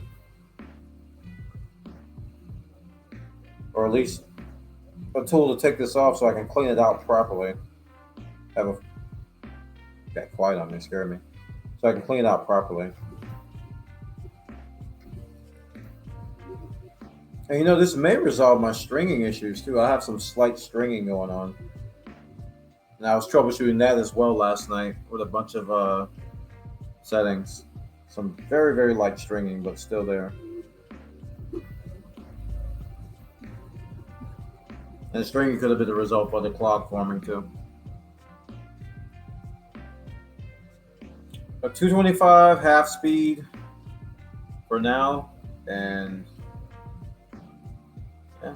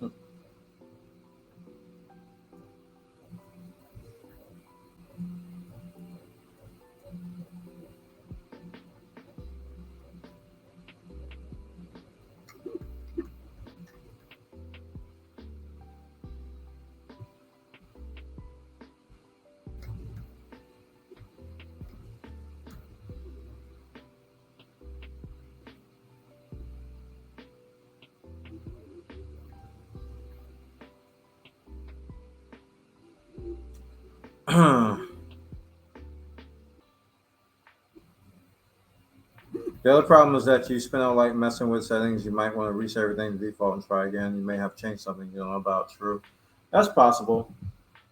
I tried to limit my changes to Prusa Slicer to the software.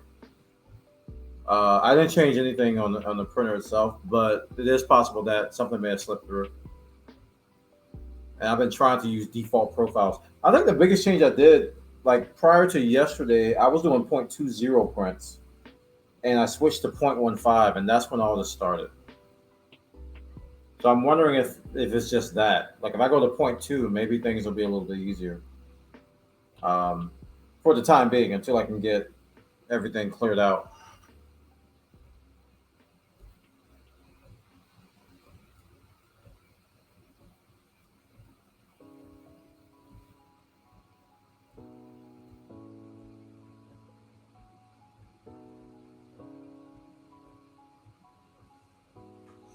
Yep, I've been trying to stick to defaults.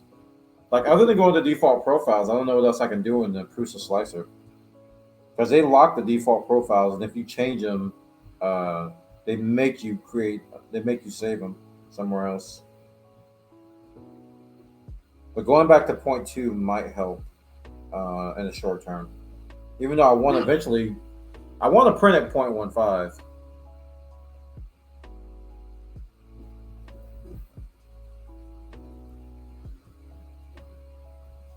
Yeah, I'm using defaults now. Like this print here is all defaults from the slicer. Nothing has changed. It's all defaults. There's nothing changed in this from the slicer perspective. We purposely did that. But it could be something may have happened. It could be a bug or something. Definitely acknowledge that possibility.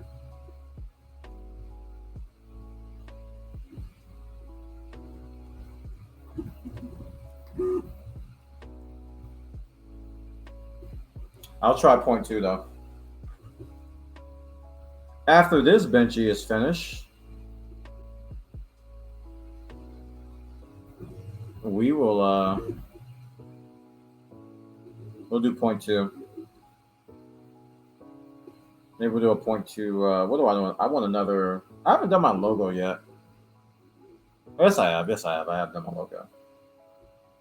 The logo I wanted to do today was a two color print, which I don't want to bother with that while we're troubleshooting. No.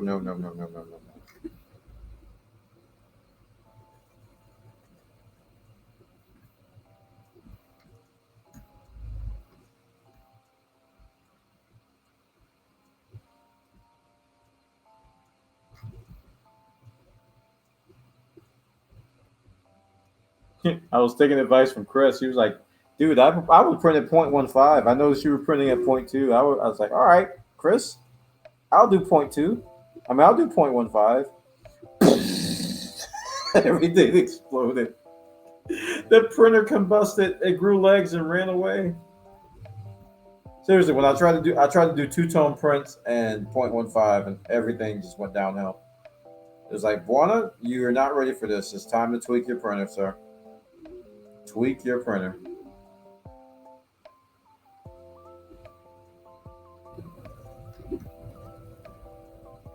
How much time do we have left on this? Let me look.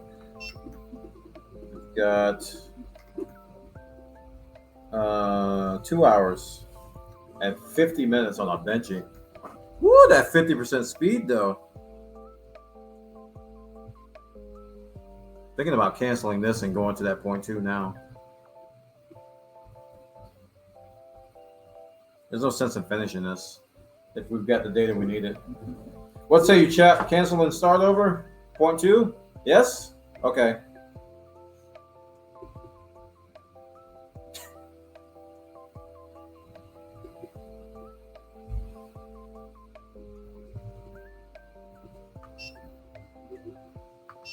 Aw, goodbye, Benchy.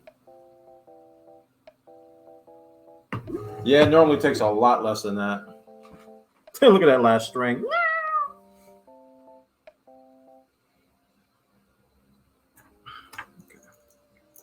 Let's go do the fruit slicer settings.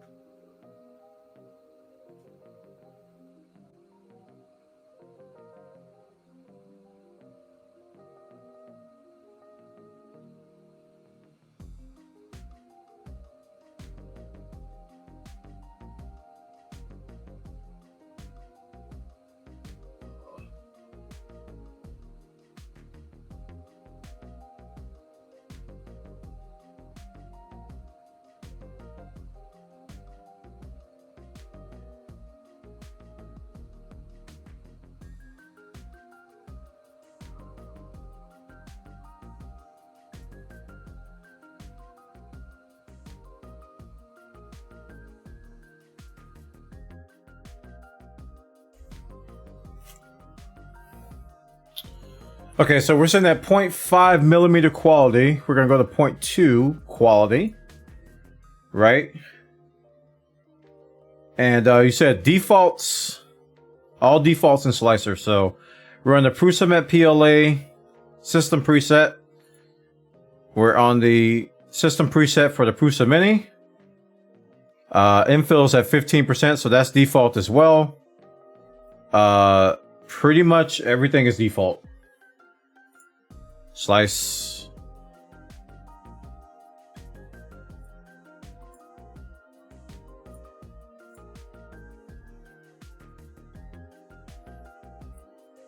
All right, so this is 0.2. Estimate time, 1.5 hours. Export G-code to my USB.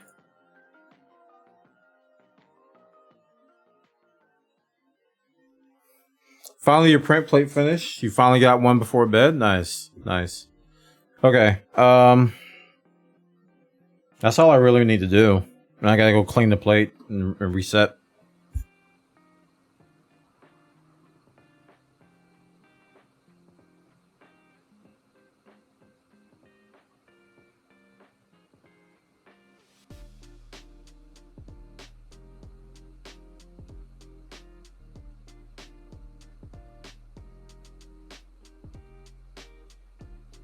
Okay.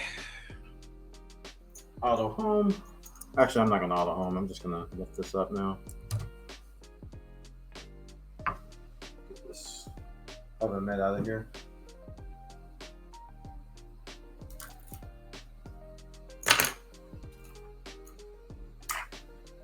Cool. Oh, the print came out pretty good. Well, no, a little bit. I see some imperfections, but we were changing settings everywhere. All right, let's clean the plate.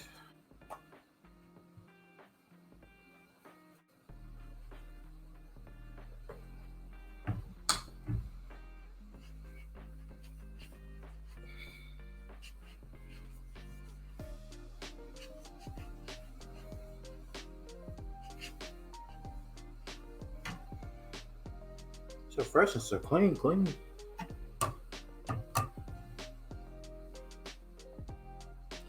All right. I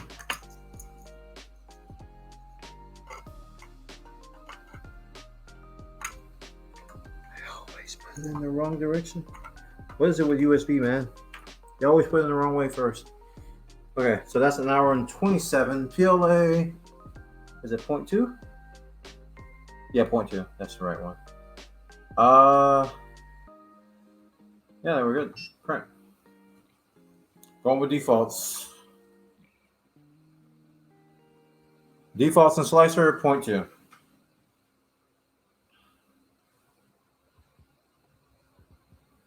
All right, it's heating up. I left my phone in there, but I gotta start cleaning up this mess on my desk. It's quite the impressive mess.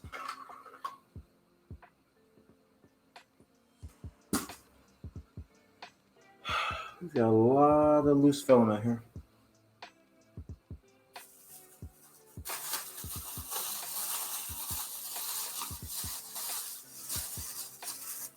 You got so used to the googly eyes. Yeah. Googly eyes, man.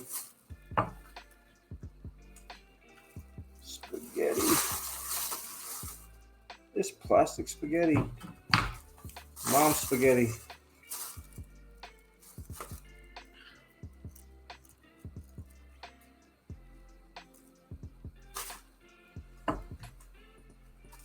Okay.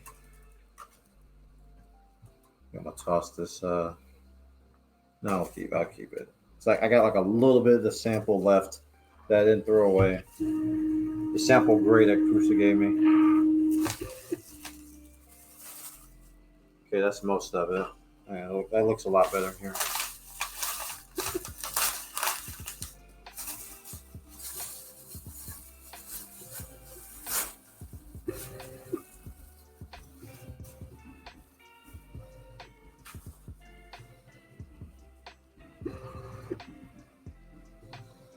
Nope, I don't have any isopropyl wipes. I have 91% alcohol, and I'm out. I don't have any microfiber cloth, so I'm just using tissue for now with the 91% alcohol.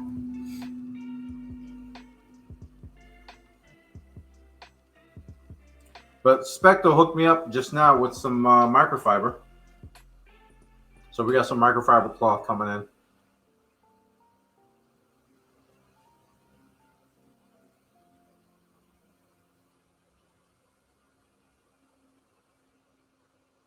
All right, coming up a temp. I'm gonna get my phone.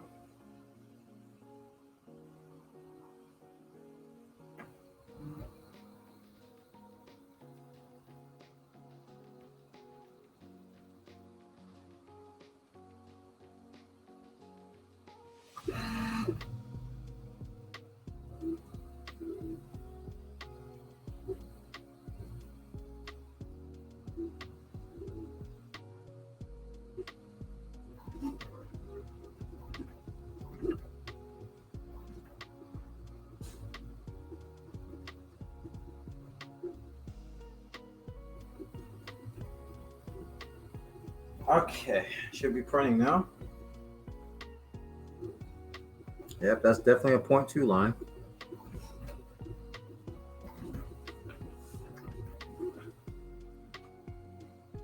Just popped on Perillo Stream, and he sent me over here, but looks like you got your issues resolved.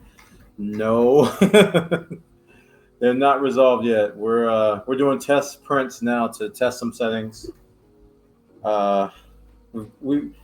We've diagnosed a partial clog, which is annoying, and I can't change the nozzle or take the nozzle off because I need a 0.7 millimeter socket first. So that's going to be on order. But until then, we did 4 cold pulls, and we did a hot what's it called? A hot the hot thing. We did the hot thing, and hot flush. Yes, we did a hot flush.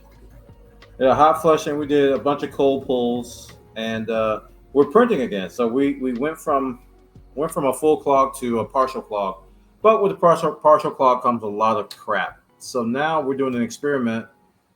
We're going back up to 0.2 millimeters with default settings, and we've done some increase of temperatures with 0.15, and we found a good spot that's doing decent. But now we're going back to default with 0.2 because a lot of this started when I switched to 0.15 to see if we have the same issues here as well.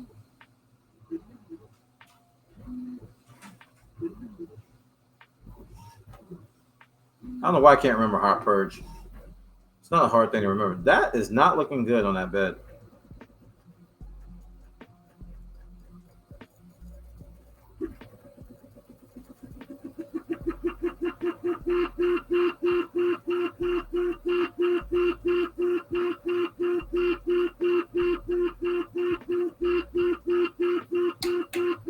I was gonna say I didn't get any pops here, but here they come.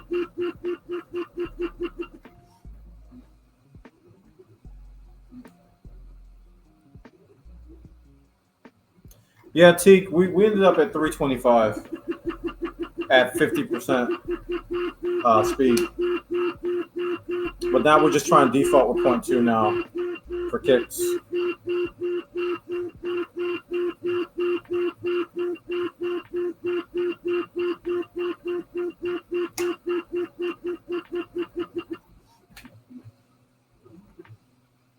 Just to make sure we didn't mess any settings up.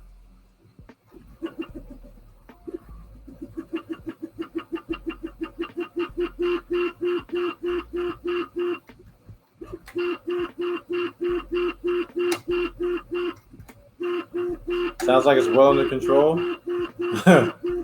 Well, we got a course of action. Wow, this print's looking horrible. So I don't think this is the way. Mandalorian would not be happy. What I'm looking at in front of me looks like hot garbage. Um, we took off the plate. I don't know if you mean by what you mean by PTFE, but we took off the plate where we exposed the gears, and we made sure that nothing was inside of that.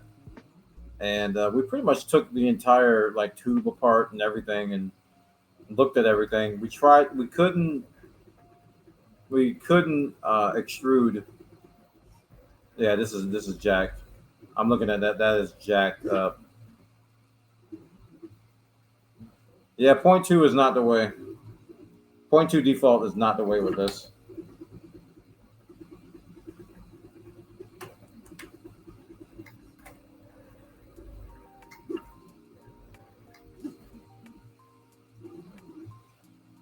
Yeah, I'm using the Prusa SLA.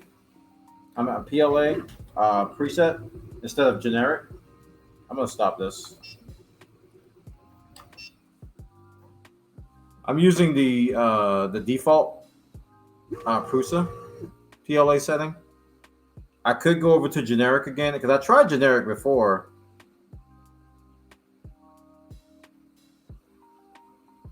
Yeah, that's a hot mess right there.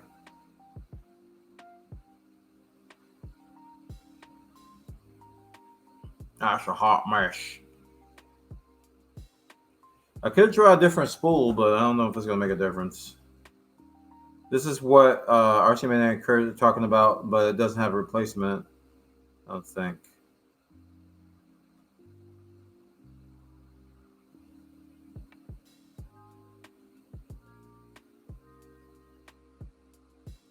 Okay, let's look at that.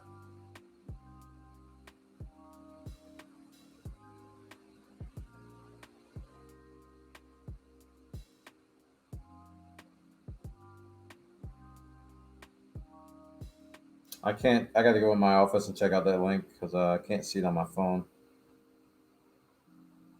I'm looking at chat on my tablet. Okay, let's go home. And yeah, there may be a settings issue. I don't know. I could try a different spool. Like I can try a Prusa one if we want to.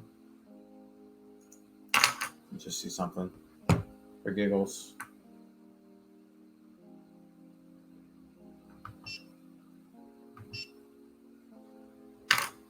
Just for giggles, chat. We're gonna try a different spool.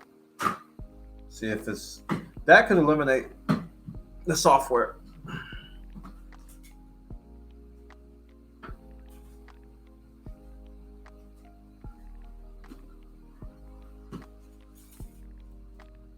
So black. Jet black, please.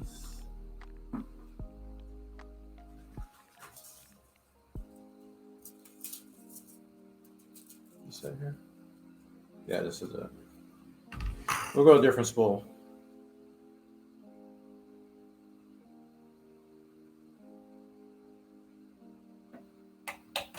PTF, VT. Is that the yeah, I got a little tube. A little clear tube.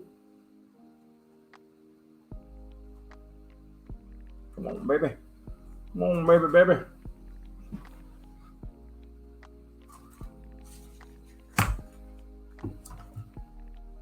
Oh my goodness, this thing is 8. This is like, ugh.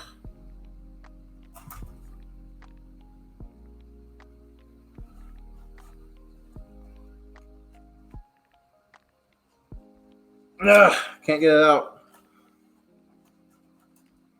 This happened before, man. All right.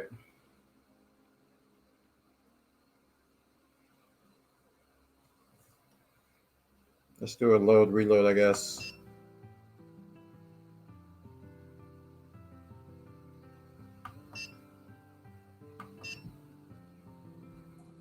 Dude, that's like not coming out.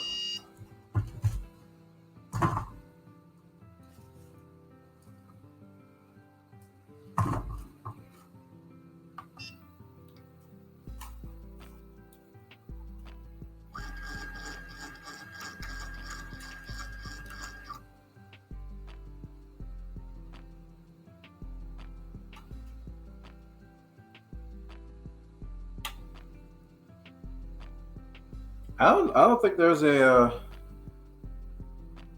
I think the tubes are fine because I took them off. Holy crap, that's a big glob.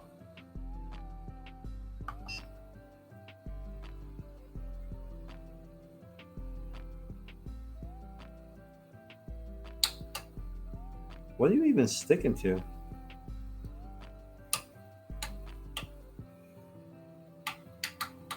Oh, you hear that? Do you hear that? Wow. Sheesh.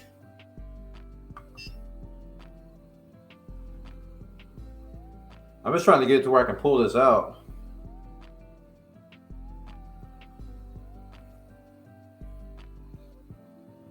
Dude, it's like bubbling up. It's not even coming down.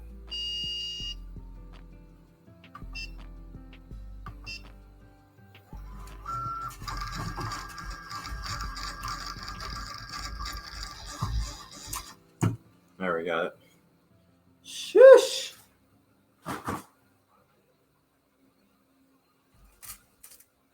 That was rough. That took a little bit of work. All right.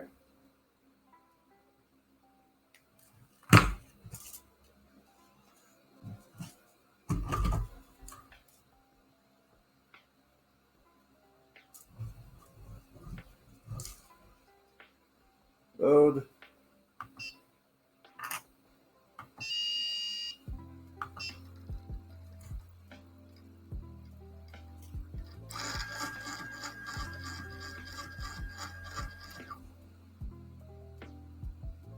Purging.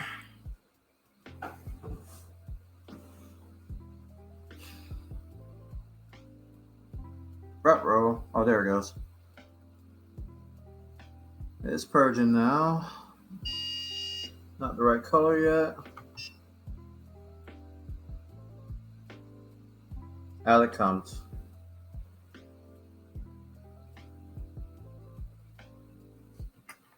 Okay.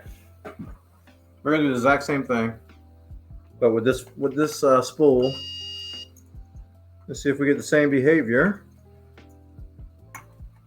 I just want to do something independent of the software for a change. Let's take that off.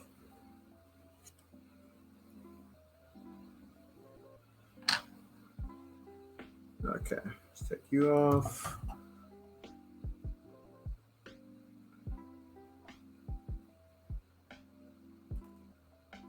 Get that Cheetos off of here.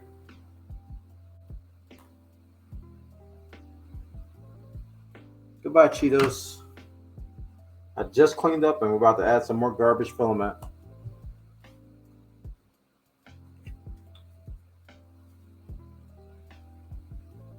Do a hot flush before printing. Is that necessary?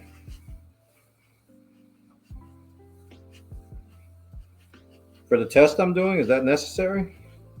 To do a hot flush? We already know we got a partial clog. I'm mainly concerned with the settings here. Let's see how it looks. Should see the orange come out. All right. Let's see if I can remember how to do this. Color correct, yes.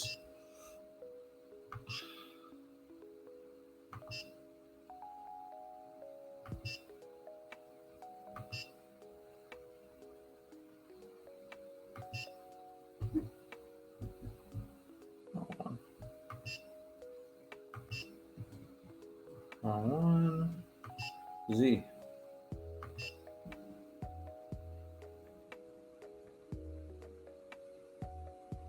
Yeah, I did a purge and it came out. The orange already came out when I purged. So if you want me to do a hot purge, then I'll do a hot purge. Let's get this light right here. What did we do the hot purge at? Was it 240?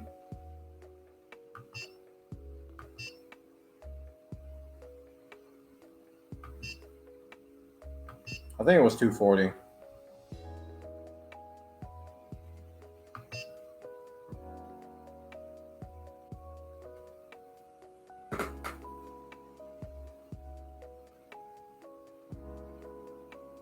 All right, we're setting the nozzle to 240, and then we're going to do a E axis of 100.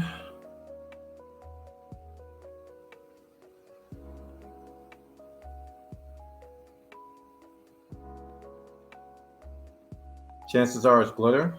Does this orange have glitter?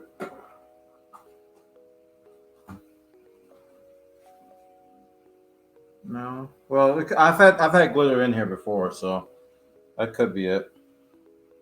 All right. Move E.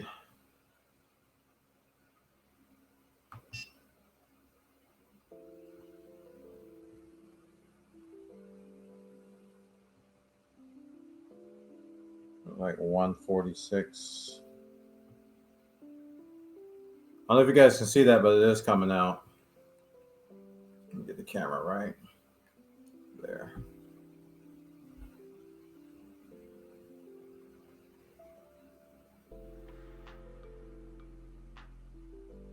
Let's give it time to catch up.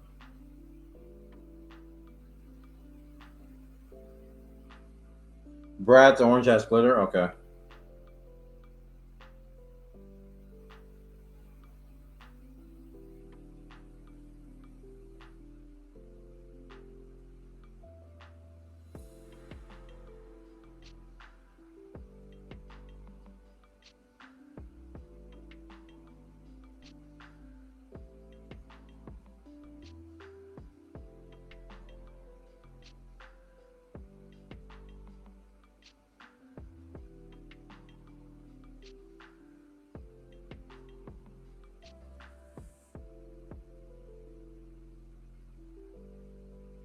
Yeah, that's what David told me as well. We were trying to, when we were doing the cold pulls, we were looking for that angle to go away. And yeah, that's how I'm able to tell it's a partial clog.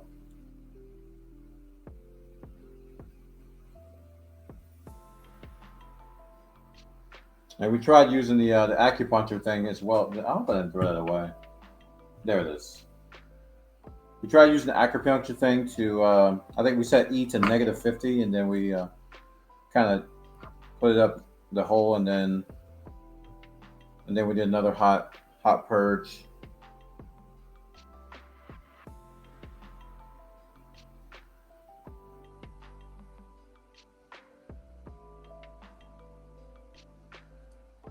Yeah, still at an angle still.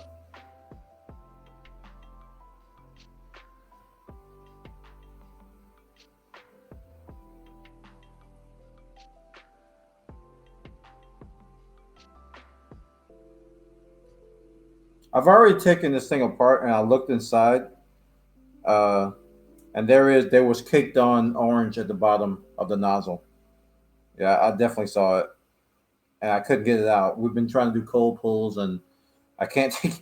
I guarantee you, if I could take the nozzle off, we probably would be done by now. Okay, how much did I tell this thing to go?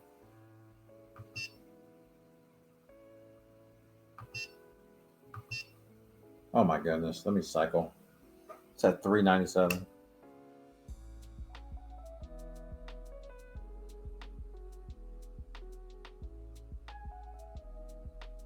No. Don't. I just want to catch you up, dude.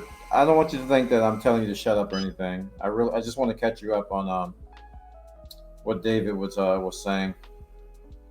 Okay, that's a good amount of extrusion there. Let's go ahead and move this and auto home here.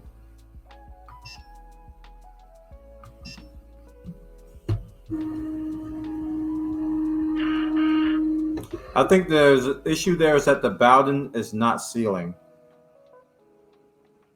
That's independent of a partial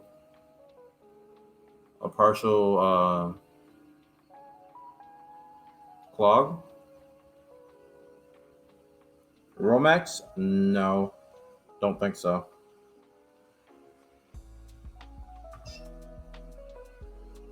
Don't have any.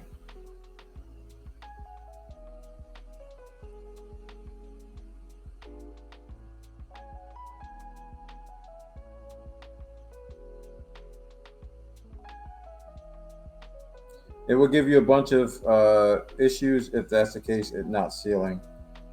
I don't know. Okay, I'll take you guys' word for it, but I don't know what that means going forward. Like, if I get rid of clog, does that mean it's still going to be a problem?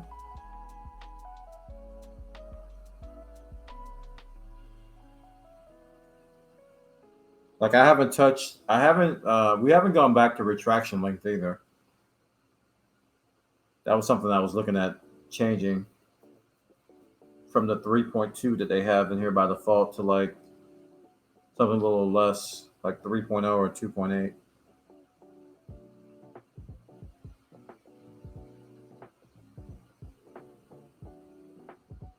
All right, I'm gonna start this print real quick, and we'll see how it goes, and then we'll be this whole experiment will be done once I do this. I just want to do a few layers and see if it looks like the other one did. If it looks like this, then experiment done. I'm going default settings on jet black proof cement, and that should somewhat eliminate any software possible issues. And it could say that maybe we need to look at possible different settings for each filament. That's my thinking, at least.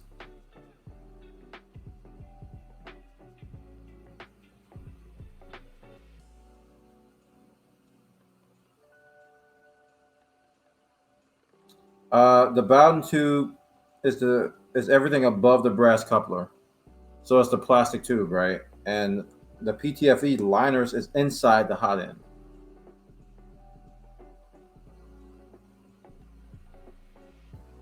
Okay.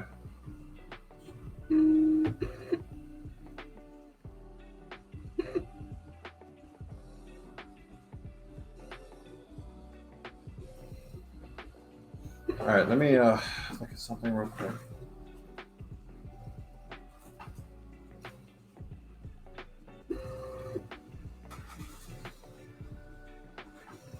Looking for that that replacement tube.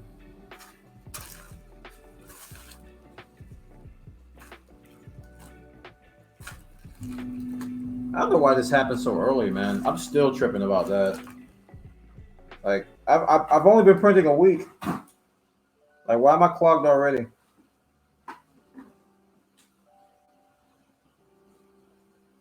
You know what I'm saying? I was like, why am I clogged already? Okay, here's the Prusa lube. Okay, and here it is. Spare mini. So we got a little baby tube here. Some other stuff.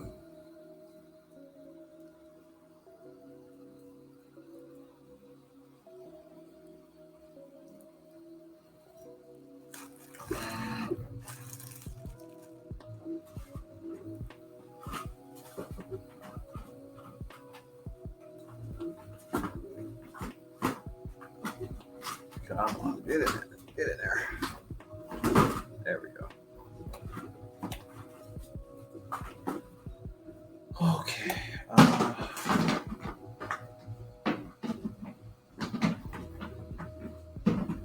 And my filament case is officially full.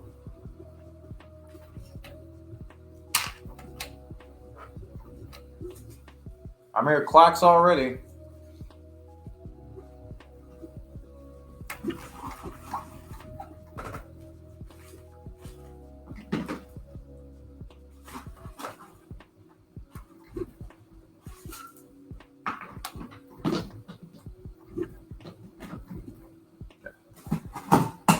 Get that sealed again.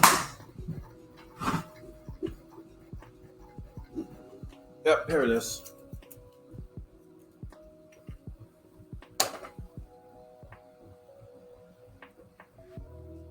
So if you drop the nozzle and remove the brass coupler at the top, you can go to the liner, but I don't think that's your problem here.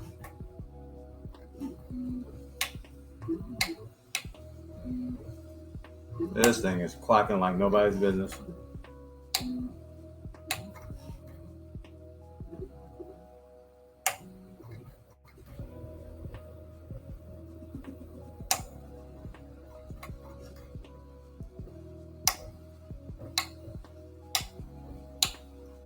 Yeah. Stop. I've heard enough. I've heard enough. I've heard enough. This is actually worse. Just pop, pop, pop, pop. I could try to do some cold pulls with the black. That might be something I can try because I was doing cold pulls with the orange before.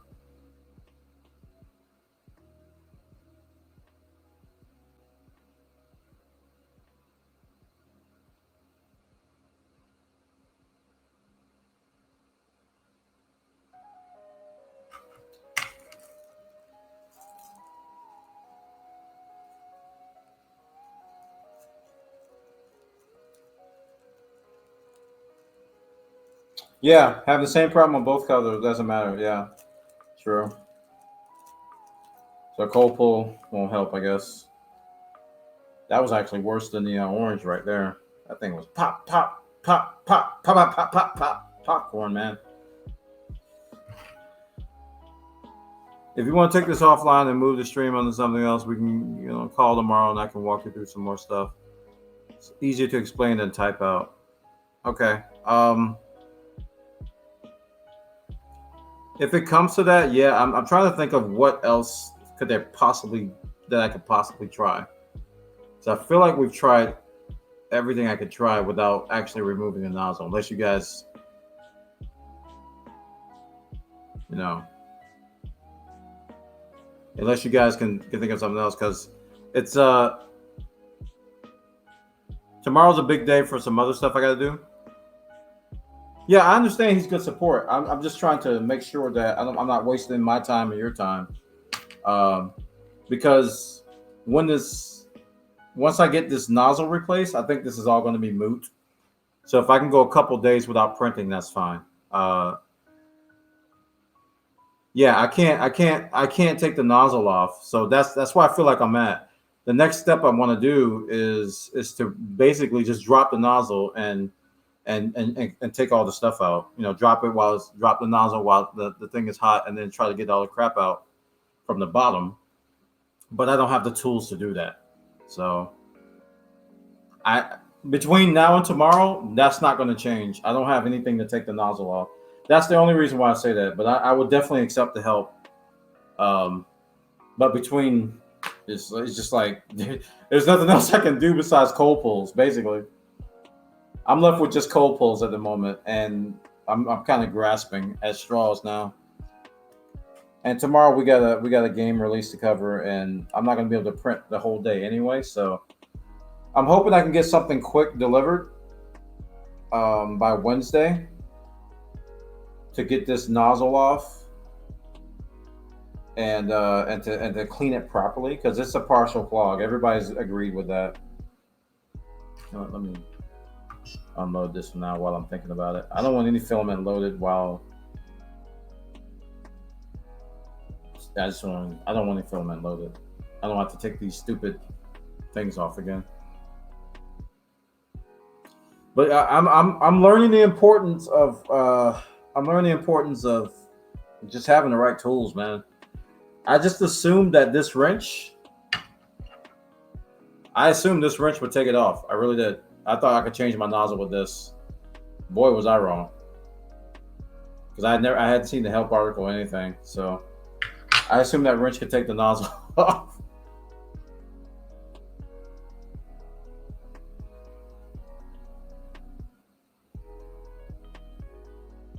Like I don't even understand what you guys are saying about the PTFE liner yet. So that'll probably be one of the things we can look at.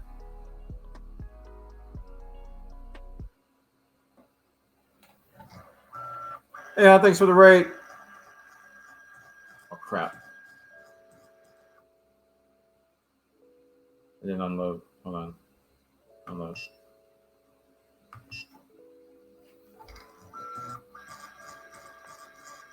Okay, it's not moving. It is jammed. Let's load it again. Oh, I know what I can do. Hold on. I can do a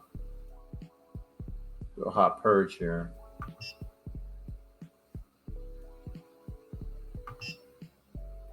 I've learned tricks. I have learned tricks. I hope you had a good stream, babe. We're still in here tinkering with this thing.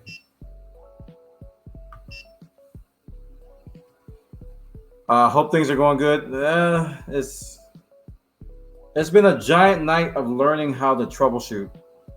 So while there's value, I feel like my time could have been spent. I mean, live. This is stuff I could have did offline, honestly. But all right, let's move this z-axis up.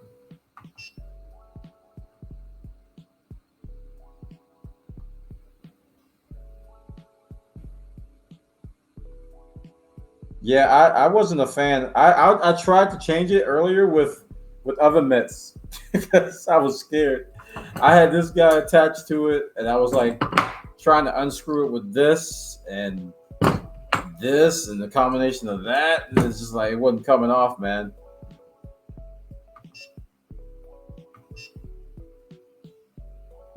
So I'm gonna kind of move this through.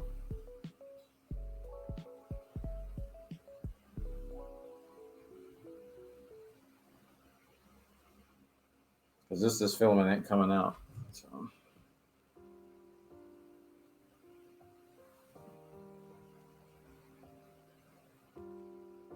Yeah, the wrench is still needed. I was using this to hold this. Basically to hold that thing. While I use the other one to kind of unscrew that.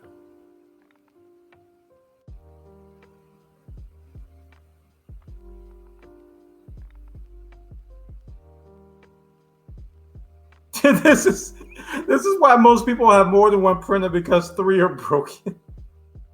I did have a lot of people come in here. They were like, "You're making me want to fix my printer." They kept saying that. You're making me want to fix my printer. I'm trying to get this out. It is not wanting to come out.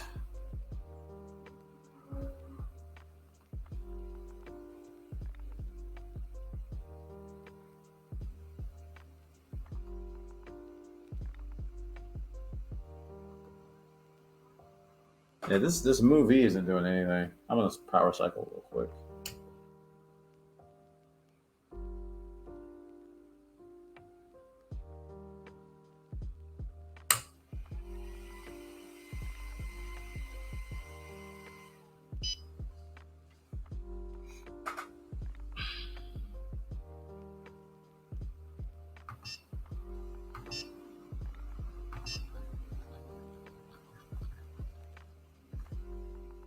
Let me extrude.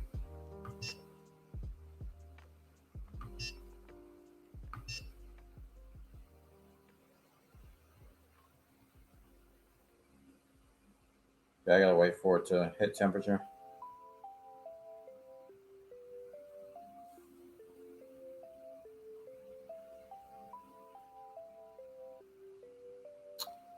Maybe one and Zenbender should try to convince the. Maybe one is who Zenbender is trying to convince to build a Voron. Yeah, he brings it up from time to time.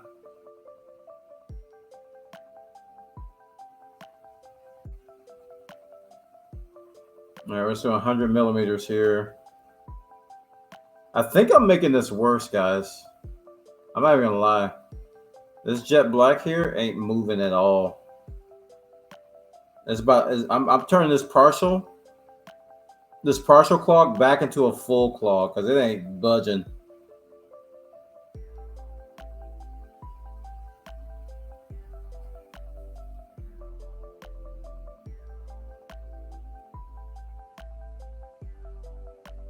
Wait, oh, it's trying, maybe? Nope, it just fell off.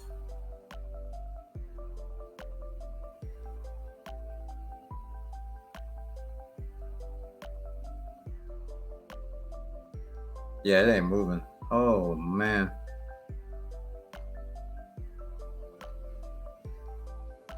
I would unload filament and leave it until you can get the tools, pull the nozzle.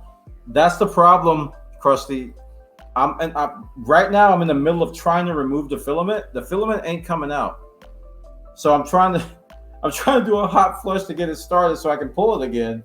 It's stuck. It won't move. So I'm trying to get to that point. It's not letting me, dude. I'm just trying to unload this stuff. It's like, nope. I'll try another unload. I've been trying to unload it. It's just, it ain't coming out.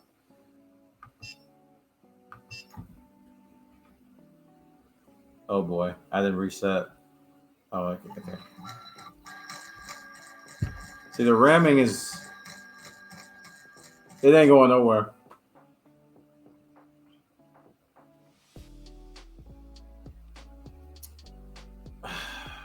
Yeah. I have made the situation worse, chat. I am that guy. We're back to square zero. I just had to try my little experiment. I set it at 240 to do a hot purge. I just wanted to get some flow so I can kind of flush it. And now it's like it ain't going nowhere. Well, it wasn't going anywhere before I did that.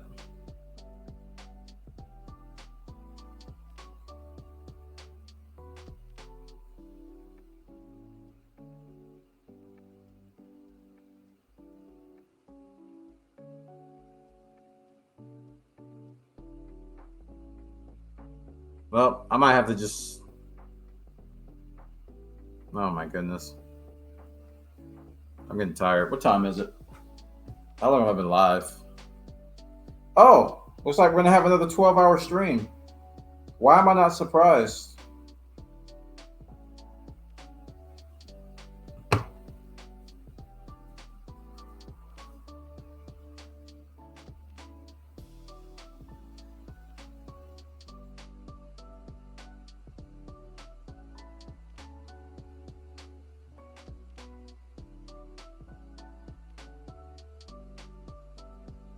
Oh no, I gotta disconnect the tubes again. Oh no, we had to do this earlier. No, I don't want it. I don't want it. All right. Well, I will turn the printer around so we can see the idler screw, so we can loosen that. I'm gonna give myself some room here so I can move this out of the way. So we can see the idler screw. We can loosen the idler screw, take the brass thing off.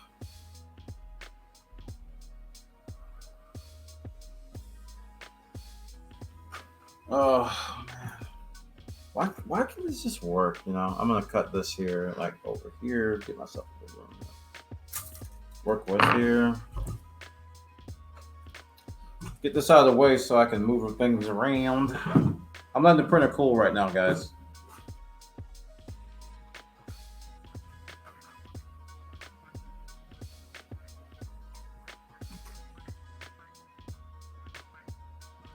Last time we tried this, it didn't work that well. I'll try it again. I'll do what Krusty says and see if we can get it going.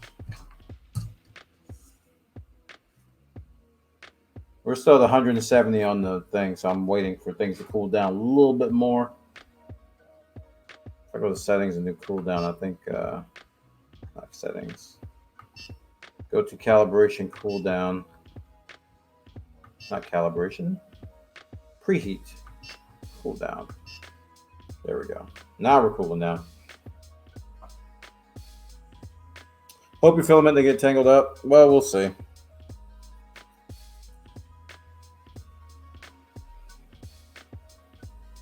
Once this all cools down a little bit, we'll take a look, see what's going on.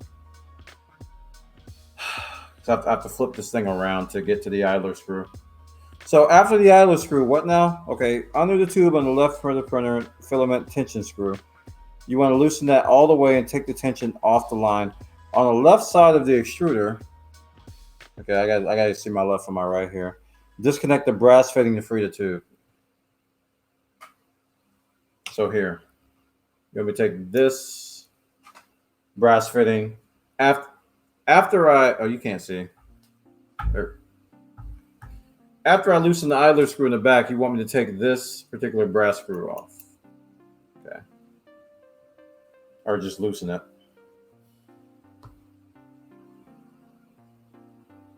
I'm actually going to want it hot for this. Oh. All right, well. Rip cold. Preheat.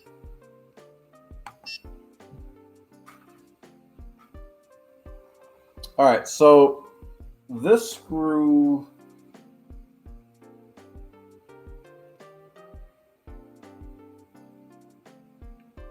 on the left side here, is it like right underneath the tube? That's the screw you're talking about? Yeah, that's the one. That's the idler. Okay, that's the one I understand is the idler. So we're gonna loosen that all the way. And this removes the tension.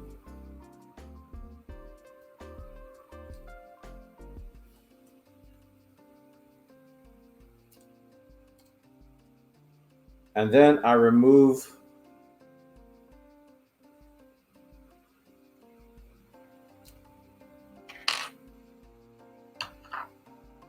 this guy, right? That brass screw.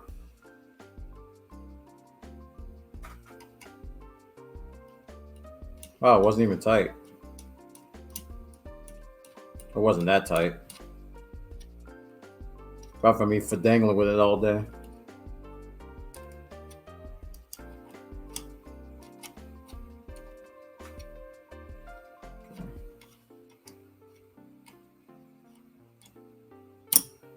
I'm not touching it, chat.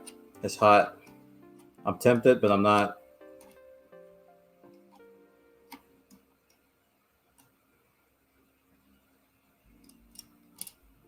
Okay. It's off.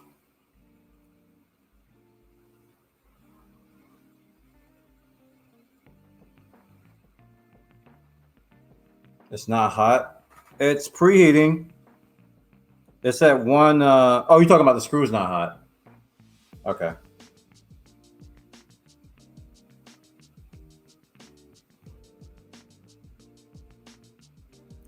Okay, so once I get the temperature, now that I've loosened the screw and loosened that, what do I do next? What is the third step you say? You didn't say the third. So I disconnected that. Should I be able to just pull it out? So slide that up and out of the way and just give it a pull. Give the tube a pull? So I pull the tube out.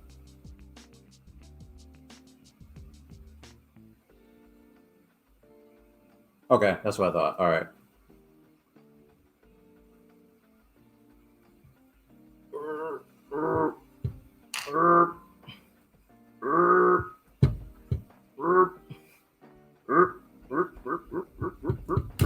There it goes. Wow. That did not want to come out.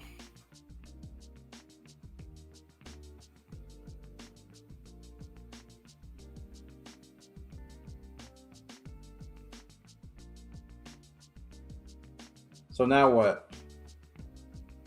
What does the end look like? Kind of like a cold pull. It's got a little flat end. It's like it gets skinny and it has a flat end at the end.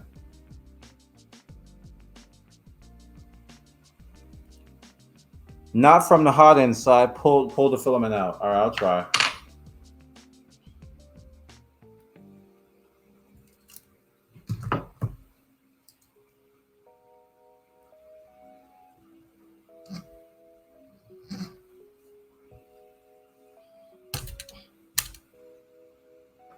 Did it break? It broke.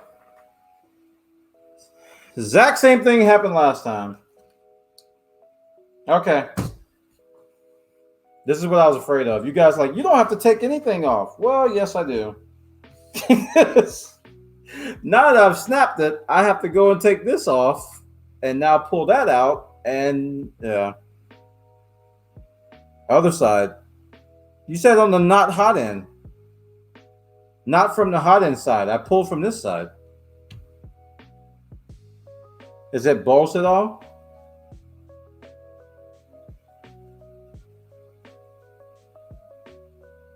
He said not from the hot end side. This is the hot end side, isn't it? Oh my gosh. He said not from the hot end. Oh my gosh. See, this is why you get on calls, boy. This is why you get on calls.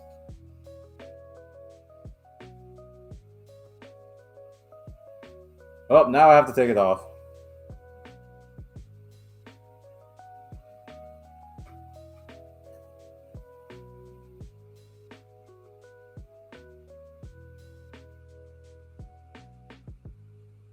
Use the filament to push it back through. I can try.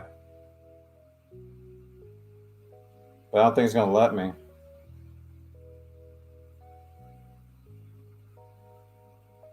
Just pull that from the tube from the extruder like you did from the hot end.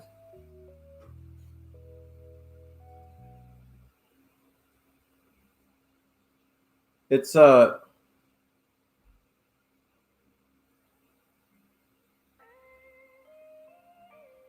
yeah, I'm gonna have to take the tube out of here by disconnecting it from down here. That's what I said I was gonna have to do. Yeah, I'm gonna have to just disconnect this over here and pull this stuff out, I think.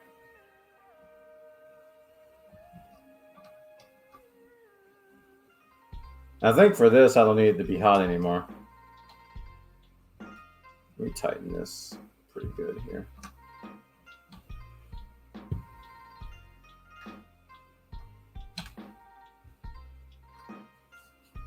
I can cool down now.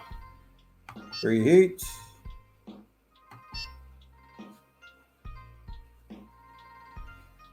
Cool down.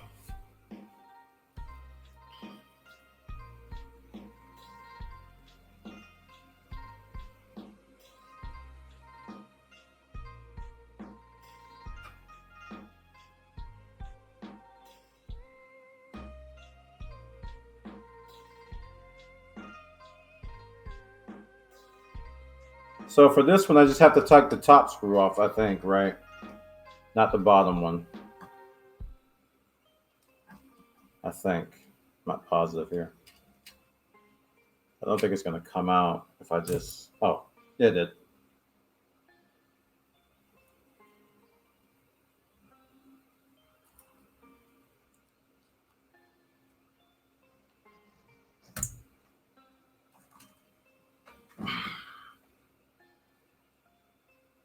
It's like he's done it before, chat.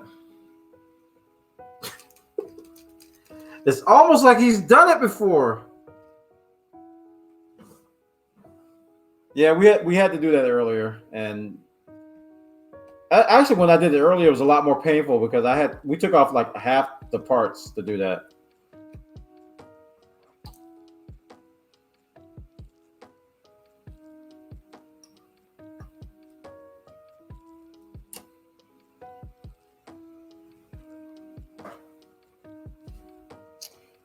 You should push through the white tube in and hold pressure while tightening the fitting.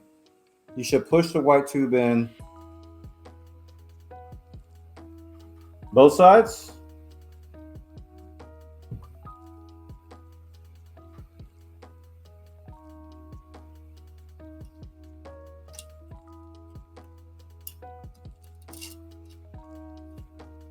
All right, I'm holding it in.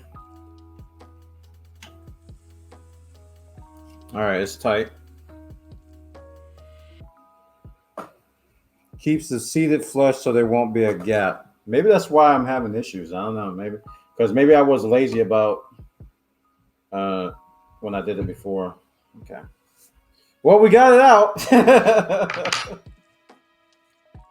We got the filament out again. Whee! Yay, we did it. Oh my goodness. All right. I'm sorry. I mean, the first few weeks of me doing this, I was making people buy printers, and now I'm sending them running for the hills. I'm showing the reality over here, the creality over here. This is what happens when you clog and you don't know what you're doing.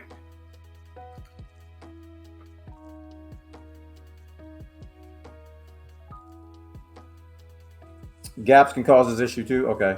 Well, I didn't really take it apart until after we experienced the issue. So maybe that's not causing it, but it probably is not helping it. I'm doing my best to tighten this stuff like really, really good. Let's do this. So I get a little torque here. Oops. Nope, don't do that.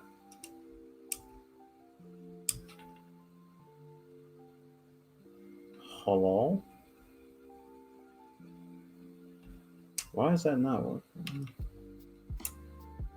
There we go. Wait, no? Okay, that's weird. There we go. Okay, so all right, make sure that's sealed.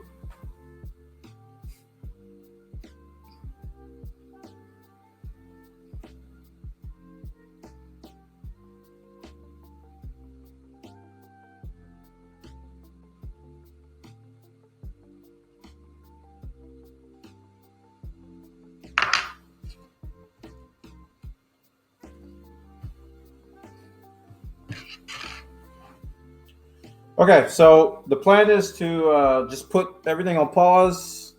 I know people want to see printing, but I'm gonna put everything on pause until I can get a proper ratchet set. Oh, there's crap on here. So we can remove that nozzle, and I'm gonna get some replacement nozzles too in case this nozzle is done. But we're going to replace the nozzle, and then once I get that, we'll be in a spot to where we can try to see if we can print again. But I think we probably won't be able to print any tomorrow because I looked at all the shipping times and nothing can get here before Wednesday. Sadly, I don't have any means of doing local shops here. I don't have any transportation, so I can't just drive to a shop. I can take an Uber, but that would cost twice as much as getting the ship. So probably I'm hoping on Wednesday I'll be able to do this off stream, get this thing, get the nozzle changed off stream. I am going to be working on getting octopi. The heck? Oh no! Okay. I thought that was on the hotbed.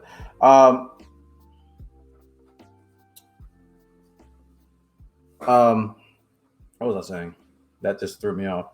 Oh yeah, I want to get the octopi stuff going. Get that off of there.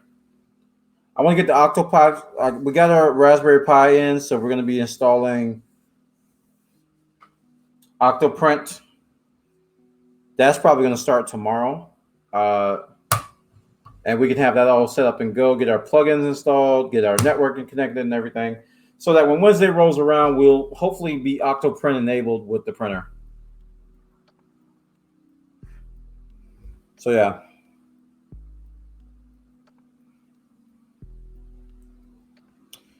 They actually have a nice nozzle removal tool. I'll send you a link on Amazon. Thank you. I've got a couple links, but I will definitely take more. You can post in our Discord, or you can just send me a DM on Discord. And I'll get it. Discord would actually work better because I'll be able to do it when I get out of here. Okay, so yeah, we're gonna park this for the printer's probably gonna be happy. It's gonna not print for the first time in 7 days. But we're gonna come back and hopefully have it. Yeah. You send it on Discord? I'll check it out. Thank you, man. I appreciate all you guys' help. Like for real. I'm trying to be patient. It's been a long day, and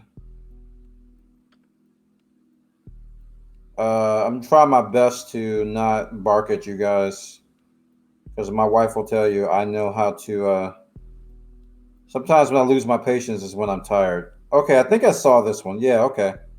It's only $10. So is that thing is that actually 7 millimeters?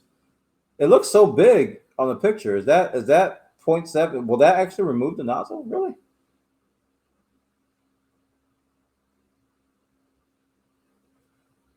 Okay. All right.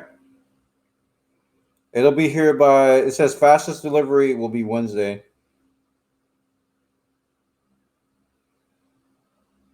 But I have to, it won't be free. But, David gave me $50 to get this and get replacement nozzles. So,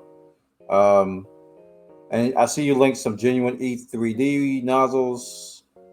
They're $10 a pop. So I'll get whatever I can afford with those. That's the wrongs tool. Accept his offer of a call. I've already accepted his offer of a call, dude. Let me let you know. I'm not rejecting him. I'm telling him that there's nothing we can talk about until I get the nozzle. Then when I replace the nozzle, and if I'm still having problems, yeah, we'll talk. But until then, there's nothing to talk about. And then tomorrow, I'm going to be covering the Final Fantasy patch, so I won't have much time tomorrow to talk to him. So I'm not dissing him. I'm not like pushing him away. I'm being practical. We're just trying to establish when's a good time to talk. This is my favorite tool for Prusa right now. Okay, I'll see if I can get that link.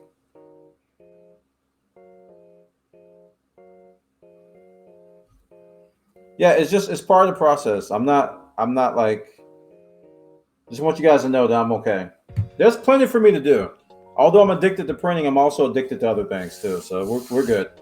We're actually good.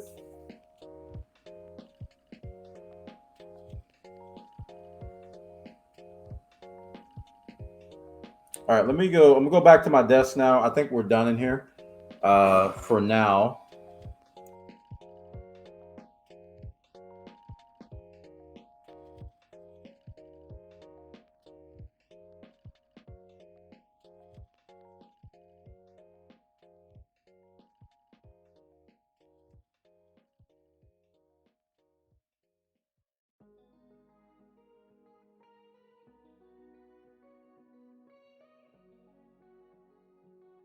Okay, so I got a Raspberry Pi sitting on my desk here, right?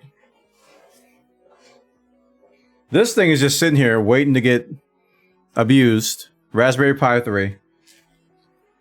I still have to find my SD card adapter for my PC so I can set up the SD card. And the Final Fantasy patch is going to be coming out probably like 2 hours. So somehow I have to sleep. All right, let me check out these links. I'm gonna order this stuff right now. Ooh! Hexagonal sleeve wrench, dual-use extruder nozzle removal tool. Wait a second. They said order these two things together, and I need some socks. Chat, I actually need socks. So yeah, I can get those socks too. But this is cool.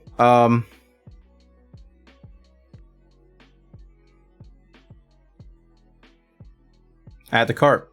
I'm just gonna order that. Let me look at the one Krusty sent as well. This is the right one, he says. Okay, and this one's $20. So if I add all this to my cart, how much is it? It's probably gonna be less than 50. Just get all this.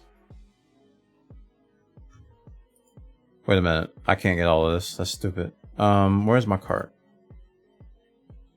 Okay, so that's 8, that's 20, that's 8. I do need to get some nozzles though. I want to get at least 2 nozzles. That's $20. And that's 0.4, right? Yeah, that's 0.4. Alright, so that comes to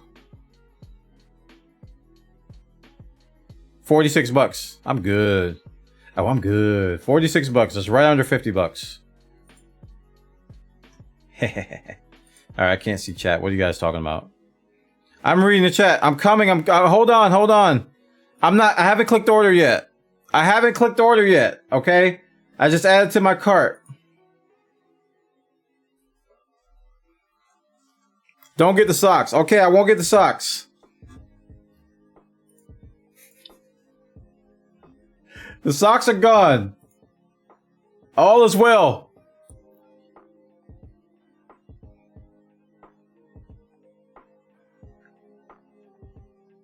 Those socks won't work? Okay. I know that Zen linked me some socks way back, and I thought that those were the same ones.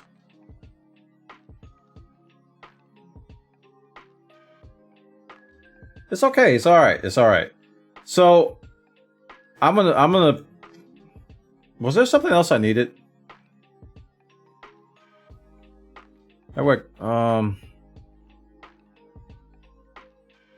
Nozzle. Let me look at my wish list, because I use my wish list to kind of. Yeah, I think that's it. Yeah, that's it. Yeah. Check out.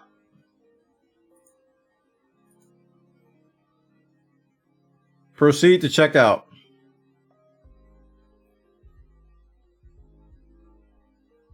Crucial Mini block silicone. Oh wait, I didn't think this was for sale. I saw some threads that a guy was working on some.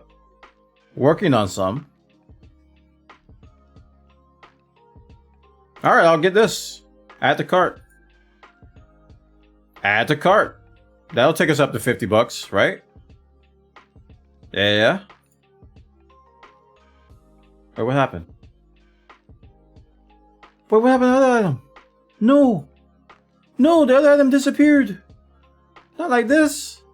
Where'd it go? Okay, I can't believe you've done this. I actually can't believe you've done this. Wait, your items. It took it out of my inventory. What the heck are you doing? Add to cart. Get back in there. Now it says 4 items. You're out of sync. Okay.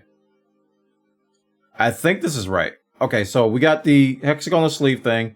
We got the sock, and we got 2 nozzles. $49.32. Yes, printer's still dead.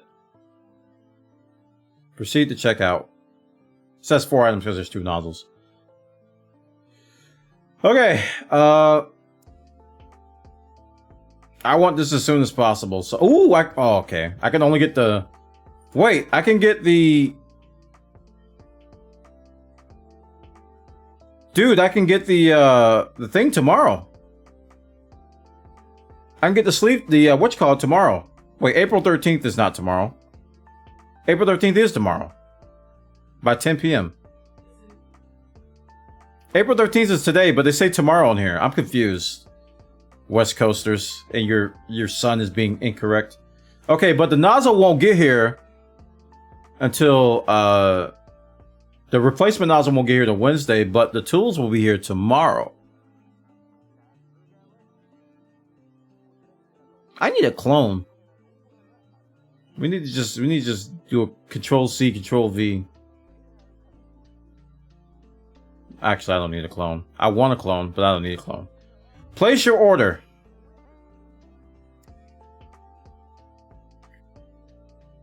I'm looking at it. Print an extra Warner. Nah. He'd come out all jacked up. It'd be like multiplicity. Hi, Steve.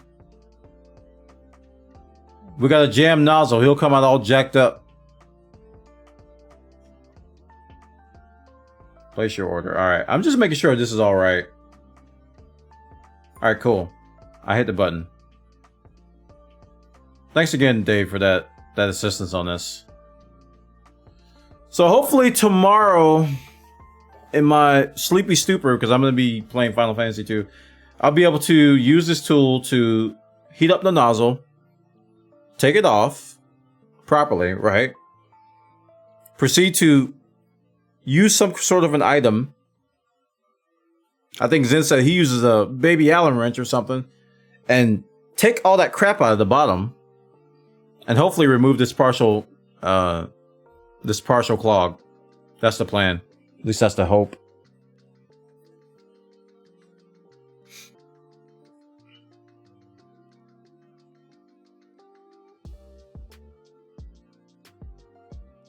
Yeah, that's the hope. If it doesn't go well, I'll be fine. I'll hurt a little bit, but I'll be fine. And then we can call Krusty and see what we can do. He's probably good. Krusty's probably gonna tell me, hey, just wait for the new nozzle to come in. Replace the nozzle. But then we can look at other stuff too. Just don't use a blowtorch on the nozzle. Got it. Oh, the other thing I needed was a brass brush. Oh, I need a brass brush. I need a thing to clean the nozzle with.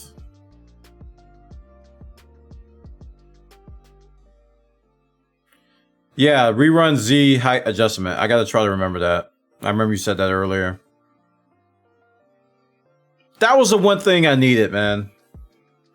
Was the brass brush. We'll get one someday.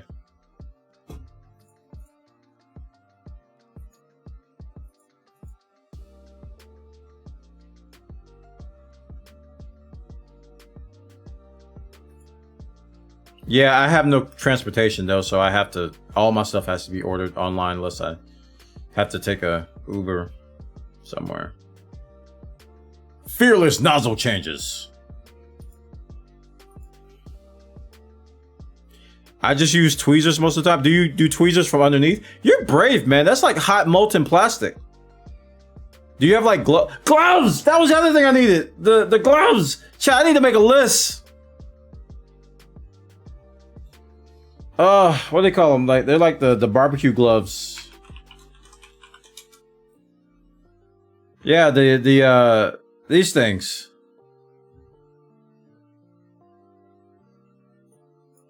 That's the other thing I was gonna get. Man, I can't remember anything today. Well, I can, but it's just like, I need these. No, not oven mitts. Those. I need fingers. You've never used gloves? You guys are crazy. And a bag of sour Skittles.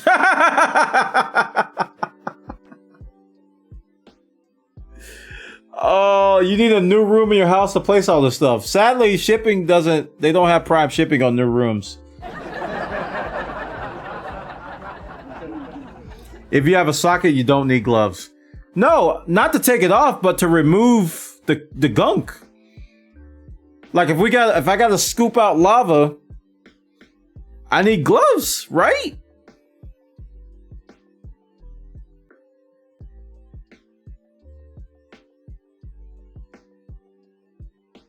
You need gloves to just don't touch it. It is hot. Doy, that's what I'm talking about. I mean, what if a little lavalet just decides to just like swan dive out of the little hole and be like, "Bada!" and gives me a hug, and I have a hole in my hand. I'm just like, pfft. You guys are crazy, man. I thought I was crazy. Wow, you 3D printing community people, man. There's something wrong with y'all. I might be in the right spot. I don't know. I think you'd be more likely to burn yourself trying to hold the mini tools than the gloves, with the gloves, than just being careful. Y'all are scaring me. I'm afraid right now. I'll tell you what though, my wife's gonna make me wear gloves, whether y'all want me to or not. She's gonna be like, "Where are your gloves? Where are your gloves?" I'll be like, about my gloves. Where are your gloves? Mavis, what time is the patch? How much time do I have to take a nap? I know you count down. You know, Mavis. Safety third. Niffin knows. There we go. I'm putting away all this pie stuff. I got Raspberry Pi nonsense everywhere. Wait, where did those heat sinks go?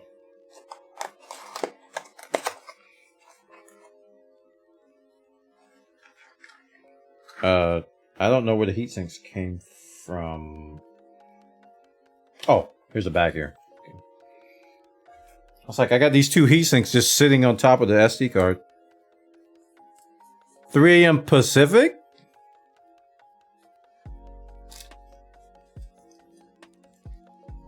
Right? It's 3 a.m. Pacific, right? Not Eastern. Right?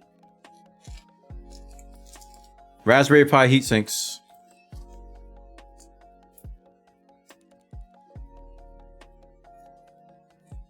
$6 a.m. Okay. Thank you. That means I got time to sleep. That's good. Thank you guys.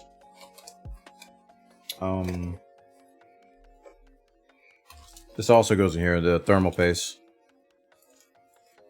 Okay, so when I wake up in the morning, we might stream early tomorrow, depending on how well I sleep. I might ask my wife to punch me. Sleeper-deeper slumber. She'll knock me out. Maybe I can get some sleep. We might start the stream early tomorrow. We'll see.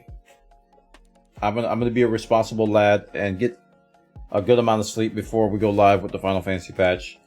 I'm gonna be watching the door for the package, because as soon as the package comes in, I'm probably gonna stop everything I'm doing and go and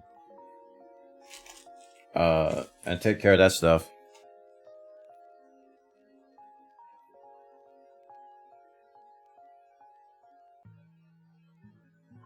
What package? Loyal Moses, hey! I have ordered, at the recommendation of Krusty and David, some doodads to remove my nozzle. Because I have a partial clog. And it is a pain in the neck. So I am ordering parts for that. The box, the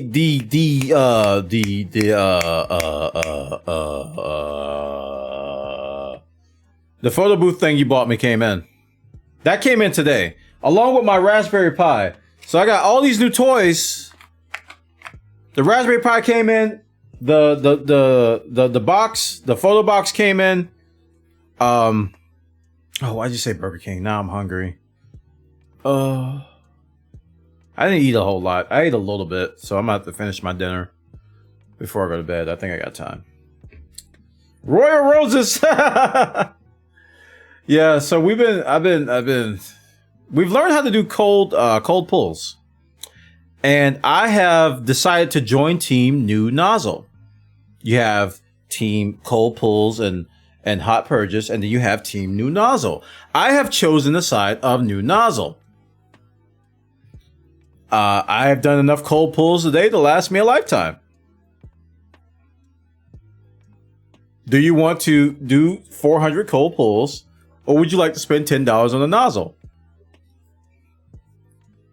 $10 on the nozzle.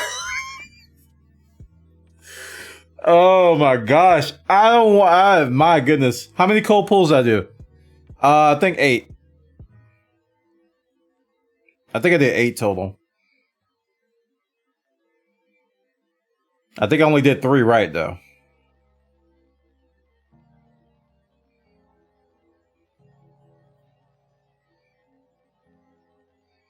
My hands are still like cramping from the cold pulls.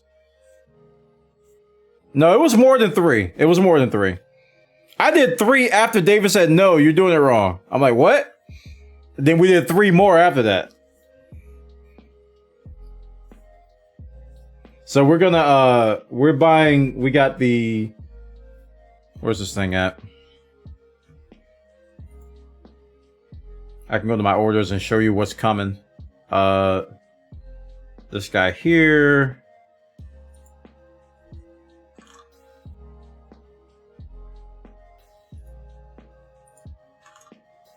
And this guy here. There we go. Ignore the gloves. We're getting this thing.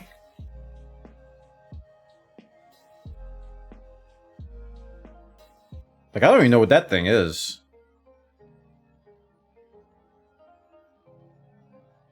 What is this thing on the left side?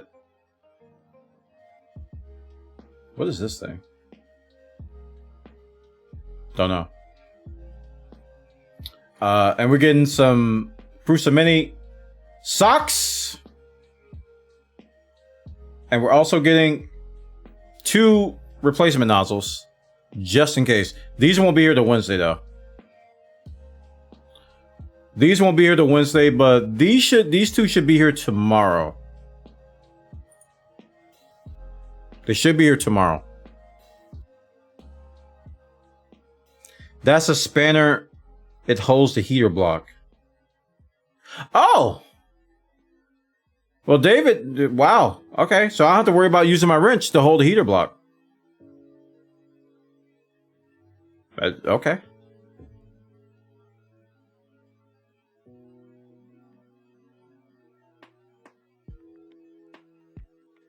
I guess. I don't know. We'll see. We'll see how I do.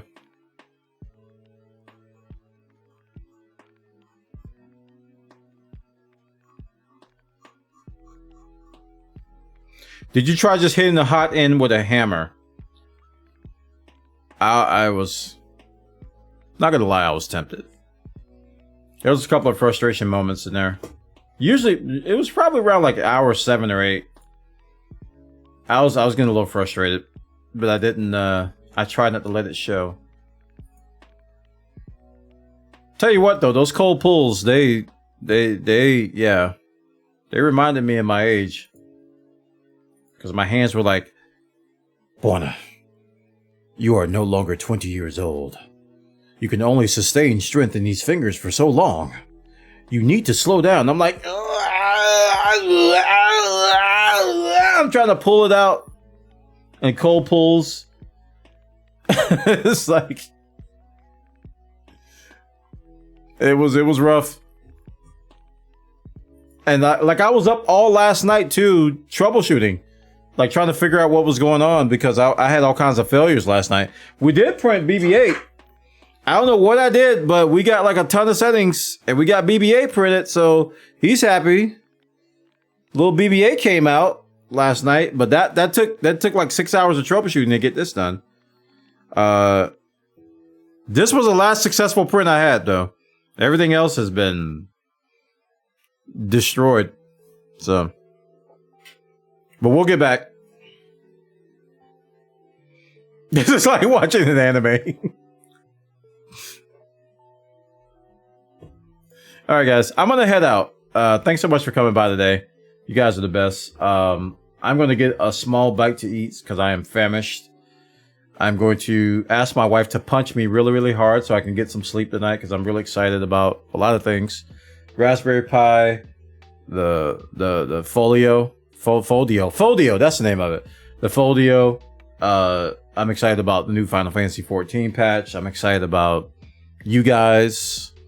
So I'm gonna ask her to give me a nice right hook right here so I can get some sleep. Otherwise, I don't know if I'm gonna be able to go to sleep. Printer should be up tomorrow. I'm calling it. I think the printer's gonna be up tomorrow. I think we're almost there. We just gotta flush out a little bit more gunk, and no more cold pulls ever for the rest of my life. Okay. Y'all the best. I'll see you tomorrow, all right? Those of you from Chris Cabrillo's community, thank you so much. I usually hang out in the 3D printing help channel because I always need help. So you'll find me in there. Thanks for coming by. Help me out, Krusty and crew. David, Loyal Moses dropped by. Thank you so much, everybody else, for helping. Also, Man Cave Hobbies came by and helped out as well. You guys are the best. Take care of yourselves. I'm out of here. GG's and bye-bye.